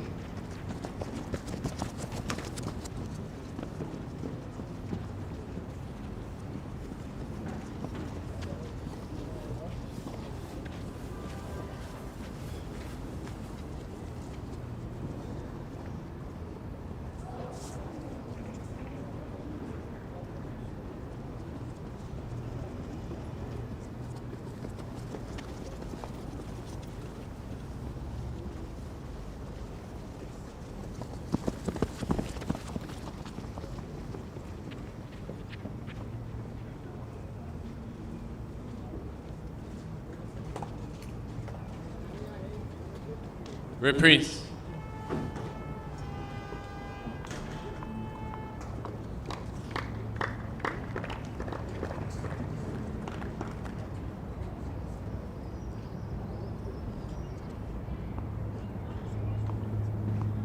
Slow start then from the American.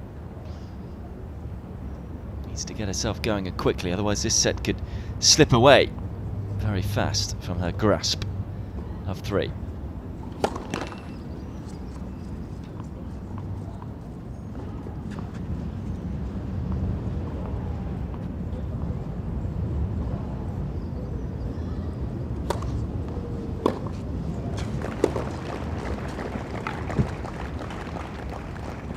And 0.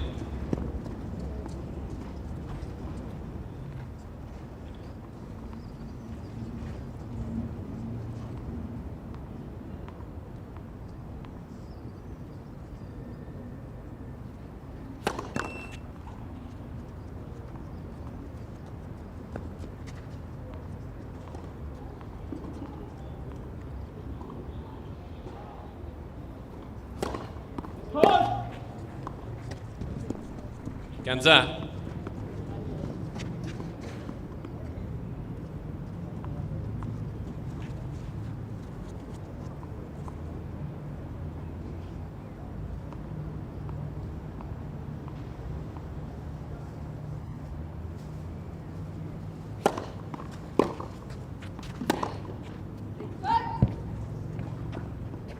Ganza 30.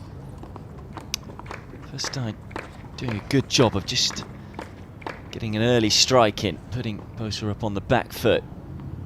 I do just feel that the American is trying to force the issue a little too early. Panicking maybe too early in the rallies.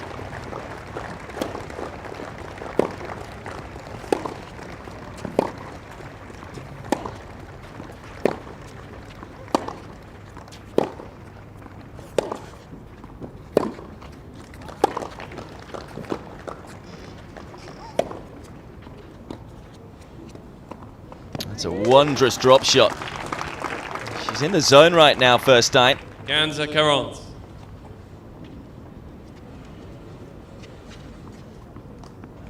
Knife down the back of the ball for the first one. Second one just opens the racket head a little more. Caresses underneath the ball. Nearly stops it dead.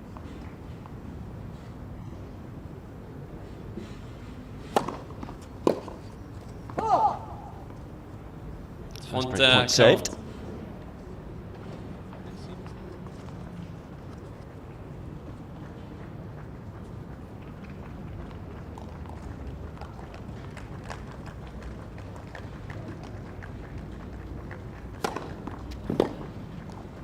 Carronta.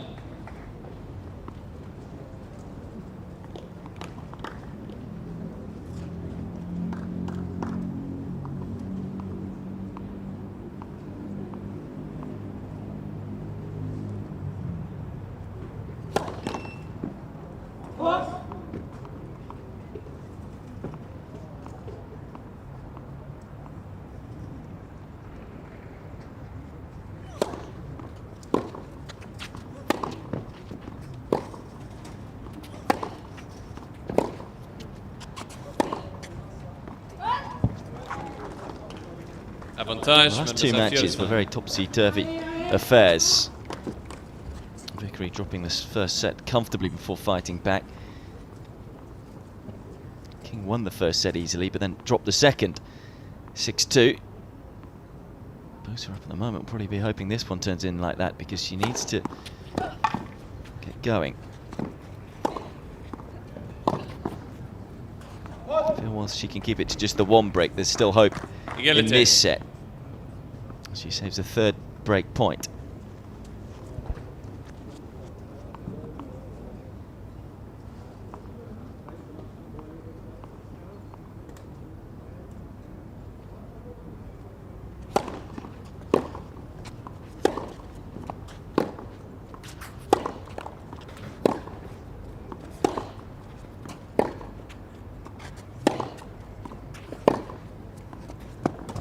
Caresses the forehand up the line. That's the cross-court exchange that Furstein will want to get into. Her forehand wing to the backhand of Boserup. Drew a short ball and then she took a risk. Couldn't hit it any sweeter. Fourth break point.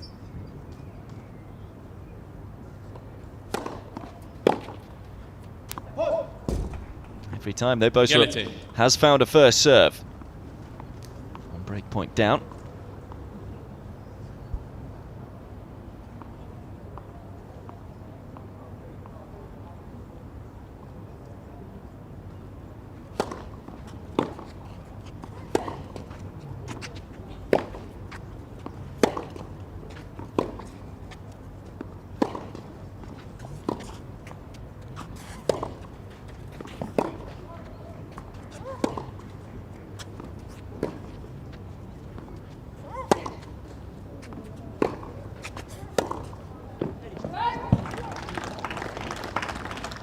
Avantage, What Mademoiselle Feuerstein is doing well is that she's hitting with a lot of depth, really not allowing Boserup up the court at all. What she isn't doing well is converting the break points, as you can see there. 1 from 7 so far. Can she make it 2 from 8?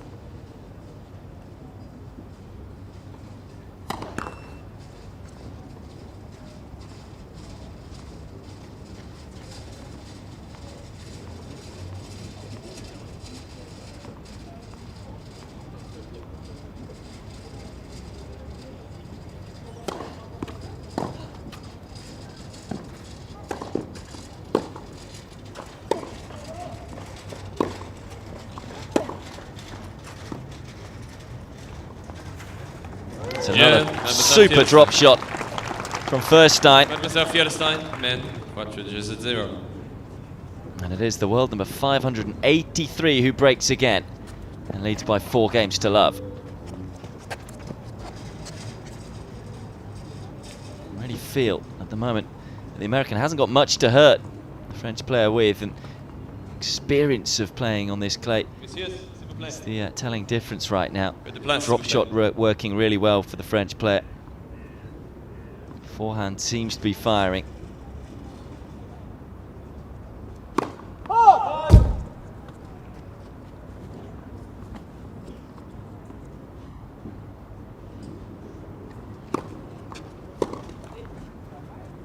Canzero.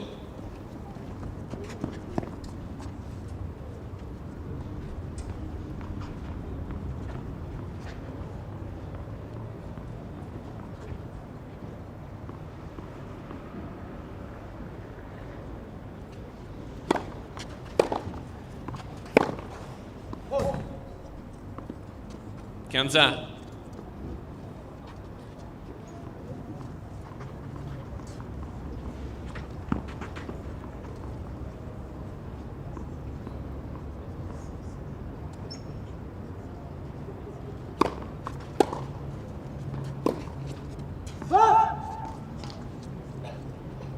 Kanza Trons.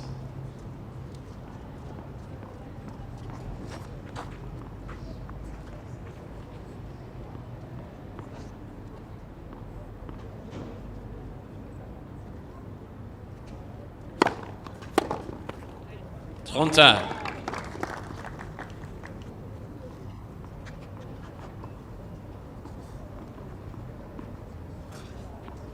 serve percentage isn't actually that high for Furstein at the moment.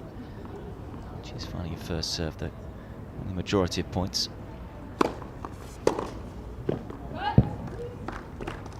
Today, the 2 points she's dropped in this game, and the first 2 points that she's dropped in the entire match behind her serve.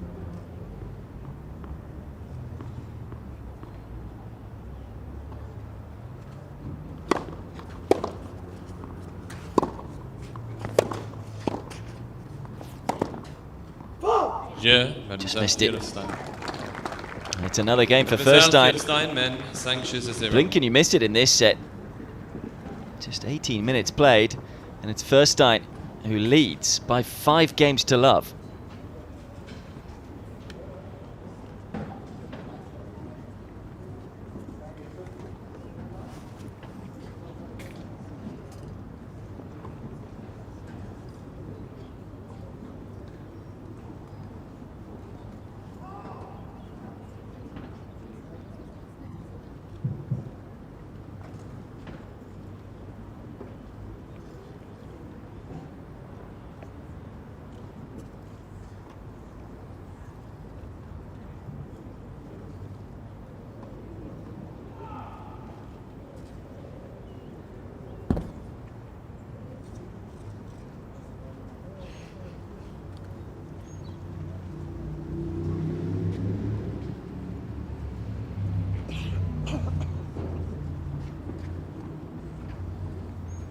Reprise.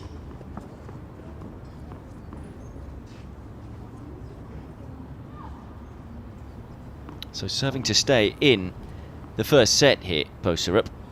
Love 5.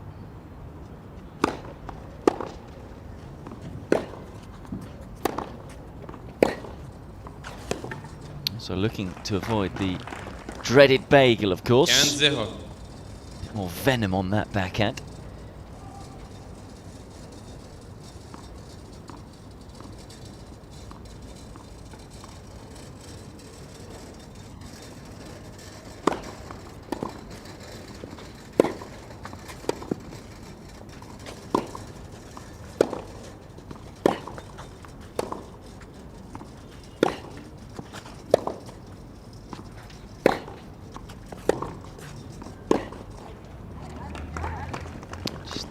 A little slow there from Boserup. Again, got to say it's good depth from Furstein.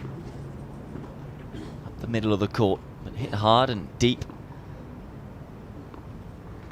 Boserup's footwork around the ball seemed to strike a little too close to her body.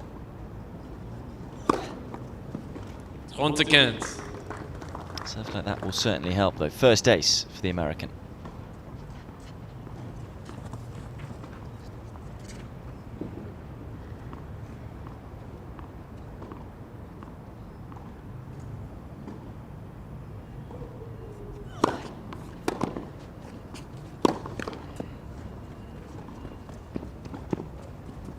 Frontin.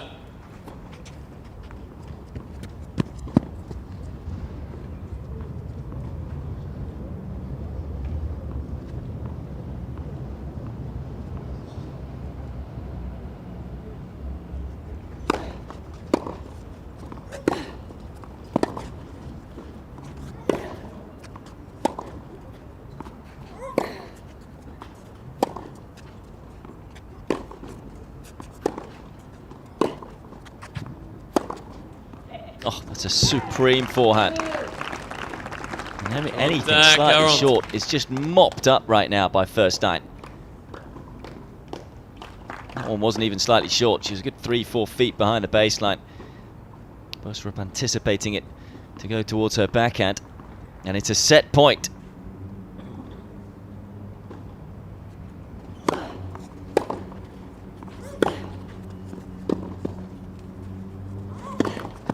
That rather sums the set up for the American. It's been disappointing. Far too many unforced errors, but take nothing away from Furstein. What a set of tennis from the French player. Delighting the home fans here on court 6. Secures the bagel. 6-love in just 22 minutes.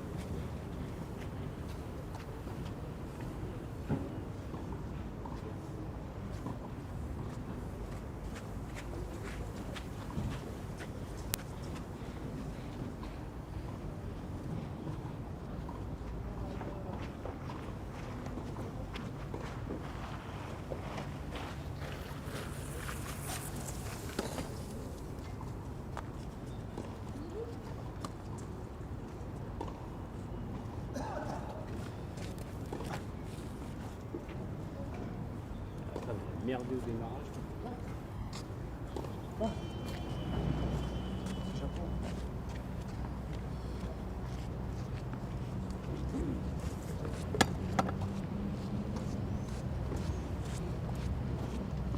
Reprise.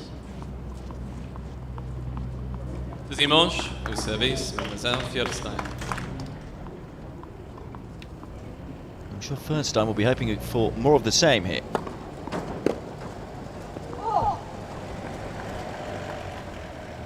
That's the beauty of the tennis scoring system, is that despite what has gone before,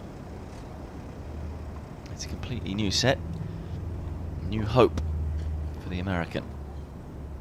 As the ball is just confirmed as out, so it will be a second serve.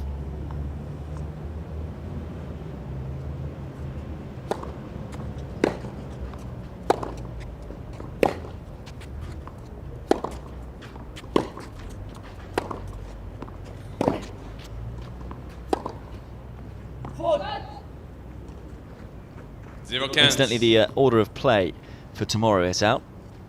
There will be an alternate to kick things off. We don't yet know who. Lauren Davis, of course, called up to the main draw after Belinda Bencic withdrew from the French Open with a back injury she's been suffering this year. Super return from Boserup. 0-30. Yeah, so that alternate, whoever it is, will take on Mathilde Johansson. That'll kick things off on court 6 tomorrow. And then it's Luisa Chirico, top seed in the women's qualifying draw against Martin Sova. And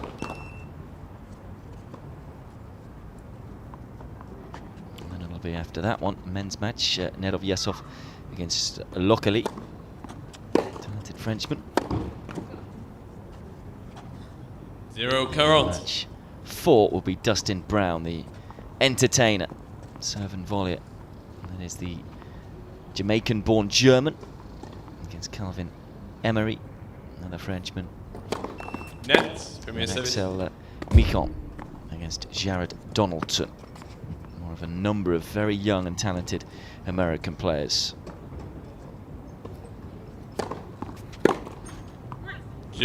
Super return.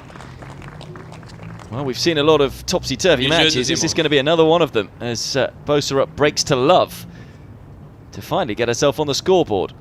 Ramasses, changement de balle, s'il vous plaît, balle neuf. It is amazing, isn't it, how often you see it.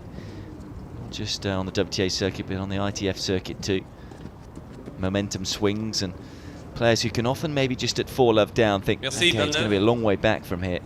Maybe let's try a few new things towards the back end of the set and then really make sure we're primed and ready to go at the start of the second. And it looks like that's what Boserup has done.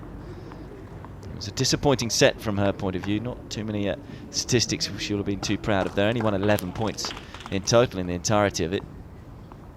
Furstein, though, did very little wrong. Got her forehand into play often and used the drop shot to great effect.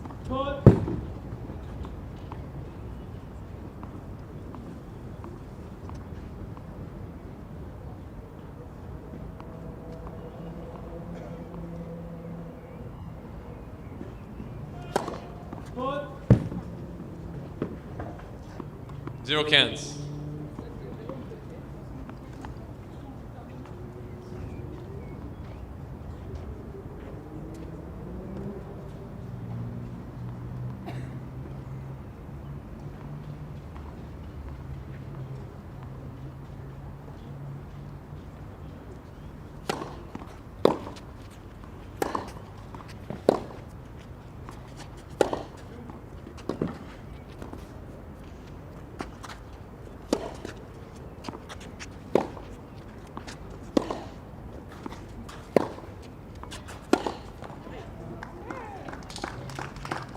Zero trons.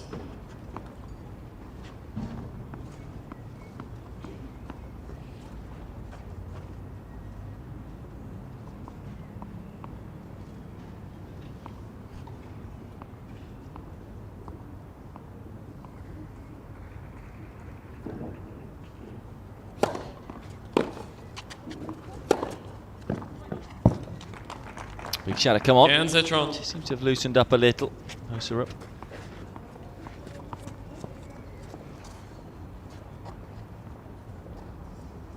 way is up after the first set.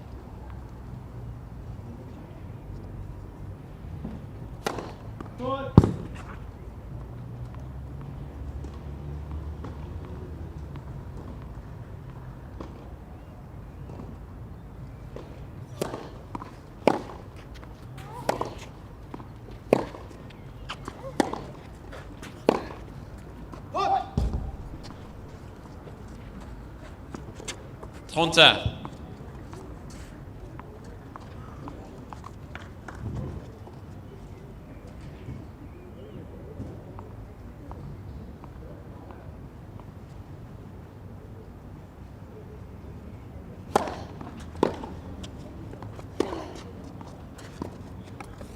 Yeah, she was well back behind the baseline. It's good awareness from Furstein. 40. See where her opponent was here. Deep backhand return, 3-4 feet. Didn't move up the court at all there, Boserup. Left herself very exposed to the drop shot, which was again well executed.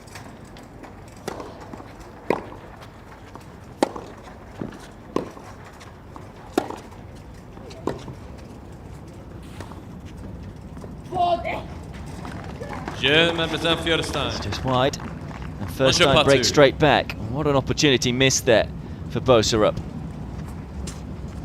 Just feel for the first time, of course, in this match. She had a bit of momentum, breaking to love. It's a bit of a sloppy error, though, with the sliced forehand. 1 game all, second set.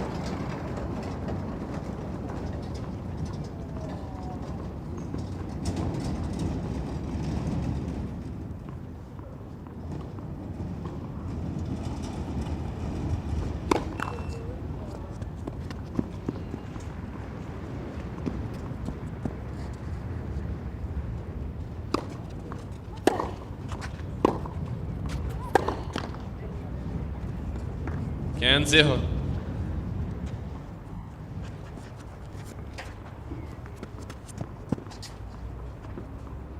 Can just tell you that the winner of this one will face the Ukrainian 8th seed, Kozlova. Come through in straight sets against the American Pegula. 6-3, 6-2. Ganza. So it won't be an all-American affair, that's guaranteed, but will there be an American in this section in the second round of qualifying? We'll hope so.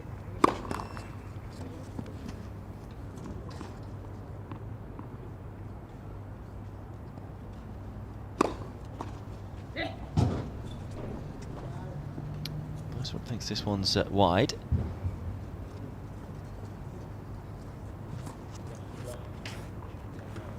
Likes to take his time, doesn't he, chair umpire, before deciding. And then just confirming, being tested by Furstein. Thought it was an ace, but being sent back to the baseline. So it'll be 15-30. Instead of an ace, it's a double fault. 15-30.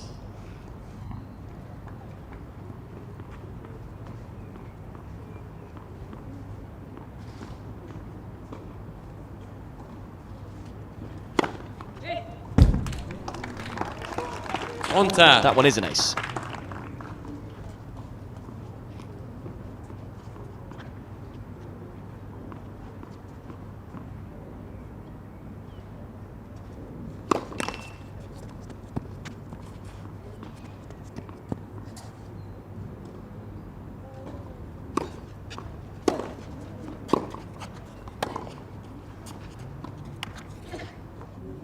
Yeah, nice combination yet again from Furstein. 40-30. Firmly struck deep ball, and with the drop shot.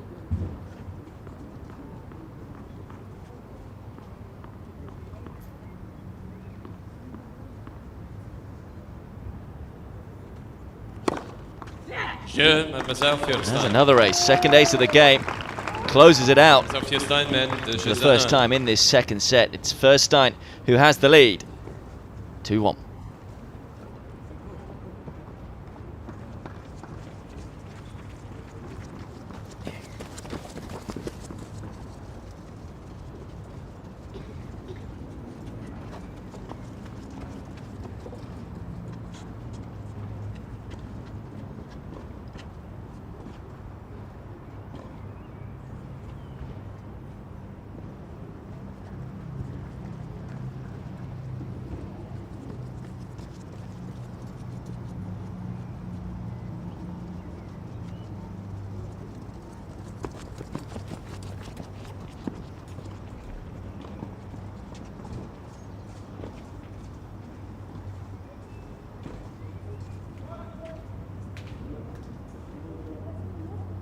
Reprise.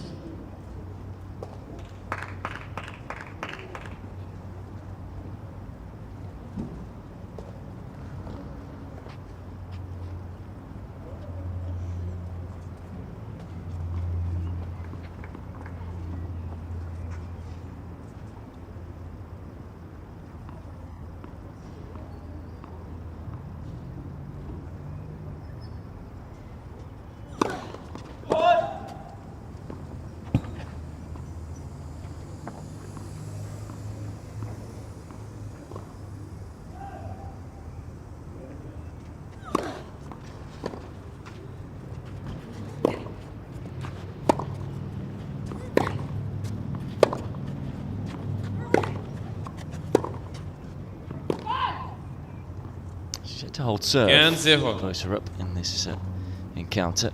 Needs to change here, really. As I say, would have been low on confidence coming into this one. Reached the semi-finals of Rancho Santa Fe. It was a fair while ago, before Indian Wells.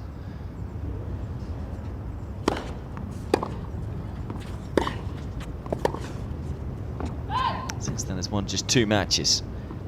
30.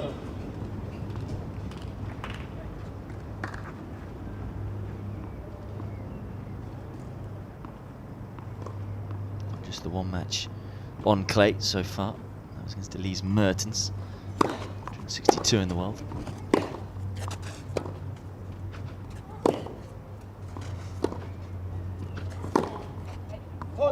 Really effective slice from Furstein. 30-15.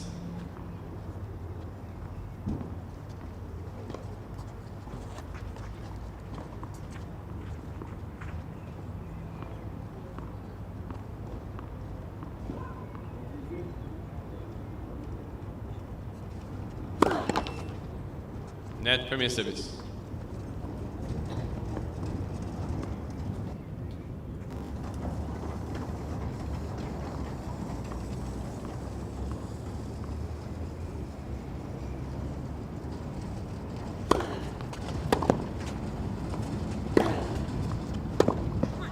Right on top of the forehand. It's more like it.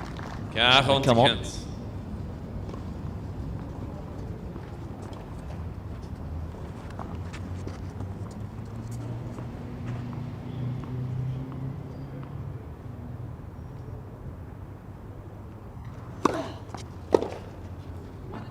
Jeu, mademoiselle, Boserup.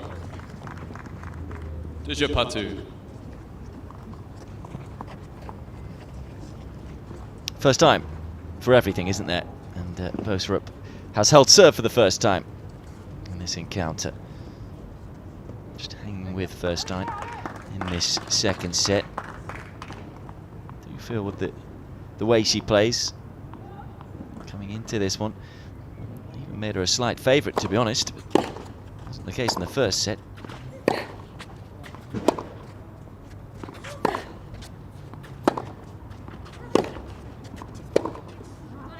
Doesn't take much in tennis, does it? I mean, talking about this one at the beginning, Boserup maybe the slight favourite, just in terms of the level of tennis that she's been playing at this year. Okay, she hasn't played that many tournaments, that many matches, but she's the world number 185 in the world. Ganza. Feuerstein is down at 583. Okay, battling back from an injury, but her record on clay isn't the best. So you felt that she would have to play poorly, or she'd have to play well, or near her best to win Feuerstein. Boserup would have to not play her best. That was very much what happened in the first set.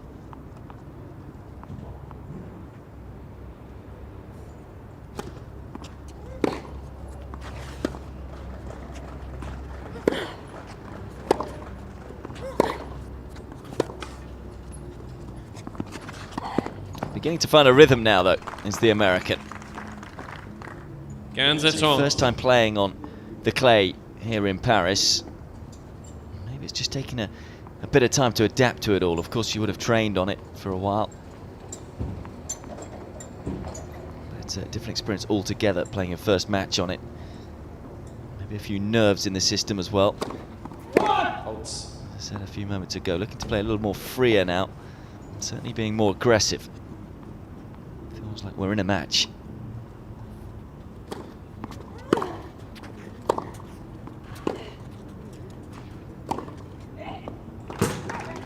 Good move for that one. Boserup. 30. It's a good forehand though again from Furstein. Can sometimes be awkward those ones, skidding low. Good movement around the ball.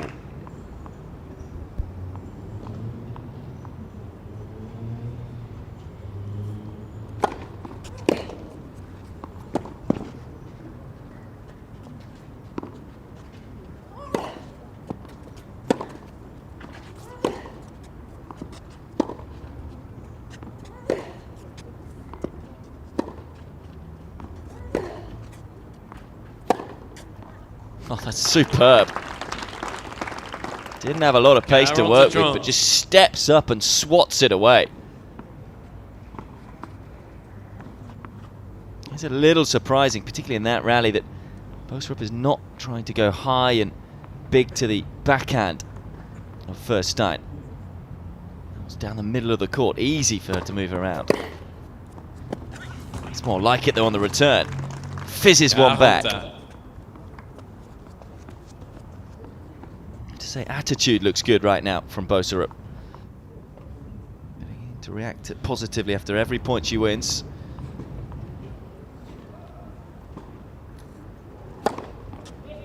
Avantage, Mademoiselle Feuerstein. Such a help. Matches like these, of course.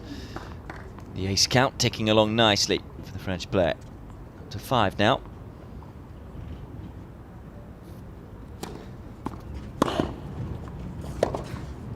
It's a lovely 1-2 punch to round off the game. And the 30-year-old edges in front again. 3-2 second set.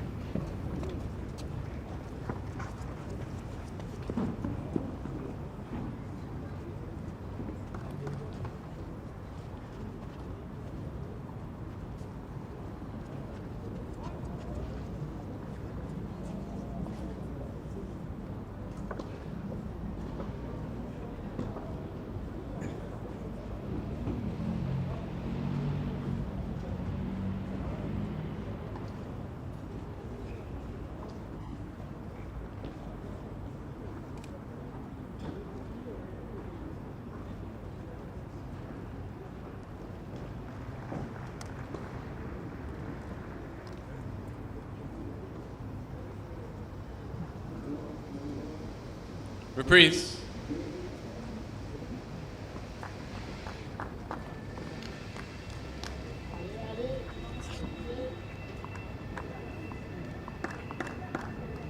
She's being asked more questions in this set.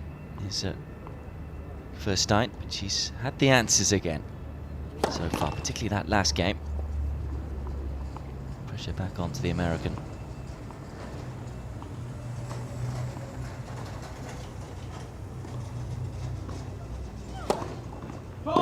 Zero counts.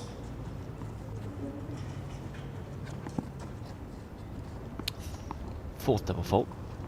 Boserup.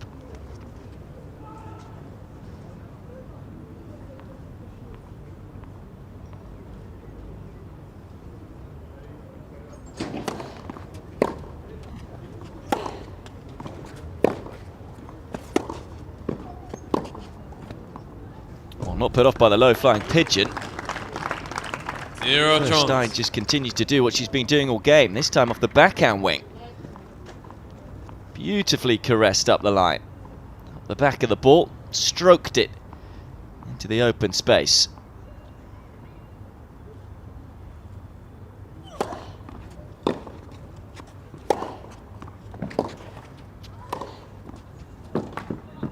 It's a nice positive point. On world number 185.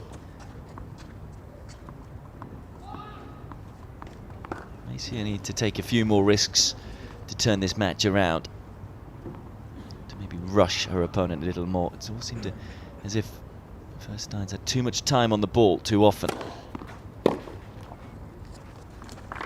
30. As I say, though, her attitude right now is good. Body language still positive.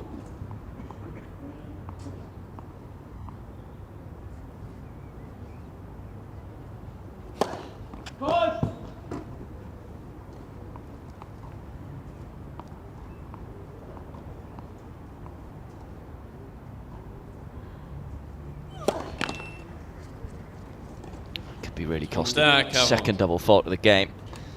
It gifts Furstein another break point.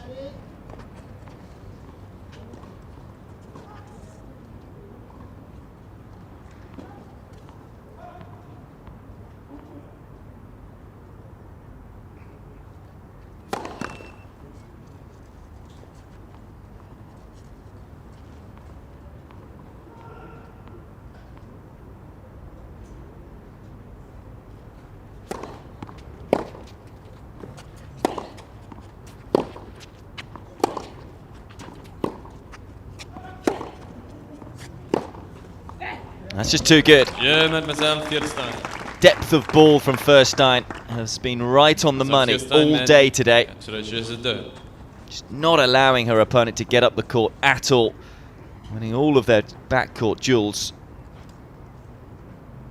Keep thinking Boserup needs to go into that backhand wing more, but again it held up there. It was a good deep ball, half a foot from the baseline, and then mid-court ball from Boserup. And Furstein so quick to move around it and hit the inside in.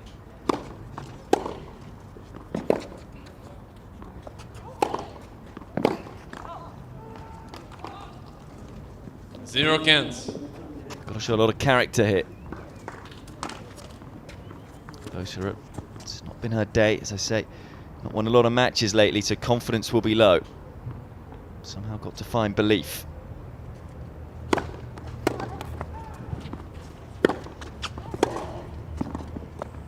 That's more like it. Steals a point. Chance.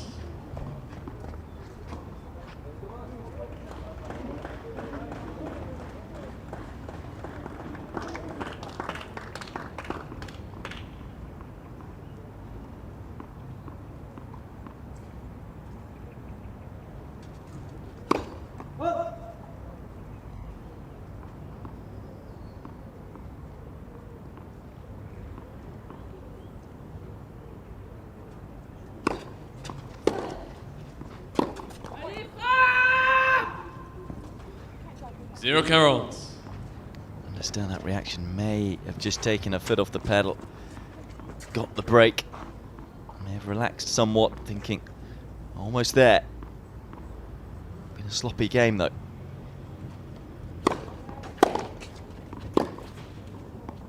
That's long. Boserup breaks straight back then.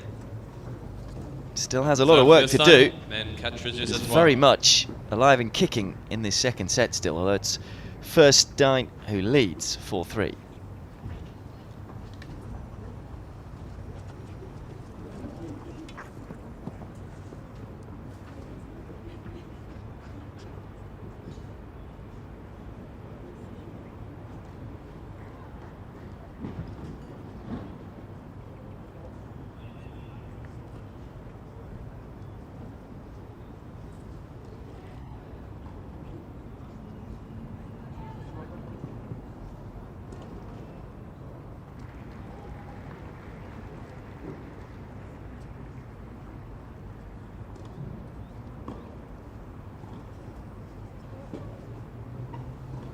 Reprise.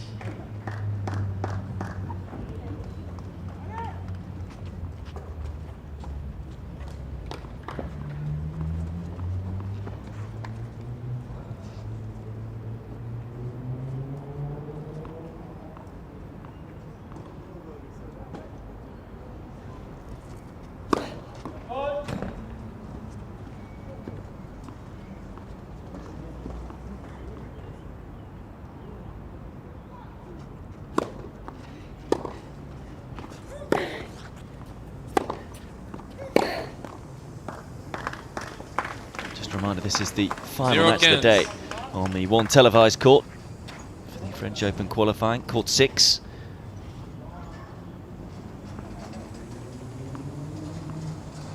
Look at that second serve. Points won, percentage-wise. Off the return, 69%. Boserup needs to find some more first serves, no doubt about that.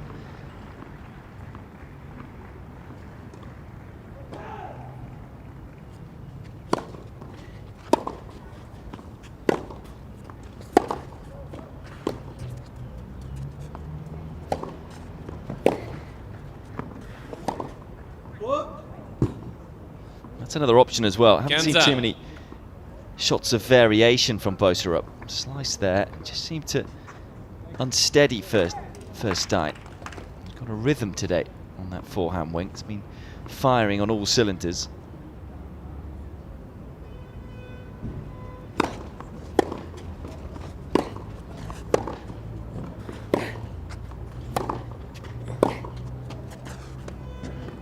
He's got that one wrong. First time really that drop shot hasn't been played well. Also though, Boserup being able to deal with the deeper balls from Furstein.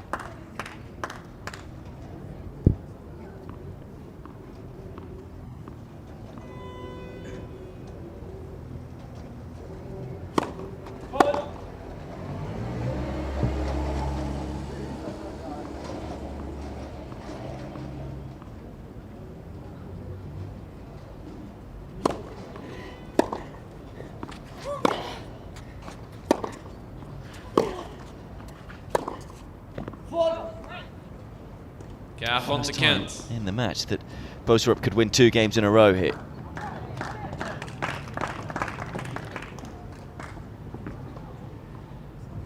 Won 7 of the last 8 points.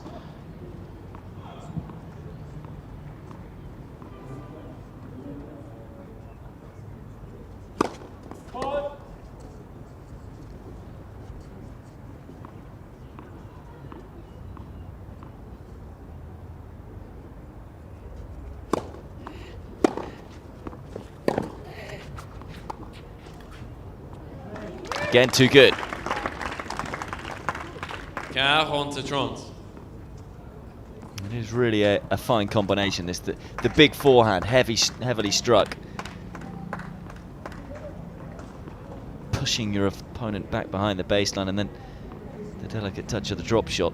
Not only does the drop shot work when your opponent's back, but if you keep playing it, forehand will hurt more too. So what it will mean is that Boserup will have to move up the court to try and anticipate that drop shot coming a little earlier. And then that means when Feuerstein has been able to hit deeper balls, it's been tougher for Boserup to deal with, getting her on the back foot more often.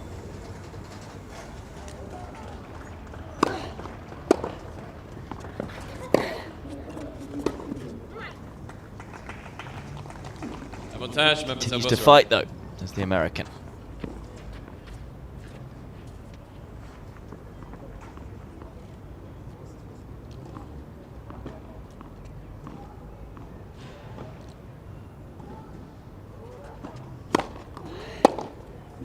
Comes through the game.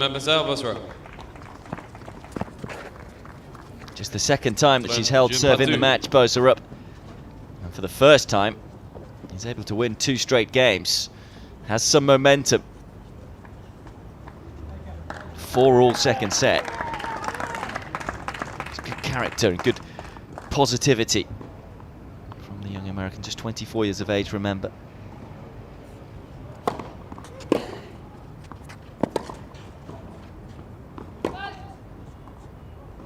Zero cans.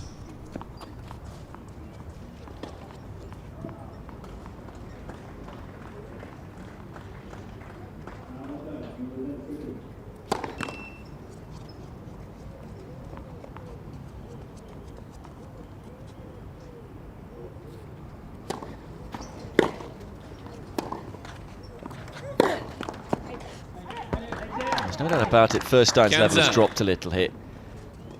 At the same time, it's given Boserup a little bit more belief. Has to make the most of it.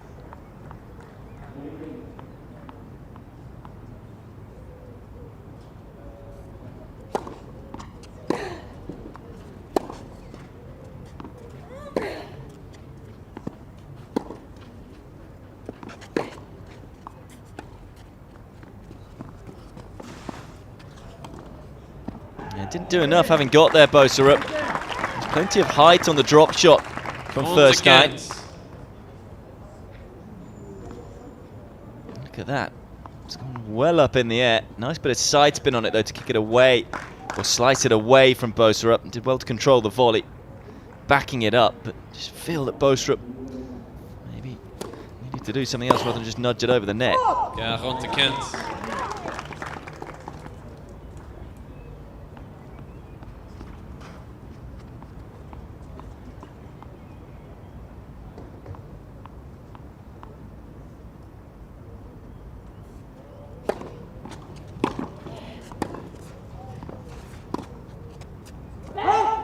Furstein's a game away. Mademoiselle Feuerstein met 5 jeux à 4. Moves to 5-4, second set.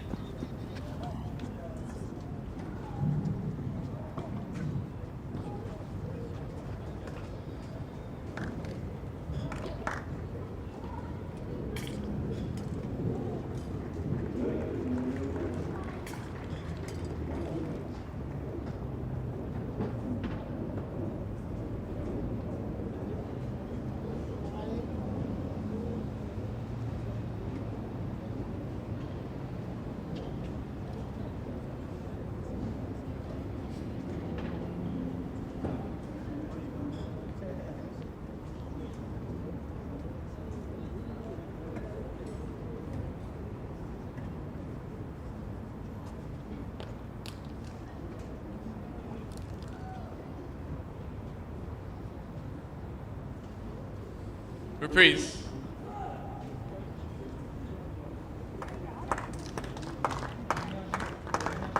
Just a couple more score updates to give you. Daniela Hanchikova safely into the next round, knocked out the 7th seed, Anna Tatishvili. Also a good win for Stephanie Vogelé, the 5th seeded Swiss player, against Anne Schaefer. Meanwhile, Boserup serving to stay in the match here, 4-5.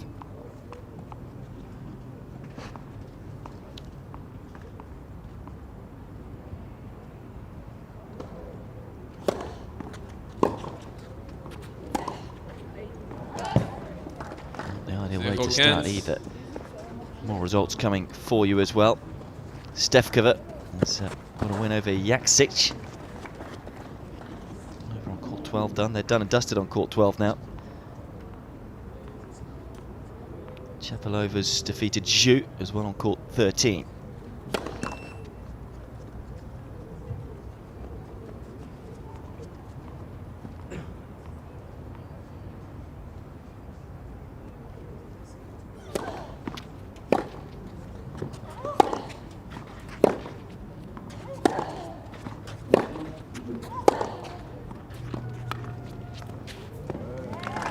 Magnificent. 0 chance. Boserup was even relatively far up the court there.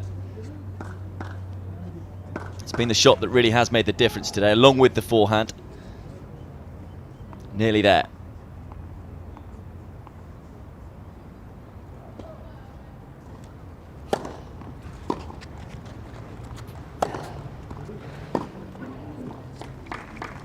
I don't feel that this match, though, is near being done. Apologies for picture breakup. If Boserup can just hang on here. For the last few games, of course, he's won 2 out of the last 3, Boserup.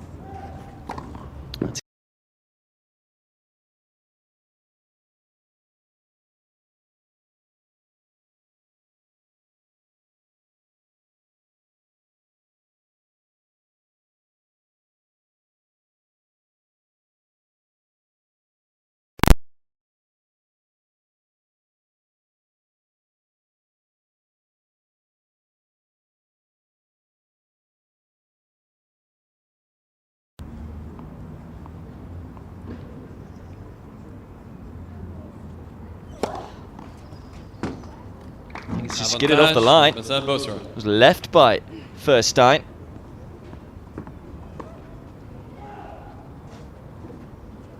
Mistake. Could be a very costly one.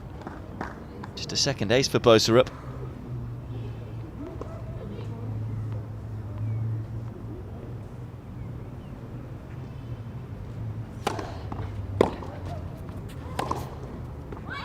Finds the line. Boserup. Boserup is still alive. Changement de balle, s'il vous plaît. Gutsy service hold from love 30 down. We're level at 5 games all, second set.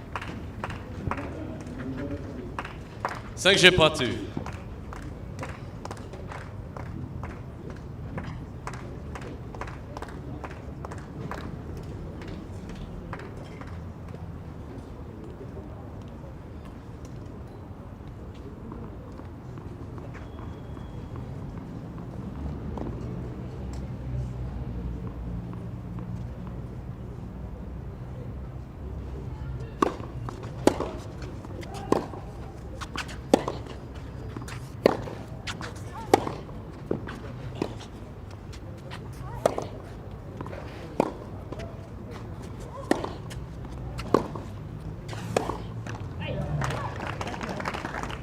Ken 0.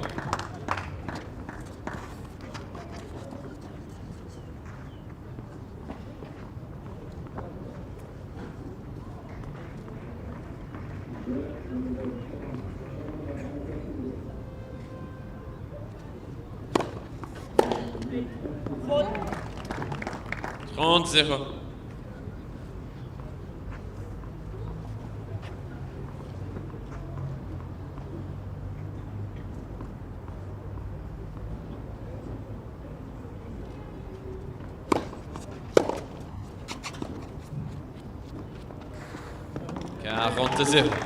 Works a treat again. You just have to wonder, Boserup needs to maybe just risk a little more when she sees Furstein looking and shaping to hit that drop shot with the slice. Step inside the baseline a little quicker.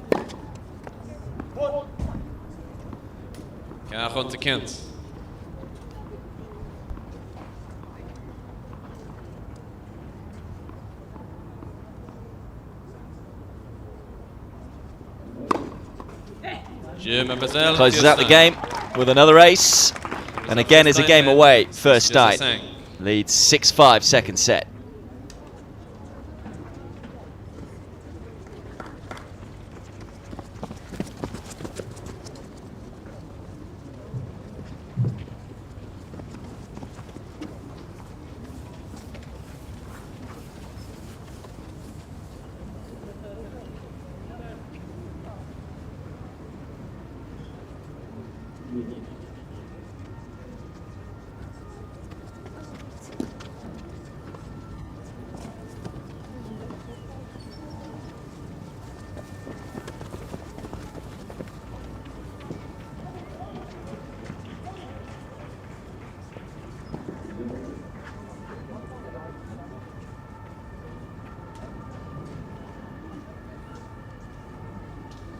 Reprise.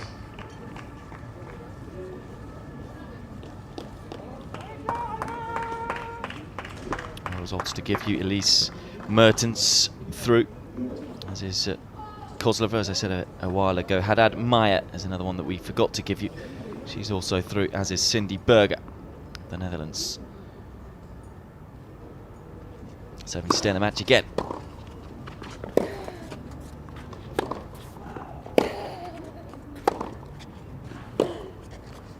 Just caught the baseline and maybe surprised Boserup. 0-15.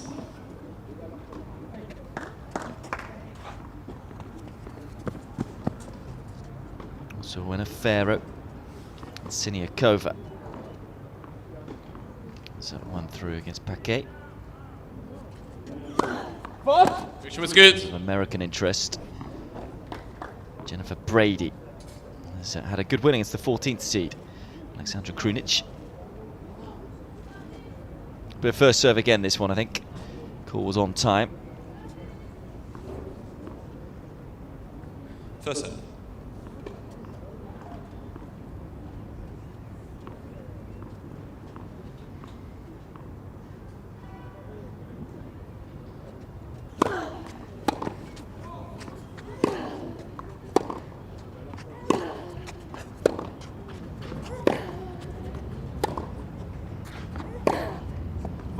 Clever shot from Furstein. 0 trumps. Looping it and kicking it up to the backhand side of Boserup. Again, though, here, she's going into the backhand wing time and time again, the American. Just didn't make the most of another ball. There's too many being into the middle of the court, allowing Furstein to move around it.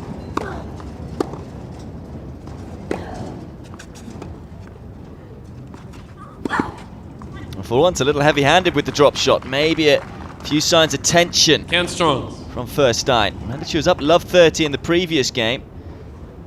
Boserup was serving to stay in the match. She's up, or was up love 30 again. For once, not executing on the drop shot.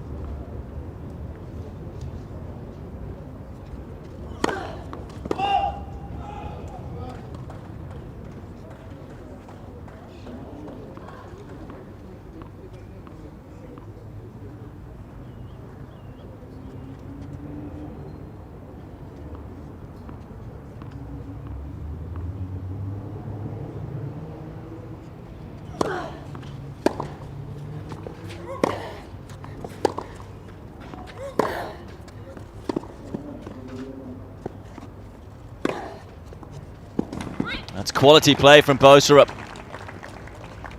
Saw a struggle off the high backhand ball and a couple of points before. Not this time. A delightful one down the line. Fighting so hard.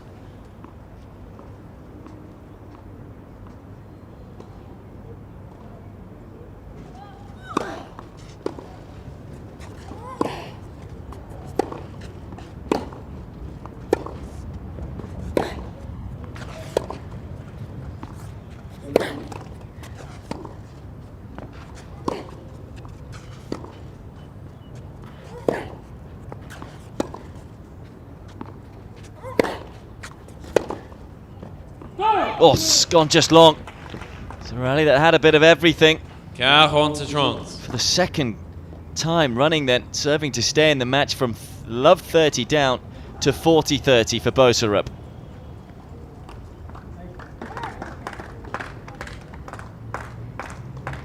Feuerstein still without a match point, despite being 2 points away on a number of occasions.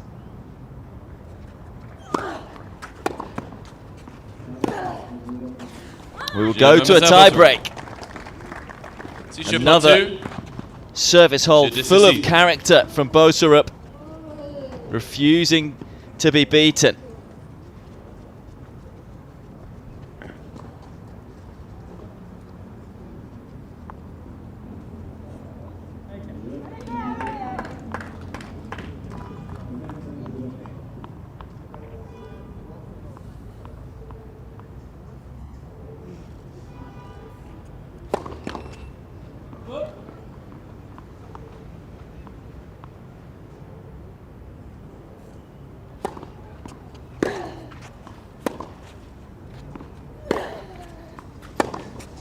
I do just wonder, it's now 5 points in a row for Boserup. Just the way she was able to win that previous game. Feuerstein started to look a little lost. Momentum is the Americans.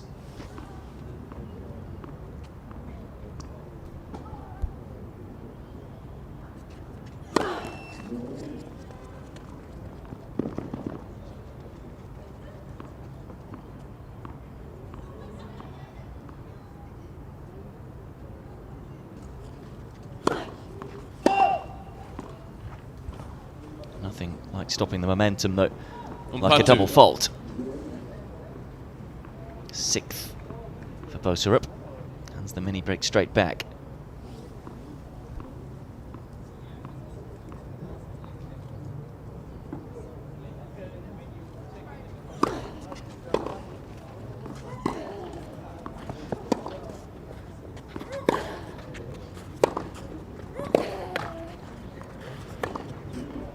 Superb power yet again from the 30-year-old. Big question is, can she get over the line? This would be the biggest win of the year by some distance for the French player. And what is the biggest tournament of the year for her. Out. It's long.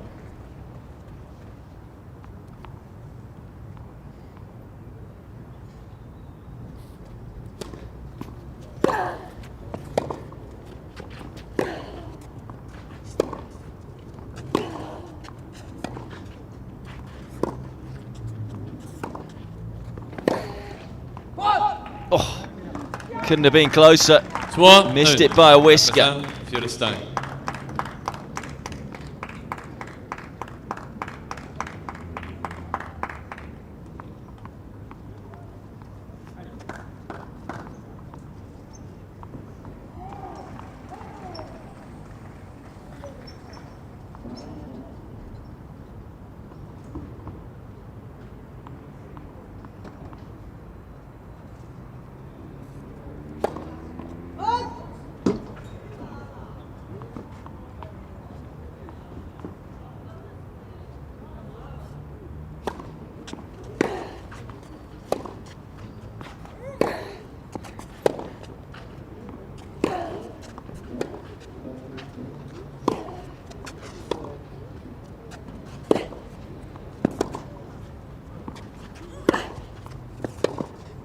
It's all far too short from Furstein. I think that's what she's saying to herself there. Feuerstein. Again, very tentative tennis. Boserup, though, up the court. Staying positive, staying aggressive.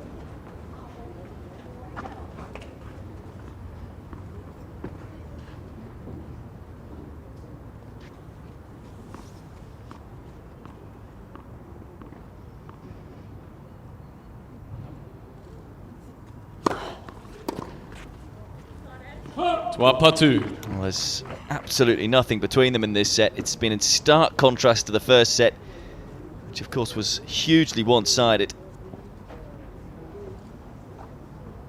You do get the feeling if Boserup is able to sneak this second set, then she would probably be the favourite for the third set, because it would just be such a body blow to Furstein, who's been 2 points away from victory on a number of times. Not only that, was up 4-2, remember, as well, with a break in this third set. Third set, I should say second set, getting ahead of myself.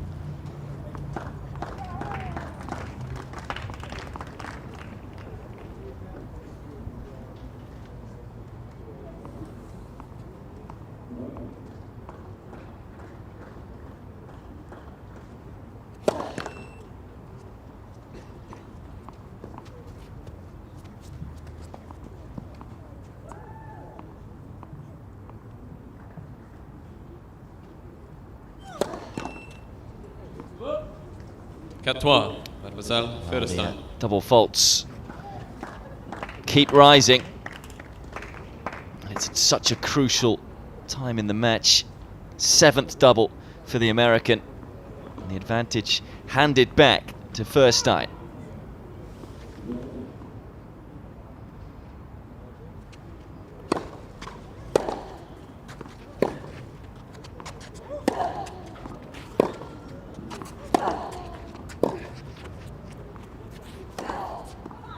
Swiftly up the court, and the mini breakers got back. 4-2. Do just feel Feuerstein has got quite edgy as the finish line has got closer and closer.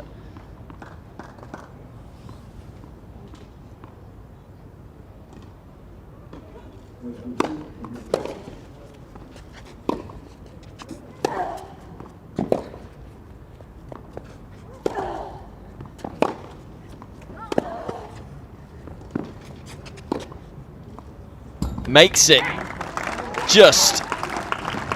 Again, it was a tentative point to start with from the world number 583. But when required, was able to find the winner.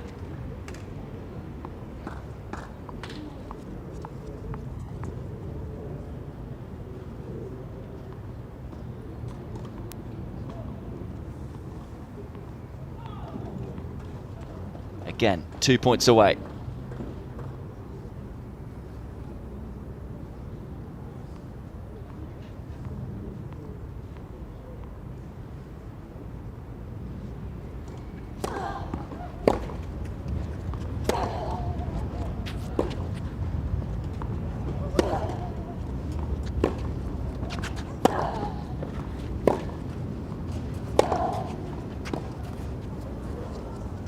got it all wrong.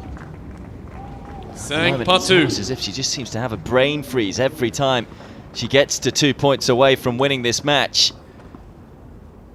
It's moved a fair couple of feet behind the baseline, has Furstein. Credit Boserup, she's just continuing to go about her business. Doing what all good players do who are trailing, making their opponent play.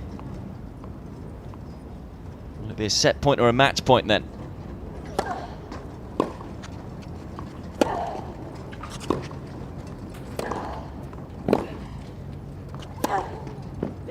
It will be a match point.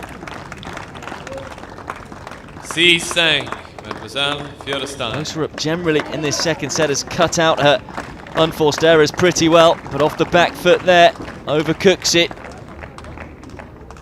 And after an hour and 16 minutes, Feuerstein finally has a match point.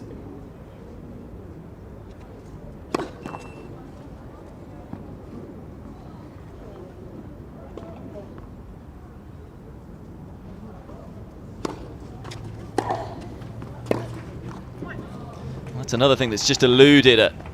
That first serve. And it was an edgy looking forehand once more. So match point saved. 6 points apiece as they change ends.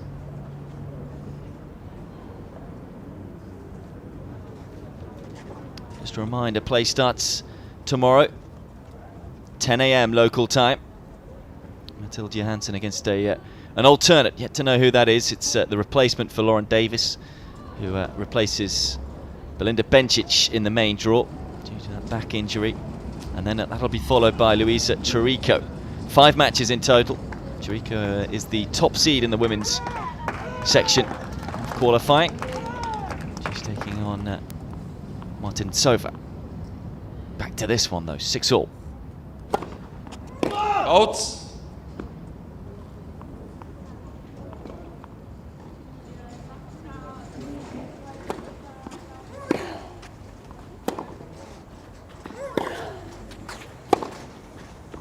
Set 6, Mademoiselle Boserup. Well, you do feel like she's gone into her shell, Furstein. Can't seem to pick up any cheap points anymore.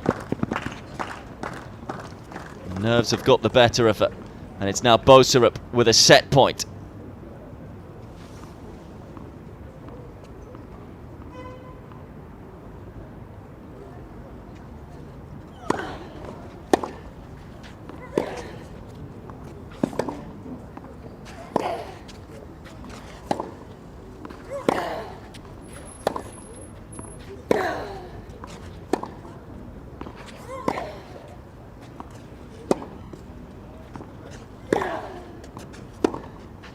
Well, the aggression and the clarity of thought we saw throughout the majority of this match has completely gone from Furstein, and it's Boserup who saves the match point and then comes through the tiebreak, and we are going the distance. The American who takes the second set by 7 games to 6.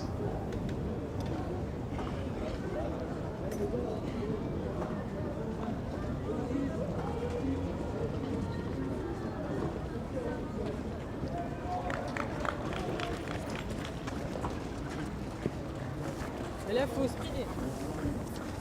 On doit speeder, on doit speeder.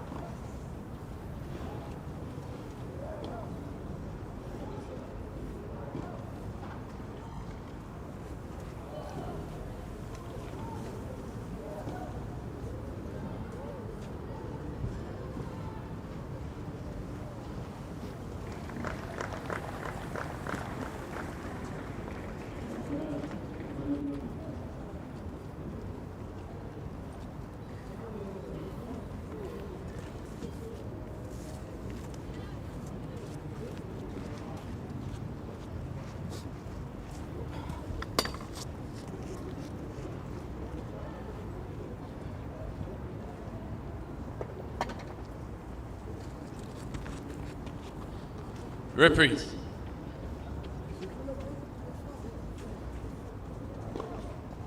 Dernier manche, le service, l'adversaire Boserup.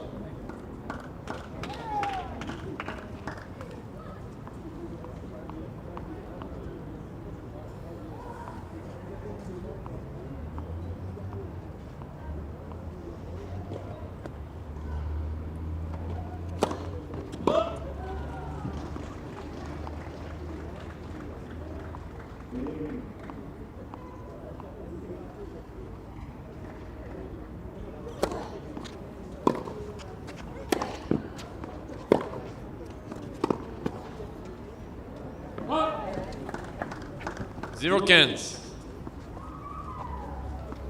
Well, you'd have to make Boserup favourite now, having saved that match point. So many opportunities gone for Furstein, but first serve went missing when it mattered most, as did the drop shot, which has been such a good shot for her.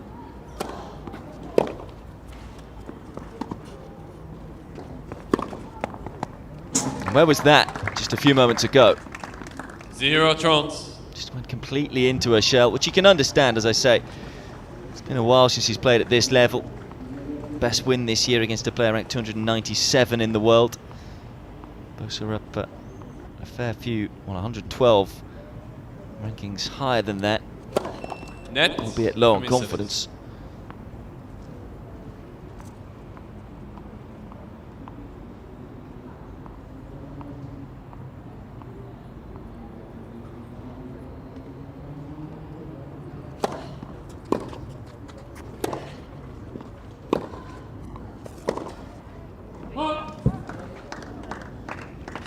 What can always happen here is that even though you make Boserup the favourite in terms of having the momentum,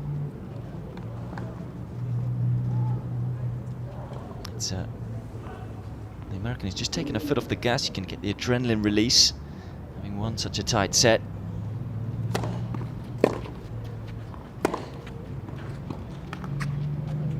And there's the drop shot. Feuerstein. Served her so well throughout the entirety of the match, but not when she needed it most to try and close it out. Nevertheless, it's back again, and she breaks early on in the third set. Breaks to love, in fact, as the French player leads 1-love. Yeah, also after Chirico, who was the second match on tomorrow, court 6, we'll then have Nedov Yesov against Laurent Luckily. And then more French action. Calvin Emery will take on Dustin Brown, the 8th seed. Always an entertainer, the German. And then we'll round things off with another Frenchman on the court, Axel Michon, against Jared Donaldson, the talented young American. 29th seed in the men's draw.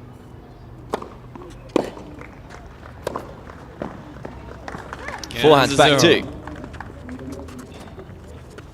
Just wonder whether she may well have just relaxed a little now. Got very tight and tense. Now she has almost nothing to lose now. Incredible, isn't it, when you see the total points, 171 to 55, yet it's pretty even, isn't it, on the scoreline? Such is the way tennis format is.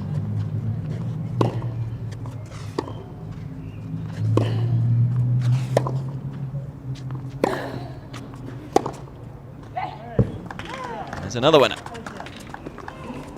30-0.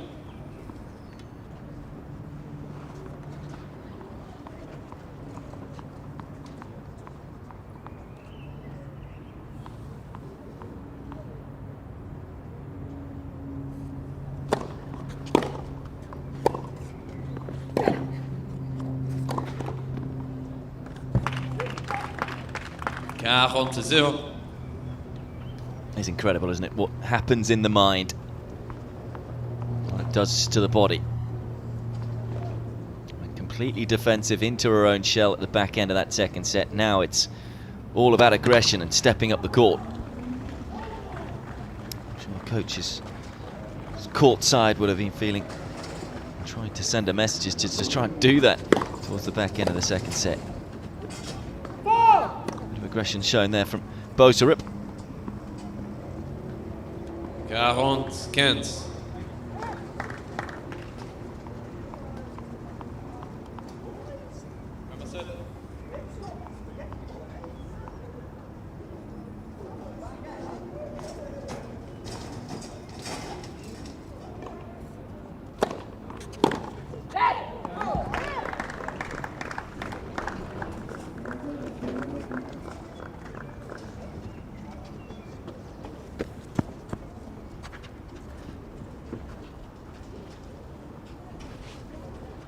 Jeu, Mademoiselle Feuerstein. Mademoiselle Feuerstein, men 2 jeux à 0. Consolidates the break. As Furstein moves into a 2-love lead.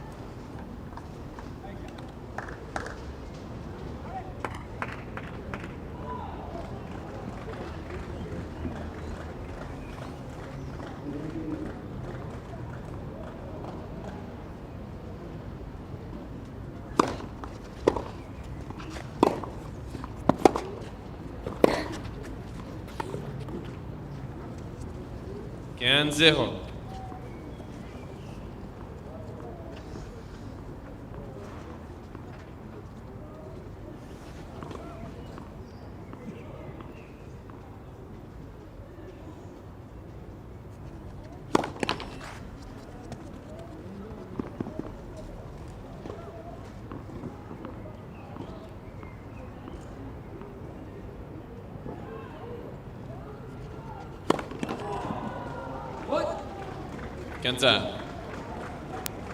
It's caught a serve the Americans well today, as Boserup continues to struggle with the second serve.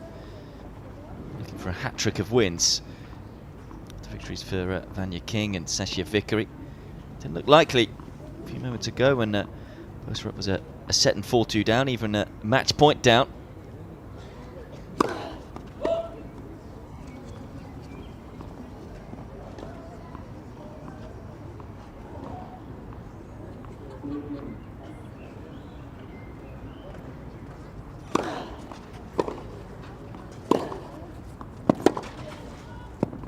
Out.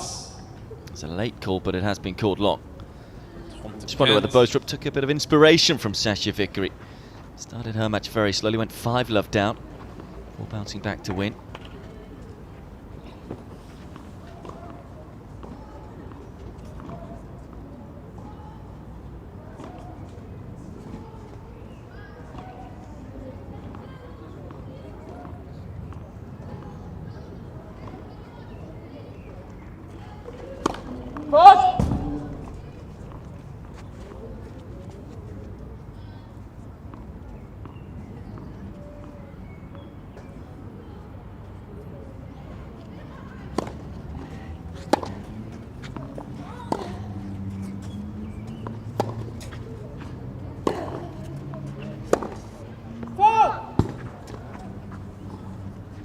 Ronde 15.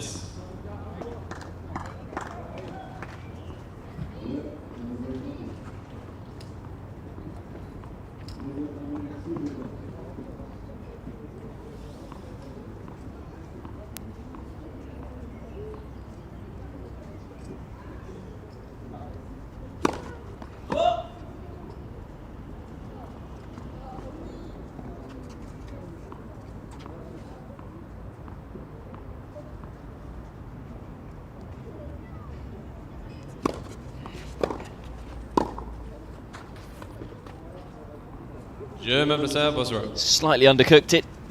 Boserup is on the board in this second, this deciding set, I should say. Later than she would have liked though, because it's Furstein who leads 2-1.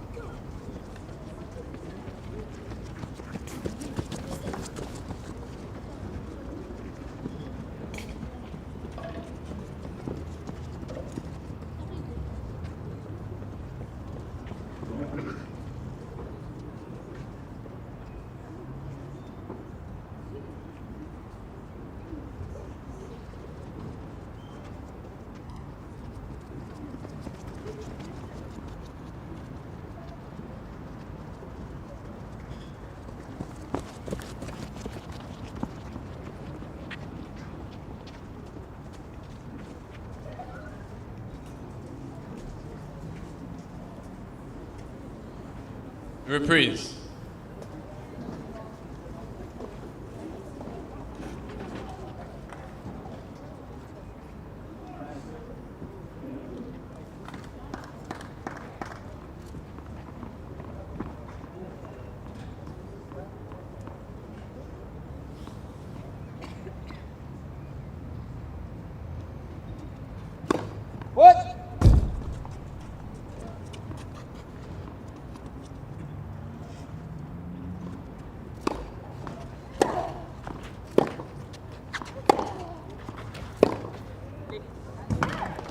A sweetly struck forehand. 15-0. Boserup again has just fallen into the trap here of just stroking the ball over mid-court.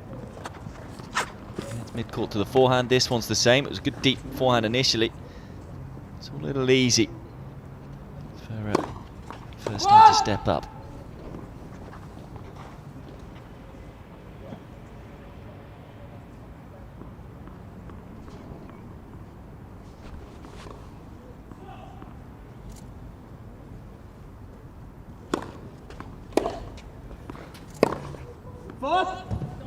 Just going to run through some of the women's results for you today. I'll just run through the winners.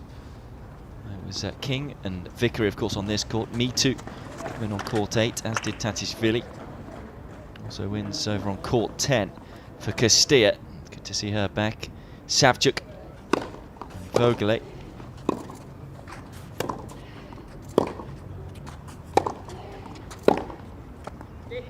Right onto the line. It's the same play over and over again, it seems. Also on court 12, wins for Zanevska. Lu.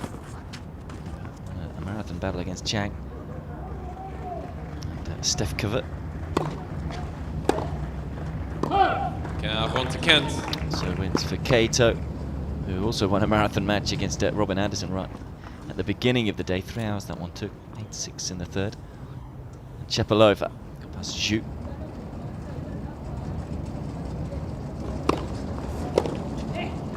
Been a pretty good day for the Americans. Feuerstein.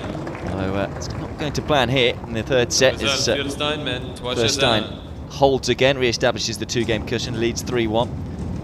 And there's another American winner, Christine Ahn, better of Luxika Kumkum. Was over on court 13. That's 2 for Gulevich. Berger. As well as Melanie Uda, another American winning the first qualifying round.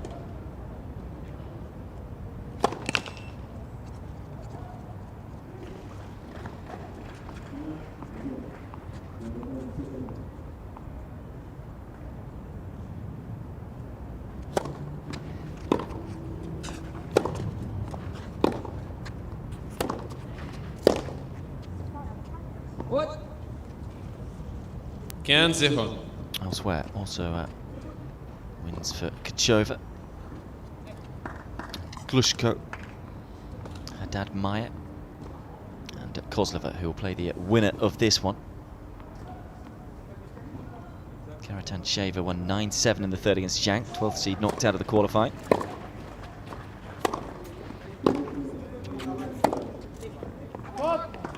And Mertens also won through, as did Ferro, Siniakova, Kanepi, Smitkova, and Brady. Again, another American winning. And Soilu, so that keeps you up to date with everything right now in terms of all the winners today. Now we can just focus on this one as Furstein plays another delicious drop shot.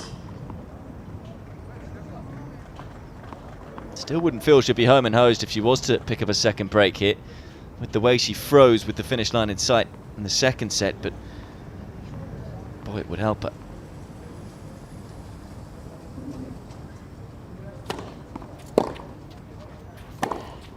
I do feel if she was able to create that extra bit of cushion, then extra bit of advantage, then maybe she could stay loose throughout in terms of trying to close this match out. But Boserup isn't going away anytime soon, is she? Hanging around, fighting hard.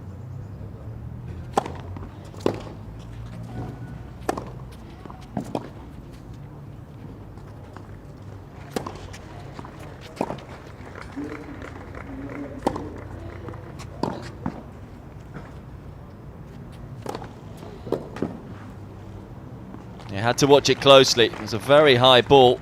Made sure she got her racket speed, or kept her racket speed up on the drive volley, and she could control it with the top spin.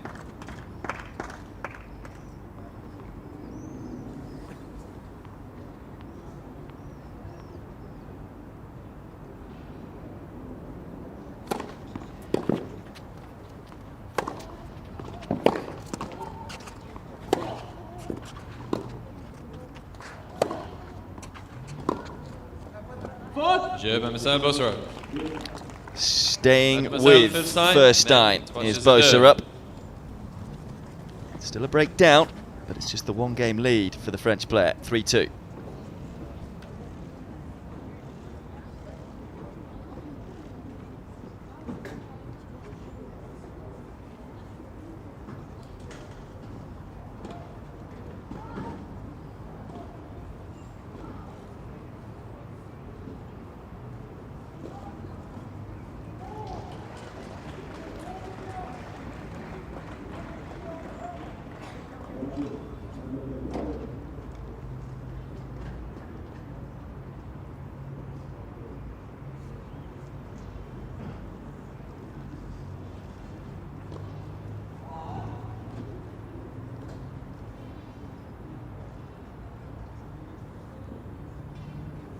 Reprise.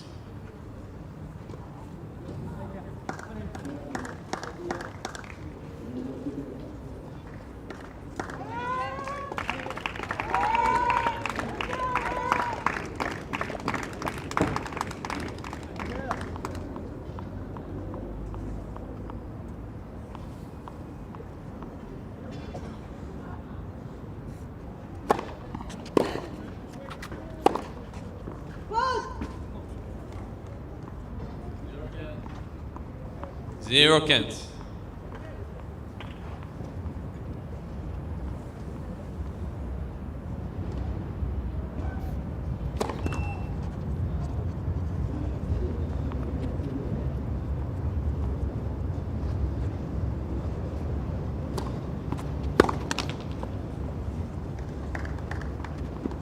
Kanzan.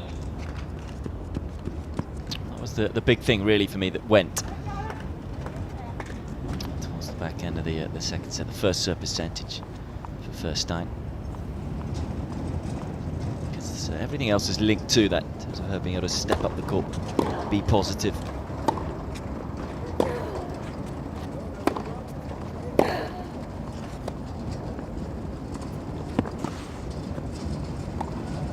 Beautifully done. I was also just about to say, everything else is linked to that, including the drop shot, because you can push Boserup back from that first serve, get her on the back foot early on in the rallies, and then that's where she can utilise the drop shot. She does ever so well again. Again, Boserup maybe not doing enough, having got to the ball.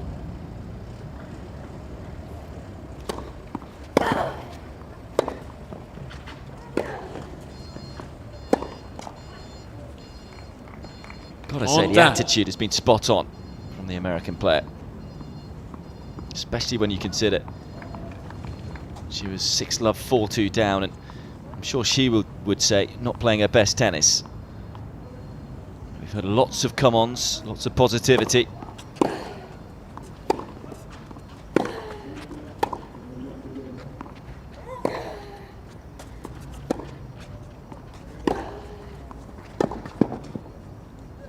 About her tennis has improved.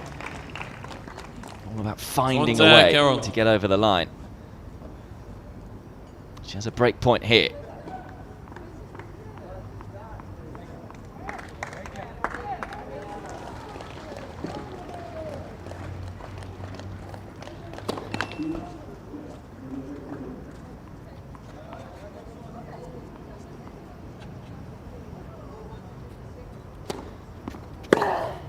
It's a break point that is fully taken. Another missed first serve from Furstein. And Boserup is all over the second serve. 3 games all, third set. Toi, je pas tu.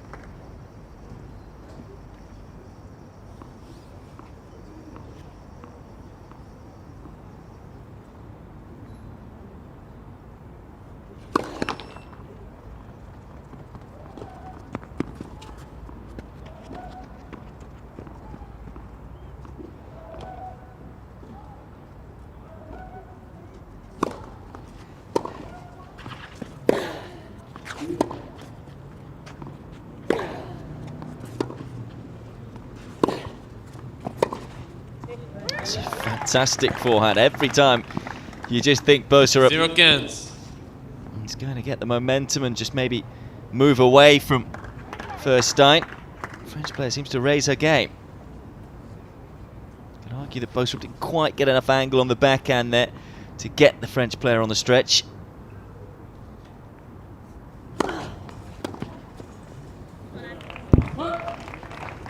Ganza.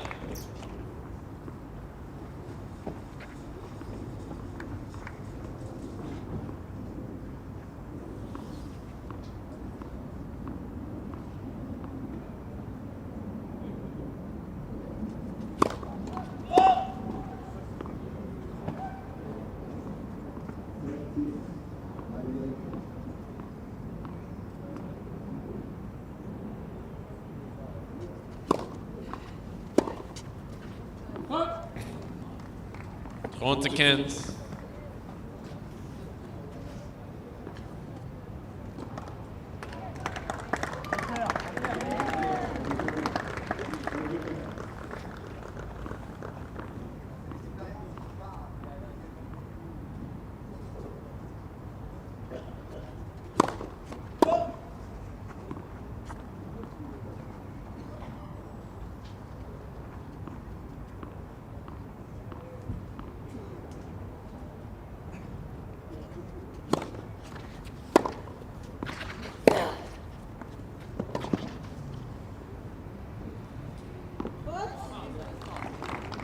Excellent angle with the backhand. 40-15.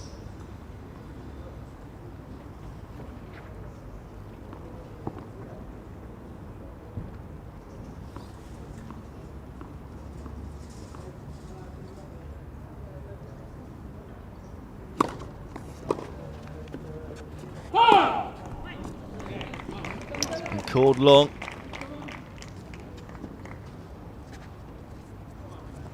And it's confirmed long. So for the first time in this match, Boserup has the lead. 4-3. Mademoiselle Boserup. Mademoiselle Boserup mène 4-3.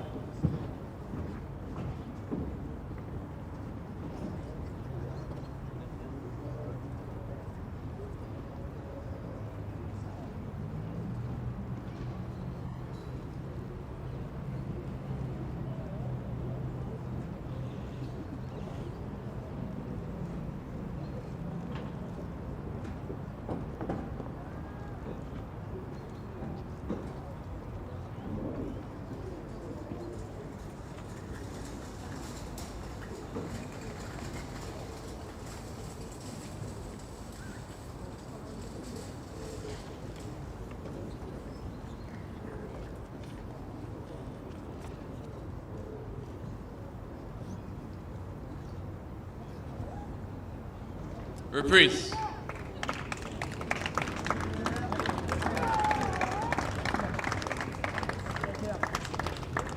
The focus, determination and attitude of Boserup are what has got her into this position. Feels like she's more than just 4-3 up. Having been behind though for the entirety of this match, suddenly she's the front runner. Well aware that the job isn't even half done.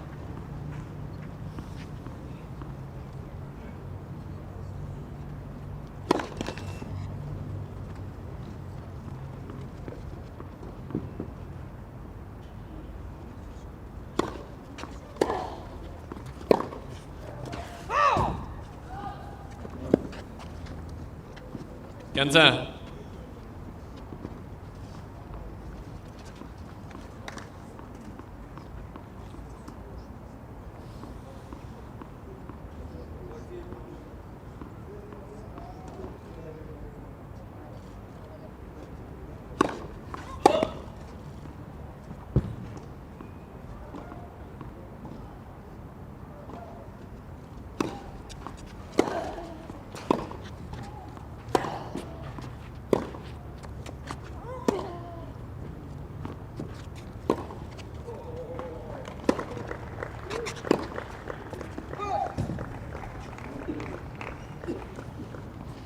Also changed her tactics. well. Boserup, not only is she hit with more depth, but she's been able to get the ball more often to the backhand side of Furstein. Forehand hasn't caused her as many issues.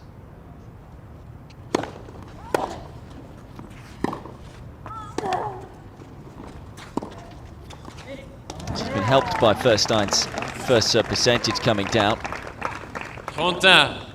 So if the 30-year-old can start finding some more first serves, she can still boss the points.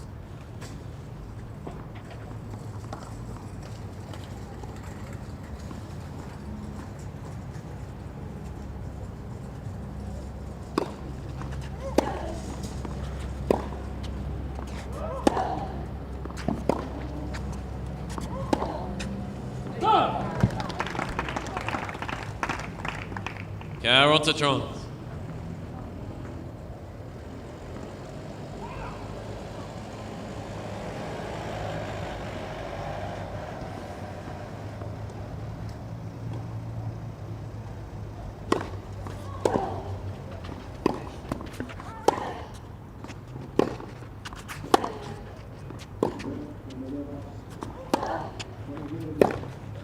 What?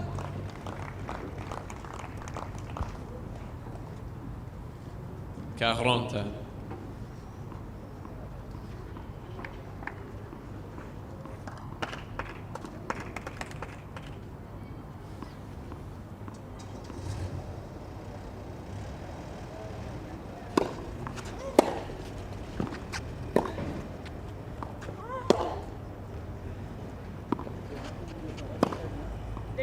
Just caressed it down the line.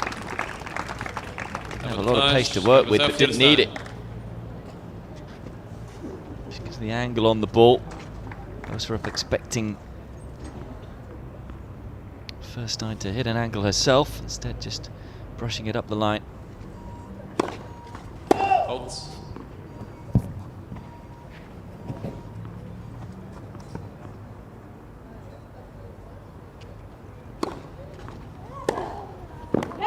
Mademoiselle Yeah, you Feuerstein. can see the frustration there from Boserup. Second serve return missed, didn't need to go for the line.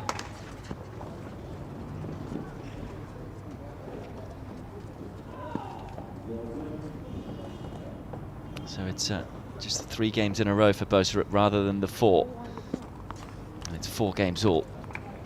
As Feuerstein fights back into the territory of a break and a hold. And it's your match. Remember, no tie break in the 3rd set in the first round of qualifying.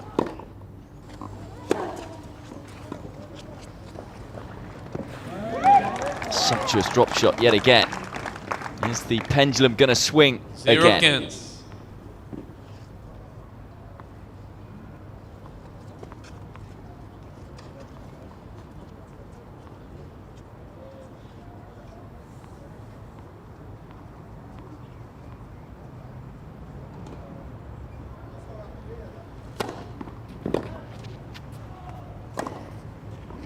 Zero trans.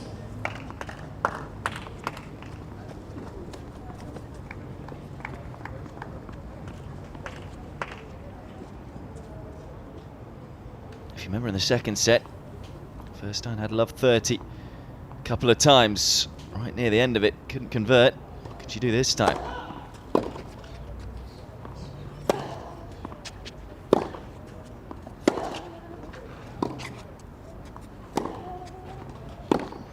Oh, what a chance, pulled the trigger. Can strong.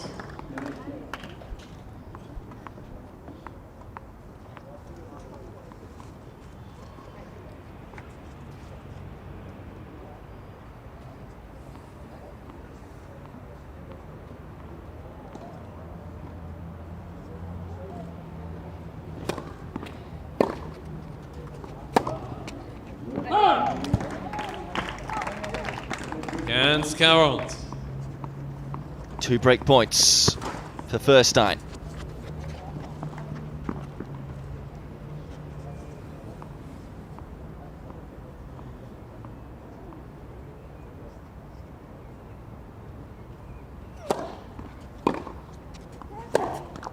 She may have waited about an hour and 40 minutes to finally get her nose in front, but Boserup then finds herself behind again as Furstein breaks and will serve for the match in just a few moments' time.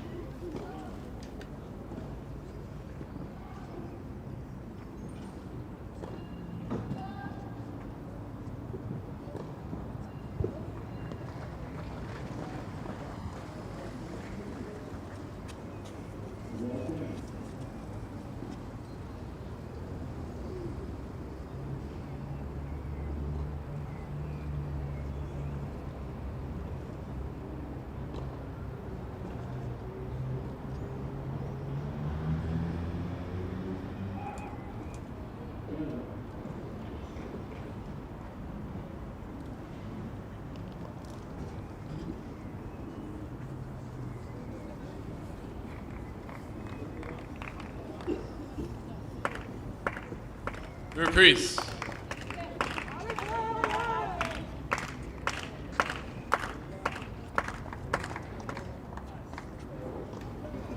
What a battle this has been. Final match of the day on court 6. The shadows get longer and longer. Oh, generally it's pretty cloudy, but it's Furstein serving for the match.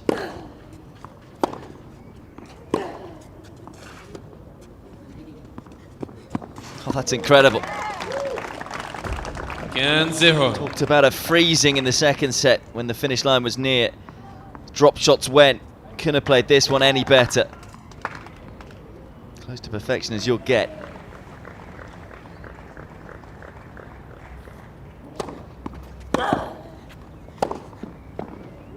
Super 1-2 punch, and she's 2 points away again. Remember, had a match point in the second set in the tiebreak. Was 2 points away so many times in the second set.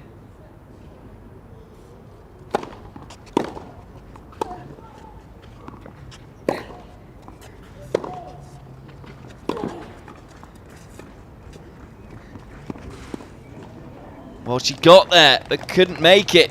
40. Drop shot was a little heavy-handed, but it didn't matter in the end. And after a titanic battle, it is Furstein with 3 more match points.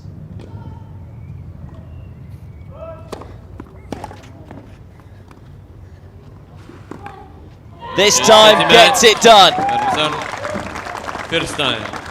Topsy-turvy battle. Could have finished it in the second set, but regrouped and found her form again. And it is Claire Furstein who moves into the second round of qualifying. Valiant effort from Julia Boserup, who did so well to fight back. But it's Furstein who wins. 6-love, 6-7, 6-4 in just under 2 hours. Well, she will be delighted with that in terms of how she got over the line. It was brilliant, the fact that she froze towards the back end of that second set. The first serve went awry, it went missing, and that in turn just made her go into her shell. She got very negative, very defensive, gave all the initiative back to Boserup, who was able to find a way to come back and win the second set. And then you have to say, having been a breakup early in the third set, when Boserup broke back and then led at 4-3, I think most, including myself, thought it was going to be the American who was going to kick on and win this and make it a hat-trick of wins in a row for the American players on this court. But it wasn't to be. Furstein able to raise her game, and the drop shot on the forehand working well again to close out the match. First serve percentage certainly dipped towards the end for Furstein, but she found some first serves when looking to serve the match out at 5-4. And it is deservedly so, as you can see there. Won 20 more points than Boserup. It is the French 30-year-old who moves through to round 2 of the qualifying, where she'll meet Katerina Kozlova in the next round. Well, that rounds off the day's action here on Court 6, but please do join myself and Guy McRae tomorrow morning at 10 AM. I think it'll be me, Pete Hodges, to kick off things. The alternate against Mathilde Johansson. Still yet to find out who the alternate is. Replacement for Lauren Davis, of course. That'll kick things off, and then following that we've got the top seed, Luisa Chirico, against Martin Sova.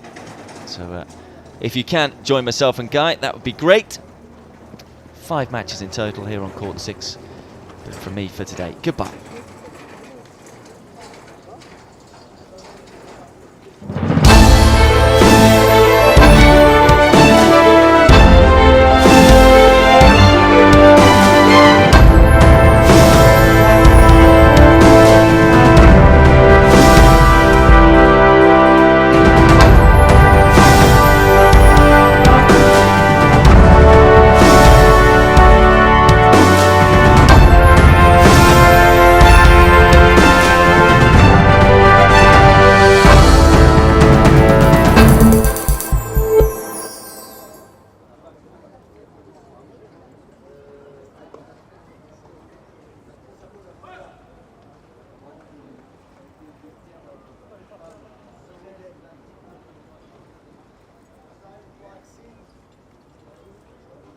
Non mais laisse tomber, c'est pas la traîne, laisse tomber. On s'en fout avec lui.